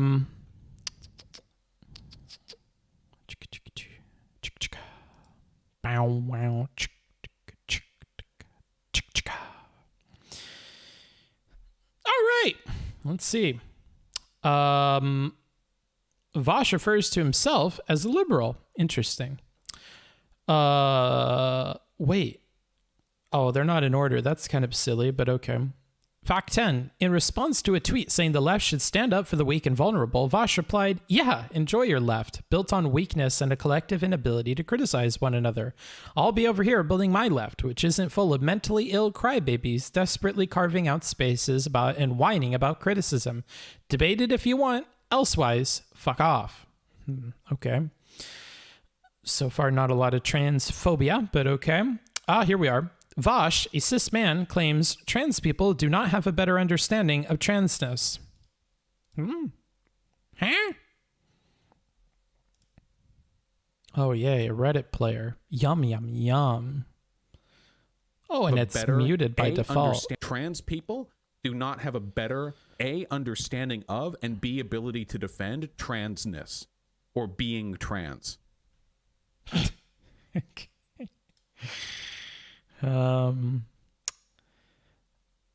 Okay, there's that one again. Fact 9. Vaush has defended the consumption of child pornography because there's no ethical consumption under capitalism. I think this is the one that Stephen explained was misconstrued. This paints a deeply troubling picture when added to his history of sexually inappropriate behavior and his claim that under socialism, the age of consent should be lowered. Okay, I remember this one as well. And I think we've already covered that at this point. Fact 17. Vaush called trans people bitches for taking offense when misgendered. Did he? Here is Vaush talking about the Meltdown stream. I think it didn't show me your link because I think it doesn't allow you to. If you want to just at me on my Discord and post it there, I could see it. But yeah, I won't be able to. Sort by new, maybe? I kind of don't want to do that because I think we're going to lose our place of where we're at. But I'll do it. It is on Sort by New. So that won't do it, fortunately. All right. Honestly, fuck trans people. I accidentally misgender people over text so often, and it's 100% typos from my meaty paws. And it never fucking matters except with you bitches. Fuck you. Whose idea was it to make she and he basically the same word? They hated him because he spoke the truth. Wait, some people are actually mad, and they don't follow me. They lack critical information. Maybe? What is the critical information we lack? What kind of joke is this, bro? Okay. Interesting. I think he's literally just doing to Vaush what he thinks Vaush is doing to him. Not sure it makes it justified, though. If that's what he's doing, that's kind of fucked, no? Let's see if we can find another fact here. Vaush called trans people critical of ContraPoint's defense of transphobic conspiracy theories worthless, mentally ill, basement dweller, fucking queer people with absolutely nothing to offer the world. And degenerates sucking off the back of society like a leech. Jesus Christ. Like, do you remember Vaush's whole thing about the 10 points of or however many points it was of a whatchamacallit, of a genocide, and there's the comparison to animals and stuff, like, or rodents or vermin. He's calling him a leech. YouTube video is done, I'm going to reveal my true thoughts. A lot of the people who are trying to cancel ContraPoints are fucking dejected, worthless, mentally ill, basement dweller, fucking queer people who have absolutely nothing to offer the world apart from their bitter scorn. So they lash out at people more successful to them, and they put all the time in the world into it because the only validation they get is out of performatively canceling people with more social capital. When I see fucking 30 tweet threads about how horrible ContraPoints is, it is impossible for me to imagine this person as anything other than a degenerate sucking off of the back of society like a leech. It's impossible for me to think of anything else. I know this is fundamentally reactionary thinking, but still, I can't think of anything else. The YouTube video is done. I'm going to... Hold on, let me respond to a DM.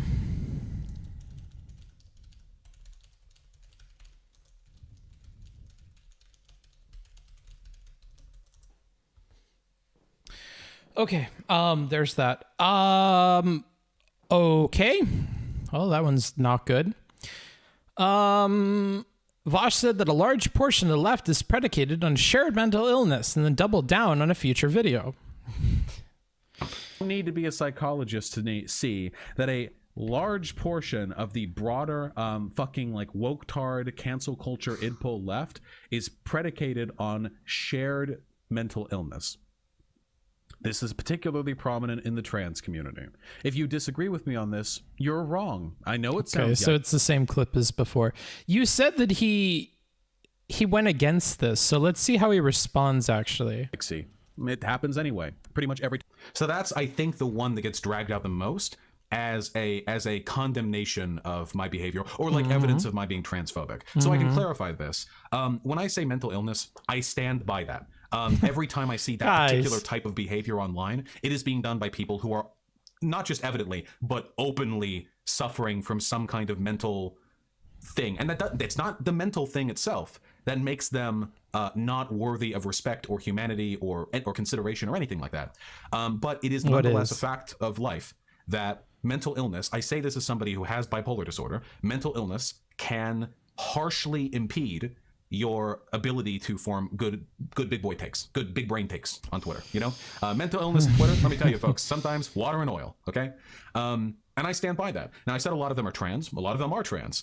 In fact, some of the most prominent people, I think even Contra specifically like pointed out these people who engage in the behavior, this like very cancel culture, very like woke scoldy, very performatively fragile behavior. Those people are very often trans. And I can speak again to sort of the legitimacy of the fragility of the LGBT community. I think it's a really complicated subject that's worthy of discussion, but suffice it to say, no matter how callous I am being with my characterizations here, I maintain, and I've always maintained this, that what I am angry at here, no matter what descriptors I'm using, is the behavior of these people and not their identities. And again, this is very, very bad language to use. Like today, I think I could express a similar degree of frustration with much less ambiguity. You know, would you say you're? You guys said he walked all this back and said it was angriness. He just says I would have said the same thing but nicer, and made clear it's not related to their transness. Guys, check your Discord DMs for his most recent response book. I don't have any other DMs. Oh, this one? I wonder if it occurred to me at all back. Bro, but he already responded to this in 2020. I need double down. We're being so selective with this. No, bro. So I know that first time he said it, bro, the man was heated. And I know he immediately after kind of stepped up to the plate and defended it again. No. But then, I know in 2020, then he talked about it again and he kind of like said that he could have just said it nicer, but he meant all the same stuff. No. Watch this one. Because then he reacted to it a third time and he said, nah, actually, now that I'm thinking about this, bro, I fucked up. Hold on. A year ago when I defended that shit, and then the time before when I defended that shit, and then the time that I said that shit. Nah, I was wrong all three times. Let me go ahead and set the record straight here. Let me set the record straight here. Can you just timestamp for me where he covers this one particular part? I'll watch it then, but I'm not watching this whole fucking 30-minute thing from Vaush on this. He's doubled down at so many points during this that I'm like, I admit I did not know that 2020 existed. Well, now we do. Okay, so I think we're done unless you can get me like a timestamp version to where we look at this exact part and respond to it. Like, I guess we could watch this intro and see maybe if it's there. During this time, if there would be any rhetorical consequences to using the language. I wonder if it occurred to me at all back during this time, if there would be any rhetorical consequences to using the language that people use to dehumanize trans people against trans people.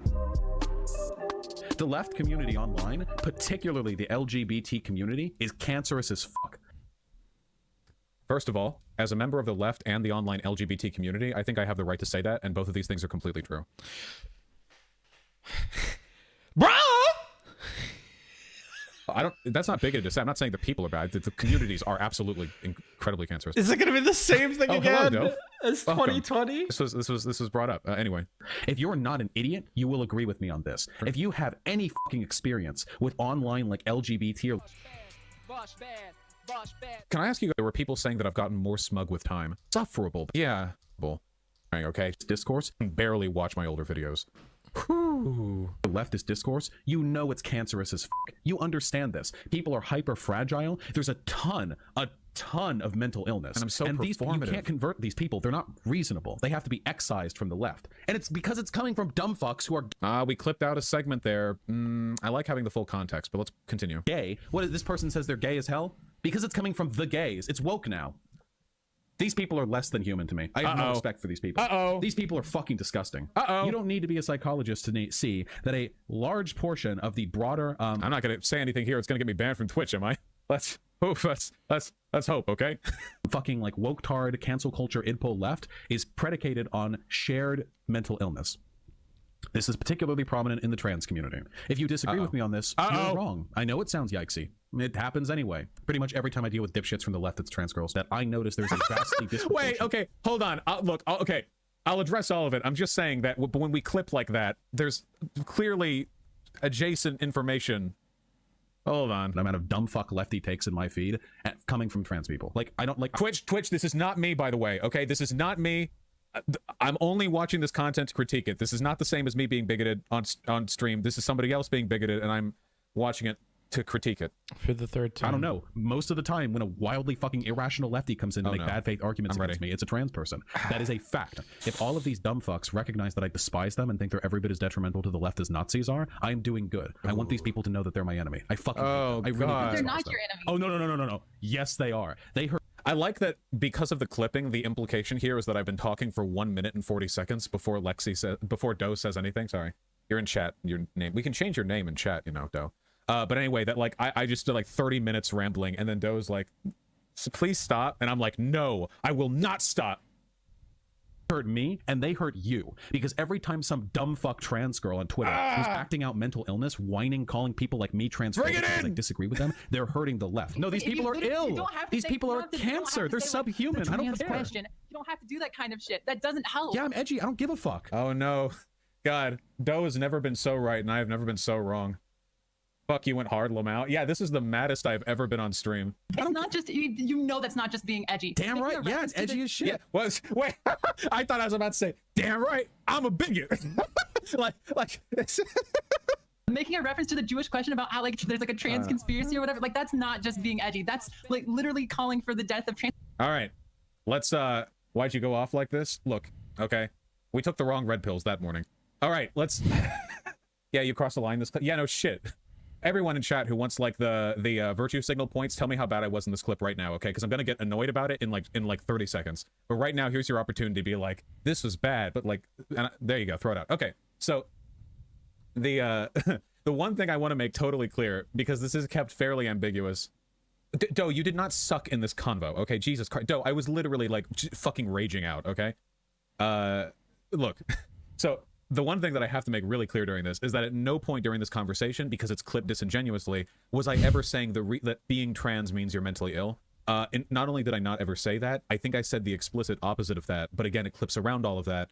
So the clipping... Right, which is what we repeated in 2020. So far, we're having the same shit. Did contribute to a lot of the potential optics here, but...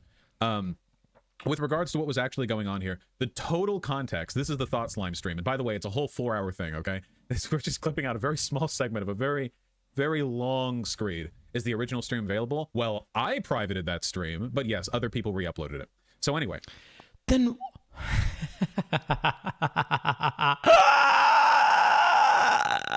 It gets worse. The people that paid for me to watch the extra hour of this are fucking getting their money's worth. Holy fuck. We're not even watching Steven's video. We're on like a tangent of a tangent of a tangent here. The context of this is essentially this, okay? You want me to clip in the full convo if this becomes a video? No, that's okay. That's okay, Tempest. That's okay. Thank you, though. The full context is this. And by the way, this isn't me defending. The whole thing was a fucking mess. But the full context is this, okay? So basically, Thought Slime is a YouTube content creator, and Thought Slime said something about how they didn't like gender abolitionism. Somebody added me in the reply to Thought Slime's tweet saying that they don't like gender abolitionism, asking for my thoughts on Thought Slime's take, and I said, I think it's dumb, obviously, etc., etc. Now, to me, this wasn't me trying to be rude. I'm very publicly in favor of gender abolitionism. Thought Slime doesn't like gender abolitionism. Thought Slime is going by Mildred, by the way. Mildred, sorry, okay. Always with the... Be fucking careful. Be fucking careful when we're on the trans thing to be upset with trans people for having new names and stuff. Please be very careful. I can barely keep cis people's names and everything together in my head. Anyway. Bro? Okay. So I said somebody told you this like a month ago. I do not remember that. Whatever, just shut up, please, please. Just let me finish. Okay, please. Anyway, the So anyway, ThoughtSlime blocked me for that. So I was really offended by that because I'm just gonna say ThoughtSlime because of the channel name. Please just let me go by the channel name, please. I say ContraPoints 2 instead of Natalie. Just. You're making it worse. You're making it worse. Please, for the love of God, just drop it. You don't have to respond to them, bro. They don't have a gun to your head. Uh-oh. Stinky. Yeah, we're hitting a bit of an uh-oh stinky moment, bro. Come on. You're meant to be rehabilitating right now, bro. Please. Okay. ThoughtSlime blocked me for that. And I got really annoyed over that because it felt like, I don't know, I was being blocked over nothing. And then from behind the block, ThoughtSlime started tweeting out stuff about like white cis guys giving their opinion and like speaking over trans people or whatever. This was all years ago. I don't remember everything, but it was kind of like a block me and then sort of vague post about how I was speaking over minority groups without ever directly engaging with me or anything like that. So that frustrated me. And I tweeted, essentially, fuck you, ThoughtSlime. And then people came after me. And for about 12 hours, I got like super... Essentially, you tweeted, fuck you, ThoughtSlime. Given how much we focused on your inability to recollect what you had actually said and what other people actually said, I'm very curious. And of course, you don't have a fucking link to what you had actually tweeted. You need a fucking... No, actually, I was going to say, you need an August to post clips of these things that you're talking about. That way, the audience has context. I actually am beginning to think that this is intentful and this is purposeful. And he will not include context because he is actively and purposefully misconstruing what people are saying. One of the first things that we said about Vaush when we started reviewing him is he seems to... fail to recall properly things quite a bit. His memory fails quite a bit, and it's pushing the bounds of what may be considered intentful and deceptive. And, you know, to be careful of his rhetoric and the way that he talks, and that got me in trouble. Like Vaush, in both this video and the last video, I'm 100% doubling down, bro. Past Booksmarts was right. I don't give a fuck, dude. He was right. You have to be fucking careful with this guy. He is dangerous with rhetoric because he will misconstrue things on purpose. I'm just gonna say it. It has to be on purpose. It's hit the surf's point. Something fishy's going on. He's not fucking stupid. It's not his memory that's failing him. He's intentionally doing this. Okay, we're making the call. We've hit the surf's point, and I think I have an adequate explanation for why we are in the twilight zone and misremembering things, and that's going to be my explanation. So we're going to kind of move forward and treat the witness on the stand as hostile. That's what we're going to do. Brigaded by people who are complete dumb fucks, and I stand by that. This was before I was having my heated gaming moment, so at the moment here, like at the time, I think I'm doing fine. People came at me on Twitter, and I remember having the most aggravating conversations in the universe about whether or not I had a right to speak on these issues because I'm not trans, you know? And I remember, there was so much of it, but there's one conversation I remember more than anything else. And it was this one person, it was a trans woman, I think. Again, this was years ago, but they were trans, you know? And they kept telling me, you need to listen to trans people, okay? This is wrong. You have to listen to trans people in the most condescending way imaginable. It was like being told calm down over and over again when you're angry over something justified. And I kept responding. And again, we don't have any links to what this person actually said to him. Like, I have trans people in my audience, like a ton of them, and I've talked with them. Now this clip is having the opposite effect on Book's opinion than I intended. I want to ask you this, Booter. When you're watching this with me, how do you feel? Because you're the one that linked me this. Has your opinion on this changed? Like, is it me talking about it that changed it for you? Or is it like watching this with a critical eye? If it changed at all? Like, because we've gone through the 2020 review of what he had said. We're now on the 2021 review. There's been little to no change besides the rhetoric that he's using. He's agreed with everything there. So like what do you think about this?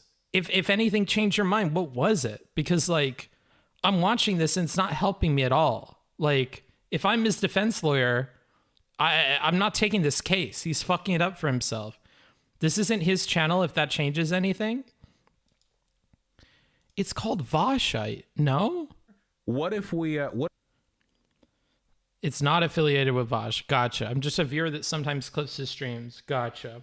Okay. I guess that does make a difference for not putting the tweet in here or not editing it in for sure. But I think the point still stands about how to treat Vaush for my perspective. And I'm not having a Keffels moment of like, I don't, or a Demon Mama moment of not caring about evidence. But like, regardless of that, I don't think that's changing the way that we're treating Vaush. I think this decision was made a long time ago, and I'm kind of arriving at my conclusion about it. And it's mostly based on what he's saying. It looks bad. I feel like the rewatch makes this look a lot worse. The misremembering doesn't look as bad once it's a 5-hour stream. And I talk about this on stream with them, and they agree with me that gender abolitionism is a reasonable, like, I am listening to trans people there. And then all I got in response to that over and over was, you need to listen to other trans people. So what? Trans people who agree with you? Okay. I got really frustrated, and that I stayed up late last night, late that night, tweeting and tweeting and tweeting, getting angrier and angrier. I woke up the next morning angry, and I said, I'm going to stream about it. And God bless them, Vermin looked at me and said, please don't stream about it. Please don't do that. And I said, nope, I'm going to stream about it. Clearly angry still, you know. Because clearly you need to listen to more than just trans people, because you have other people in your life telling you, yo, bro, they say, hey, bro, it's not a good look, bro. Hey, bro, you're heated. Hey, get your boy. I'm getting him, bro. You gotta hold the fuck back, bro, because you're going a little bit ham here. This was the first time I'd really gotten like hate online, but Vermin was very insistent. Don't. This is a bad idea. Do not do this. But of course they can't literally stop me from streaming. So I went ahead, and what followed was what do we have? Vaush transphobic meltdown stream he deleted, 4 hours. The colloquial thought slime stream. So the base. Yeah, but you did private it, and it is a meltdown stream that you admitted was a meltdown, and it is transphobic, which I think you realize upon watching it.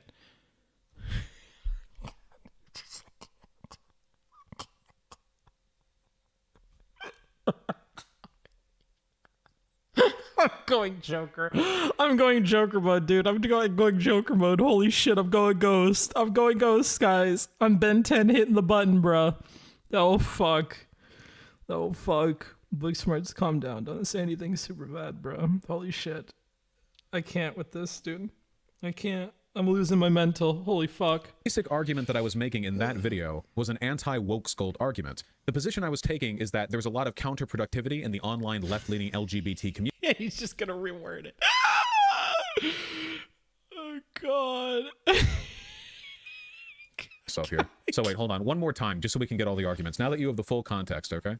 The left community online, particularly the No, LGBT... just explain to me your argument. Hyperfragility and mental illness. So when I talk about mental illness in the context of this clip, and I'm going to shield myself by saying that ContraPoints has already made this argument, because there's a lot of trauma in online LGBT spaces and communities, and that trauma... I think everyone gets the picture now. We can move on. I'm just interested now. I have a morbid curiosity about what he says during this part here. Of a morbid curiosity. He watches it again and again? Why? Often serves as a glue, which allows I'm people gonna put this to at Booksmart speed. Build solidarity based on their mutual bad experiences. Oftentimes coping mechanisms for trauma can be really, really, really toxic, both to yourself and other people. That's a kind of reflexive attempt to guard the purity of your social space, because you have difficulty discerning the social space from political advocacy. And I think oftentimes that behavior does manifest in a fairly mentally ill way. And I say this as a person with mental illness who's talking extensively about both them and the way I medicated them on stream. I don't think being mentally ill makes you a bad person, but I do think that if your behavior is motivated by mental illness, it's almost by definition something you shouldn't be doing, you know? Or to be more accurate with that, if you're engaging in pernicious behavior as a product of trauma, you should evaluate that and not sort of accept or rationalize behavior as something that you want to do, you know? Victims of abuse will often self-justify a lot of pain and shit, but we gotta work past that. So anyway, that's what I meant to say. That's the version of this argument that I still agree with. Whenever I say mental illness in the future of this clip, that's what I'm referring to. Likewise, you know that people say that I call trans women mentally ill. That's also put from the stream, and it's the same basic principle. I was including mental illness as a set of categories alongside trans to describe people who gave me a lecture online at that time. But mental illness was because they were trans. Mental illness was the trauma, reaction, crazy overinflation, others harm, that kind of stuff, you know what I mean? People are not reasonable. They have to be excised from the left. This is me, by the way. I don't because it's coming from dumb fucks who are gay. What is this person gay as hell? Hold on, okay. To be fair, all dumb fucks are gay, and all gays are dumb fucks, okay? This is axiomatic, right? Many people are saying this. Okay, I can't. I actually can't. Okay, we're done. I can't. There's no more I can handle. Okay, let's just continue. Okay, no, this is 2020 Vaush. No. No more than no. No.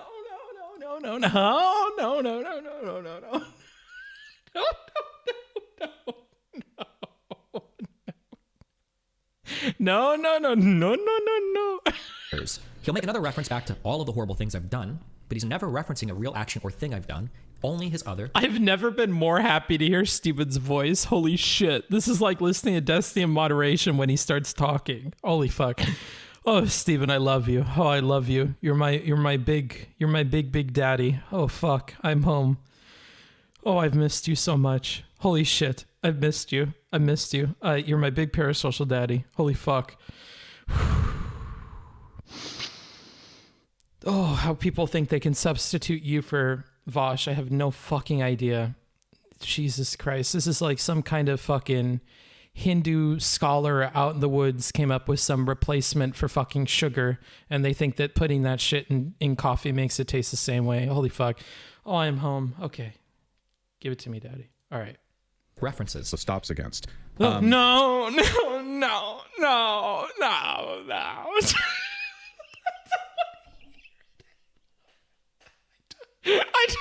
don't want to hear it. I don't want to hear it anymore, bro. Please stop. I can't. Oh, God. I need to breathe.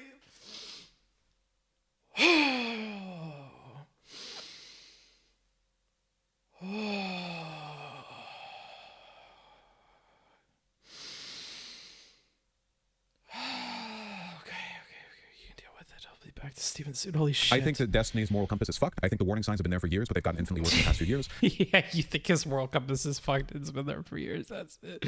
Fascinating. Fascinating! And as a product of all this, I just don't care about him being banned from Twitch, because he's done so many things that I would consider worthy of it, that parsing out the specifics of how this ban took place when the Twitch ban is opaque and I don't actually know how he got banned from Twitch is, I just don't care. This is in contrast to when I was talking to Mr. Yes. Girl, and I said that Vaush probably shouldn't be banned from Twitch when he was explicitly defending calling people racial slurs because they were white, by the way. God, yeah. All doing this while still claiming that I'm the one that's spike-driven and that I'm the one that treats him unfairly. Yeah. Ian claims that my community is psychotic by referring to objective truth. Care. Which brings me to his community. It's psychotic. I'm sorry, I can defer. What is the evidence for that? Can you tell me again? To objective truth on this one, just go look at it. It's He's a master of mental illness, Steven. He knows mental illness better than anybody, bro. He's interacting with the trans community, bro. He knows them when he sees them. Jesus Christ. Jesus Christ. Okay. Of course, he never does look at it, of course. We'll show anything about it. Ian horrendously misrepresents my opinion during the Just Move discourse, claiming my positions are ridiculous, and then I walk them back. And you fuck Destiny up, he's singing new laws. We're not talking with Destiny anymore. There's not really a point. I mean, I have to keep saying this because I know there's like a deep tie between the community, but the tie is done. We're not getting through to that. I think that his behavior has been desperate and juvenile over the past couple of months, and it's so clear that his positions are motivated more by spiting the left than anything else. He's taken ridiculous positions, walked them back, then redoubled them. One of the things I found most embarrassing, like really embarrassing, is that for about a year now, Destiny has repeated this like just move thing. If you not everyone has to live in a big inner city. If you can't afford your rent, just move to like Nebraska or some other place that doesn't have super high rent. To which the immediate question is, and what about the hundreds of thousands of service workers in that city? Like, you know, the people in that city that maintain the city for wages that are too small to live in the city. He never answers this. Then he finally talks. It never answers this. My Just Move arc was a prescription that if you couldn't afford where you lived, your rent is your biggest part of your budget, so you should find a cheaper place to live. That got distilled down into Destiny thinks all poor people should move from every single major city. Talks with Noah. What was that guy's name? He's a liberal. There's water in Monster. I'm getting plenty of water. But nothing but water and soda the last, how many hours have we been streaming? Last 8 hours. Actually, that sounds really bad. I'm gonna get water. Okay, I'll be right back. I'm gonna go grab water. Jesus Christ.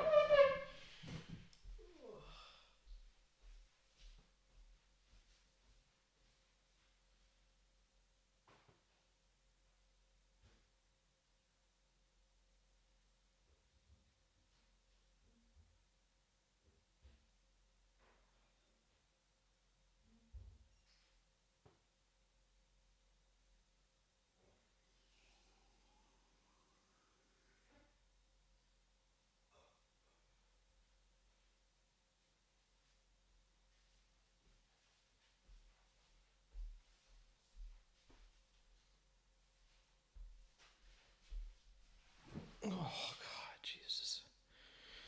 Whew. Now I'm drinking water, Nancy. Oh, yeah. Destiny, the N-word lover, friendly with Nazis, sharing photos of underage girls. A true leader for you, lunatics. This Noah guy. And Noah Opinion? That's what he goes by? Noah Opinion? Anyway, Destiny then completely walks back the take, and now it's about people in the tech industry who make six figures but decide to live in penthouse apartments that cost $6,000 a month and then complain about their rent. That wasn't only what it was about. It was about poor people with expensive houses that didn't have to pay taxes with them because of Prop 13. Not only was it not a I like that he just doubles. No, I actually was also talking about poor people, bro. Matter of fact, I ain't gonna walk shit back. Nice. Doubt that. But, oh my God, did I not include the link? Noah 100% agreed with my opinion. Fuck. Harpers are now on a... Oh my God, did I not? Game of Thrones. I didn't have it. Fuck. I asked Noah what his opinion is on Prop 13, and he says, you know what? If you have a $2 million house, maybe you should just sell it because it sounds like you're doing okay, which is one of the weird problems coming up in California, where Prop 13 is meant to people with expensive houses don't have to pay property taxes, essentially. Fuck, I can't believe I don't know why I didn't include that clip, but he also claims I've changed my entire... Wait, it's there? Oh, maybe it's here down here, sorry. He also claims I've changed my entire argument from claiming poor people... God, I love you guys. Have I ever said that before? Am I the parent that doesn't tell my kids I love them enough? I love that you guys, when I read you, for the most part, have the best advice and things to say, especially right now that we're small. Like Nancy telling me to drink water, or Beatles with a Z saying Vaush sees the moob stuff as a societal prescription to solve the housing crisis, when Destiny is just giving budgeting advice. Like, you guys just say insightful, good things, and just know that I appreciate you. Holy fuck. People should move to saying that wealthy tech bros should move in a conversation I had with Noah. My initial argument was not to say that all poor people should move. It was that people who can't afford a particular area they live in should move to a cheaper apartment/area, as rent is going to be your largest expense. Many people in both mine and Ian's community counter this by essentially saying that moving as a poor person is impossible, a position I still disagree with. Harpers are now unironically saying stupid shit like, oh no, if you're poor, you can literally never ever move. It's impossible, which is like just fucking stupid. It's beyond fucking stupid. So the argument people were giving is, well, what about the security deposits? You can't move. It reeks of fucking dumb fuck college kid, which is, first of all, you get your security deposit back when you move, and you can't just never move and just die. A lot of the time you don't. In your house or apartment because you can't afford another security deposit. I did not walk back any housing position with Noah. Oh no, there's no addressing that. Okay, big time point for you guys. Don't expect that you're going to get your security deposit back. We live in a society. They're going to try to take it from you, and they're going to justify it in shitty ways.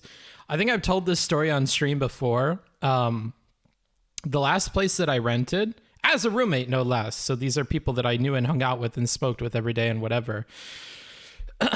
She had this list of things she was going to have to do after I moved, and that all the expenses would come out to be at or more than my security deposit. And for that reason, she would take my security deposit. And I asked her, if I do all these things on the list, then can I get my security deposit back? And she was like, yeah, that makes sense.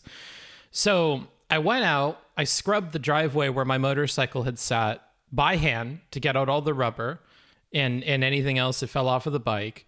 To her satisfaction, I shampooed and cleaned all of the carpets in my room. I did a bunch of other shit, like cleaning the walls and all this other shit. It took like 2 or 3 days to complete all the work. And then as I was moving out and when I turned in my keys, she told me, by the way, in our lease, it says I have 6 months to give you the deposit back. So you're not getting that immediately, but I'll send that back to you in 6 months. Petty. But all right, I'm a big boy. I signed a contract, whatever. And when I get my security deposit back, like on the 6th month, there are deductions itemized as every single thing that I did. Cleaning the walls and repainting the room, shampooing the carpets, cleaning the driveway. Every single thing that I did was itemized on the list as a deduction from my deposit. So when you tell somebody you're going to get the deposit back, I want you to know that is never advice or insight I would ever pass on to anybody ever. I think that you should accept in your mind the possibility that you will never ever see that money again, and budget with that in mind. It's nice if you get it back, but people out there are mean, and I think it's more practical when we're talking about practical advice to advise someone they're not going to get the money back. Did you take pictures? Yes. And I had our texts where she approved everything. It is not going to make a difference. I'm not taking her to small claims court over $600 or whatever the fuck it was. So no, I just lost all that money. We spoke about people being forced to move due to high property taxes relating to Prop 13 in California, in which both of us agreed that the people living in houses should simply sell them and move. Prop 13 isn't seen as protecting wealthy people in California. I think it's seen as a protection for relatively middle class or working class people in California who own property. Prop 13. Okay, so assuming no Prop 13, how do you prevent those people from being displaced, or should you? Should you just assuming no? Yeah, are you pro? Got it. Or I made a big assumption. Owners. Yeah, are you pro? Owners. Yeah, $1 million. You can't. You have to move so we can build this train track? No, I mean you have to move because so we'll say like in a place California, absent Prop 13, you buy a $50,000 house, now it's worth $3 million. You can't afford the taxes on it. You should sell and move. Like, how do you prevent displacing people like that? Yeah. So I'm asking him, how do you prevent people from being forced to move if you can't afford the property tax in your house in California related to Prop 13? Got it. Or I made a big assumption. Owners. Yeah, are you pro? Owners. Yeah, are you pro Prop 13 or are you anti Prop 13? Anti Prop 13. Okay, so assuming no Prop 13, how do you prevent those people from being displaced, or should you? Should you just like let them sell and leave, or what? I mean, your home is worth $2 million now. You're okay. Fuck. Okay. You take your $2 million and just move. But if you, there's like a medium, like maybe. I did not walk back any housing position with Noah. We spoke about people being forced to move due to high taxes, due to high property taxes related to Prop 13 in California, in which both of us agree that people living in the houses should simply sell them and move. The next day, he references his own prior misrepresentations of my Just Move conversation to reinforce the idea that I'm classist. If to cap it off, I've said that like Destiny's main. Also, I should mention this. I know I said that this lady and I were friends, the landlady. She literally lived like in the same house with us. I talked to her every day. We hung out. We celebrated Christmas together, every holiday together, Thanksgiving together. I went to her family's house for their Christmas dinner and everything. Like, we were very close. And part of the reason that I moved out is because she didn't want to charge her nephew, who had been living with us, rent anymore. Because initially she made this whole thing about how he's treated the same as you guys and whatever, and he's paying the same rent. And then she kicked him out. And but he wasn't really kicked out. It's like the situation with me at my parents. He lived in a van in the driveway, like obscuring my parking spot. And he lived in like the driveway. He was just going to live in the driveway. So I was like, all right, I'm probably just going to move out then. And that really upset her. She thought it was being like really unfair and whatever. So that's part of why she did that. Booksmart's looking like FitSmart's, probably just the camera angle, buddy. Issue with spite, and that's true. My criticism won't update. It's not an insult, because insults are something that I have to bury so that they can stay interesting. But it's just the thing that he is, so it's going to remain the case. I think another thing that he is a reactionary in the sense that he's classist, which is worth bringing up. Everything from the just move thing, the idea that like people who complain about how high rent is when they live in big cities should just move elsewhere, even though big cities need people being paid wages for minimum. Remember, so it's changed from people who complain about high rent to people who complain about high rent from people who can afford where they live. So subtle changes. Jobs in order to survive. Like, if all the people who paid more than 1/3 of their salary in rent in LA just left, LA would collapse, right? Because those people prop up LA, right? It's a very stupid point. Like, it doesn't. Into me claiming that every poor person in LA should move out of LA. Much thought to understand, like, oh wait, the city needs these people, but it also doesn't provide them what they need to live there. That is a problem. Here's the level 1 rejection against a stupid argument I would never make. Well, Destiny, what are you going to do with the city when all the poor people move? Yeah, that's true. That would be a pretty stupid thing of me to say, huh? But he reassigns that back to their poor decision making. Oh, they should just move out to Arkansas and live in a house that costs $2 or whatever. That alongside his critiques of worker co-ops, seeming to stem from him thinking workers are stupid, which is what he said on Twitter, I think like 2 Twitter accounts ago and like 18 Twitter purges ago. And later I should have included like this. My saying that workers were stupid is I don't think workers should be put in charge of companies, because I don't think the average line worker is going to understand the inner workings of like bureaucratic management for companies. Not just that people are intrinsically dumb and they have worker brains. Contextualize this by saying like, well, anyone's stupid if you haven't been educated or whatever. But I think that deep down, one of the holdovers from one of the things that causes people to be libertarian, which is what he was for the longest time, was the deep-seated belief that you're better than everyone else. And I think that's what motivated everything else that he's done and everything else that he believed, if that makes any sense. He doesn't seem to care about I don't know how democracy much more because people are Vaush I stupid. can handle. Any system which enables democracy he doesn't like very much, or he seems to have some kind of innate disdain for the intelligence of the people in that system. This is a misquote. I don't know if I can have this later on, but this is a misquote of an argument we had where I will shill. We have, how close are we to our donation goal? We only have 100 more. I know that seems like a lot. We only have 100 more until I know that I'm working on something other than the Supreme Court and Destiny content. Okay, I'm just gonna put that out there. Okay, you want Lauren Southern? That could be a lot more fun. That's all I'm gonna say. Okay, that's all I'm gonna say. I said that I don't know if democracy is effective for solving complicated problems, because the problems that need to be solved are so complicated. I don't know if the average citizen has good insight and help to solve them. And examples I gave were things like climate change, which is still probably somewhat true. most of his like, yeah, I don't know. Most of his like debate advocacy seems to be like the sort of aesthetic performative enjoyment of the ironic statement being smarter than the people you're talking to, if that makes any sense. You know, I think that actually speaks to him more than contrarianism or whatever. Like, I think that like that's one of the reasons why libertarianism is appealing. But I think the only reason he moved off libertarianism isn't because his like fundamental ideology changed. It's because he found a better system for being smarter than other people. And of course, serving him very poorly with, you know, wise criticisms of worker co-ops like, well, what if they all just voted to raise their wages up super high? You should react. He claims that my criticisms of co-ops were, what if they just vote to raise their wages high, which is an absurd way of me getting across the idea that people running a business that they're also an expense of introduces a weird contradiction that the same person in charge of profitably running a business is also in charge of raising one of the expenses because there's a worker who's getting a salary. But I mean, if he wants to phrase it that way, he can do that. But hold on, I think I need to watch this. Oh wait, shit, I needed to watch for. Oh shit. If to cap it off, I've said that like Destiny's main issue is spite. And then he does the super high. You should react to Destiny's critique of your debate with Econboy. I assume he went over the second one as well, because he went over both debates with Econboy, no doubt. He seemed to have some legitimate criticisms worth addressing. Destiny had legitimate criticisms worth addressing. What's the response? Probably not, you know? That's sort of like looking for an apple in a sewage tank in terms of legitimate criticisms towards me from Destiny. It seems highly unlikely. I tend to get my advice from people who I haven't just left in the dust, intellectually, of course. But if there are any criticisms or whatever, you're free to like email me, I can give them a look. I feel like all the empirical claims that I made were empirically. We'll never engage with any thing that I've said about him directly, of course. One criticism I said was that people, At 240, he even explicitly says that he doesn't want to address any criticisms I've given him, so he'll never watch a video with my claims. This doesn't prevent him from misrepresenting my views on his stream over and over again, however. One thing that I don't know if I do this explicitly say this, but like, if somebody doesn't want to engage with things I said or whatever, that's totally fine. I don't like Crowder and Bench Bear, these people don't engage with things I say. What I don't like is this dual world where they're like, I'm not going to cover anything that he says or does, but then they continue to straw man and misrepresent the fuck out of me on their stream or YouTube channel. That's incredibly frustrating to me. Is having somebody say, I'm not engaging, but then they'll continue to dole out these caricatures of me that are absolutely insane. One criticism I said was that people should not be moving to the most expensive cities in the US and that there were other cities you could move to for job hunting. So I think this had to do with some people were saying that like, oh, I need to live in LA, I need to live in San Francisco because that's where the best jobs are. And my argument was that you're not getting paid 4 or 5 times as much in these cities generally. So you're not getting a wage compensation to justify you moving to like the most expensive areas and the most expensive cities. Stated for how much it costs to live here. And this is why I said it in the past, people got mad at me, and I'll say it again. Move, you get the fuck out. I don't know why the fuck anybody would come to live in fucking LA, Portland, Seattle, San Francisco, Miami, Orlando, fucking New York. I don't know why the fuck anybody would move to these fucking cities. Go somewhere else.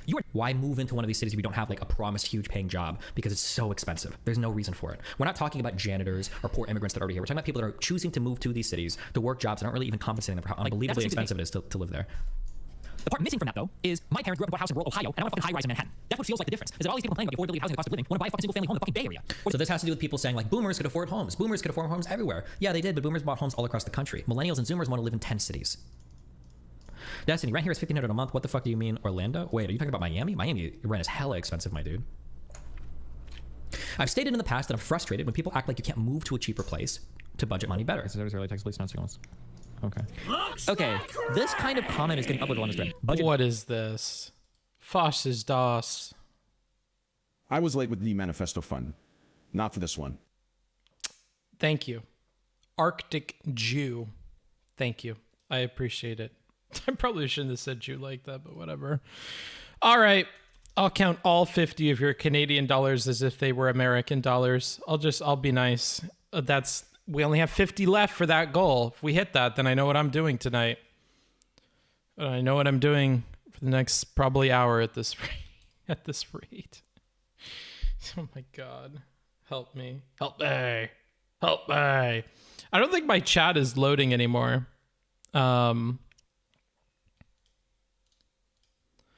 I think I have to like catch up on the chat. Fuck, man. And we're having technical problems. This is a real fucking Booksmart stream, eh? Yeah, I didn't get any of this. The DGG Brigade is back. Yeah, I didn't even have a chance to see any of this. The Lauren video is not more fun. I guarantee you at this point it is. Have more confidence. Okay, I'll try. Thanks for counting my Monopoly money. You're welcome, bro. Saying Jew like that for Lauren Southern video? Sheesh. Oh, you guys. I swear. I love you guys, though. I'll just pop out the chat and have it over here. Because we're only on one platform today, so it'll make my life easier. Oh, God. Better equals move? Are you trolling? Moving to a cheaper place can absolutely be part of budgeting. Hold on. I might be condescending here. I'm trying to be condescending now. Yes. This is what you do. Part of living in an apartment and managing your budget is sometimes you move to a cheaper apartment. I don't know why that was so controversial, even in my community. Do you not understand that? Do you think that all homes are immovable? That you know that just because you move, it doesn't mean you have to move to an entirely different fucking planet, right? Like, you can move. Oh, this is Slug Christ having this dumb fucking shit. Oh, fuck, I feel even better about banning you then. What a dumb fucking comment. Better budget better, you don't move. Are you trolling? Like, your home expenses are one of the biggest parts of your budget. Yeah, of course. Like, what's next? If I were to say, like, maybe you should sell your car and buy something cheaper. Oh, so selling my car is better budgeting? Like, what the fuck else are you supposed to budget between car payments and home payments? It's like 50% of your fucking monthly expenses. At least 50%, if not more. Like, what are you budgeting better? Like, the type of coffee you buy? What do you think it means to make a budget? Like, when I see comments like this, it reeks of fucking... Whoa! Rich college kid. It's true. I've literally explicitly spoken to Ian about this exact conversation topic before and explained my exact position. He backs off from his issue with my position and just moves to a "your rhetoric is mean" argument. And with their situation, or well, this is something I have a problem with. So keep in mind, your rhetoric is mean. Let's listen to it. It would have to apply. It would have to apply to. So I was giving the advice that if you can't afford your current dwelling, sometimes it's good to downsize. And then somebody said, "What if you can't find another job?" And I said, "Okay, well, if you can't find a job now, you're like, if you're in a place you can afford, you can't find another job now. Like, with unemployment as is, you're pretty fucked. Like, there's no I would reason." consider that problematic. Yeah, like if you're saying if that's the group you're targeting, if you want to be specific to that group of people who should move, do you understand that? Find a job, I would consider that problematic. Do you understand that his response isn't really a response to anything I'm saying? Whether or not the person in chat was being reasonable is unrelated to the way in which your statement's meaning is interpreted and the group of people that are being selected for the conditions you set for your hyperbolic statement. You're referring to unemployed people, or more specifically, if you want to be charitable, unemployed people who are worried if they'll be able to find another job after they move. And to say to those people what you've said, I would consider that to be frankly discriminatory in the same way that I would take umbrage with somebody who made...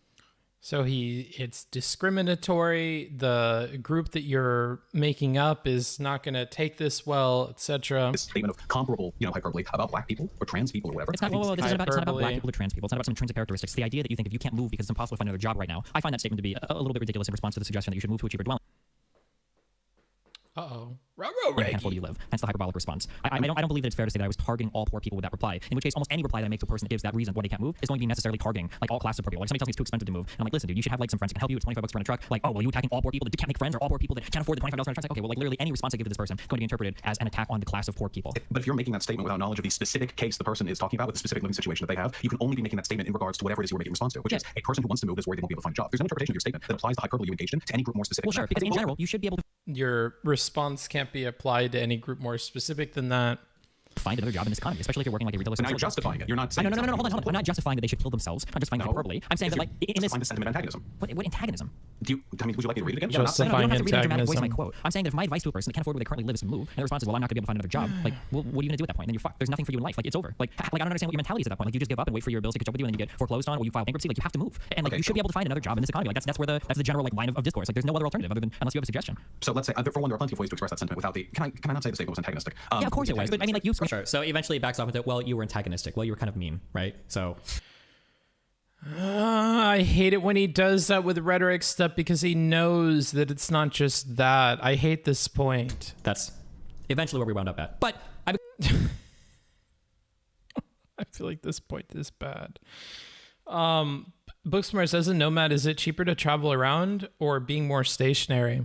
That depends a lot on where you choose to be stationary. It will likely be comparably expensive initially for me to live in one place, but over the long haul, it will be cheaper. If you choose to live in one place in a furnished apartment in Chiang Mai, Thailand, it will be cheaper for you to stay stationary 100% of the time in Thailand, even if you have to take a flight out of the country every 30 days. So it's going to depend really on where you live.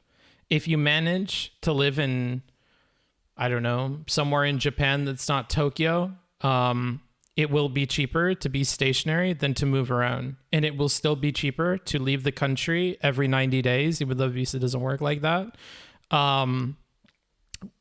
I'm surprised at how expensive it is looking like it'll be to live in even North Carolina, which is why I'm thinking if we're not able to get a cheap place, I am open to the idea of just renting a room in California, because when you factor in utilities and everything else, like, let's do some quick maths. Let's do some quick maths, okay? Let's do some quick maths, eh? So if you're doing, let's say I get an apartment that's like decent for like 11 or 1200. So 1100. And then you have your 80 to 100 for like decent internet. And then you have your, here, I'll just do it like this. Your 100 for internet. Let's say that all your utilities monthly come out to low count, like 100. And then let's say that my phone, which I'm going to continue to have to pay for, is around $40 to $50, then you're going to come out to what? I'm a fucking idiot. $13.50. It sounds like some kind of racist shit. I think that is the racist number. This is all a secret ploy to get my racist number on screen. If you live in Chiang Mai, Thailand, and you get a furnished apartment for like $600, and you get your internet for $40, and you get no phone because you probably don't need it, but let's say that you do for like $25, and you get the good shit, you get the good. And let's say that you have to take a flight out of the country every 30 days. That's going to cost you, let's say at most like $125. Then you're looking at oh God, this math is a lot harder. 50, 90, plus the 100 becomes 790. So you're paying like close to half, right? If you live in California and let's say you're paying $800 to $900, we'll go with $900 for your room that you're renting. And then let's say that you're also paying absolutely nothing because you don't pay for utilities. And let's say you're paying the $50 for your phone, and we just even that out, that's going to be $950, right? And even if on top of, and here's the other thing, there's also insurance that you have to pay on your car or motorcycle. In my case, a motorcycle, that's going to be like $35. And then I'm also paying for a storage unit in California, which comes out to about $220. So you're paying $255 more. So this actually becomes like $1,500 or $1,600, right? Something like that. Whatever. We'll just start rounding because Booksmarts can't do math. Maybe $1,605 or $1,595 or something like that. Like, surprisingly, you're still paying more than you would be to live here in California. So you're still going to be paying more. Actually, I need to add in the insurance here. So that's like $35. And then you're going to be paying what, like $825 or something like that. So no, you're still paying a shit ton more. You getting a 2-bedroom apartment or an actual house? I'm going to try to get a 2-bedroom, hopefully a house, maybe an apartment. The reality is that you're probably looking at paying something closer to like $1,300 if you want like a decent place. So then that's bringing this total up to like $1,795. Like, you're still paying like a fuck ton of money. In my opinion, like with my budgeting to live there. And this is just your living expenses. So like, yeah, it's a bit more rough than I had thought. My idea was I could pay $800 to $900 for like an apartment, because that's what people told me, and it was completely incorrect. Like, unless you're living in like Rock Hill, South Carolina, in the fucking ghetto, you're probably not going to be paying that much. So it's a bit rough.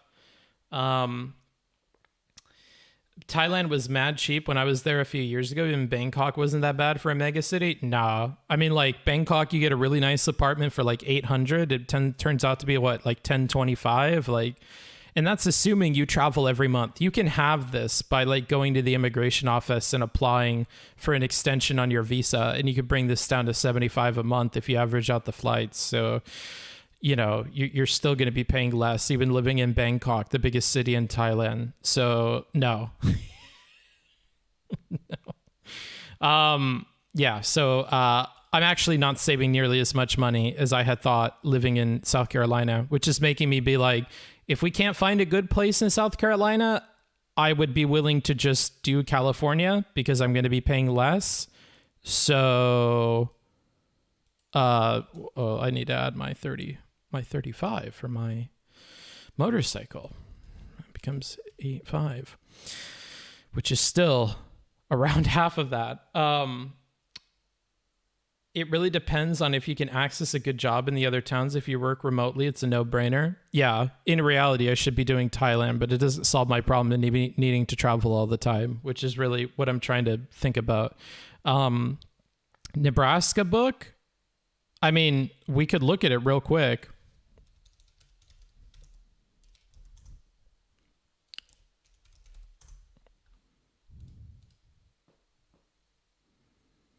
So if I get a 2-bedroom so that I have my streaming space as well, and then I switch this to sort by low to high. So I guess technically you could live here and it's going to be cheap. Oh, I mean, these are actually really cheap. Hold on a minute. Hold on a minute. Bruh. A little bit of a bruh moment here. A little bit of a bruh moment. Because if we switch over here to Charlotte,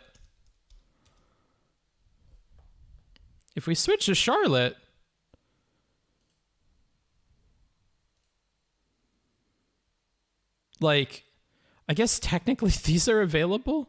They say that this isn't real, by the way. A lot of these aren't real, which you have to keep in mind.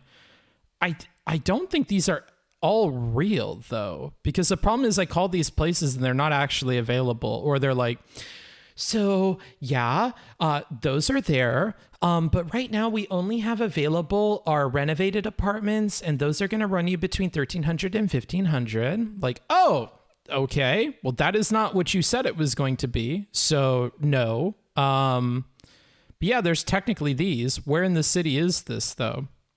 Like, if I go with this, where is this in the city? Oops. It's here. Okay, you're way up here. But still, I mean, yeah, I guess technically these exist, but yeah, Omaha is significantly cheaper. I was just equating you to Nebraska, Steve. Don't make your decision based on my meme comment. I mean, at this point, it might be better. So how much Thai do you speak? Not a lot. I know, like, Sawadee Krap and shit like that, but that's about it. Lowest average rent states: North Dakota, which I'm not going to live in, Iowa, Arkansas, Kentucky, South Dakota, Missouri, Nebraska, Wyoming, Ohio, Mississippi. Yeah, the problem is also internet. Like, once you check and once you narrow it down by what has internet or what has AC, then you're immediately, like, if I go back to this for this 2-bedroom and I even change any of these, like, let's say that we definitely need an air conditioner, and let's say that we at least have a washer and dryer hookup so that we can clean clothes, and then we look at this list. Oh, well, I mean, again, this place is a scam. I already know that because I called them. Well, I guess these still do have these, but you immediately then start to get into 900 and stuff. But yeah. Yep. Well, I mean, maybe I'll call these places tomorrow. Yeah, the South is really, really rough on internet, and AC is hella expensive. Yeah, and sometimes you call these places, they don't have what they said that they had, which kind of sucks and is tricky. But yeah, there's a lot going on. How hot does it get in Nebraska? I don't think it gets hot. I think the problem is it gets cold in Nebraska. Midwest is pretty solid, though. Living in Wyoming, I know that Nebraska is pretty close as well. Yeah, I guess technically. Not that I need to look at this. I know where that is. Yeah. Anywho, yeah, there's that. I've explained my position pretty deeply here, but of course he always cites it again as like, oh, when he said that poor people should just move, as like a response to all of our societal housing ills. Regardless of if you agree with my stated positions or not, it is insane to think that I have ever given the prescription that every single poor person should move out of every single huge city. Ian claims that I debated someone and called them a pedophile just for recommending do-it-yourself HRT. Says I have the same mental stability. And what sucks even more is the moment they figure out I don't have a W-2, which is the tax form in America if you're like a regular employee, and that I'm self-employed, they all immediately start to shy away from like accepting me as an applicant, which really fucking sucks because they'll still charge you to do the application and stuff, which is $50 to $100 every single time you apply. And all it takes is applying to like 8 or 9 places, and then you're at the cost of rent. So online as Haas or Hinkle, 2 tankies. Apparently he was on he debated a person who does DIY trans HRT stuff and called him like a pedophile or whatever, in a very not conservative tendency of calling trans people pedophiles for trying to reach out to young trans people or whatever. Or Chloe, it's Chloe on Twitter, right? The Bob posting person or whatever.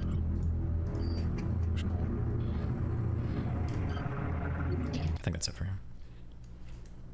This is not why. No income tax in New Hampshire and fairly cheap? Maybe. I called her a pedophile. I called her a pedophile because she had a Discord where she bragged about privately talking to over 500 minors and getting them on HRT. It's still a mistake by me, but far different than calling every person who advocates for HRT for children a pedophile. I had a conversation with Taft where I explicitly state that I'm fine with do-it-yourself hormones the day before Ian gives this take. Less dangerous form of drug use. Yeah, I think I talked about this earlier where I said that like I don't necessarily have problems with the do-it-yourself hormones. It was the culture of people online surrounding it that made me really uncomfortable. And I gave that example that one, there's some crazy lady that was like bragging about like I talked to like 7 minors this month, I've gotten them doing hormones. And that felt like really weird to me. If I were to draw a one-to-one comparison to drugs, I think I would actually still feel pretty much the same. I think there'd be a big difference between somebody online saying like I really want to try heroin, you know what, I did it, blah, blah, blah, versus somebody that's like I got 7 of my friends into heroin and I'm so proud of myself for doing it. Like I think that the feeling there is a little bit different. And then I would also say that like doing a drug I think is a bit different than using a drug to change into a new identity or to make a gender expression. I think these are fundamentally different things. But that even all that being said, even though those two aspects are different, I don't think I'm opposed to do-it-yourself hormones like done in a reasonable sense of manner. I think like I said at the beginning, in some countries you're on like a 2-year wait list for shit, and that might be like too late for a lot of people. And if you do research and do yourself hormones time, then I think I'm okay with that. I live in a small town. Sorry, bud. It's a bit rough. I just get really weird about the culture around it. So it's not. I'm not against do-it-yourself hormones. Never said that. Ian refers back to the misrepresentation that I called Chloe a pedophile because she advocates for kids being able to get on HRT. Meanwhile, Destiny has not only said but maintained for months that a friend of Keffel's is a pedophile because she advocates for like trans kids being able to get on HRT. Like calling a trans woman a pedophile because she's advocating for trans children's rights to like get access to hormones is literally a far-right talking point. I've stated multiple times before this Ian rant that I am in favor of people pursuing do-it-yourself HRT if other options aren't available. If somebody wanted me to go through this like 5-minute segment. Yeah. Okay. I've defended multiple times the concept of access to hormones for underage people. I don't think that's a bad thing. It seems like puberty blockers is a really good thing. If you've got people that are this work is true. I don't think that's necessarily a bad thing. Should there be more research on it? Yeah, of course. But in the meantime, if people want to prescribe it, that's fine. Also, I understand and recognize that there are rare cases where, not even necessarily rare, but there might be cases where children don't have access to those drugs and they gotta resort to like gray market stuff. Otherwise, maybe they're gonna be on a waiting list for like 2 fucking years, depending where you're at. I understand that as well. The only thing that I said was it was really fucking weird to tweet out and brag about the fact you got over 500 minors sex drugs. That's really fucking weird to me. I don't trust some random on fucking Twitter to be having responsible. Do you have a roommate? No, it's not possible, bro. I have to do this all remotely. It's not doable to do that. So no, I don't. And yeah, like, oh god, don't get mad at him. Okay, yeah, no, I don't. Station like that to be doing the amount of diligence thing you do with zero no, fucking I don't. oversight. Like that's just really fucking weird to me. That is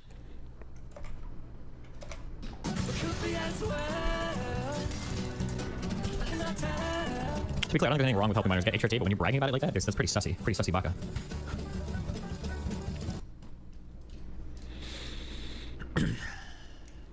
My positions on this are so clear, but people still think I'm against it because of the things that Vaush says.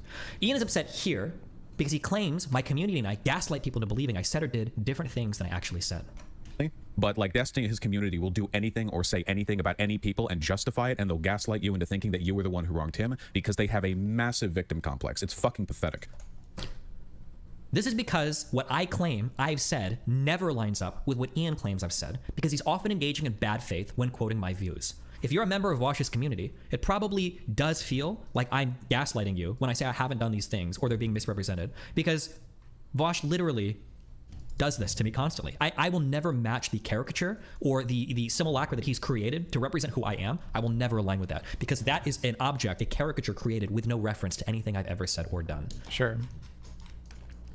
Oh, fuck. I've never seen this tweet before. I don't even know how old this is. Apparently April, January, February, March, April. Oh. Maybe the Chloe person might actually be better faith than I thought. Apparently Chloe's even said that my takes on do-it-yourself HRT are okay. His takes were actually pretty okay. Well, okay, whatever. Vaush is still white knighting on behalf of them though, because he's trying to win back credit with that community after being like considered transphobic for so long. Ian claims that my subreddit literally acts like Kiwi farmers and makes fun of their lack of adherence to reality. I should have made a whole title called Projection. You can look over at like Destiny's subreddit, and there are people over there. Like they I thought we paid off the LS Manifesto. No, you paid 100 to get us up to 200, and we've kind of been struggling since then. I mean, I could show you the dono log, but I feel like that's a bit over the top.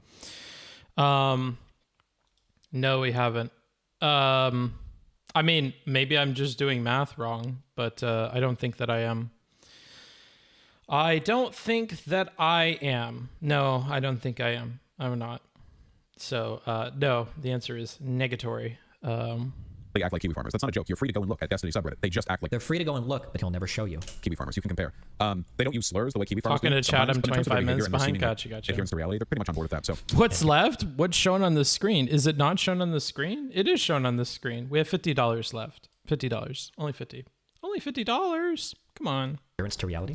This is extra ironic given that Ian's subreddit is the one that was dinged by the admins for harassment. That's still true. And you have no idea what Kiwi Farms, a banned term, this is literally a banned term in my chat, is if you think my community acts like Kiwi farmers. Not even close. Ian claimed I was banned from Twitch because my community took a hard right shift, again with no evidence of shifting beliefs or anything. Now, Destiny's community has taken a pretty right-wing shift for a long time. It's probably one of the reasons he got banned from Twitch. He will constantly say that I'm spite-driven. Work is functional. I can engage with them and we can disagree and they can be pushed into something more ethical. You know, like the tools are there. And Destiny is like this, and I hope you all will forgive me for saying this, a brilliant person and very funny. But he is so consumed by his emotional state. When he feels hateful, it just obliterates the processes that I ever liked about him. And that's become more and more like what I wonder what this is. Sorry, but no worries, dude. That brings us to our goal. Yes, queen. Yes. Guess who I'm watching? Lauren Southern. She's my favorite. Oh my god. I love Lauren Southern's takes. As somebody who personally aspires to be like a trad wife myself, I'm like totally digging some of the things that she's saying. Like the immigrants, like let's be real. I have nothing against immigrants, but like if you're coming to the country like illegal, what do we do with illegal people? We put them in jail. But like, I don't want to like pay for like illegal immigrants to be in jail because like that's basically like free rent and food and shit, which is like totally socialism. And we can't like put them to work or anything because of that pesky constitution. So I feel like we should probably just send them back. I mean, clearly they had something going on where they were coming from, right? Like, I mean, anywho, I'm sorry. I'm losing my fucking mind. Consider nothing that I say important. Or worthwhile to consider at all right now. All right. We hit our goal. That goal is done. Nice. Excellent. Big thank you to, let me go ahead and grab your name because my chat's all fucked up right now. Thank you to Tuckle22, sending the 50 through the Streamlabs link, giving me 100% of every dollar. Thank you to Tuckle. I'm happy. Don't say sorry. Don't you say sorry to me. Don't you do it. I look forward to it. I look forward to staying up to 8 o'clock in the morning listening to Lauren Southern. Sounds like a great time. I'm definitely looking forward to it. That's totally fine by me. I'm getting paid. I'm working overtime. I'm putting in the hours, putting bread on the table. You know, I'm doing more than communism could do. We have this person that I absolutely can't ban because I don't have the ability to for some reason. Oh, I might. Hold on. Don't add moderator. Let's go ahead and hide user on this channel. Nice. There we go. Okay. I have so much of his behavior. You know what I mean? So and by how hard he's falling off plus L plus ratio. No, I have no interest in going over him mauling. Did he post any like 2008 was the fault of, I don't know. I don't like playing telephone. Oh damn! I didn't know that LS was consecutive with this one. No, it's later. I'm just gonna have to watch and take notes tonight. Probably. I actually might just go to bed. I'm getting really tired of this. His politics are always going to be about supplementing his ego by finding avenues through which he can demonstrate to himself that he's smarter than other people. Classism is the most socially acceptable venue for him to do this, but I'm fairly confident that in a different world he would be just as comfortable doing it through racism. Ironic coming from communities that defend and use racial slurs against me because they found a one that they can use. This is Destiny walked back when he said Israel-Palestine after talking with Phil and Burns Lowell. I was the person who asked him to talk to him. What did Destiny walk back? What's the specific position? The only reason Destiny had the takes he did in the Israel-Palestine thing is because they're not the position to let this set. It's the only thing, right? Like the whole world agrees that Israel is in the wrong for what they're doing in Palestine, and then Destiny goes on Twitter and he's like, guys, it's complicated. You're making it sound like it's not what's coming from Palestine too. It's like the all lives matter shit. I just hope to God we don't have a Vaush drama that comes up in the next like week or two, or maybe a month. I hope we have no more Vaush for like a while. I'm getting so sick of it. I'm falling in love with Steven. Okay. I'm developing a deeply parasocial relationship with Steven right now, and it's making me uncomfortable. Okay. You know, imagine if like the United States of America, someone's like, you don't understand, there's still black violence on cops. Cops still die. Black people, like that's exactly what he's doing. He never really gives any clear evidence or examples of me changing positions out of spite. My views on certain things have naturally evolved over time, but not to the right. On some things, I moved a bit left on, like trans issues, and on a lot of procedural things, I've been moved a bit, like the Electoral College, gerrymandering, Citizens United, etc. But none of these are generally shifts to the right. Vaush. I do like that he includes the trans thing as his shift to the left. It kind of hits home the trans things he believes in. In the past has agreed as much, saying that my shift is generally in rhetoric and not policy position.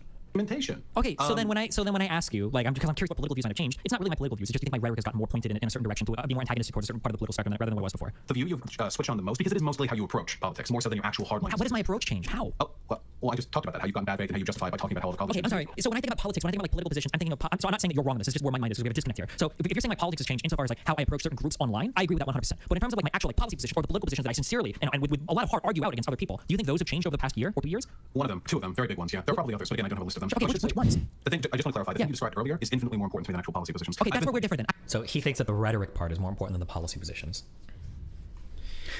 Even Ian's own community completely saw through his rhetoric about the Palestine claim. His subreddit also provided a better, more precise criticism of my spite-driven arguments, though I responded to those criticisms here. Let's see. Destiny challenges Vaush to debate. Oh, so we were going to debate, and then he got really scared about the Palestine-Israel stuff, probably because he doesn't know anything about it. And that was when, I don't think I put the clip in here, but he had that really weird, he was like, what? Why would I debate him on that? Oh, wait, it might have been this clip, actually. Also, pretty sure Vaush misremembered Destiny's convo with Dylan because they did not agree on everything. In fact, they had a slightly heated debate because they didn't agree on multiple things about the Israeli-Palestinian conflict. Have you seen Destiny's debatation? Didn't he say debating on Palestine or housing policy or something? What? No. I saw a clip that was provided. Why no? I don't even know if we disagree on Palestine-Israel. I had a conversation with Dylan Burns, and it seemed like we agreed on pretty much everything. And Destiny also had a convo with Dylan Burns. It seemed like pretty much agreed on everything. I feel like Destiny and I would have the same opinion on this if he wasn't obsessed with triggering the lefties on Twitter. And as for the housing policy, am I going to debate him on whether he backpedaled in a conversation with another no, what? Ridiculous. That'd be a waste of time for both of us. What would that even be? No, Jesus. Providing concrete example, I'm saying we can just back up. It says certain factors, Vaush in all positions, or agreeing with him, but saying anyway. Like, I don't know pronouns. So this guy makes a good post. This is actually a really good post in Vaush's subreddit, and it made me think about how I view why people think I'm spy driven. I think I actually got a lot of insight into it because of this post on the Vaush subreddit, which is basically him saying the reason the reason why people perceive me as changing my policy positions is because based on who I'm fighting at the time, I'll kind of like represent a different shade of an argument. So like for instance, if I'm arguing about like trans rights and I'm talking to Keffels, somebody might think that, oh my god, he's an alt-right conservative. But if I'm arguing with like a Trump fan, people are going to think I'm like Keffels. This guy made a huge post about this, which I thought was interesting. I don't remember how I responded to this video, but I think I go over my response to it here. I hope I bring up that Citizens United thing comes up again, right? I think so. I hope it does. Ian claims I bully trans people on Twitter. He then talks about how he followed Synth on Twitter, then unfollowed her because she was a DGG stan, but then refollowed her once she became critical of me again. No. I don't know. It's whatever. Would you consider his take on trans athletes actually transphobic? I don't know. I don't know. I only see him on Twitter like bullying trans people, and like I only see trans like little trans accounts like going private or like freaking out because they get like transphobes in their comment replies because Destiny quote tweeted them, and a ton of far right people follow Destiny on Twitter for like targets to like engage with. You know what I mean? I don't really know. Yeah, just I don't know. His community's gotten pretty far right. Oh, to like in their comment replies because I only see trans like little trans athletes actually transphobic. I don't know. I only see him on Twitter like bullying trans people, and like I only see trans like little trans accounts like going private or like freaking out because they get like transphobes in their comment replies because Destiny quote tweeted them, and a ton of far right people follow Destiny on Twitter for like targets to like engage with. You know what I mean? I don't really know. Yeah, just I don't know. His community's gotten pretty far right. Oh, you know, Danny, or I think Synth was here, is her name. I followed her for a while on Twitter before unfollowing her because she was an insufferable like DGG stan. But then I refollowed her on stream actually because of a horse stick joke. You know, I'm consistent. Destiny like banned her from his chat a couple of days ago because she was pointing out that his behavior was attracting like a far right audience that was engaging in transphobia unironically, and she just got banned for that. Okay, am I misremembering, or did he not say like banned for posting child pornography? I do all that in my chat. Always like banned for child porn. That means don't unban. And I'm pretty sure he knows that because he's a huge fan of my stream for a long time. But it's kind of funny that, well, I unfollowed her because she was a DGG stan, then I refollowed her once she had a falling out. I do bully trans people on Twitter, but because they're stupid, not because they're trans. I bully everyone on Twitter. To be fair, he did say he followed her because she posts a horse stick joke, but I whatever. Given that Ian has demonstrated the same frustration with minority groups getting more space for arguments and held to lower standards. To this, if we care about introspection, you have to give me more than Professor Flowers didn't say the things she said because she said other things that weren't the things she said. I need more than that. Should I take everyone then at their word every criticism? Mel, the genocide denier, is this the person for whom I must hold water? Luna Oy, a nationalist? I mean, where does that line stop? It seems to stop a lot farther out with minority groups than it does with white people. It's a concern that I've noticed. And if you I'm sure understand from your presence in the online left that there is often a performative, what would you call it? A performative giving of space to minority groups. Not to say it's not good to do that, but a performative one which is about, virtue signaling, essentially. I think it's an issue because it means those people are being held to a lower standard with regards to the quality of their perspectives when all of us should be subject to criticism for things they say. Interesting. How much more of this do I have to fucking listen to, bro? Please help me. Oh, help me, please. You only have like 10 more minutes, Booksmart, just hanging there. Demonstrated the same frustration with minority groups getting more space for arguments into lower standards. He's even said the exact same thing about the online trans communities as recently as September of 2021. Stuff here. So wait, hold on one more time, just so we can get all the arguments. Now that you have the full context, okay? The left community online, And we particularly watched the this. LGBT community, is cancerous as fuck. If you're not an idiot, you will agree with me on this. If you have any fucking experience with online like LGBT or leftist discourse, you know it's cancerous as fuck. So I do still think this is true. I probably wouldn't phrase it in this way. And in the broader context of TXT, but the statement on its own here I think is true. So, whatever. Sin has essentially admitted to just clout farming me for followers and constantly farms my DGG community for OnlyFans subscriptions. She's literally said, Synth, ha, I see the thread and what you wrote to him. First of all, why did you write to him like that? You know he does that, and you continue to attack him. Just log off or delete Twitter. At this point, it makes you feel so bad. He says every time there's a new Twitter drama, this sort of you attack him, he shoots back. He doesn't care about your problems. Synth says, oh, I know. I'm clout farming him. He should attack me more so that I can get more clout. Another insight into the machinations in the mind of a content creator. That's what I need to become, chat. You're looking at it. You're looking at Booksmarts 2.0. This is what I have to turn into to succeed. Oh boy. Oh boy. I look forward to it. Oh boy. I can't wait to be a clout farmer. Oh God. The idea of picking collabs based on the size of people. Oh boy. That just gets my jimmies rustled. What is this career? What is this career? What are my coworkers? Someone says, dog, if you're having actual panic attacks over the shit and still going it on, it makes it look like you're lying about everything. And then these are logs where every time after drama she'd come into chat, post nudes, sub to my OnlyFans, I need money. I have an OnlyFans if you just want to spend money on me. Sub to my OnlyFans, I post every day. Please sub to me, I'm poor and I'll love you forever. Also, if you want to sub now, I have actual content daily. Others seem to attempt to clout farm for fights with me too. Natikska, or whatever, this weird person, comes into my chat to make a comment and then immediately bothers me, clips a video out of it, publishes it on their channel. Also, like, I like synth, but this clout farm shit is just like a bit much, bro. Then runs to Ian to have a conversation about the event. This person has their own incredibly contentious past, changing the name from Scrimzox/Nathorax after allegations came out of them encouraging fans as young as 12 to send them nude pictures. None of this mattered though. Feuding with me, was enough to get a follow, a coveted follow, from both Ian and Keffels. Both of them followed Natikska after they had their fight with me. Wow. Not spite driven though. Ian uncritically reads a comment from his chat, doesn't bother to fact check, leads to misinterpreting my views to his audience. He tries to claim that he doesn't like playing telephone, but he'll move on to character assassination as though the prior claims were true. Let's go over Destiny's coverage on Folding Ideas NFT video. He took issue with Folding Ideas NFT video? Wait, real quick, let me check something. No, I'll skip it. Yes, free seconds. Yum, yum, yum, yum, yum. Fault of the people. Give me.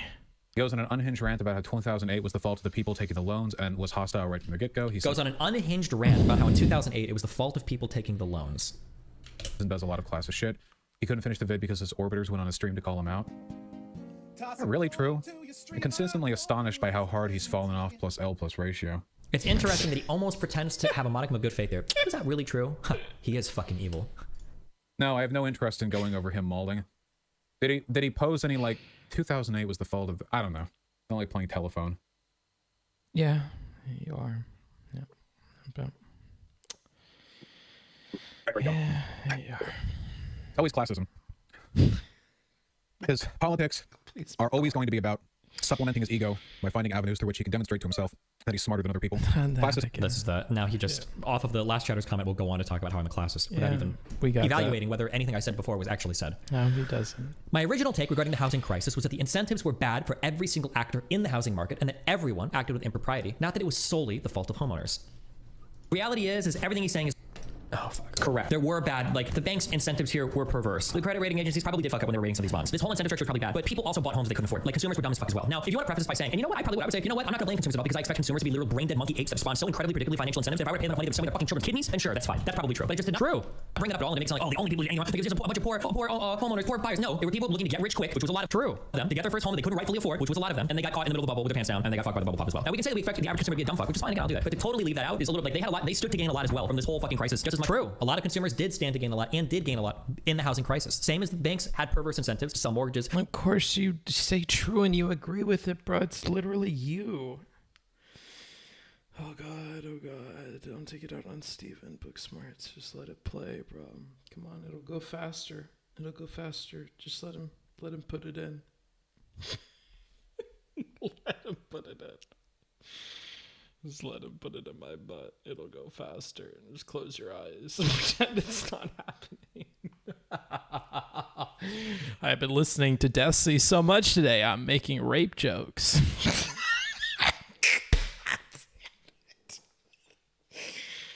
It's 4 o'clock in the morning. Conversation got boring. Said I was going to bed soon. So I snuck up to your bedroom. I thought I'd just wait there.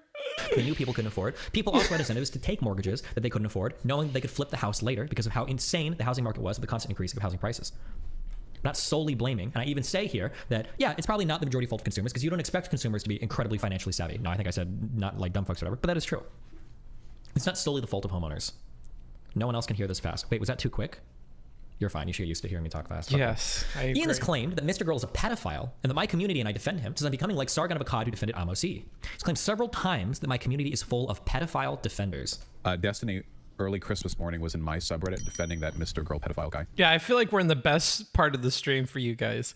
I am taking mental note in what little brain capacity I have left of the people omega lolling or whatever the equivalent is on YouTube. We're saying things like A+ stream, all that shit. I'm taking mental note of you. Just know you're going on a list, okay? You just wait to the point where I break, and then you're like, yes, this is a luscious stream, Booksmarts. Oh, yeah. Keep watching it. Yes. Oh, rape jokes. Yeah, this is what we want. Okay, I see. Against my fans. Can you flip houses without repaying your loan? Kind of, yes, because you're gaining a massive amount of equity. If I buy $100,000 house, and a year later that house is worth $200,000, I can move up or buy another house by selling that one. I get $100,000 in equity that I've gained because of the appreciation of the underlying asset, and then I can flip that loan and make a ton of money off of it. Yeah. Defending pedophiles is just part of Destiny's path onto becoming identical to 2016 Sargon of Akkad. It's maybe they're jumping on that horse a little bit faster. Is it Mr. Girl? Yeah, there are a lot of people defending it apparently over it. Why don't you post a debate on the main channel? Because the debate. Yeah, the Destiny's community seems to be engaging in some kind of fetishization of the idea of owning your takes and like being forthcoming and biting the bullet, which is interesting to me because they never seem to feel that way about anything Demon Mama has ever done. You know, Demon Mama bites bullets like crazy. She owns positions that I disagree with remarkable tenacity. So do a lot of very left people on Twitter. You know, there are tons of lefties who will instantly bite bullets on stuff that the Destiny crowd disagrees with. But do they say, "Hey, I disagree with you, but I'm impressed by how well you bite the bullet"? Does Destiny's community ever look at a left-leaning person like an anarchist or whatever and go, "Well, I disagree with you, but I am impressed by how consistent you're being, and even though your values are different to mine, I think that your ability to just own it is good." No, they don't do that. Unironically, that glass of water is hitting different. It's not vodka, because I don't drink on stream, especially when I'm reviewing. Maybe less so when I'm not. But that was good advice, Nancy. It was good advice. Like, I'm feeling it slowly go into my bloodstream, and I'm getting a second wind. I'm like, you know what? Maybe we could do the Lauren Southern thing tonight. You know, it was your doing rhetoric review with Vaush and then Destiny that really got me on the train into the Orbit community, and now I've been all around to come back to you being the based one. Well, I'm happy you're back, bro. Welcome home. Is that a new rule? Because you definitely have before. Have done what? I'm curious. I'm looking to argue with the chatter. Tell me, what did I do? Normally, oh yeah, the alcohol thing. Yeah, I mean, after I had a big falling out with Steven, maybe 2 or 3 or 4 months ago at this point, I kind of reevaluated what went wrong in those clips. And I'm like, I'm not saying it was alcohol, but I am saying that if you drink 2 40s or 3 40s over the course of a stream, you're probably not in the best position to be making statements. So part of my solution for avoiding things going wrong is definitely to not drink while I'm doing reviews. And I think that has been a solid decision because, yeah, I think one major one that I've done since then that involved alcohol was probably Lauren Southern, ironically. Or not. Yeah, it was Lauren Southern talking to the curly-haired lady. The one that's into like BDSM and stuff. Speaking of BDSM, we have the same chatter again. Nice. Congrats. Goodbye. I'm not saying it was Oilers. It might have been. That one glass is going to get you through this. I believe. But if you're a pedophile, if you're talking about how you want to fuck 10-year-olds, Brittany, yeah. now that's something they got respect for. It's just anti-left side. That's really all there is to it. Mr. Girls never said he wants to fuck 10-year-olds, by the way. This is a particularly silly example, given I had a massive debate and disagreement with Amos E, an actual pedophile, and never defended his point of view. I had a pretty big debate with Amos E. I completely disagreed with him the entire time. It's also annoying when Ian himself has made some fairly edgy jokes surrounding pedophilia. A modular sex bot with adaptable components. From the waist down, it's 26. From the stomach up, it's 12. Hanami can ride its dick while Desiderata fucks it, or Desiderata? I don't know how to pronounce his name. Fucks its face. I will draw this. Everyone is happy. I will not actually draw this. Okay, next question. Simulated child Wally stuff? I think it's pretty sussy. What's that? I think that if you have an interest in that sort of stuff, you should definitely be checking yourself as to why. You know, like, the thing that really bothers me about this shit, apart from the fact that anytime you want to look at, like, hentai on a hentai site, you have to, like, negate the tag lolly and thus 50% of the site's content. The thing that bothers me is people who pretend there's no relationship whatsoever between, like, or just don't. Like, drawn lolly. I'm just kidding.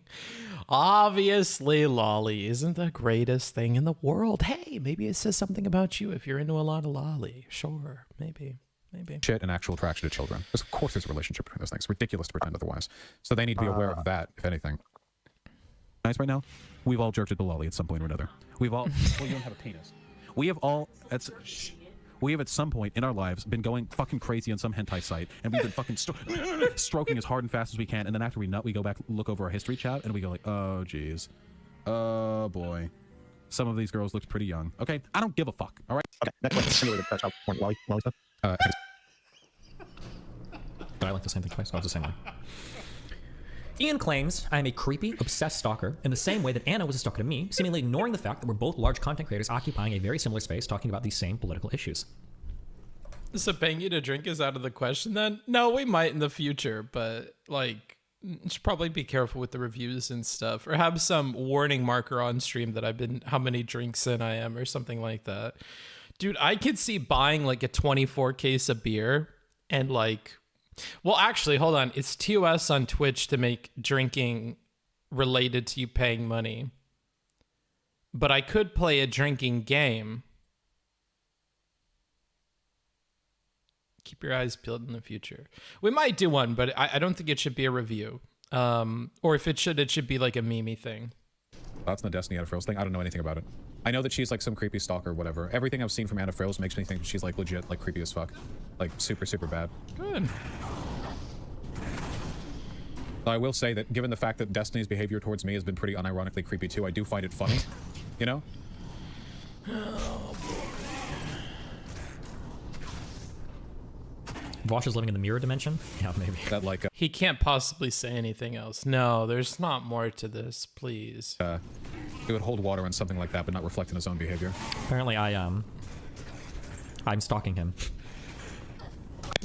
He gets up of chattering up Destiny? Not really. I mean, Destiny's clear only goal at streaming right now. What he thinks of when he wakes up and falls asleep is to get my attention. You can cry about that assessment if he wants, but holy mother of God, I've never had a content creator obsess over me that much. Outside of maybe like Kiwi Farms adjacent types who like every day they'd stream for 6 hours saying like this is why Vaush is worse than Hitler, except Hitler wasn't that bad really, you know? Yeah, it's like stalker shit. It's really fucking weird, you know? I'm a stalker. It's not a political commentator. Comment my shit is stalking me. Please make him stop.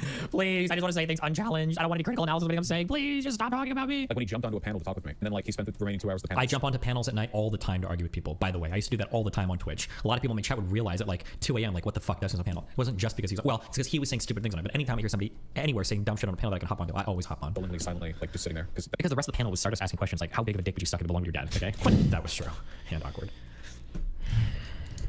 Ian would reference this claim again in a few weeks, saying that me covering his content is me being creepy and Burying abusive. the hatchet thing isn't going to happen. I find it weird when you guys say stuff like that because I don't know, like he's like a creepy stalker. It's not like we have a few petty disagreements that we could overcome for the good of the left. He has relentlessly gone out of his way to be like creepily like borderline attempting to be abusive. Abusive?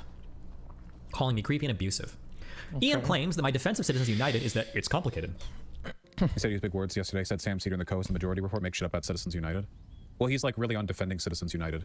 I've seen his defense of it too. He's like, well, don't you know it'd be complicated for us to not have Citizens United? Lefties don't understand. It's complicated. All lefties have a very simplistic understanding of Citizens United, as opposed to my very nuanced take, which is that Citizens United is complicated. And I don't know how things could ever be any other way, even though things were another way for a very long time and then changed. I don't know how they could ever have been any other way. You guys have seen him? Am I summing that up correctly? That's his take on Citizens United, right? That's his... Citizens United is a complicated case, but that's not the only thing I've said about it. I've discussed the issues surrounding the case multiple times on stream, even with educated people about it. I've had lots of conversations related to Citizens United. Obviously, the dumbest. This is Ethan Hirsch, the author of Politics for Power. He came in to talk about like a lot of complicated political issues. I don't know, watch like everything I've talked about it, but like, yeah, I've had like a lot of conversations about stuff related to Citizens United and the complicatedness of figuring out lobbying and super PACs and who should be able to advertise what, and was the bipartisan act or whatever, was it okay? Like, but the ultra ironic thing is Ian literally agreed with me that it's a complicated case that's hard to decide. To Citizens United, because I hate it. I really do. I just don't see a way around it. Fuck the Constitution. No, I don't care. So let me explain my point. I don't care about the Constitution. I don't fuck the Constitution. Amen. I don't care about the Constitution. But like, when you're saying that like any type of advertising that you do, it could be pro or against a certain campaign. When you say that we're gonna ban that type, like around an election season, is that something that you're intrinsically okay with? Would that like extend to like our streams? Like, how do you reconcile that in your head? Where do you draw that line? I'm curious. So that's a really tough one. I acknowledge and I agree with people who say this is a more nuanced issue than a lot of leftists will give it credit for. I think that right now the consequences of Citizens United are disastrous. I think literally says it's a more complicated issue than what most leftists will give it credit for. Almost verbatim my take. Oh, God. But then later on will roast me for the same thing. Ian admits that he didn't watch my debate with the Surfs TV and completely misrepresents my argument about Google requiring trans people to wear dead names on their badges, claiming I just didn't think it was a big deal to dead name people, after literally saying he didn't even watch the debate. Stupid. I actually didn't watch his debate with Lance the other day. Did you know? This is, by the way, I'm totally poisoning the well here. But did you know while debating with Lance was making the argument that like Google was still like reactionary or whatever? Okay. Lance pointed out that at Google you need to get a legal name change if you're trans for your name card to be updated. So if you're a trans lady and you've got Michael on your name card, like you need a legal name change for them to confirm the change in the thing. And Destiny, I swear to God, I actually looked, I double checked to make sure it's real. Destiny, he said, is that really a big deal? We're beyond the, truly beyond the pale here. Bit on the left. Anyway, I didn't break my rule because I was on that panel for 2 hours before we jumped on. My argument here has to do with the idea that you probably can't just put whatever name you want on a name badge for security purposes. For example, Google, while Google puts the the rainbow logo on their icons and all that kind of stuff, they're actually forcing their employees to have to use dead names on their ID tags if they haven't been able to change them for whatever reason, usually economically, through the state level. So that's incredibly fucked up. So I think how is that incredibly fucked up? Forcing employees to use dead names on their ID tags? If they haven't gotten a change with the state, my guess is it's probably a policy almost everywhere, right? How do you have people that just give whatever name they want if it's not registered anywhere with the state body? I'm genuinely asking. I don't know. I've never heard of I mean, like, oh man. Hold on, Booksmarts. Are you in a mental place to talk about this? No. So give a simple. Give simple. Simple good, yeah? Simple good. Simple good. Who had a problem with simple? No big problem. Give simple take it okay. So, as a security guard who used to work professionally as a security guard, it really doesn't matter. It may matter for certain places. Like when you, there's like FedRAC or something, FEMRAC. It's like federal protections of information and stuff like that. It is more strict. And it could be that at Google you have that. So you have to be more strict and you have to use government issued IDs. But when you're talking generally about security, when you're assigned your name badge or whatever, you can put whatever you want on that. And Steven should know that. Because Steven has experience with security situations where you could literally put made up names on your security cards. Can you guys think of a kind of thing that would have security where you could literally have a made up name on your security badge? Where you could have something along the lines of Dicksucker68 or Vaush or Destiny on a security badge and get clearance. MLG, that is a very, very good guess and probably correct. Yeah. So if you go to a convention or something like that, you could literally have your made up fucking, internet name on your badge, right? Probably needs to be a name that corresponds with whatever your channel is or whatever the media is that you're representing. But like in most cases, for most things, it does not matter. It just needs to be something that's issued by the company and looks like it's approved by the company. So if anything, I don't feel like this is as much a problem with the security company, which I believe is G4S in this case. It's probably a problem with Google. And if it is a problem with Google, it might have to do with like FedRAC or whatever certification. Let me actually get the name of it.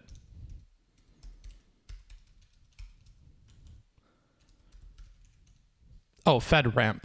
FedRAMP stands for the Federal Risk and Authority Management Program. It standardizes security assessment and authorization for cloud products and services used by U.S. federal agencies. So this is something you would use on the computer and stuff. And there are similar things that have to do with federal facilities and people that manage federal data, and you're going to need actual IDs and stuff for that, which might be something that Google's operating with. But I think this is likely a Google problem and not a G4S problem. G4S is just going to copy the security standards that they're given by Google in their post information that they're given. So basically, when you're a security guard, you get your little certification thing in security, and then everything else is basically down to your post orders, which a post is wherever you're going to work as a security guard, and the orders for your post are going to be given by the company on whatever procedures and things they want you to follow. If they tell you need to walk around in a circle on a property and scan a QR code every 15 minutes, like I had to do at one of my jobs, then that's what you're going to do. If they tell you that you need to check security badges with this particular thing and check it against an ID, then that's what you're going to do. If they tell you need to check ID at the door and make sure that they're over the age of 21 and it's a federally issued or state issued license, that's what they're going to do. So I don't think it's a security company. I think blaming the security company is a little bit ignorant, especially without more information. So I think that's that. This person was security. No, I have no idea. No idea at all.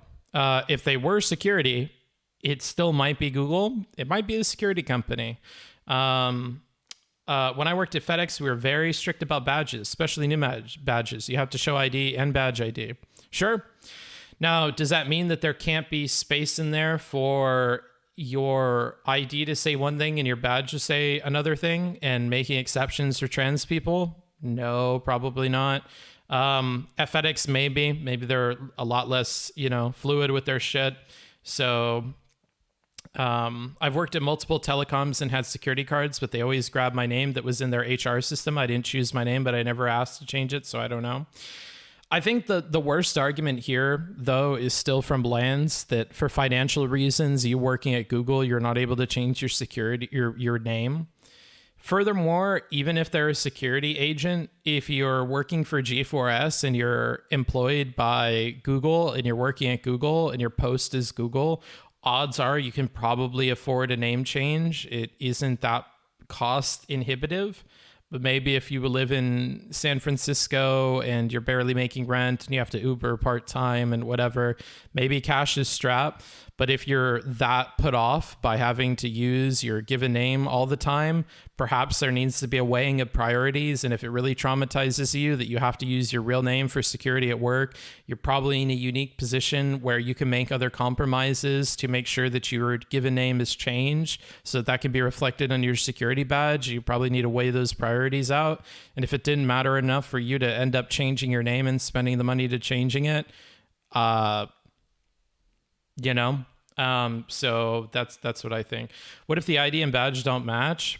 Well, that's the thing, is somebody talked before about the HR system. Like, you could do that. Another thing that you could do is you could put your real name and then in quotation marks, whatever name it is that you want to be referred to as. Like, I do know that in different security posts, people had their name in quotation marks. And if their name is in quotation marks, that's what you'll refer to them as. So like, I think we had somebody named Rocky and we would refer to them as Rocky. Actually, I have a wonderful example, because I worked with somebody at work who, they were lesbian. I don't know if they were trans, because I'm not asking, because it's fucking weird, because if they're trans and they want to be a woman. But we had a lesbian lady at work and she had her name changed to something else. I won't say it because I don't want to dox her. But we just called her by the name that she said. And I'm pretty sure that was a name that's in like quotations and stuff, even though her real name is completely different. So no, even in a security context, like you could do that. So I don't know about any of this. Like, how can I know what's going on if the names don't match? Well, that's the thing, is I've already talked about that you have workarounds there. Google was interviewed stating that all employees were allowed to choose their name, and it was G4S that was stopped. See, that makes a lot more sense to me. And if that's the case, you contact Google and you tell them to talk to G4S about it, and then things change. Alternatively, you can go the other way around and really fuck over the security guard by contacting G4S, and then that will get down the chain to the manager of the case. So like, you have these people that are basically they're given a bunch of posts in a particular area, and they're like the manager at the office who's meant to manage the relationships between the office and the person with the contract, so like Google. And they would talk to Google about the issue with the security guard and the issue with the procedure, and then it would go from there. You could do that if you want to fuck over the security guard. But in any case, there's a lot of different ways that you could tackle this, and there's a lot of blame to go around. And without further information, I think I would be hesitant to put blame on one party because it can get complicated. Plus, people go by middle names pretty often. Sure, yeah. They would still have the legal name on the badge. That's what Lance is complaining about. But again, we get back to that circular argument about if your legal name is putting you into that much distress, that it really bothers you that much, and you work at Google, the advice here should probably be change your name. Like, it sucks what's going on at Google, but imagine the life of this person. Because in the case that you're describing, they're bothered by that at the DMV. They're bothered by that when they're pulled over by the police. They're bothered by that when they pay bills. They're bothered by that when they get mail sent to them. They're bothered by that when they sign a lease agreement. They're bothered by that when they go to the bank. They're bothered by that if they ever collect any kind of government stuff. You know, like, Jesus Christ, dude, this bot is fucking relentless, bruh. Holy fuck. Can I just ban like this particular keyword and make it to where they can never show up? Like, holy shit. I delete them as quick as I see them, but there's like 3 or 4 or 5 chat messages that get by, like by the time I can even go and click over to delete them. And there are no mods. It's literally just me moderating shit. But yeah, like if you have all those problems, then like your problem is not just with G4S. Your problem is so multifaceted that it's probably worth it to spend the money and go through the legal procedure of getting your name changed. Like, I don't think the advice from Steven changes here. Like, you should probably get your name changed, that whether you work for G4S or for Google. So I don't know about any of that. This is not comparable to someone gaining access to area in Google. I don't know. I've worked at, okay, I've already read all that stuff. The mods are asleep post feedbacks. No, the worst thing is I'll ban you, and then you're really not getting unbanned. Issue. That's not like common sense to me. Of course, you have to go by your state registered name. Because it's okay. Well, first off, it's not something that every single person can afford, right? The ability to change Book ban Nightbot. Oh, true. I banned Nightbot. Wait. That's right. Half of this is probably my problem because I banned Nightbot. Something that people can afford to do that. Secondly, the ID tags themselves. We're not talking about just verification badges. We're talking about what they have to wear as part of their everyday getup. It was something that was like spread around through the Alphabet Union right now. Okay. I'm gonna. Your company badge doesn't mean shit, right? Like, I'm not talking about like. If you work at Google, you should. Okay. Also, I don't know if I bring this up, but I hate that your company badge doesn't mean shit. I have very limited corporate experience, and even I know that like the casino, your badge is your ID thing. Sometimes you use it to swipe into places. Security will look at your name tag. At the casino, if you swap badges with somebody, you got caught for that, you would get fired instantly. You'd get fired. You would get fired. You can't just swap your name badge. Those badges have sometimes, and I'm sure they're probably even more sophisticated now because this was back in like 2008. But be able to, and like he's just like definitionally wrong per the story. Like, if your badge is how you gain access to different areas, like, I hate to be pedantic, but clearly it means shit because it's used for procedures at Google. Like, you know, I get what he means at like a human level, that what he's getting at is like, you know, man, what the fuck is a badge anyways, man? It's just like a fucking piece of plastic that like a company makes you like wear. Like, you are your badge. Like, what the fuck does that even mean? Like, badges don't even fucking matter, bro. Like, when you really think about it, like, fuck, man. Like, what is a name? Like, I get where he's coming from. It's just like not a smart thing to say. So to afford a name change, okay? Number one, okay? Number two, even if you can't, like, I'm sorry, but like in terms of how security and everything works, you probably need to have like actual name badges and shit. Like, I'm sorry, like, I don't know how you can think that you can just not do that. But, like, there's so many things here. Like, okay, what if they just got hired, for example? Like, they've just started. They're not making the Google salary yet. They've just gotten the job of their dreams. They also don't want to be called by their dead names anymore because that shit really fucks with them. Then unfortunately, I'm sorry. I know that it's everybody's dream to work at Google, but I guess you're one of the 1% of the 1% who was able to get whatever prerequisite education or computer background you needed, but don't have the money to change your name. So wait a month or two or save up. I don't know. Like, this is such a weird. Also, how much does it cost to change your name? It's got to be like $100 or something. Maybe it's more probably than that. like 400 or 500. Like, you can resolve this after working at Google for 2 or 3 months. It sounds like such a non-issue. Like, well, okay, well, this is one of the reasons why I think them using. Probably depends on the state you live in, I would guess. Oh, yeah. $400 in California. Okay, maybe in some states it's more expensive. My argument here has to do with the idea that you probably can't just put whatever name you want on a name badge for security purposes. The extra irony about this is that it ended up not being Google at all who required this. It was a security company that Google was subcontracting for security work. So the company that was doing it was actually a good guess, Booksmarts. How many times do I have to fucking say this to you? I watched this 3 times. I like that you still fall for that. I've watched this like 3 times. I'm not good guessing. I know what they're gonna say.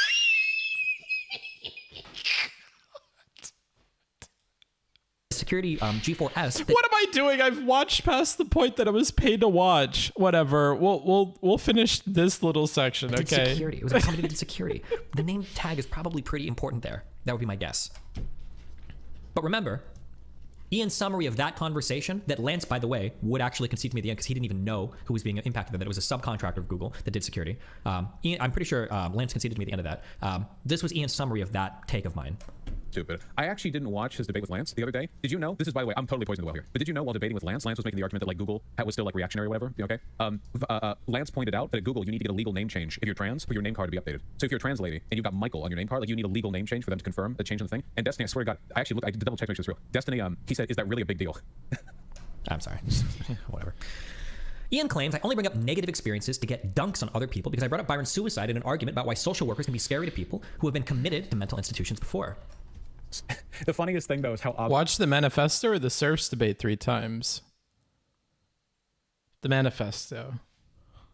Obviously mad he gets when people like take sympathy for his negative experiences, because it's very clear he only brings up his negative experiences to get dunks on other people and not because he actually wants to share any empathy with the situation. I don't want people treating me like a victim for anything ever. I've said that a million times before, and that's not even an uncommon experience for people that have been victims of different types of things. I don't know how you could say something so mind-numbingly fucking clueless like that.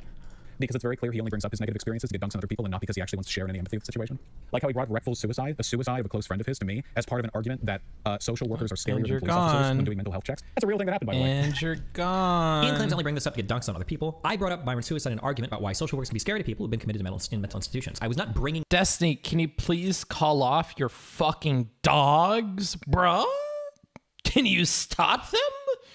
I'm gonna message our TBA if you don't knock it off, sending over this hate raid our way, bro. Come on. This up for a dunk. I was bringing it up to reinforce why social workers can be so scary to people. Ian later claims I'm making stuff up regardless. Professionals because they are so fucking afraid of being committed to an institution. This is why Byron jumped in a fucking window and killed himself instead of trying to find more help, because he had one bad experience where he was committed to a mental institution and he never wanted to talk to anybody related to it. It wouldn't surprise me. I know that they can, but I don't know if most people know that. It wouldn't surprise me if somebody saw it.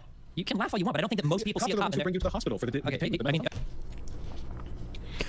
Ian misrepresents my contention with Philosophy Tube, claiming I was only... Destiny is crying. Call him. I'm timing you out if Destiny's not even live.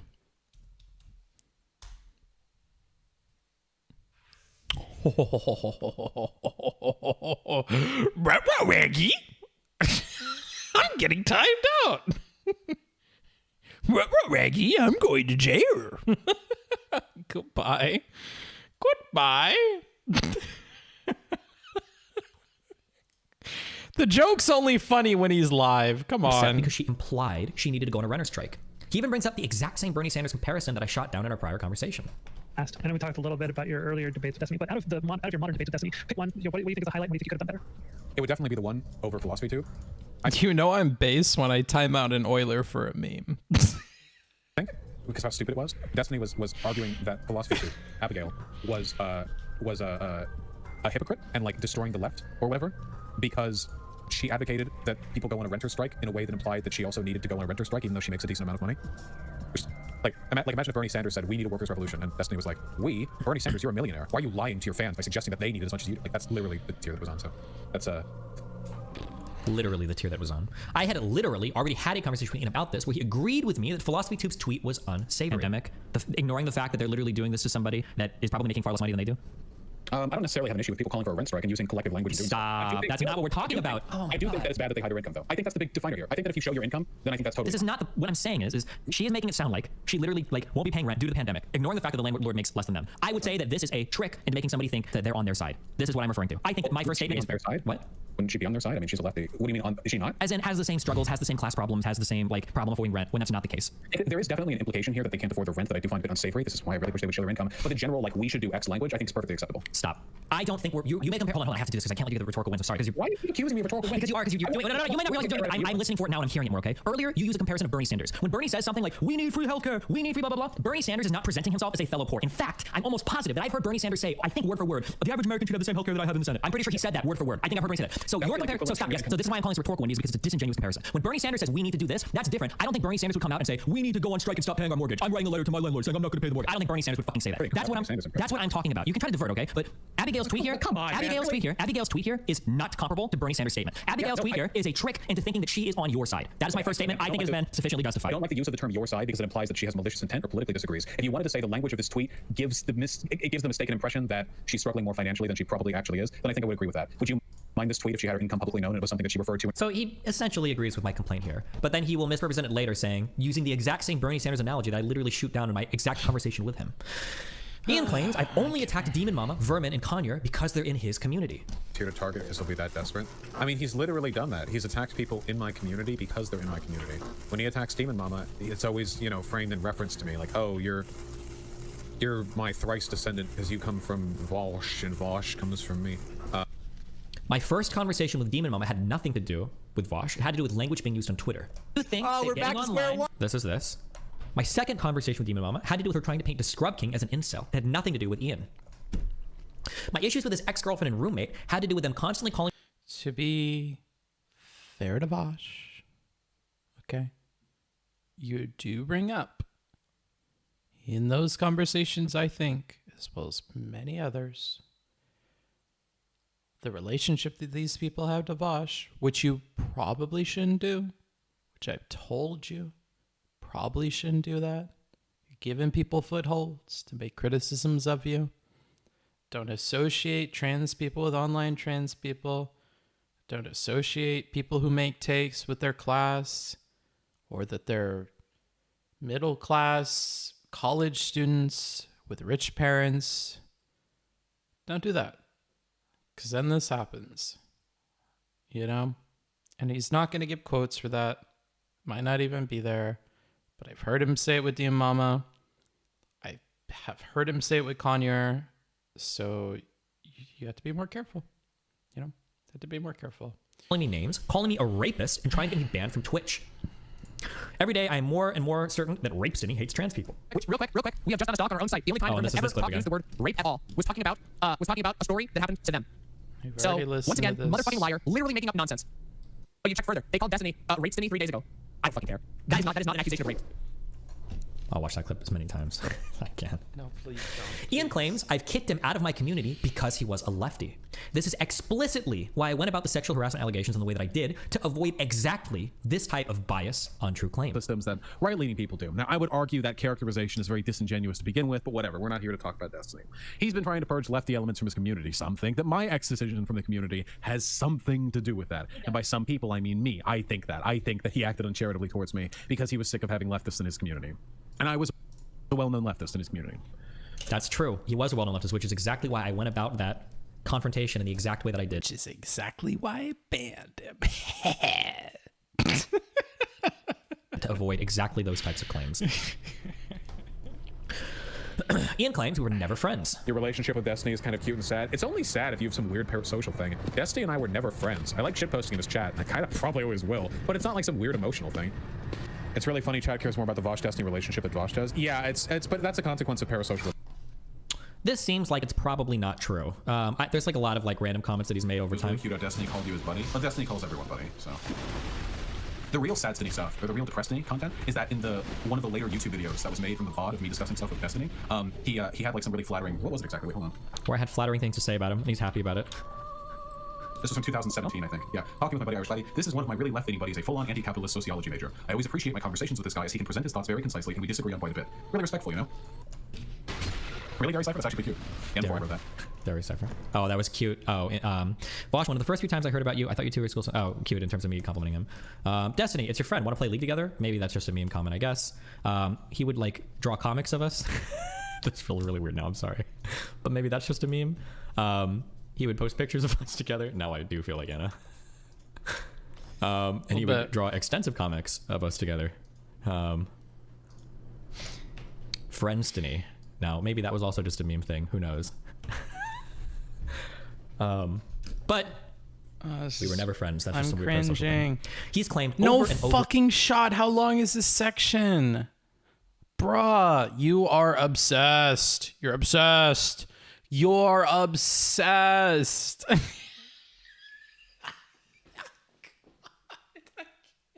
not. Please, for the love of God, tell me we're on 28. Oh, we are. Over and over again that I'm classist and have no solutions for anything, despite the fact that I religiously go over policy or research on stream constantly. I don't think I have to watch him calling me class. We already heard him do it like 3 times. Notice how when I say we've already heard that, we've actually watched the video and heard him say it, and I'm not just referring to a false caricature that I've said with no evidence. Yep. This is also extra ironic, as Ian has admitted many of his solutions only exist so long as a socialist revolution happens. He also tries to gaslight me in this very same convo claim he didn't bring up my net worth to attack my positions. Productivity of our you industry. have no policy suggestions. Why would you accuse me of that? Well, You're literally because, the one here saying because you that's have the difference. I don't think solutions need to only be policy-based. I think that broader ideological movements can also be a great way of changing the way countries Which broader ideological movement is going to help with climate change? Well, a popular socialist movement would probably lead towards a great deal of class antagonism that might manifest in some way in the ability to electorally restrict some of these businesses. That happened back at the turn of the century, back in the 1900s, 2000s. Oh, sorry. Oh, fuck. I fell asleep. I'm sorry. Why are you? Wait. Utopia? Do you understand that I'm having a conversation with you? I'm not bringing this up. When you're having a conversation, you are bringing this up. I don't throw the white whatever bullshit at you. You are throwing my net worth at me. Wait, I just said it on stream. You said the white thing on stream. Directly to you. I didn't Oh, he's just saying, oh, I just brought up your net worth. I wasn't saying that makes you a classist or anything. That Vaush is just another white liberal whatever bullshit. You did say you brought up my net worth in some way. Is it just a personal thing then? Okay, so wait. I don't think it's a matter of being to me. I think it's just a fact that people's material circumstances influence how they tend to behave, whether that be race or we're in the same. I think I remember reviewing this. Same class then, dog. So what does it say about your utopia or your ideas about your class struggle or whatever? Well, it would mean that if I did end up making a tremendous amount of money or more. Ian claimed I was only victim blaming when talking about the Prime Kai's allegations and that all of my arguments were conspiratorial. He also alleges that if you're a workplace victim of sexual harassment, you have power over your boss. Destiny came on. And I'll get this out of the way now because I know everyone wants my opinion. Destiny and Dylan argued for about 3 hours, and there was basically nothing distinguishing Destiny's behavior from that of a common victim blamer. His arguments were bad, if eloquently delivered. He came into discredit and attack Kat. He did so with all the standard tropes. You know, she strung him along by not being forthcoming about his harassment. She's clout sharking, you know. She actually liked him, so he got mixed signals. Yeah, he actually said it was woman tactics at one point. At one point, he actually said, if you're a victim of workplace sexual harassment, you have power over your boss. Like if your boss harasses you and you're a woman, which that is some content creator skull if I've ever heard it, but...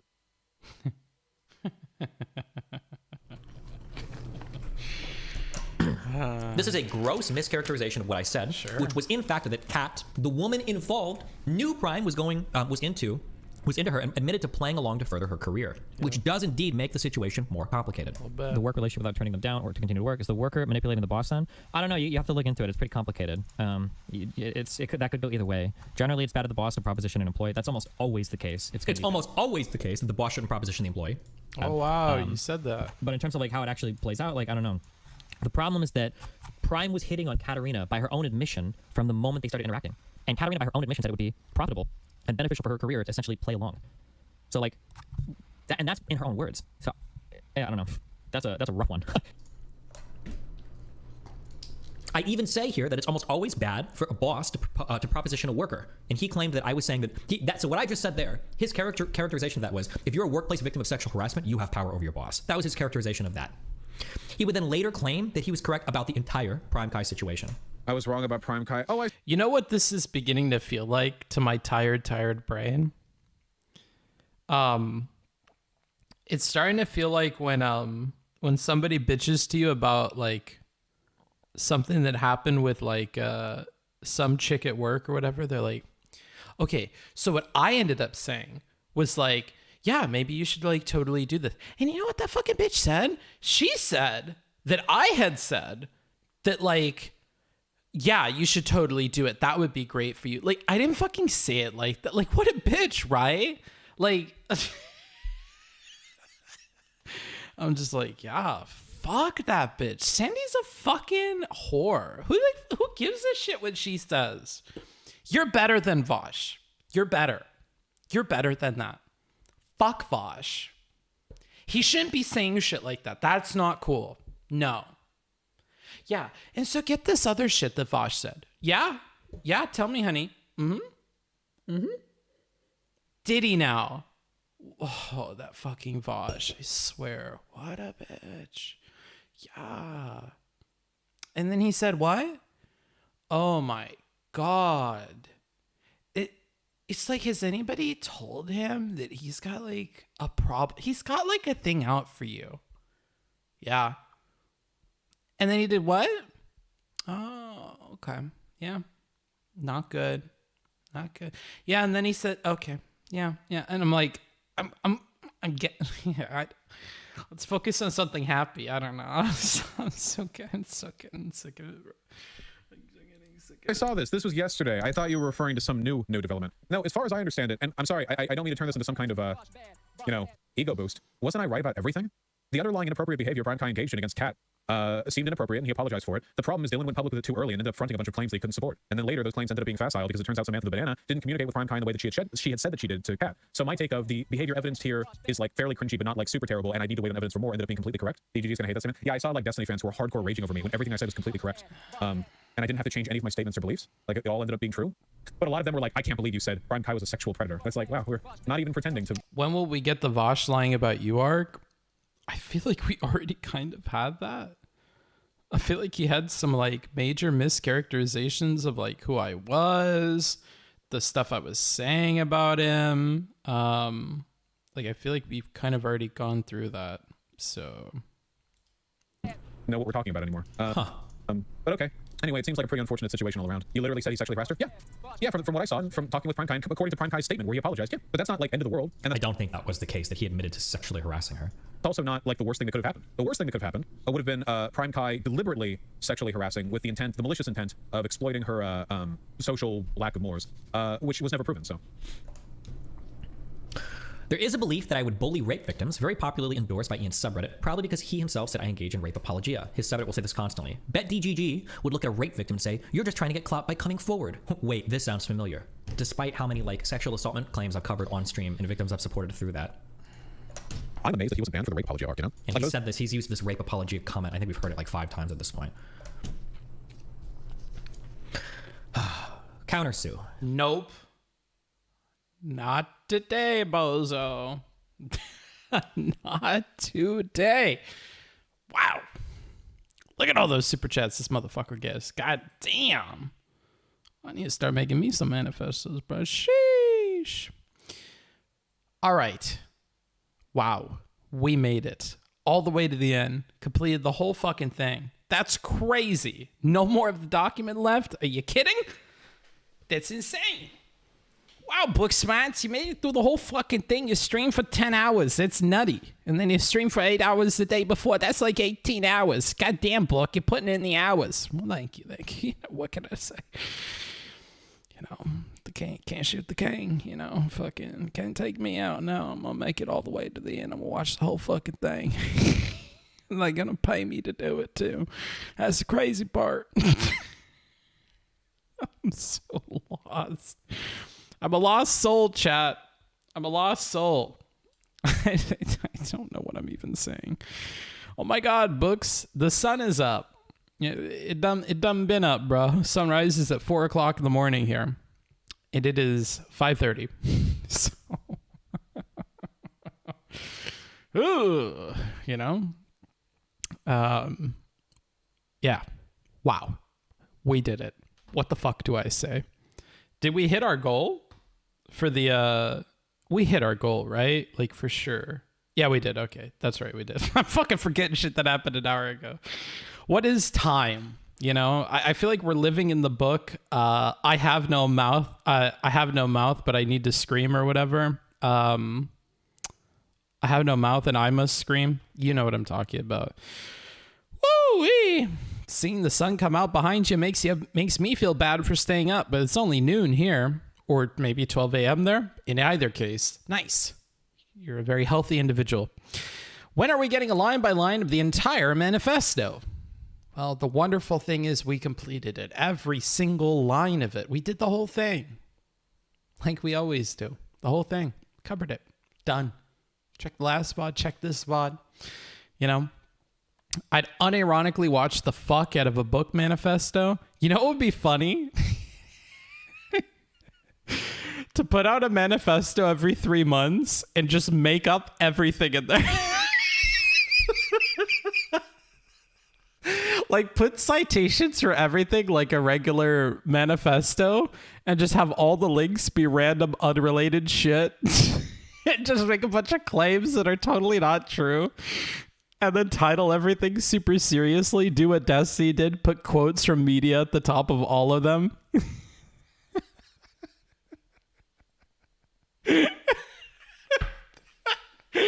Dude, that would be fucking great. Hype the fuck out of it. Make a dramatic intro trailer with different clips of people saying shit like it's gonna be super hypey, and then it's just fucking all fake.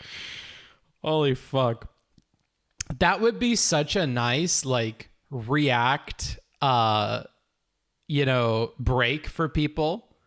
Like, instead of always covering like real shit where they have to pay attention, just give the React dandies something that's like completely goofy so they just have a day off and they don't have to go through this. And then just have them find all the Easter eggs as they read it. And nobody will watch like other people's content of it that's a creator because they want to save the surprises of everything for when they go through the document.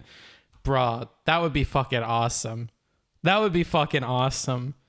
Holy shit. That would be so much fun. That would be fucking amazing. Holy shit.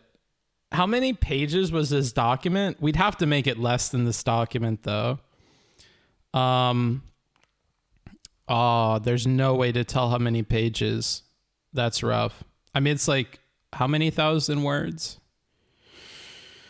He has it listed at the top here. It is, it's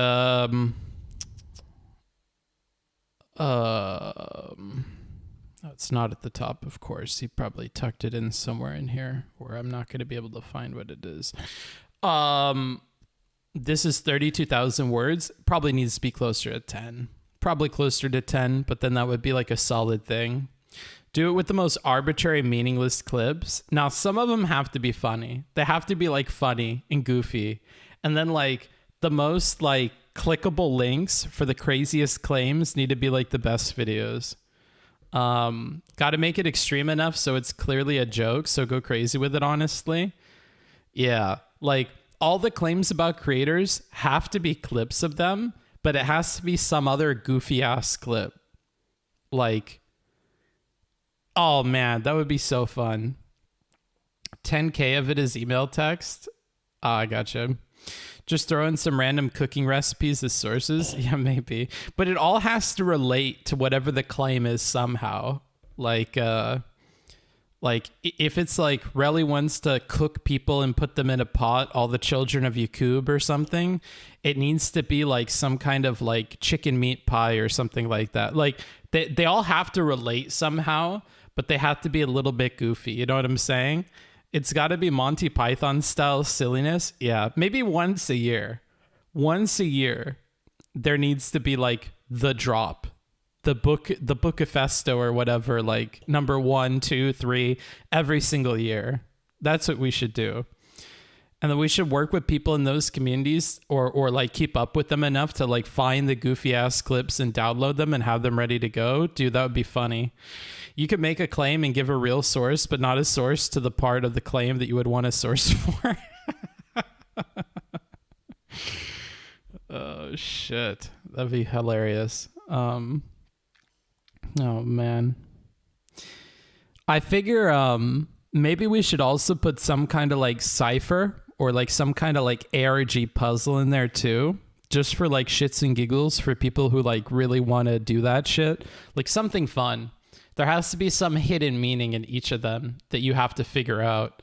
Like you have to get to like a web page somewhere that like congratulates them for like figuring it out.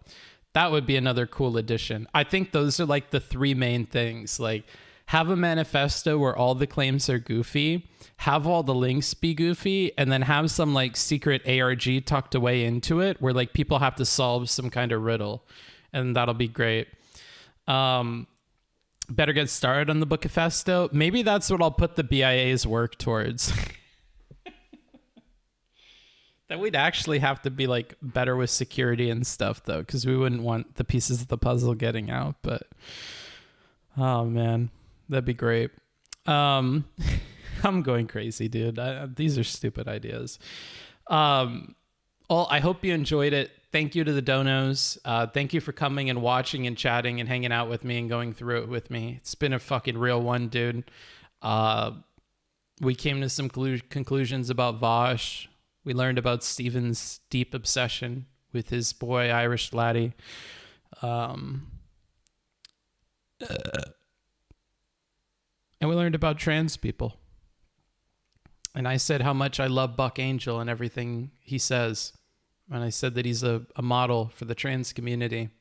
And everybody should abandon their woke takes and just copy Buck Angel. I think we said that at some point as well. That's a bad clip. Just lost it, bro. I don't have the patience anymore. Careful your name tags and security. Yeah, might be fine. I mean, on a serious note, a manifesto about the language that was used and how it affects conversation in each major debate would be dope. Yeah, like a write-up at the end of the year with like a summary of all the stuff that we covered might be cool. It'd be easy to do too, since we have all the notes and stuff. Buck is dope. Great AMA on Doobie's politics server a couple weeks ago. I don't even want to touch it. Not with a 10-foot pole, bro. It's not because I'm transphobic either. Just to be clear. No, I probably wouldn't touch that topic. Not smart. Last stream? Yeah, it was last stream. Well, the good thing is if you didn't watch last stream, you have hours and hours more of this content if that's really something that you're interested in. Yeah, man. Fuck, what a fucking wild ride. Every time we finish these like multi-hour endeavors where I hit the Joker point and I'm done with it, you know what it feels like? It feels like there's this concept of the wall in cross country where just before the wall, you feel like your body is going to fall apart. There's no way you should push through. You're convinced with every fiber of your being that you should quit. And then you pass the wall and you enter into this like flow state where you're just going. And at some point you like throw up and you collapse. But like before you throw up and collapse, it's such a good fucking feeling.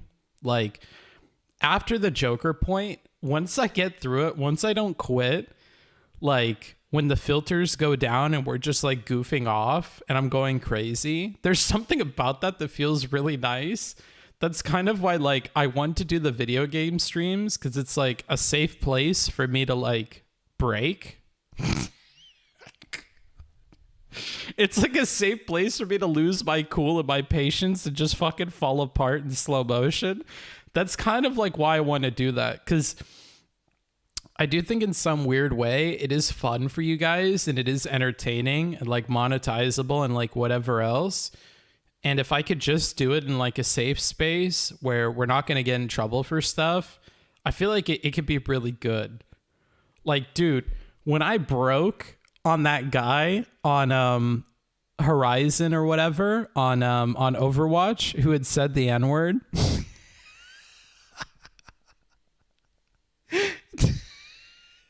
And I was like, in 2022, you're saying the N-word, bro? Come on, bro. Your mom ain't raised you right. What the fuck is that?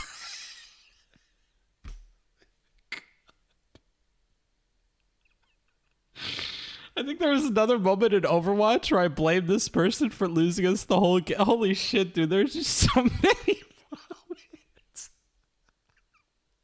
Or when I was trying to get past that point in Doom and I kept fucking dying and I couldn't figure out like what the chain of events you had to do to pass it was. I just fucking broke, and then at some point we like magically, even though I kept doing the same thing over and over again, managed to get through it. Holy fuck. And then we almost died and had to reset from the point that no, I think we did die. Holy shit. Oh my God. There were like so many fun points playing video games and just fucking breaking. Oh man, the Just One game streams could be pretty fucking good too. Holy shit. Oh man. Whew. That is the brain realizing dopamine to deal with the pain. Wait, when was that? I need to see this clip now. Bruh, it was such a good clip. Does anybody have that? I'm sure somebody on the Discord has that, like... Oh, it might be a top clip on the channel, actually. I think that one got, like, relatively popular. Not as much as, like, the Saikuno clip or whatever, but... Okay, let's see. Videos... clips, top of all. Dude, it has to be in here somewhere, right? Like that had to have been a popular clip. Maybe I'm just remembering as being a lot more popular than it actually was. Man. Oh, there were some points during the art streams where I like flipped out as well.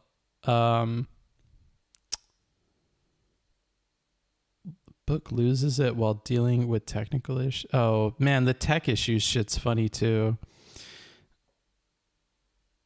Man, it's gotta be in here somewhere, right? Ah, it's some Overwatch stream. Man, shit. I don't know where it is.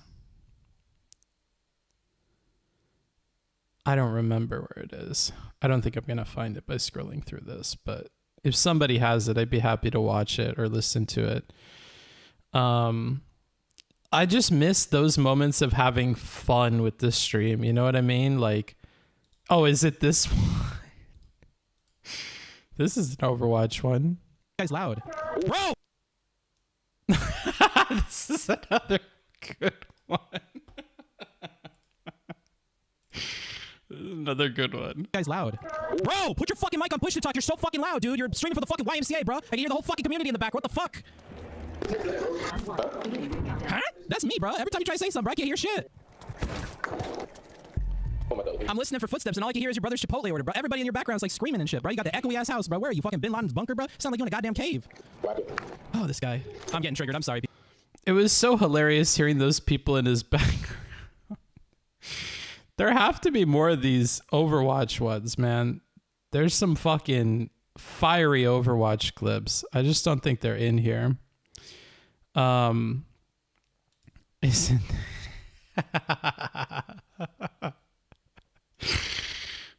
don't know. Somebody talk about day job to me. What do you do for work? I don't. I'm a gamer. Are you a Junkrat main?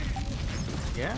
Well, that's what I was talking about. You need to fucking find another day job, bro, because this one's not it, Chief. You got like no damage coming down the range. Dude, I'm so 500. Right, less talking, more play.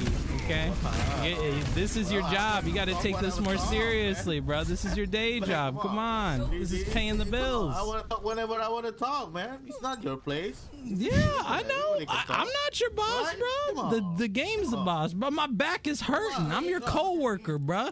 You dumping all the look, Torbjorn. This is what I'm talking about. Look at this.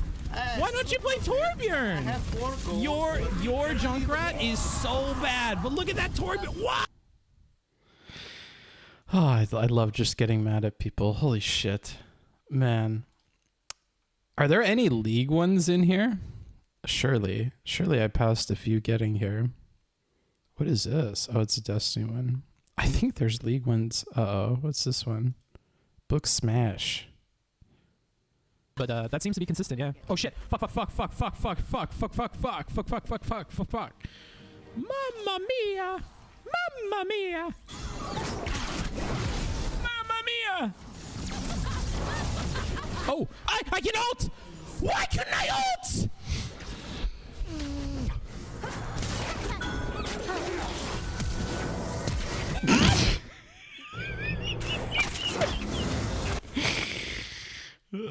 I'm sorry, I'll stop watching my own clips. This is getting cringe. I miss video games, bro. I miss video games so much. Holy shit. Some good Overwatch. We need more. Oh, man. Yeah. I remember a cozy bed stream with a little too much beer. I don't remember a cozy bed stream with beer. Was I drinking on the bed? That's kind of cringe, no? I don't think there was one with beer. Was there? Wait, what is Last of the Rhetoricians? I'm just lost. What definitions are we even working? You're lost. Good God, I thought you... Can I make one Native American joke? I thought your people were good at navigating, bruh. I thought the whole thing was your Pathfinders, bruh, but apparently not the tribe that you're from. I don't know what your guys' people were up to. Maybe it's just fishing or fucking weaving shit. I have no... Oh my God, okay. Well, I mean, sometimes... Oh. Okay, sometimes they're not good.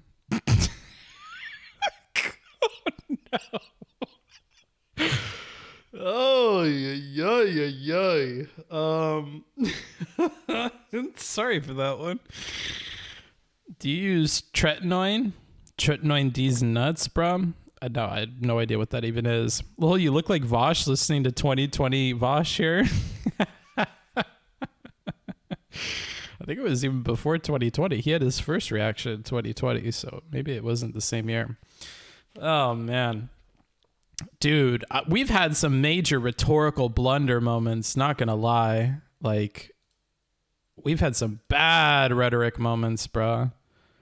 Why are all my top clips bad rhetoric moments? Wait, what is this one? Why does it have 43,000 views? I got a super chat from Shizzlepeck, says 199 USD. You're white. Thanks. Well, you know, it could be worse.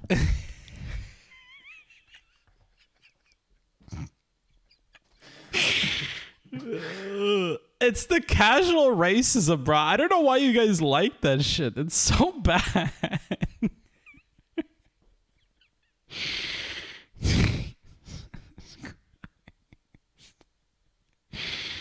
Oh no. What's another video game one? I'm just enjoying going through these. I don't want to click on the political ones. Oh man, fucking Lycan's feet, bruh. When I went on Hippy Dippy, people are like, why don't you go on Hippy Dippy, bruh? This is why I don't go on Hippy Dippy. Holy shit. Why'd you come out at me? Look at these flexible feet. So much ground to cover. I can't believe You know, I this. could put my foot up by my face. Already. Have you guys ever But, seen that before? On the series, genuinely. You guys want to see? I literally just had Lycan on my screen. I put this way up here, dude. I can put it way up here. And go way up here, dude. My foot. I can like impeach for. Hell yeah.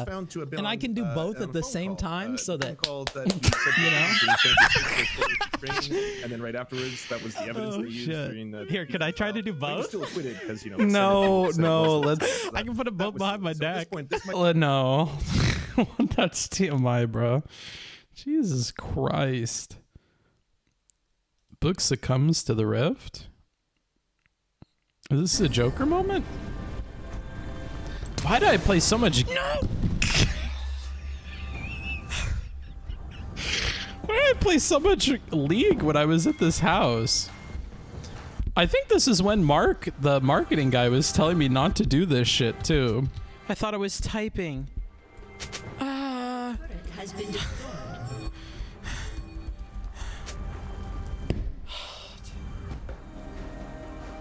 Jesus Christ. Yeah. Okay. Leagues. Maybe we don't do League. League is a little bit rough on my mental. Maybe we don't do League. Okay. I don't think I was drinking in that one.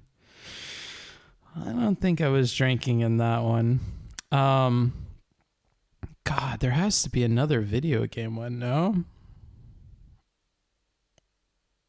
What's the Monk S?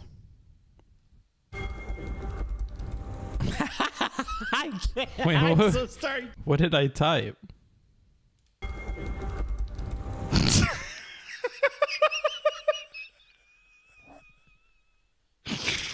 Don't fucking ping me or I'll skull fuck your... I can't. I'm so sorry, chat. I'm so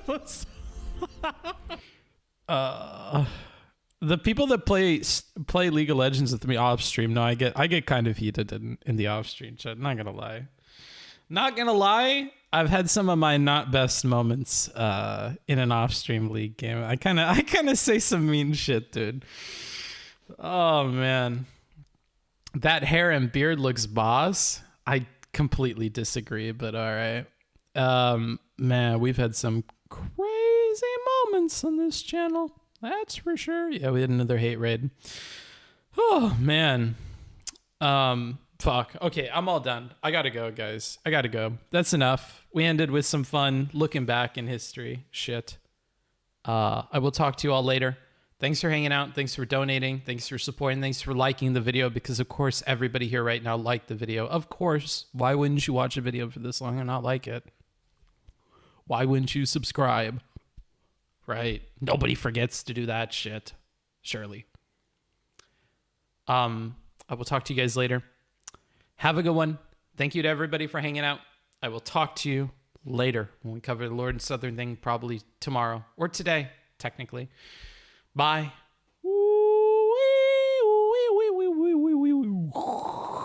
Oh, wait, no, hold on. Before I go, I have a sponsor.